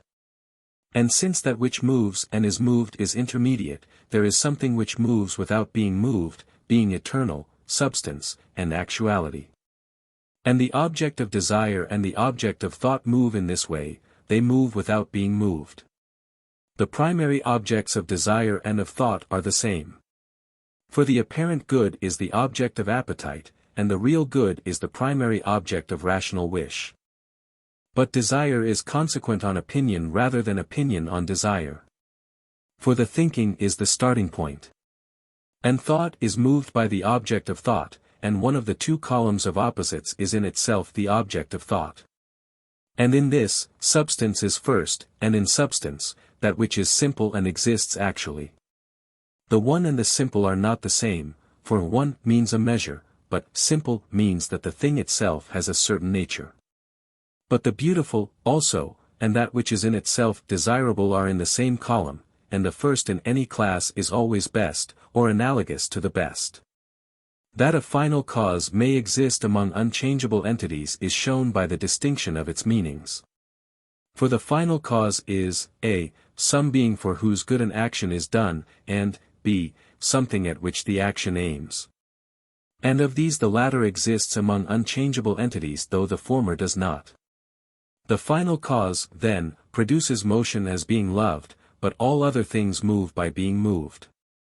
Now if something is moved it is capable of being otherwise than as it is. Therefore if its actuality is the primary form of spatial motion, then in so far as it is subject to change, in this respect it is capable of being otherwise, in place, even if not in substance.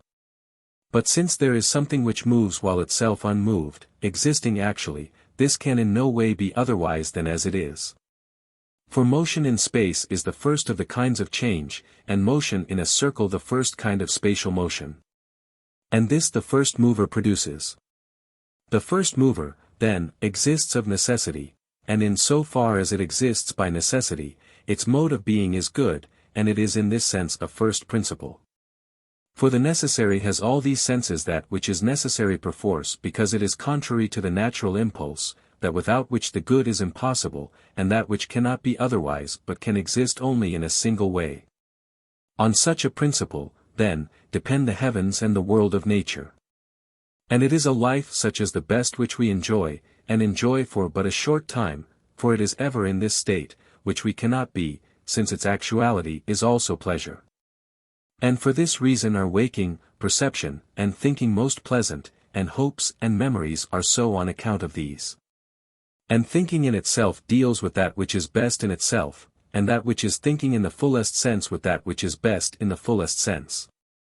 And thought thinks on itself because it shares the nature of the object of thought. For it becomes an object of thought in coming into contact with and thinking its objects, so that thought and object of thought are the same. For that which is capable of receiving the object of thought, i.e. the essence, is thought. But it is active when it possesses this object. Therefore the possession rather than the receptivity is the divine element which thought seems to contain, and the act of contemplation is what is most pleasant and best. If, then, God is always in that good state in which we sometimes are, this compels our wonder, and if in a better this compels it yet more. And God is in a better state. And life also belongs to God. For the actuality of thought is life, and God is that actuality, and God's self-dependent actuality is life most good and eternal. We say therefore that God is a living being, eternal, most good, so that life and duration continuous and eternal belong to God, for this is God. Those who suppose, as the Pythagoreans and Speusippus do, that supreme beauty and goodness are not present in the beginning, because the beginnings both of plants and of animals are causes, but beauty and completeness are in the effects of these, are wrong in their opinion. For the seed comes from other individuals which are prior and complete, and the first thing is not seed but the complete being, e.g. We must say that before the seed there is a man, not the man produced from the seed, but another from whom the seed comes. It is clear then from what has been said that there is a substance which is eternal and unmovable and separate from sensible things. It has been shown also that this substance cannot have any magnitude, but is without parts and indivisible, for it produces movement through infinite time, but nothing finite has infinite power. And, while every magnitude is either infinite or finite, it cannot, for the above reason, have finite magnitude, and it cannot have infinite magnitude because there is no infinite magnitude at all. But it has also been shown that it is impassive and unalterable, for all the other changes are posterior to change of place. 8. It is clear, then, why these things are as they are. But we must not ignore the question whether we have to suppose one such substance or more than one, and if the latter, how many. We must also mention, regarding the opinions expressed by others, that they have said nothing about the number of the substances that can even be clearly stated. For the theory of ideas has no special discussion of the subject. For those who speak of ideas say the ideas are numbers, and they speak of numbers now as unlimited, now as limited by the number 10, but as for the reason why there should be just so many numbers, nothing is said with any demonstrative exactness. We however must discuss the subject, starting from the presuppositions and distinctions we have mentioned. The first principle or primary being is not movable either in itself or accidentally, but produces the primary eternal and single movement. But since that which is moved must be moved by something, and the first mover must be in itself unmovable, an eternal movement must be produced by something eternal and a single movement by a single thing. And since we see that besides the simple spatial movement of the universe, which we say the first and unmovable substance produces, there are other spatial movements, those of the planets, which are eternal, for a body which moves in a circle is eternal and unresting. We have proved these points in the physical treatises. Each of these movements also must be caused by a substance both unmovable in itself and eternal. For the nature of the stars is eternal just because it is a certain kind of substance, and the mover is eternal and prior to the moved, and that which is prior to a substance must be a substance. Evidently, then, there must be substances which are of the same number as the movements of the stars, and in their nature eternal, and in themselves unmovable, and without magnitude, for the reason before mentioned. That the movers are substances, then, and that one of these is first and another second according to the same order as the movements of the stars, is evident. But in the number of the movements we reach a problem which must be treated from the standpoint of that one of the mathematical sciences which is most akin to philosophy, viz. of astronomy. For this science speculates about substance which is perceptible but eternal, but the other mathematical sciences, i.e. arithmetic and geometry, treat of no substance. That the movements are more numerous than the bodies that are moved is evident to those who have given even moderate attention to the matter, for each of the planets has more than one movement. But as to the actual number of these movements, we now to give some notion of the subject quote what some of the mathematicians say, that our thought may have some definite number to grasp. But, for the rest, we must partly investigate for ourselves, partly learn from other investigators, and if those who study this subject form an opinion contrary to what we have now stated, we must esteem both parties indeed, but follow the more accurate. Eudoxus supposed that the motion of the sun or of the moon involves, in either case, three spheres, of which the first is the sphere of the fixed stars, and the second moves in the circle which runs along the middle of the zodiac, and the third in the circle which is inclined across the breadth of the zodiac. But the circle in which the moon moves is inclined at a greater angle than that in which the sun moves. And the motion of the planets involves, in each case, four spheres, and of these also the first and second are the same as the first two mentioned above, for the sphere of the fixed stars is that which moves all the other spheres. And that which is placed beneath this and has its movement in the circle which bisects the zodiac is common to all, but the poles of the third sphere of each planet are in the circle which bisects the zodiac. And the motion of the fourth sphere is in the circle which is inclined at an angle to the equator of the third sphere. And the poles of the third sphere are different for each of the other planets, but those of Venus and Mercury are the same. Callippus made the position of the spheres the same as Eudoxus did, but while he assigned the same number as Eudoxus did to Jupiter and to Saturn, he thought 2 more spheres should be added to the Sun and 2 to the Moon. If one is to explain the observed facts, and 1 more to each of the other planets. But it is necessary, if all the spheres combined are to explain the observed facts, that for each of the planets there should be other spheres, 1 fewer than those hitherto assigned, which counteract those already mentioned and bring back to the same position the outermost sphere of the star which in each case is situated below the star in question. For only thus can all the forces at work produce the observed motion of the planets. Since, then, the spheres involved in the movement of the planets themselves are 8 for Saturn and Jupiter and 25 for the others. And of these only those involved in the movement of the lowest situated planet need not be counteracted. The spheres which counteract those of the outermost 2 planets will be 6 in number. And the spheres which counteract those of the next 4 planets will be 16. Therefore the number of all the spheres, both those which move the planets and those which counteract these, will be 55. And if one were not to add to the Moon and to the Sun the movements we mentioned, the whole set of spheres will be 47 in number. Let this, then, be taken as the number of the spheres, so that the unmovable substances and principles also may probably be taken as just so many. The assertion of necessity must be left to more powerful thinkers. But if there can be no spatial movement which does not conduce to the moving of a star, and if further every being and every substance which is immune from change and in virtue of itself has attained to the best must be considered an end, there can be no other being apart from these we have named, but this must be the number of the substances. For if there are others, they will cause change as being a final cause of movement, but there cannot be other movements besides those mentioned. And it is reasonable to infer this from a consideration of the bodies that are moved.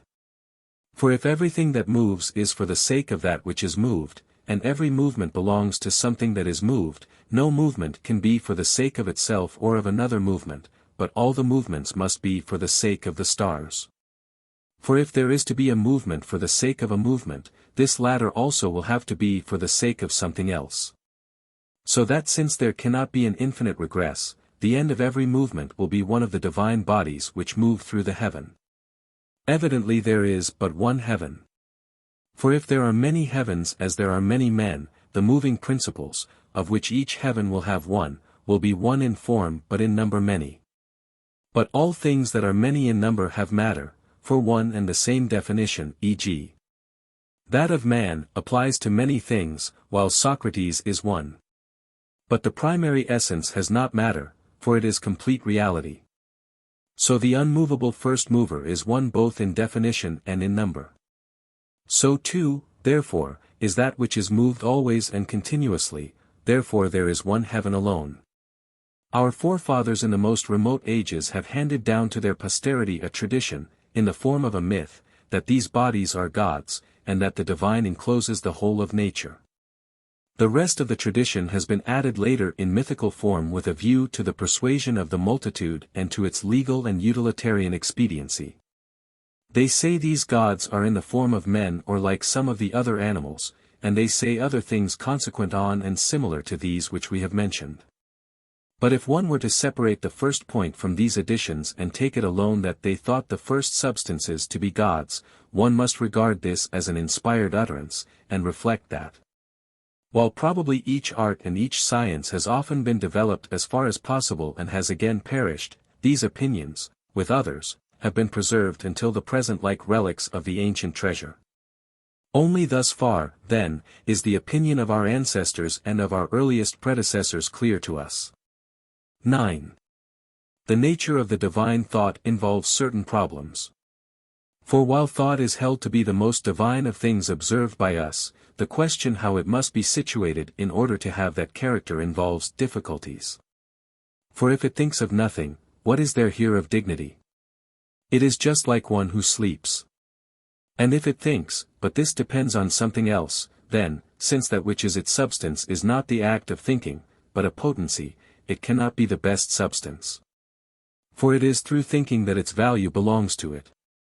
Further, whether its substance is the faculty of thought or the act of thinking, what does it think of? Either of itself or of something else.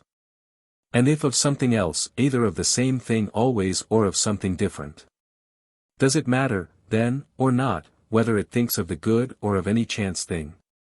Are there not some things about which it is incredible that it should think? Evidently, then, it thinks of that which is most divine and precious, and it does not change, for change would be change for the worse, and this would be already a movement. First, then, if thought is not the act of thinking but a potency, it would be reasonable to suppose that the continuity of its thinking is wearisome to it. Secondly, there would evidently be something else more precious than thought, viz. that which is thought of. For both thinking and the act of thought will belong even to one who thinks of the worst thing in the world, so that if this ought to be avoided, and it ought, for there are even some things which it is better not to see than to see, the act of thinking cannot be the best of things. Therefore it must be of itself that the divine thought thinks, since it is the most excellent of things, and its thinking is a thinking on thinking. But evidently knowledge and perception and opinion and understanding have always something else as their object, and themselves only by the way. Further, if thinking and being thought of are different, in respect of which does goodness belong to thought? For to he an act of thinking and to he an object of thought are not the same thing. We answer that in some cases the knowledge is the object. In the productive sciences it is the substance or essence of the object, matter omitted, and in the theoretical sciences the definition or the act of thinking is the object.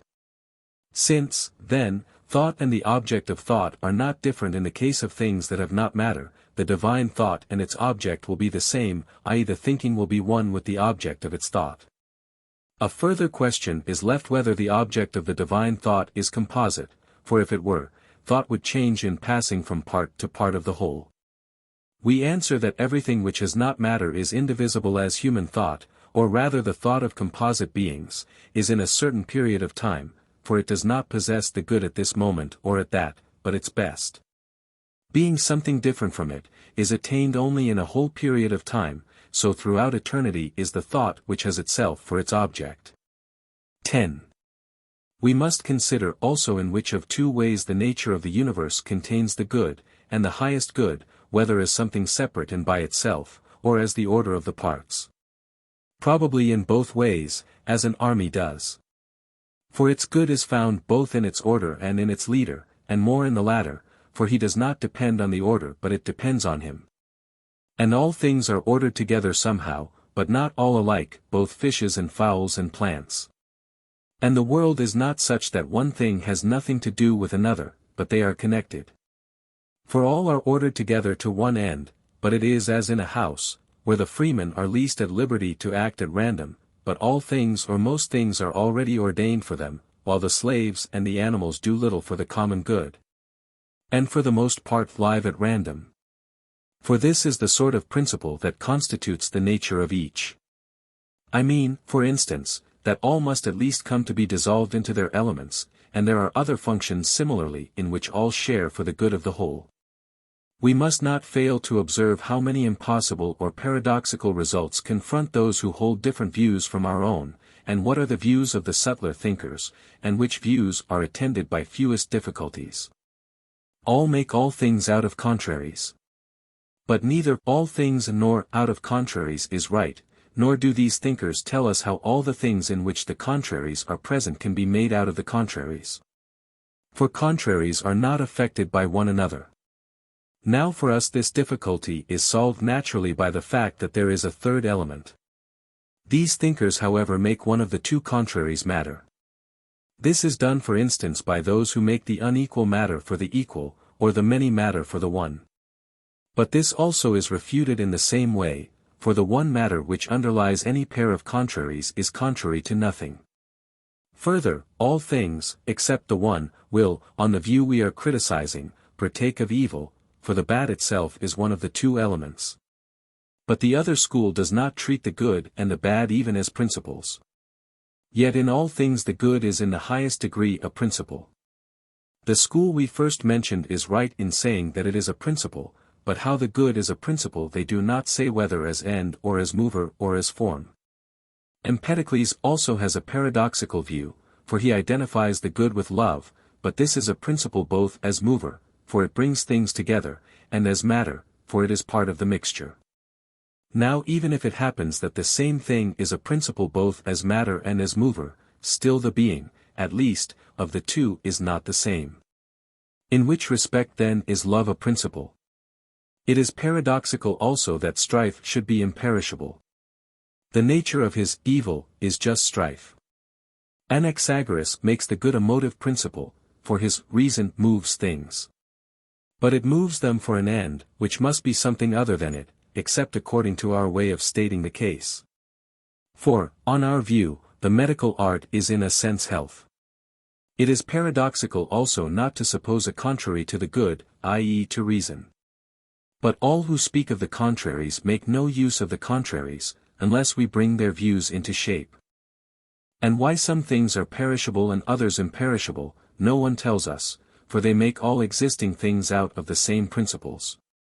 Further, some make existing things out of the non-existent.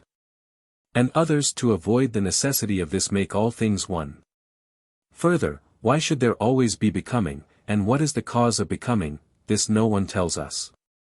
And those who suppose two principles must suppose another, a superior principle, and so must those who believe in the forms, for why did things come to participate, or why do they participate, in the forms? And all other thinkers are confronted by the necessary consequence that there is something contrary to wisdom, i.e. to the highest knowledge, but we are not. For there is nothing contrary to that which is primary. For all contraries have matter, and things that have matter exist only potentially, and the ignorance which is contrary to any knowledge leads to an object contrary to the object of the knowledge, but what is primary has no contrary. Again, if besides sensible things no others exist, there will be no first principle, no order, no becoming, no heavenly bodies, but each principle will have a principle before it. As in the accounts of the theologians and all the natural philosophers. But if the forms or the numbers are to exist, they will be causes of nothing, or if not that, at least not of movement. Further, how is extension, i.e. a continuum, to be produced out of unextended parts? For number will not, either as mover or as form, produce a continuum. But again there cannot be any contrary that is also essentially a productive or moving principle, for it would be possible for it not to be. Or at least its action would be posterior to its potency. The world, then, would not be eternal. But it is, one of these premises, then, must be denied. And we have said how this must be done. Further, in virtue of what the numbers, or the soul and the body, or in general the form and the thing, are one of this no one tells us anything, nor can anyone tell, unless he says, as we do, that the mover makes them one. And those who say mathematical number is first and go on to generate one kind of substance after another and give different principles for each. Make the substance of the universe a mere series of episodes, for one substance has no influence on another by its existence or non-existence, and they give us many governing principles. But the world refuses to be governed badly. The rule of many is not good, one ruler let there be. Book 13. 1. We have stated what is the substance of sensible things, dealing in the treatise on physics with matter, and later with the substance which has actual existence. Now since our inquiry is whether there is or is not besides the sensible substances any which is immovable and eternal, and, if there is, what it is, we must first consider what is said by others, so that, if there is anything which they say wrongly, we may not be liable to the same objections, while, if there is any opinion common to them and us, we shall have no private grievance against ourselves on that account. For one must be content to state some points better than one's predecessors, and others no worse. Two opinions are held on this subject. It is said that the objects of mathematics, i.e., numbers and lines and the like, are substances, and again that the ideas are substances. And, 1. Since some recognize these as two different classes, the ideas and the mathematical numbers, and, 2. Some recognize both as having one nature, while, 3. Some others say that the mathematical substances are the only substances. We must consider first the objects of mathematics, not qualifying them by any other characteristic, not asking, for instance, whether they are in fact ideas or not, or whether they are the principles and substances of existing things or not. But only whether as objects of mathematics they exist or not, and if they exist, how they exist. Then after this we must separately consider the ideas themselves in a general way, and only as far as the accepted mode of treatment demands. For most of the points have been repeatedly made even by the discussions outside our school, and, further, the greater part of our account must finish by throwing light on that inquiry, viz. When we examine whether the substances and the principles of existing things are numbers and ideas, for after the discussion of the ideas this remands as a third inquiry. If the objects of mathematics exist, they must exist either in sensible objects, as some say, or separate from sensible objects, and this also is said by some. Or if they exist in neither of these ways, either they do not exist, or they exist only in some special sense. So that the subject of our discussion will be not whether they exist but how they exist. 2. That it is impossible for mathematical objects to exist in sensible things, and at the same time that the doctrine in question is an artificial one. Has been said already in our discussion of difficulties. We have pointed out that it is impossible for two solids to be in the same place. And also that according to the same argument the other powers and characteristics also should exist in sensible things and none of them separately. This we have said already.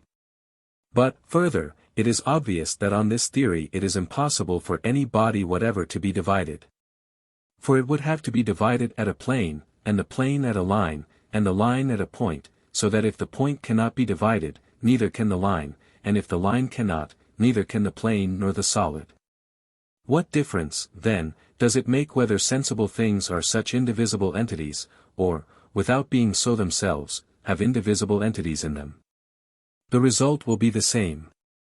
If the sensible entities are divided, the others will be divided too, or else not even the sensible entities can be divided. But, again, it is not possible that such entities should exist separately. For if besides the sensible solids there are to be other solids which are separate from them and prior to the sensible solids, it is plain that besides the planes also there must be other and separate planes and points and lines. For consistency requires this.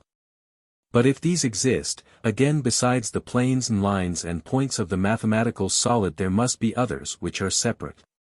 For incomposites are prior to compounds.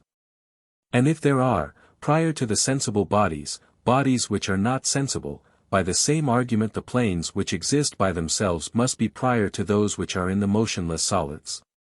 Therefore these will be planes and lines other than those that exist along with the mathematical solids to which these thinkers assign separate existence. For the latter exist along with the mathematical solids, while the others are prior to the mathematical solids. Again, therefore, there will be, belonging to these planes, lines, and prior to them there will have to be, by the same argument, other lines and points. And prior to these points in the prior lines there will have to be other points, though there will be no others prior to these. Now, 1, the accumulation becomes absurd, for we find ourselves with one set of solids apart from the sensible solids. 3 sets of planes apart from the sensible planes, those which exist apart from the sensible planes, and those in the mathematical solids, and those which exist apart from those in the mathematical solids. 4 sets of lines, and 5 sets of points. With which of these, then, will the mathematical sciences deal? Certainly not with the planes and lines and points in the motionless solid, for science always deals with what is prior. And, the same account will apply also to numbers, for there will be a different set of units apart from each set of points, and also apart from each set of realities, from the objects of sense and again from those of thought. So that there will be various classes of mathematical numbers. Again, how is it possible to solve the questions which we have already enumerated in our discussion of difficulties? For the objects of astronomy will exist apart from sensible things just as the objects of geometry will, but how is it possible that a heaven and its parts or anything else which has movement should exist apart? Similarly also the objects of optics and of harmonics will exist apart, for there will be both voice and sight besides the sensible or individual voices and sights. Therefore it is plain that the other senses as well, and the other objects of sense, will exist apart, for why should one set of them do so and another not? And if this is so, there will also be animals existing apart, since there will be senses. Again, there are certain mathematical theorems that are universal, extending beyond these substances. Here then we shall have another intermediate substance separate both from the ideas and from the intermediates, a substance which is neither number nor points nor spatial magnitude nor time. And if this is impossible, plainly it is also impossible that the former entities should exist separate from sensible things. And, in general, conclusion contrary alike to the truth and to the usual views follow, if one is to suppose the objects of mathematics to exist thus as separate entities. For because they exist thus they must be prior to sensible spatial magnitudes, but in truth they must be posterior. For the incomplete spatial magnitude is in the order of generation prior, but in the order of substance posterior, as the lifeless is to the living. Again, by virtue of what, and when, will mathematical magnitudes be one? For things in our perceptible world are one in virtue of soul, or of a part of soul, or of something else that is reasonable enough. When these are not present, the thing is a plurality, and splits up into parts. But in the case of the subjects of mathematics, which are divisible and are quantities, what is the cause of their being one and holding together? Again, the modes of generation of the objects of mathematics show that we are right. For the dimension first generated is length, then comes breadth, lastly depth, and the process is complete. If, then, that which is posterior in the order of generation is prior in the order of substantiality, the solid will be prior to the plane and the line. And in this way also it is both more complete and more whole, because it can become animate. How, on the other hand, could a line or a plane be animate? The supposition passes the power of our senses. Again, the solid is a sort of substance, for it already has in a sense completeness. But how can lines be substances? Neither as a form or shape, as the soul perhaps is, nor as matter, like the solid. For we have no experience of anything that can be put together out of lines or planes or points, while if these had been a sort of material substance, we should have observed things which could be put together out of them. Grant, then, that they are prior in definition. Still not all things that are prior in definition are also prior in substantiality. For those things are prior in substantiality which when separated from other things surpass them in the power of independent existence, but things are prior in definition to those whose definitions are compounded out of their definitions. And these two properties are not coextensive. For if attributes do not exist apart from the substances, e.g. a mobile or a pale is prior to the pale man in definition, but not in substantiality. For it cannot exist separately, but is always along with the concrete thing, and by the concrete thing I mean the pale man. Therefore it is plain that neither is the result of abstraction prior nor that which is produced by adding determinants posterior, for it is by adding a determinant to pale that we speak of the pale man. It has, then, been sufficiently pointed out that the objects of mathematics are not substances in a higher degree than bodies are, and that they are not prior to sensibles in being, but only in definition. And that they cannot exist somewhere apart. But since it was not possible for them to exist in sensibles either, it is plain that they either do not exist at all or exist in a special sense and therefore do not exist without qualification. For exist has many senses. 3. For just as the universal propositions of mathematics deal not with objects which exist separately, apart from extended magnitudes and from numbers, but with magnitudes and numbers, not however qua such as to have magnitude or to be divisible. Clearly it is possible that there should also be both propositions and demonstrations about sensible magnitudes, not however qua sensible but qua possessed of certain definite qualities. For as there are many propositions about things merely considered as in motion, apart from what each such thing is and from their accidents, and as it is not therefore necessary that there should be either a mobile separate from sensibles, or a distinct mobile entity in the sensibles, so too in the case of mobiles there will be propositions and sciences, which treat them however not qua mobile but only qua bodies, or again only qua planes, or only qua lines, or qua divisibles. Or qua indivisibles having position, or only qua indivisibles.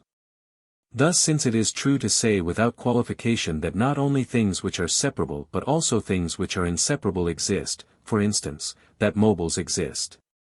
It is true also to say without qualification that the objects of mathematics exist, and with the character ascribed to them by mathematicians. And as it is true to say of the other sciences too, without qualification, that they deal with such and such a subject not with what is accidental to it, e.g. not with the pale, if the healthy thing is pale, and the science has the healthy as its subject, but with that which is the subject of each science with the healthy if it treats its object qua healthy. With man if qua man, so too is it with geometry. If its subjects happen to be sensible, though it does not treat them qua sensible, the mathematical sciences will not for that reason be sciences of sensibles nor, on the other hand, of other things separate from sensibles.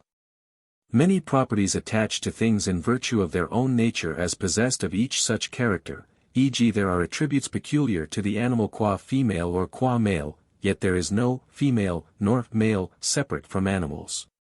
So that there are also attributes which belong to things merely as lengths or as planes.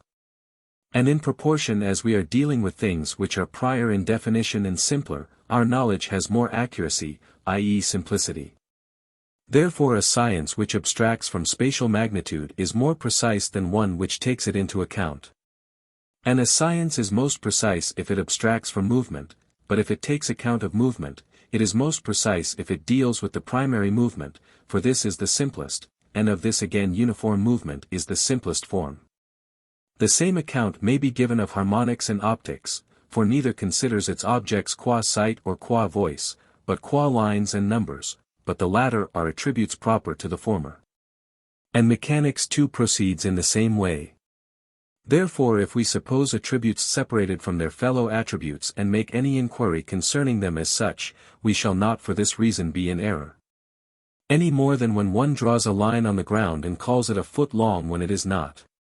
For the error is not included in the premises. Each question will be best investigated in this way by setting up by an act of separation what is not separate, as the arithmetician and the geometer do. For a man qua man is one indivisible thing.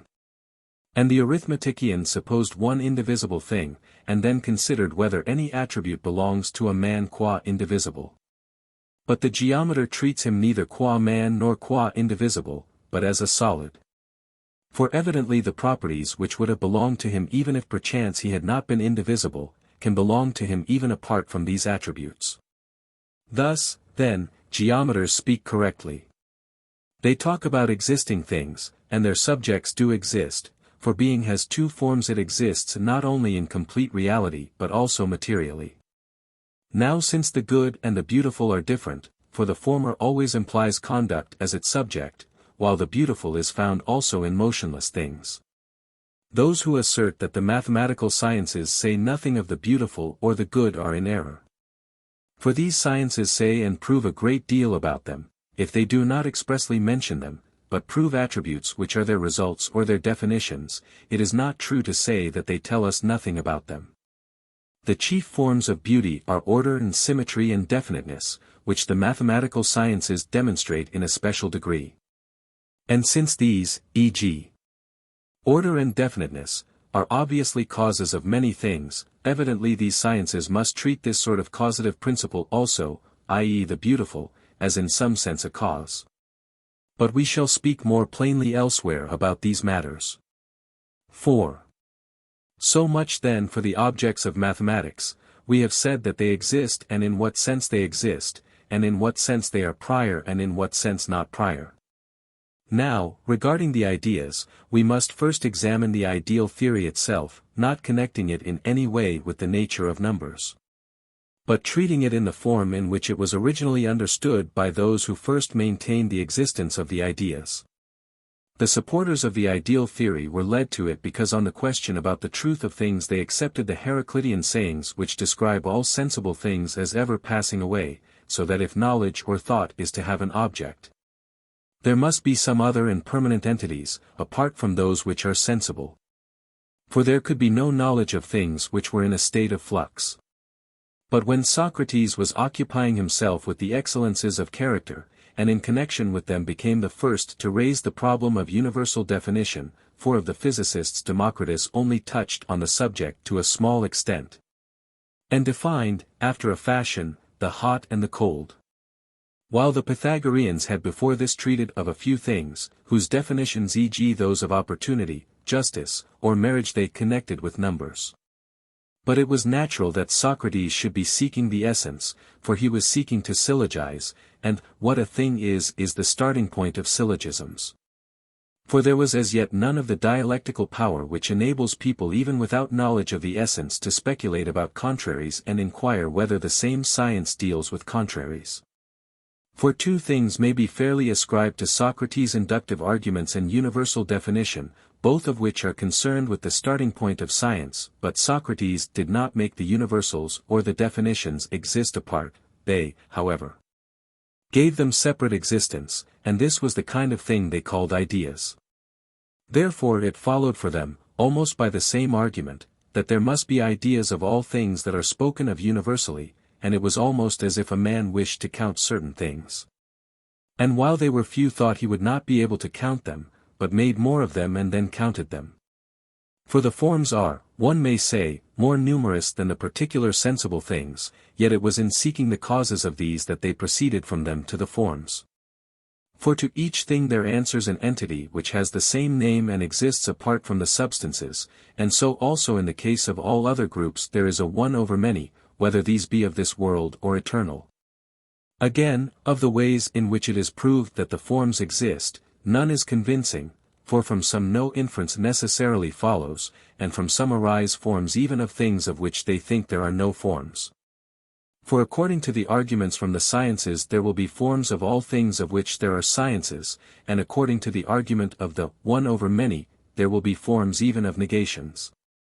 And according to the argument that thought has an object and the individual object has perished, there will be forms of perishable things.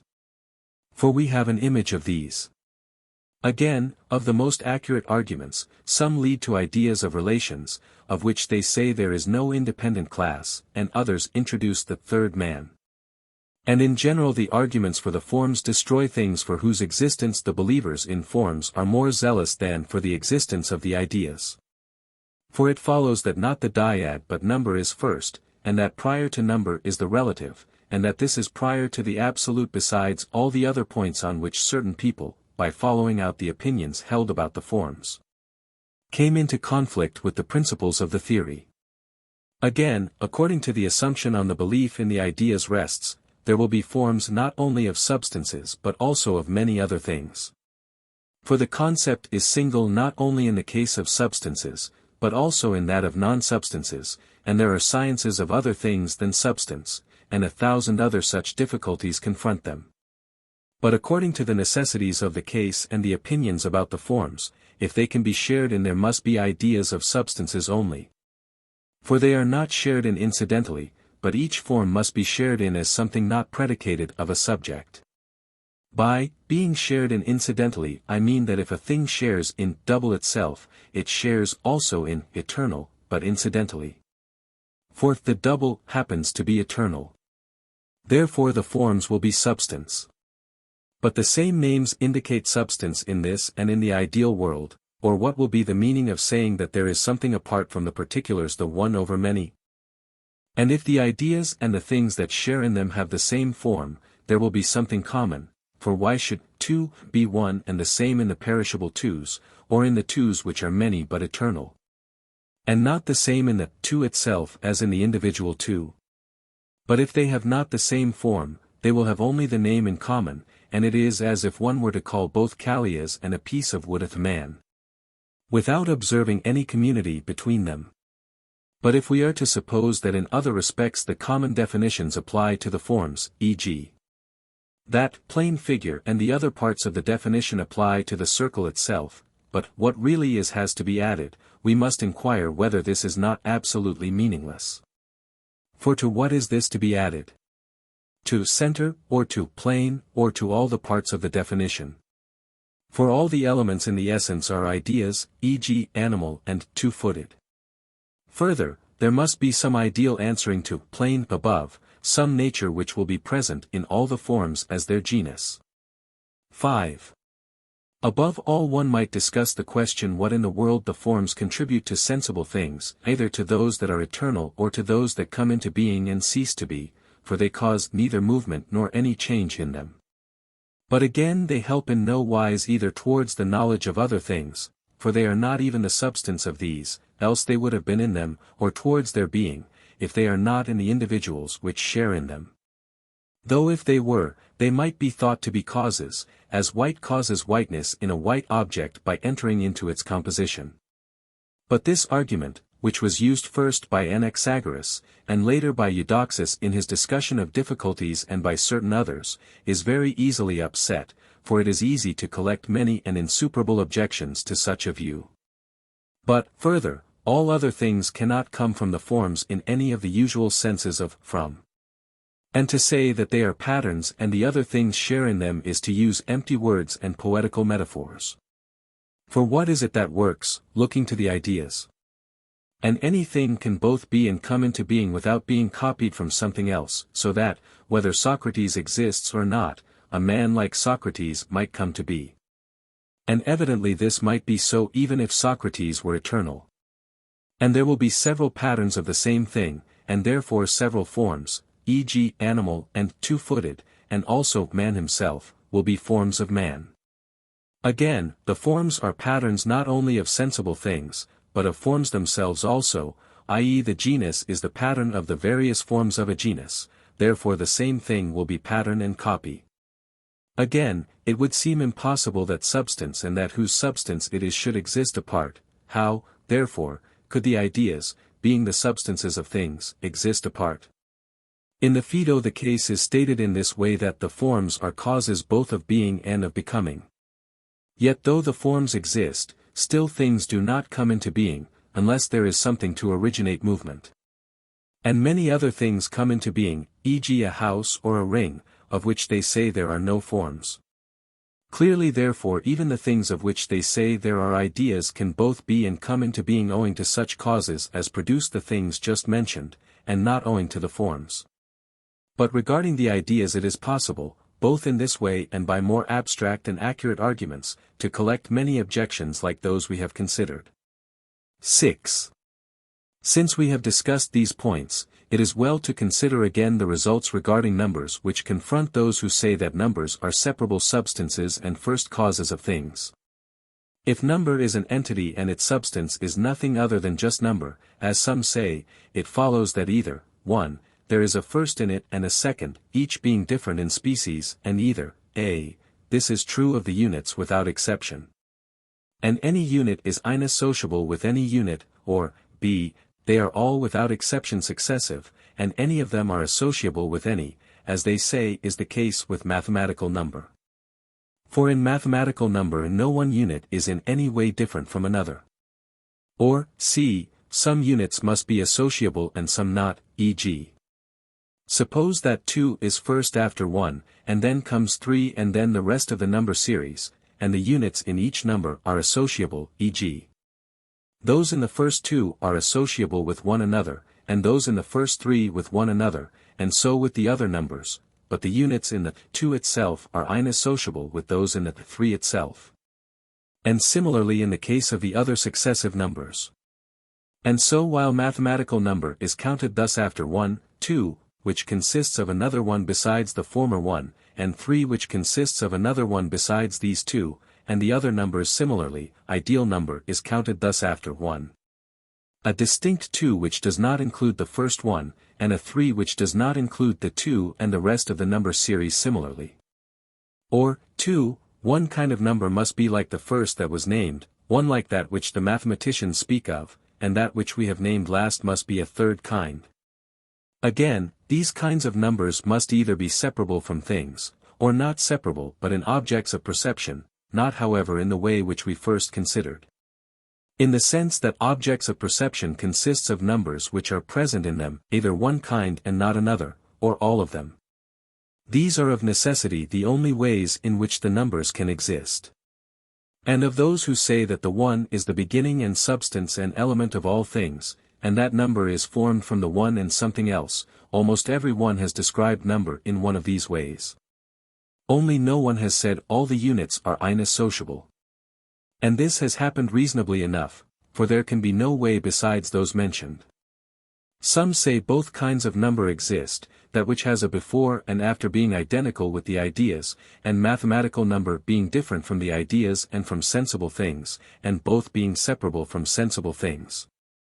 And others say mathematical number alone exists, as the first of realities, separate from sensible things. And the Pythagoreans, also, believe in one kind of number, the mathematical. Only they say it is not separate but sensible substances are formed out of it. For they construct the whole universe out of numbers only, not numbers consisting of abstract units, they suppose the units to have spatial magnitude. But how the first one was constructed so as to have magnitude, they seem unable to say. Another thinker says the first kind of number, that of the forms, alone exists, and some say mathematical number is identical with this. The case of lines, planes, and solids is similar. For some think that those which are the objects of mathematics are different from those which come after the ideas. And of those who express themselves otherwise some speak of the objects of mathematics and in a mathematical way viz. Those who do not make the ideas numbers nor say that ideas exist. And others speak of the objects of mathematics, but not mathematically, for they say that neither is every spatial magnitude divisible into magnitudes, nor do any 2 units taken at random make 2. All who say the one is an element and principle of things suppose numbers to consist of abstract units, except the Pythagoreans, but they suppose the numbers to have magnitude, as has been said before. It is clear from this statement, then, in how many ways numbers may be described, and that all the ways have been mentioned, and all these views are impossible, but some perhaps more than others. 7. First, then, let us inquire if the units are associable or inesociable, and if inesociable, in which of the 2 ways we distinguished. For it is possible that any unity is inesociable with any, and it is possible that those in the itself are inesociable with those in the itself, and, generally, that those in each ideal number are inesociable with those in other ideal numbers. Now, 1, all units are associable and without difference, we get mathematical number only one kind of number, and the ideas cannot be the numbers. For what sort of number will man himself or animal itself or any other form be? There is one idea of each thing, e.g. one of man himself and another one of animal itself, but the similar and undifferentiated numbers are infinitely many, so that any particular three is no more man himself than any other three. But if the ideas are not numbers, neither can they exist at all. For from what principles will the ideas come? It is number that comes from the one and the indefinite dyad, and the principles or elements are said to be principles and elements of number, and the ideas cannot be ranked as either prior or posterior to the numbers. But, 2, if the units are inesociable, and inesociable in the sense that any is inesociable with any other, number of this sort cannot be mathematical number. For mathematical number consists of undifferentiated units, and the truths proved of it suit this character. Nor can it be ideal number.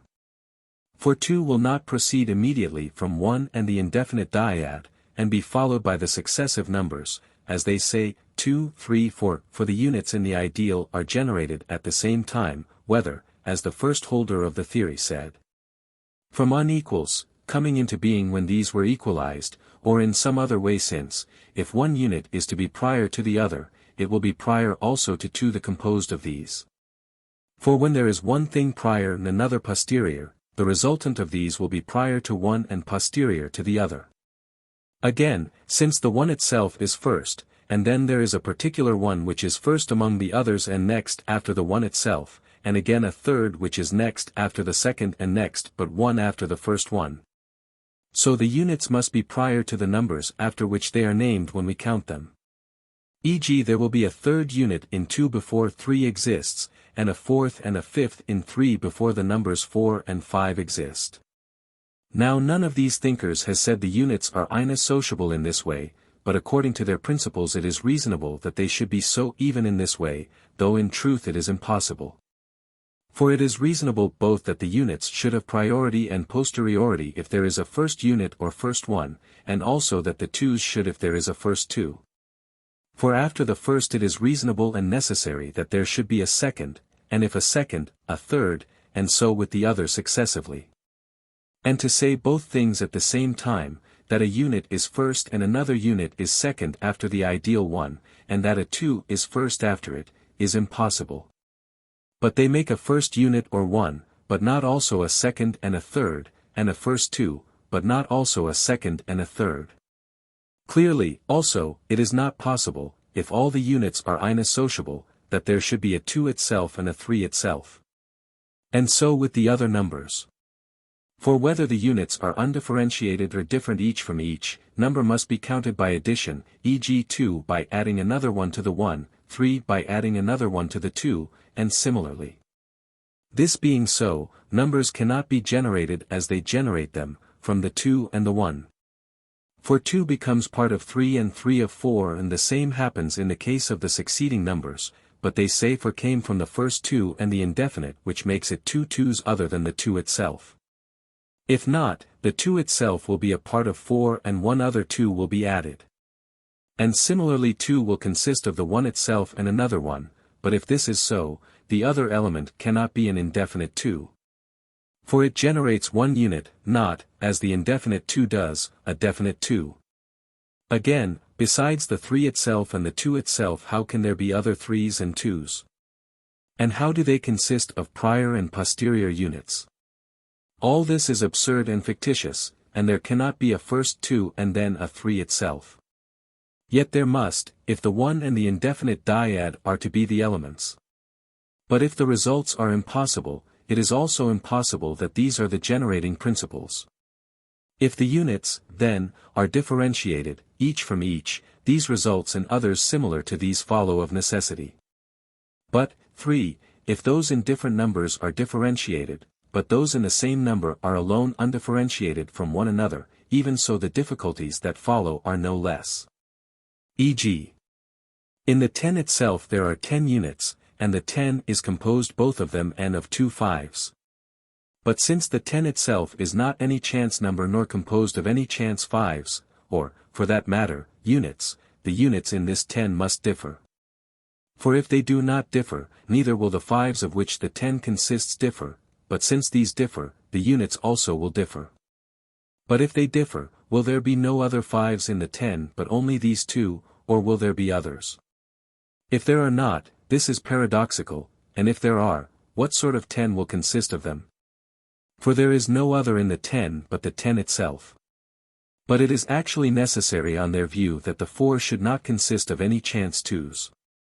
For the indefinite, as they say, received the definite 2 and made 2 2s, for its nature was to double what it received. Again, as to the 2 being an entity apart from its 2 units, and the 3 an entity apart from its 3 units, how is this possible?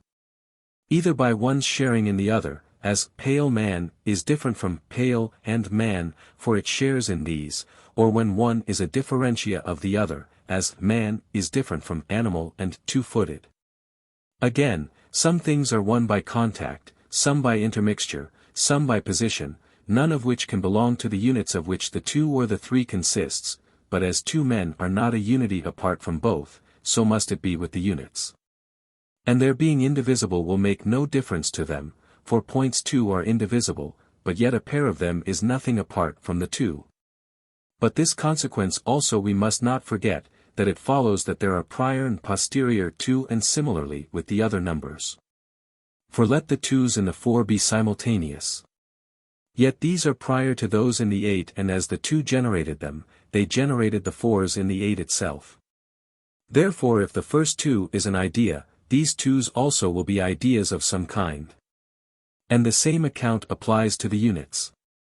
For the units in the first 2 generate the 4 in 4, so that all the units come to be ideas, and an idea will be composed of ideas. Clearly therefore those things also of which these happen to be the ideas will be composite, e.g. one might say that animals are composed of animals, if there are ideas of them. In general, to differentiate the units in any way is an absurdity and a fiction, and by a fiction I mean a forced statement made to suit a hypothesis. For neither in quantity nor in quality do we see unit differing from unit, and number must be either equal or unequal all number, but especially that which consists of abstract units, so that if one number is neither greater nor less than another, it is equal to it. But things that are equal and in no wise differentiated we take to be the same when we are speaking of numbers. If not, not even the 2 in the 10 itself will be undifferentiated, though they are equal. For what reason will the man who alleges that they are not differentiated be able to give? Again, if every unit plus another unit makes 2, a unit from the 2 itself and one from the 3 itself will make a 2.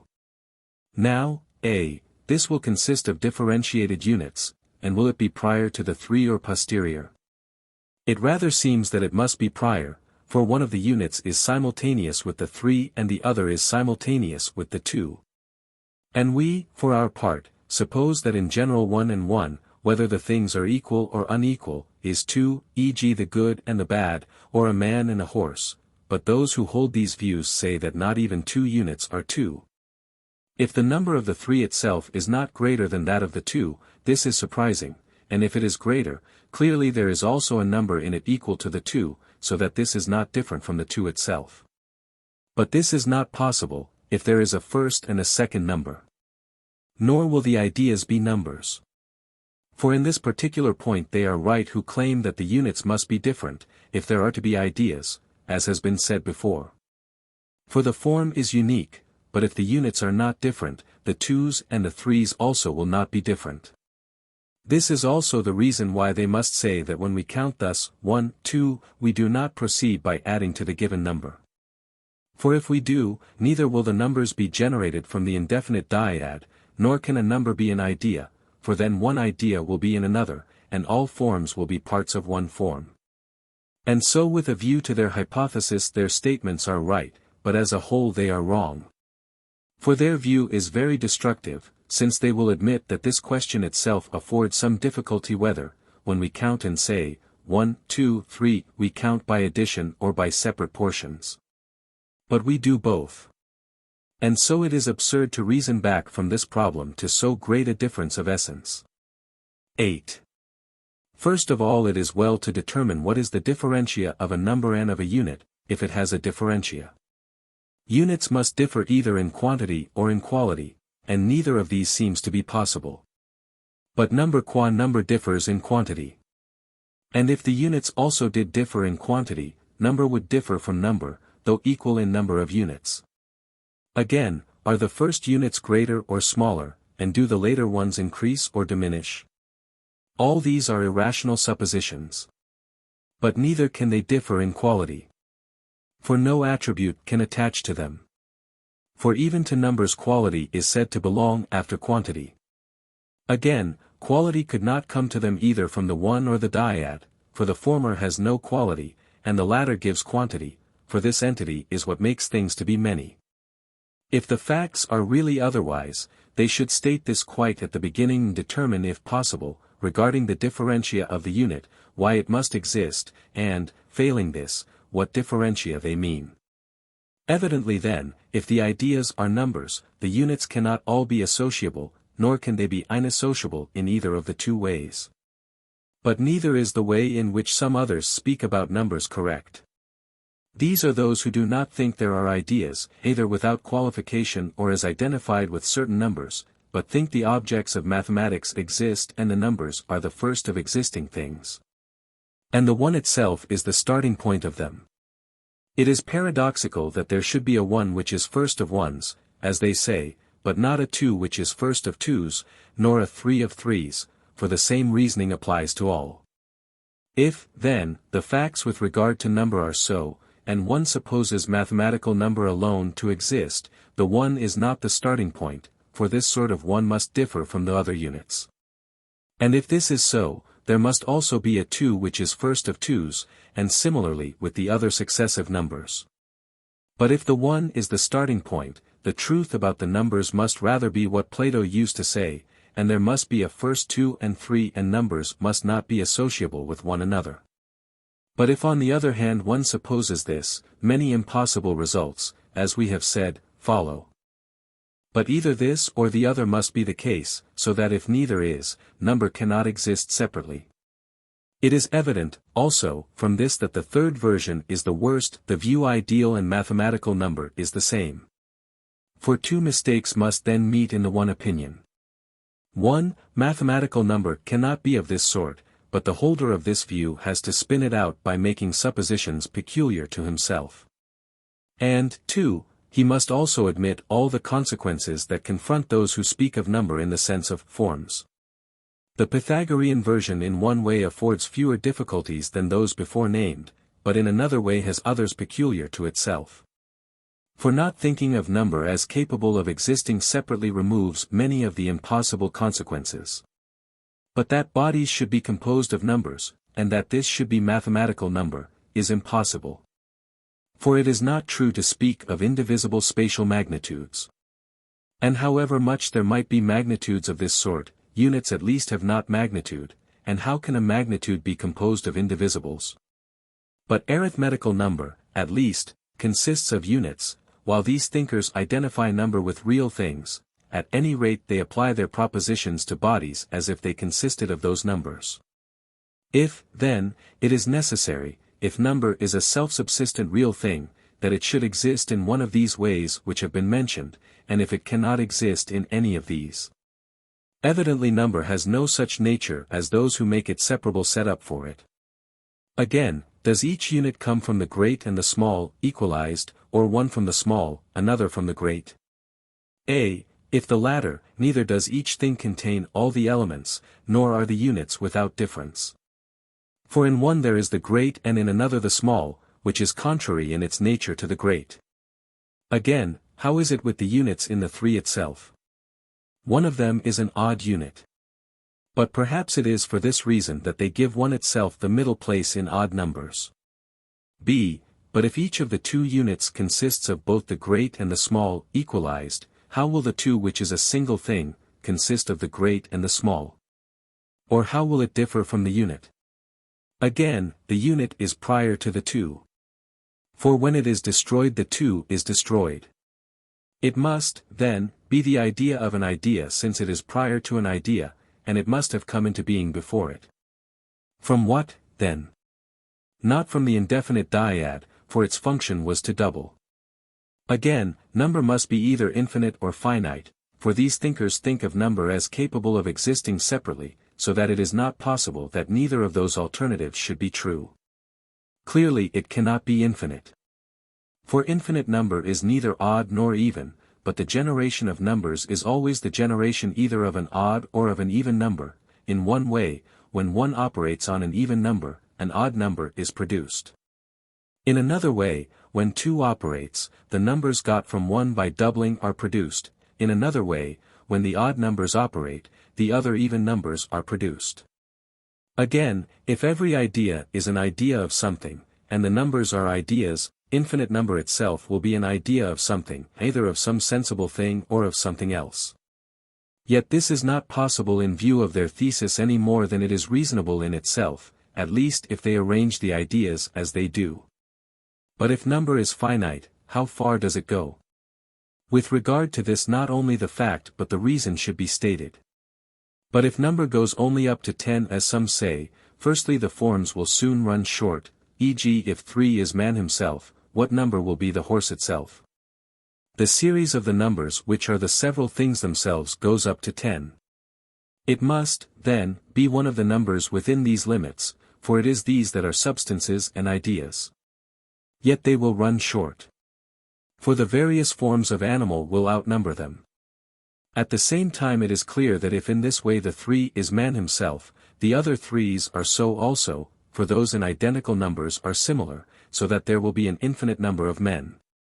If each 3 is an idea, each of the numbers will be man himself, and if not, they will at least be men. And if the smaller number is part of the greater, being number of such a sort that the units in the same number are associable, then if the 4 itself is an idea of something, e.g.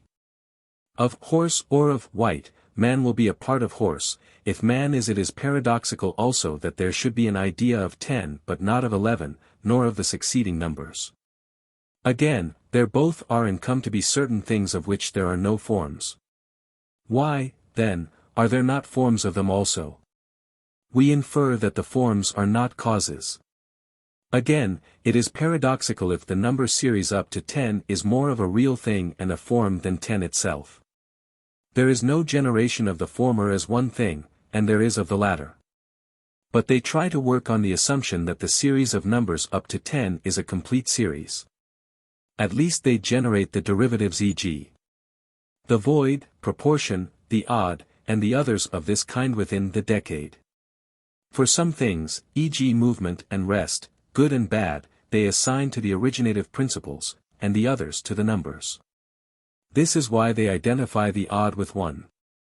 For if the odd implied 3, how would 5 be odd?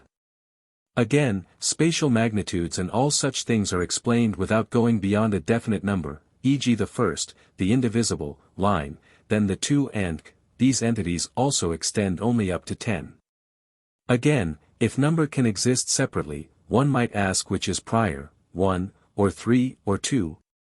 Inasmuch as the number is composite, 1 is prior, but inasmuch as the universal and the form is prior, the number is prior. For each of the units is part of the number as its matter, and the number acts as form. And in a sense the right angle is prior to the acute, because it is determinate and in virtue of its definition. But in a sense the acute is prior, because it is a part and the right angle is divided into acute angles. As matter, then, the acute angle and the element and the unit are prior, but in respect of the form and of the substance as expressed in the definition, the right angle, and the whole consisting of the matter and the form, are prior.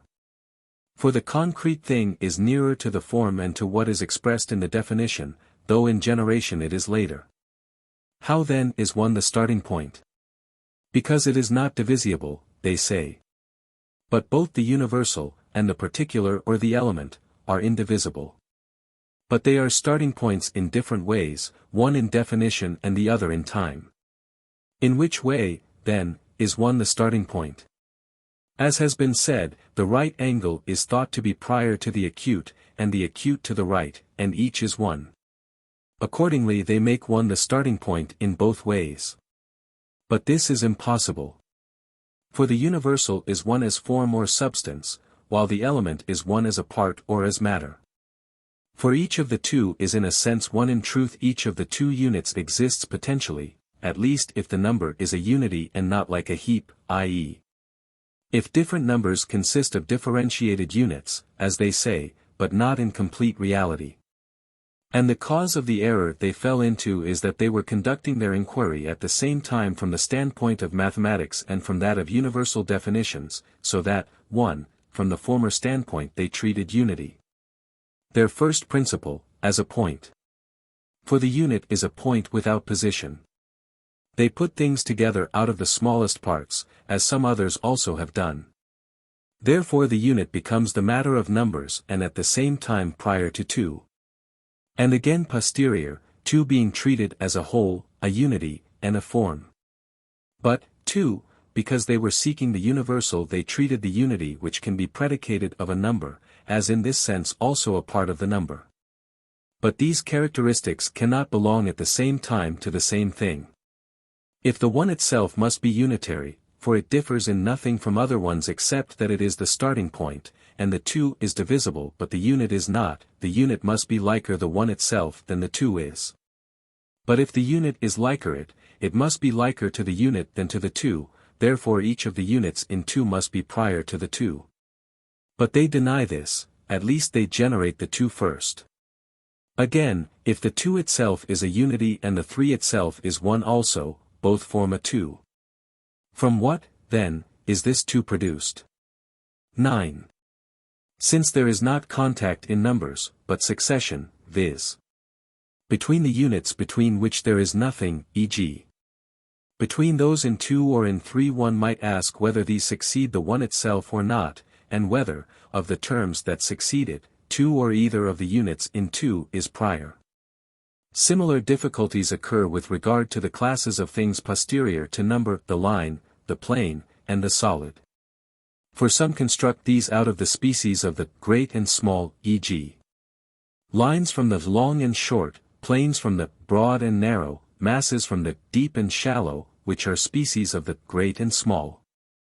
And the originative principle of such things which answers to the one different thinkers describe in different ways, and in these also the impossibilities, the fictions, and the contradictions of all probability are seen to be innumerable. For, geometrical classes are severed from one another, unless the principles of these are implied in one another in such a way that the broad and narrow is also long and short, but if this is so, the plane will be line and the solid a plane. Again, how will angles and figures and such things be explained?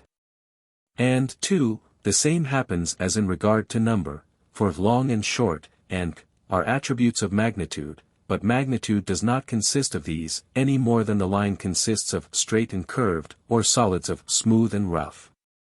All these views share a difficulty which occurs with regard to species of a genus, when one posits the universals, viz. whether it is animal itself or something other than animal itself that is in the particular animal. True, if the universal is not separable from sensible things, this will present no difficulty. But if the one and the numbers are separable, as those who express these views say, it is not easy to solve the difficulty, if one may apply the words, not easy, to the impossible.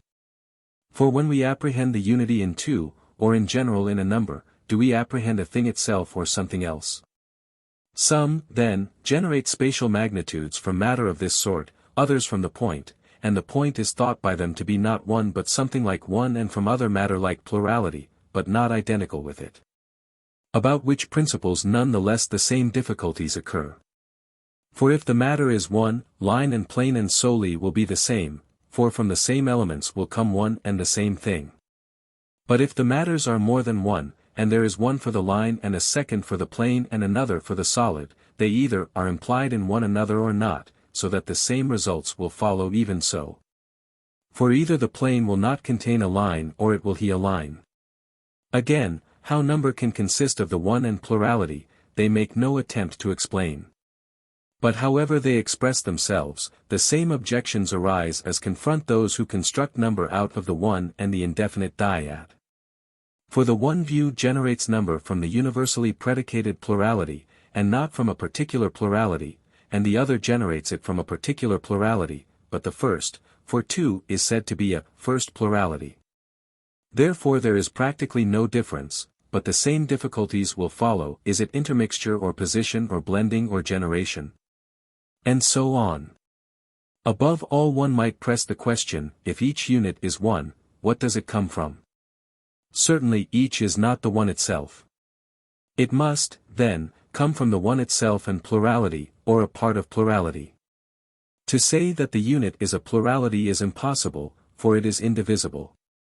And to generate it from a part of plurality involves many other objections, for, a, each of the parts must be indivisible, or it will be a plurality and the unit will be divisible, and the elements will not be the one and plurality. For the single units do not come from plurality and the one. Again, the holder of this view does nothing but presuppose another number, for his plurality of indivisibles is a number. Again, we must inquire, in view of this theory also, whether the number is infinite or finite. For there was at first, as it seems, a plurality that was itself finite, from which and from the one comes the finite number of units. And there is another plurality that is plurality itself, an infinite plurality, which sort of plurality, then, is the element which cooperates with the one. One might inquire similarly about the point, i.e., the element out of which they make spatial magnitudes. For surely this is not the one and only point. At any rate, then, let them say out of what each of the points is formed. Certainly not of some distance plus the point itself. Nor again can there be indivisible parts of a distance, as the elements out of which the units are said to be made are indivisible parts of plurality, for number consists of indivisibles, but spatial magnitudes do not. All these objections, then, and others of the sort make it evident that number and spatial magnitudes cannot exist apart from things. Again, the discord about numbers between the various versions is a sign that it is the incorrectness of the alleged facts themselves that brings confusion into the theories. For those who make the objects of mathematics alone exist apart from sensible things, seeing the difficulty about the forms and their fictitiousness, abandoned ideal number and posited mathematical. But those who wished to make the forms at the same time also numbers, but did not see, if one assumed these principles, how mathematical number was to exist apart from ideal, made ideal and mathematical number the same in words. Since in fact mathematical number has been destroyed. For they state hypotheses peculiar to themselves and not those of mathematics. And he who first supposed that the forms exist and that the forms are numbers and that the objects of mathematics exist, naturally separated the two. Therefore it turns out that all of them are right in some respect, but on the whole not right. And they themselves confirm this, for their statements do not agree but conflict. The cause is that their hypotheses and their principles are false. And it is hard to make a good case out of bad materials, according to Epicharmus. As soon as 'tis said, 'tis seen to be wrong. But regarding numbers, the questions we have raised and the conclusions we have reached are sufficient, for while he who is already convinced might be further convinced by a longer discussion, one not yet convinced would not come any nearer to conviction. Regarding the first principles and the first causes and elements, the views expressed by those who discuss only sensible substance have been partly stated in our works on nature, and partly do not belong to the present inquiry. But the views of those who assert that there are other substances besides the sensible must be considered next after those we have been mentioning. Since, then, some say that the ideas and the numbers are such substances, and that the elements of these are elements and principles of real things, we must inquire regarding these what they say and in what sense they say it. Those who posit numbers only, and these mathematical, must be considered later, but as regards those who believe in the ideas one might survey at the same time their way of thinking and the difficulty into which they fall. For they at the same time make the ideas universal and again treat them as separable and as individuals. That this is not possible has been argued before. The reason why those who describe their substances as universal combined these two characteristics in one thing, is that they did not make substances identical with sensible things. They thought that the particulars in the sensible world were a state of flux and none of them remained, but that the universal was apart from these and something different.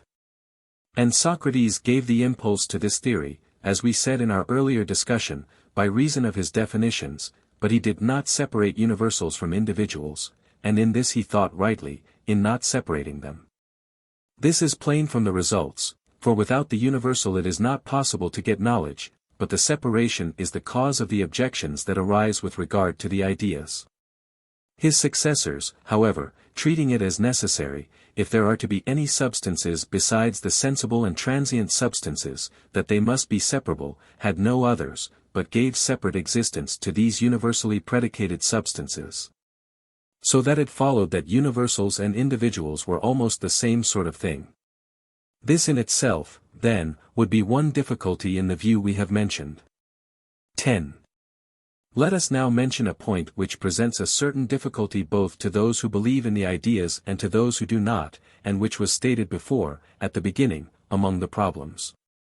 If we do not suppose substances to be separate, and in the way in which individual things are said to be separate, we shall destroy substance in the sense in which we understand substance. But if we conceive substances to be separable, how are we to conceive their elements and their principles?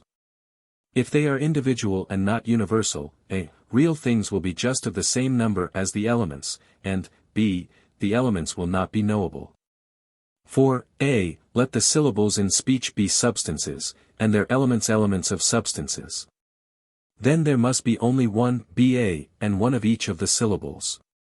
Since they are not universal and the same in form but each is one in number and a, this, and not a kind possessed of a common name, and again they suppose that the, just what a thing is in each case one.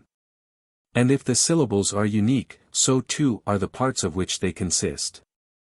There will not, then, be more a's than one, nor more than one of any of the other elements, on the same principle on which an identical syllable cannot exist in the plural number. But if this is so, there will not be other things existing besides the elements, but only the elements. b. Again, the elements will not be even knowable, for they are not universal, and knowledge is of universals. This is clear from demonstrations and from definitions. For we do not conclude that this triangle has its angles equal to 2 right angles, unless every triangle has its angles equal to 2 right angles, nor that this man is an animal, unless every man is an animal. But if the principles are universal, either the substances composed of them are also universal, or non-substance will be prior to substance. For the universal is not a substance, but the element or principle is universal, and the element or principle is prior to the things of which it is the principle or element. All these difficulties follow naturally, when they make the ideas out of elements and at the same time claim that apart from the substances which have the same form there are ideas, a single separate entity.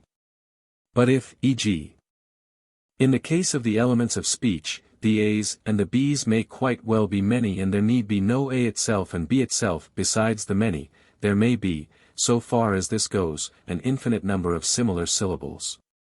The statement that a knowledge is universal, so that the principles of things must also be universal and not separate substances, presents indeed, of all the points we have mentioned, the greatest difficulty.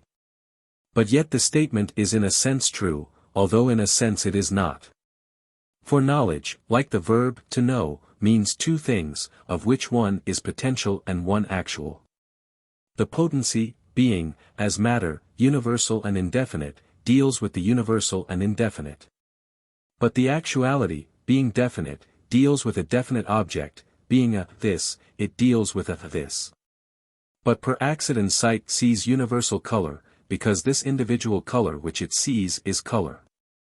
And this individual a which the grammarian investigates is an a. For if the principles must be universal, what is derived from them must also be universal, as in demonstrations. And if this is so, there will be nothing capable of separate existence, i.e., no substance. But evidently in a sense knowledge is universal, and in a sense it is not. Book 14. 1.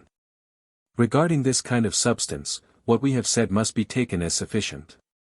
All philosophers make the first principles contraries, as in natural things, so also in the case of unchangeable substances. But since there cannot be anything prior to the first principle of all things, the principle cannot be the principle and yet be an attribute of something else. To suggest this is like saying that the white is a first principle, not qua anything else but qua white, but yet that it is predicable of a subject, i.e. that its being white presupposes its being something else. This is absurd, for then that subject will be prior. But all things which are generated from their contraries involve an underlying subject. A subject, then, must be present in the case of contraries, if anywhere. All contraries, then, are always predicable of a subject, and none can exist apart, but just as appearances suggest that there is nothing contrary to substance, argument confirms this. No contrary, then, is the first principle of all things in the full sense. The first principle is something different.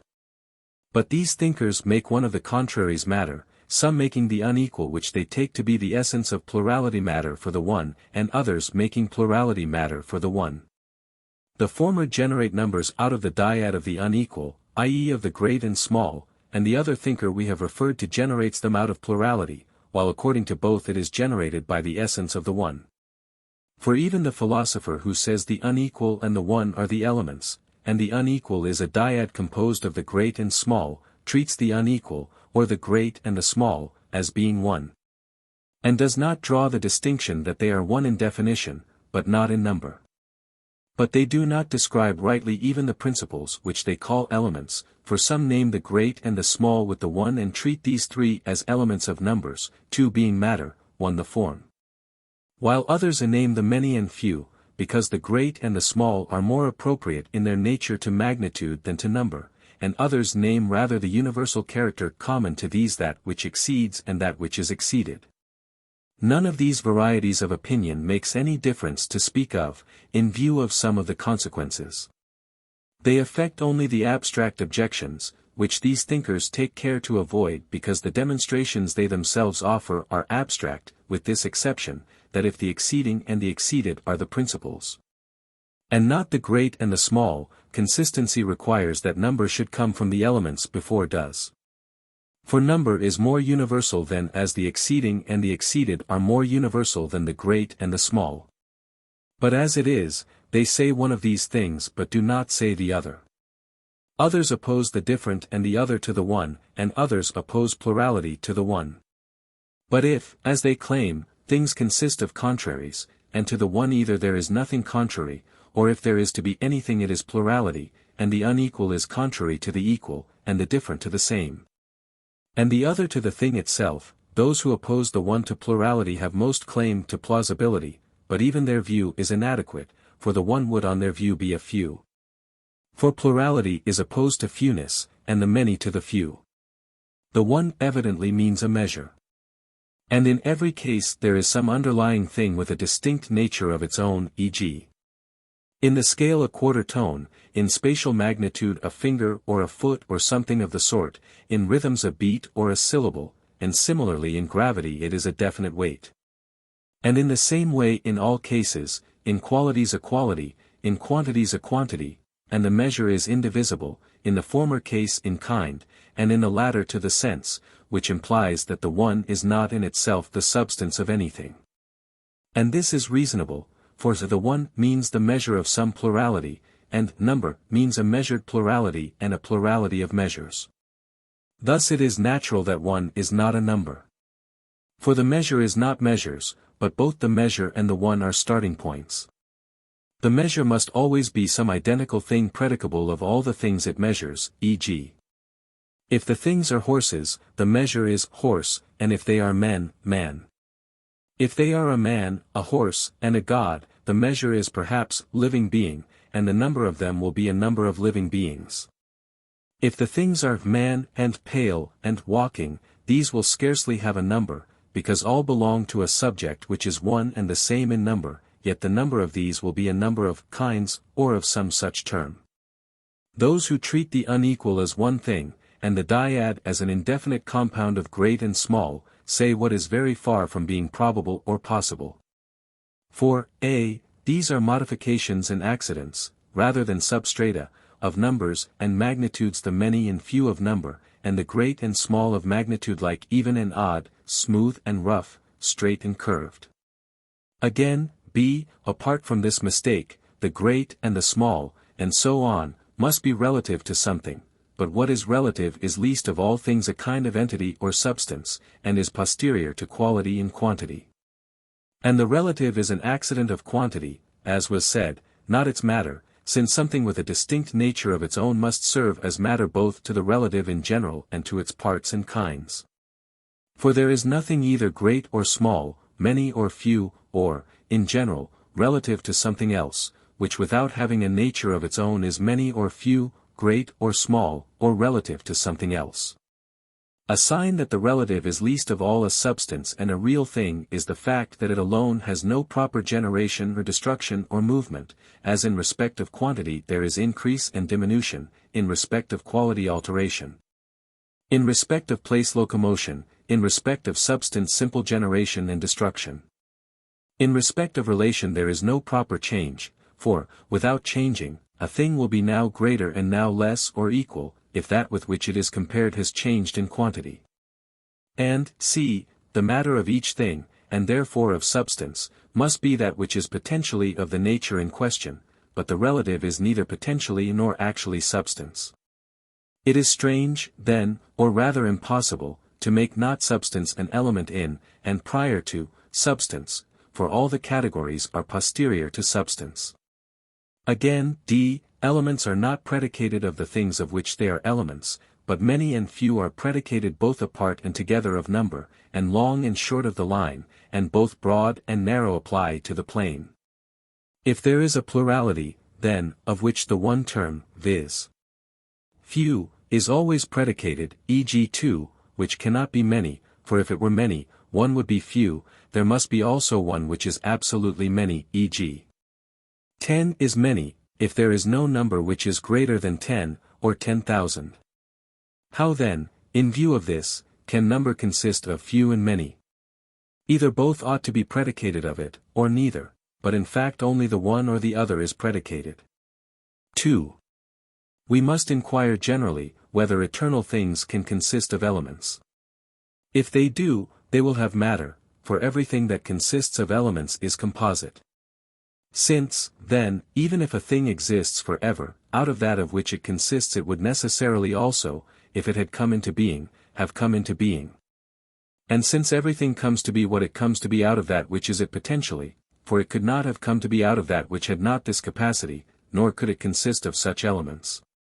And since the potential can be either actual or not, this being so, however everlasting number or anything else that has matter is, it must be capable of not existing. Just as that which is any number of years old is as capable of not existing as that which is a day old. If this is capable of not existing, so is that which has lasted for a time so long that it has no limit. They cannot, then, be eternal, since that which is capable of not existing is not eternal, as we had occasion to show in another context. If that which we are now saying is true universally that no substance is eternal unless it is actuality and if the elements are matter that underlies substance, no eternal substance can have elements present in it, of which it consists. There are some who describe the element which acts with the one as an indefinite dyad, an object to, the unequal, reasonably enough, because of the ensuing difficulties. But they have got rid only of those objections which inevitably arise from the treatment of the unequal, i.e. the relative, as an element. Those which arise apart from this opinion must confront even these thinkers, whether it is ideal number, or mathematical, that they construct out of those elements. There are many causes which led them off into these explanations, and especially the fact that they framed the difficulty in an obsolete form. For they thought that all things that are would be one, viz. being itself, if one did not join issue with and refute the saying of Parmenides. For never will this he proved, that things that are not are. They thought it necessary to prove that that which is not is. For only thus of that which is and something else could the things that are be composed, if they are many. But, first, if being has many senses, for it means sometimes substance, sometimes that it is of a certain quality, sometimes that it is of a certain quantity, and at other times the other categories, what sort of one, then? Are all the things that are, if non-being is to be supposed not to be? Is it the substances that are one, or the affections and similarly the other categories as well, or altogether so that the this, and the such, and the so much, and the other categories that indicate each some one class of being will all be one? But it is strange, or rather impossible, that the coming into play of a single thing should bring it about that part of that which is a this, part a such, part a so much, part a here. Secondly, of what sort of non-being and being do the things that are consist? For non-being also has many senses, since being has. And not being a man means not being a certain substance, not being straight, not being of a certain quality, not being 3 cubits long, not being of a certain quantity. What sort of being and non-being, then, by their union pluralize the things that are? This thinker means by the non-being the union of which with being pluralizes the things that are, the false and the character of falsity. This is also why it used to be said that we must assume something that is false, as geometers assume the line which is not a foot long to be a foot long. But this cannot be so. For neither do geometers assume anything false, for the enunciation is extraneous to the inference, nor is it non-being in this sense that the things that are generated from or resolved into. But since non-being, taken in its various cases, has as many senses as there are categories, and besides this the false is said not to be, and so is the potential, it is from this that generation proceeds. Man from that which is not man but potentially man, and white from that which is not white but potentially white, and this whether it is some one thing that is generated or many. The question evidently is, how being, in the sense of the substances, is many, for the things that are generated are numbers and lines and bodies. Now it is strange to inquire how being in the sense of the what is many, and not how either qualities or quantities are many. For surely the indefinite dyad or the great and the small is not a reason why there should be 2 kinds of white or many colors or flavors or shapes, for then these also would be numbers and units. But if they had attacked these other categories, they would have seen the cause of the plurality in substances also, for the same thing or something analogous is the cause. This aberration is the reason also why in seeking the opposite of being and the one, from which with being and the one the things that are proceed, they posited the relative term, i.e. the unequal, which is neither the contrary nor the contradictory of these, and is one kind of being as what and quality also are. They should have asked this question also, how relative terms are many and not one. But as it is, they inquire how there are many units besides the first one, but do not go on to inquire how there are many unequals besides the unequal. Yet they use them and speak of great and small, many and few, from which proceed numbers, long and short, from which proceeds the line, broad and narrow, from which proceeds the plane, deep and shallow, from which proceed solids. And they speak of yet more kinds of relative term. What is the reason, then, why there is a plurality of these? It is necessary, then, as we say, to presuppose for each thing that which is it potentially. And the holder of these views further declared what that is which is potentially a this, and a substance but is not in itself being viz. That it is the relative, as if he had said, the qualitative, which is neither potentially the one or being, nor the negation of the one nor of being, but one among beings. And it was much more necessary, as we said, if he was inquiring how beings are many, not to inquire about those in the same category how there are many substances or many qualities but how beings as a whole are many. For some are substances, some modifications, some relations.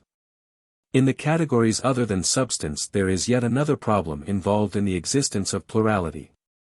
Since they are not separable from substances, qualities and quantities are many just because their substratum becomes and is many, yet there ought to be a matter for each category, only it cannot be separable from substances. But in the case of this, it is possible to explain how the this is many things, unless a thing is to be treated as both a this and a general character. The difficulty arising from the facts about substances is rather this, how there are actually many substances and not one. But further, if the this and the quantitative are not the same, we are not told how and why the things that are many, but how quantities are many. For all number means a quantity, and so does the unit, unless it means a measure or the quantitatively indivisible. If, then, the quantitative and the what are different, we are not told whence or how the what is many. But if any one says they are the same, he has to face many inconsistencies. One might fix one's attention also on the question, regarding the numbers, what justifies the belief that they exist. To the believer in ideas they provide some sort of cause for existing things, since each number is an idea, and the idea is to other things somehow or other the cause of their being, for let this supposition be granted them. But as for him who does not hold this view because he sees the inherent objections to the ideas, so that it is not for this reason that he posits numbers, but who posits mathematical number. Why must we believe his statement that such number exists, and of what use is such number to other things? Neither does he who says it exists maintain that it is the cause of anything, he rather says it is a thing existing by itself, nor is it observed to be the cause of anything. For the theorems of arithmeticians will all be found true even of sensible things, as was said before. 3. As for those, then, who suppose the ideas to exist and to be numbers, by their assumption in virtue of the method of setting out each term apart from its instances of the unity of each general term they try at least to explain somehow why number must exist. Since their reasons, however, are neither conclusive nor in themselves possible, one must not, for these reasons at least, assert the existence of number. Again, the Pythagoreans, because they saw many attributes of numbers belonging to sensible bodies, supposed real things to be numbers, not separable numbers, however, but numbers of which real things consist. But why? Because the attributes of numbers are present in a musical scale and in the heavens and in many other things. Those, however, who say that mathematical number alone exists cannot according to their hypotheses say anything of this sort, but it used to be urged that these sensible things could not be the subject of the sciences. But we maintain that they are, as we said before. And it is evident that the objects of mathematics do not exist apart, for if they existed apart their attributes would not have been present in bodies. Now the Pythagoreans in this point are open to no objection. But in that they construct natural bodies out of numbers, things that have lightness and weight out of things that have not weight or lightness, they seem to speak of another heaven and other bodies, not of the sensible. But those who make number separable assume that it both exists and is separable because the axioms would not be true of sensible things, while the statements of mathematics are true and greet the soul. And similarly with the spatial magnitudes of mathematics. It is evident, then, both that the rival theory will say the contrary of this, and that the difficulty we raised just now, why if numbers are in no way present in sensible things their attributes are present in sensible things, has to be solved by those who hold these views. There are some who, because the point is the limit and extreme of the line of the plane, and the plane of the solid, think there must be real things of this sort. We must therefore examine this argument too, and see whether it is not remarkably weak. For, extremes are not substances, but rather all these things are limits. For even walking, and movement in general, has a limit, so that on their theory this will be this, and a substance. But that is absurd. Not but what, too, even if they are substances, they will all be the substances of the sensible things in this world, for it is to these that the argument applied. Why then should they be capable of existing apart? Again, if we are not too easily satisfied, we may, regarding all number and the objects of mathematics, press this difficulty, that they contribute nothing to one another, the prior to the posterior. For if number did not exist, none the less spatial magnitudes would exist for those who maintain the existence of the objects of mathematics only, and if spatial magnitudes did not exist, soul and sensible bodies would exist. But the observed facts show that nature is not a series of episodes, like a bad tragedy. As for the believers in the ideas, this difficulty misses them. For they construct spatial magnitudes out of matter and number, lines out of the number planes doubtless out of solids out of, or they use other numbers, which makes no difference. But will these magnitudes be ideas, or what is their manner of existence, and what do they contribute to things? These contribute nothing, as the objects of mathematics contribute nothing. But not even is any theorem true of them, unless we want to change the objects of mathematics and invent doctrines of our own. But it is not hard to assume any random hypotheses and spin out a long string of conclusions. These thinkers, then, are wrong in this way, in wanting to unite the objects of mathematics with the ideas. And those who first posited two kinds of number, that of the forms and that which is mathematical, neither have said nor can say how mathematical number is to exist and of what it is to consist. For they place it between ideal and sensible number. If it consists of the great and small, it will be the same as the other ideal number, he makes spatial magnitudes out of some other small and great. And if, too, he names some other element, he will be making his elements rather many. And if the principle of each of the two kinds of number is a one, unity will be something common to these, and we must inquire how the one is these many things, while at the same time number, according to him, cannot be generated except from one and an indefinite dyad. All this is absurd, and conflicts both with itself and with the probabilities, and we seem to see in it Simonides' long rigmarole, for the long rigmarole comes into play, like those of slaves, when men have nothing sound to say. And the very elements the great and the small seem to cry out against the violence that is done to them, for they cannot in any way generate numbers other than those got from one by doubling. It is strange also to attribute generation to things that are eternal, or rather this is one of the things that are impossible. There need be no doubt whether the Pythagoreans attribute generation to them or not. For they say plainly that when the one had been constructed, whether out of planes or of surface or of seed or of elements which they cannot express, immediately the nearest part of the unlimited began to be constrained and limited by the limit. But since they are constructing a world and wish to speak the language of natural science, it is fair to make some examination of their physical theories, but to let them off from the present inquiry. For we are investigating the principles at work in unchangeable things, so that it is numbers of this kind whose genesis we must study. 4. These thinkers say there is no generation of the odd number, which evidently implies that there is generation of the even, and some present the even as produced first from unequals the great and the small when these are equalized. The inequality, then, must belong to them before they are equalized. If they had always been equalized, they would not have been unequal before, for there is nothing before that which is always. Therefore evidently they are not giving their account of the generation of numbers merely to assist contemplation of their nature. A difficulty, and a reproach to anyone who finds it no difficulty, are contained in the question how the elements and the principles are related to the good and the beautiful. The difficulty is this, whether any of the elements is such a thing as we mean by the good itself and the best, or this is not so, but these are later in origin than the elements. The theologians seem to agree with some thinkers of the present day, who answer the question in the negative, and say that both the good and the beautiful appear in the nature of things only when that nature has made some progress. This they do to avoid a real objection which confronts those who say, as some do, that the one is a first principle. The objection arises not from their ascribing goodness to the first principle as an attribute, but from their making the one a principle and a principle in the sense of an element and generating number from the one. The old poets agree with this inasmuch as they say that not those who are first in time, e.g. night and heaven or chaos or ocean, reign and rule, but Zeus.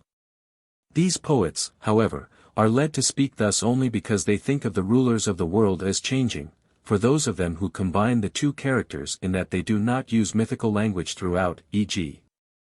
Pherecydes and some others, make the original generating agent the best, and so do the Magi, and some of the later sages also, e.g. both Empedocles and Anaxagoras, of whom one made love an element, and the other made reason a principle. Of those who maintain the existence of the unchangeable substances some say the one itself is the good itself, but they thought its substance lay mainly in its unity. This, then, is the problem, which of the two ways of speaking is right. It would be strange if to that which is primary and eternal and most self-sufficient this very quality, self-sufficiency and self-maintenance, belongs primarily in some other way than as a good. But indeed it can be for no other reason indestructible or self-sufficient than because its nature is good. Therefore to say that the first principle is good is probably correct. But that this principle should be the one or, if not that, at least an element, and an element of numbers, is impossible. Powerful objections arise, to avoid which some have given up the theory, viz. Those who agree that the one is a first principle and element, but only of mathematical number. For on this view all the units become identical with species of good, and there is a great profusion of goods. Again, if the forms are numbers, all the forms are identical with species of good. But let a man assume ideas of anything he pleases. If these are ideas only of goods, the ideas will not be substances. But if the ideas are also ideas of substances, all animals and plants and all individuals that share in ideas will be good. These absurdities follow, and it also follows that the contrary element, whether it is plurality or the unequal, i.e., the great and small, is the bad itself. Hence one thinker avoided attaching the good to the one, because it would necessarily follow, since generation is from contraries, that badness is the fundamental nature of plurality. While others say inequality is the nature of the bad. It follows, then, that all things partake of the bad except one, the one itself, and that numbers partake of it in a more undiluted form than spatial magnitudes, and that the bad is the space in which the good is realized. And that it partakes in and desires that which tends to destroy it. For contrary tends to destroy contrary. And if, as we were saying, the matter is that which is potentially each thing, e.g. that of actual fire is that which is potentially fire, the bad will be just the potentially good. All these objections, then, follow, partly because they make every principle an element, partly because they make contraries principles, partly because they make the one a principle, partly because they treat the numbers as the first substances. And as capable of existing apart, and as forms. 5. If, then, it is equally impossible not to put the good among the first principles and to put it among them in this way, evidently the principles are not being correctly described, nor are the first substances. Nor does any one conceive the matter correctly if he compares the principles of the universe to that of animals and plants. On the ground that the more complete always comes from the indefinite and incomplete, which is what leads this thinker to say that this is also true of the first principles of reality, so that the one itself is not even an existing thing. This is incorrect, for even in this world of animals and plants the principles from which these come are complete, for it is a man that produces a man, and the seed is not first. It is out of place, also, to generate place simultaneously with the mathematical solids, for place is peculiar to the individual things, and hence they are separate in place. But mathematical objects are nowhere, and to say that they must be somewhere, but not say what kind of thing their place is. Those who say that existing things come from elements and that the first of existing things are the numbers, should have first distinguished the senses in which one thing comes from another. And then said in which sense number comes from its first principles. By intermixture. But, 1. Not everything is capable of intermixture, and, 2. That which is produced by it is different from its elements, and on this view the one will not remain separate or a distinct entity, but they want it to be so. By juxtaposition, like a syllable. But then, 1. The elements must have position, and, 2. He who thinks of number will be able to think of the unity and the plurality apart, number then will be this a unit and plurality, or the one and the unequal. Again, coming from certain things means in one sense that these are still to be found in the product, and in another that they are not, which sense does number come from these elements? Only things that are generated can come from elements which are present in them. Does number come, then, from its elements as from seed? But nothing can be excreted from that which is indivisible. Does it come from its contrary not persisting? But all things that come in this way come also from something else which does persist. Since, then, one thinker places the one as contrary to plurality, and another places it as contrary to the unequal, treating the one as equal, number must be being treated as coming from contraries. There is, then, something else that persists, from which and from one contrary the compound is or has come to be. Again, why in the world do the other things that come from contraries, or that have contraries, perish, even when all of the contrary is used to produce them, while number does not? Nothing is said about this. Yet whether present or not present in the compound the contrary destroys it, e.g. strife destroys the mixture, yet it should not, for it is not to that that is contrary.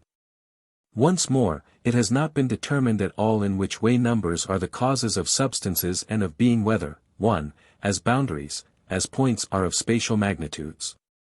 This is how Eurytus decided what was the number of what, e.g. one of man and another of horse, viz. by imitating the figures of living things with pebbles, as some people bring numbers into the forms of triangle and square. Or, 2, is it because harmony is a ratio of numbers, and so is man and everything else? But how are the attributes white and sweet and hot numbers? Evidently it is not the numbers that are the essence or the causes of the form, for the ratio is the essence, while the number the causes of the form. For the ratio is the essence, while the number is the matter. E.g. the essence of flesh or bone is number only in this way, 3 parts of fire and 2 of earth. And a number, whatever number it is always a number of certain things, either of parts of fire or earth or of units, but the essence is that there is so much of one thing to so much of another in the mixture. And this is no longer a number but a ratio of mixture of numbers, whether these are corporeal or of any other kind. Number, then, whether it be number in general or the number which consists of abstract units, is neither the cause as agent, nor the matter, nor the ratio and form of things. Nor, of course, is it the final cause. 6. One might also raise the question what the good is that things get from numbers because their composition is expressible by a number, either by one which is easily calculable or by an odd number. For in fact honey water is no more wholesome if it is mixed in the proportion of 3 times 3, but it would do more good if it were in no particular ratio but well diluted than if it were numerically expressible but strong. Again, the ratios of mixtures are expressed by the adding of numbers, not by mere numbers, e.g. it is 3 parts to 2, not 3 times 2. For in any multiplication the genus of the things multiplied must be the same. Therefore the product 1 by 2 by 3 must be measurable by 1, and 4 by 5 by 6 by 4, and therefore all products into which the same factor enters must be measurable by that factor. The number of fire, then, cannot be 2x 5x 3x 6 and at the same time that of water 2 by 3. If all things must share in number, it must follow that many things are the same, and the same number must belong to one thing and to another. Is number the cause, then, and does the thing exist because of its number, or is this not certain? E.g. the motions of the sun have a number, and again those of the moon, yes, and the life and prime of each animal. Why, then, should not some of these numbers be squares, some cubes, and some equal, others double? There is no reason why they should not, and indeed they must move within these limits, since all things were assumed to share in number. And it was assumed that things that differed might fall under the same number. Therefore if the same number had belonged to certain things, these would have been the same as one another, since they would have had the same form of number, e.g. sun and moon would have been the same. But why need these numbers be causes? There are 7 vowels, the scale consists of 7 strings, the Pleiades are 7, at 7 animals lose their teeth, at least some do, though some do not, and the champions who fought against Thebes were 7. Is it then because the number is the kind of number it is, that the champions were 7, or the Pleiad consists of 7 stars? Surely the champions were 7 because there were 7 gates or for some other reason, and the Pleiad we count as 7, as we count the bear as 12, while other peoples count more stars in both. Nay, they even say that X, PS and Z are concords, and that because there are 3 concords, the double consonants also are 3. They quite neglect the fact that there might be 1,000 such letters, for one symbol might be assigned to GP. But if they say that each of these 3 is equal to 2 of the other letters, and no other is so, and if the cause is that there are 3 parts of the mouth and 1 letter is in each applied to sigma, it is for this reason that there are only 3, not because the concords are 3. Since as a matter of fact the concords are more than 3, but of double consonants there cannot be more. These people are like the old-fashioned Homeric scholars, who see small resemblances but neglect great ones. Some say that there are many such cases, e.g. that the middle strings are represented by 9 and 8, and that the epic verse has 17 syllables, which is equal in number to the two strings, and that the scansion is, in the right half of the line 9 syllables, and in the left 8. And they say that the distance in the letters from alpha to omega is equal to that from the lowest note of the flute to the highest, and that the number of this note is equal to that of the whole choir of heaven. It may be suspected that no one could find difficulty either in stating such analogies or in finding them in eternal things, since they can be found even in perishable things. But the lauded characteristics of numbers, and the contraries of these, and generally the mathematical relations, as some describe them, making them causes of nature, seem, when we inspect them in this way, to vanish. For none of them is a cause in any of the senses that have been distinguished in reference to the first principles. In a sense, however, they make it plain that goodness belongs to numbers, and that the odd, the straight, the square, the potencies of certain numbers, are in the column of the beautiful. For the seasons and a particular kind of number go together. And the other agreements that they collect from the theorems of mathematics all have this meaning. Hence they are like coincidences. For they are accidents, but the things that agree are all appropriate to one another, and one by analogy.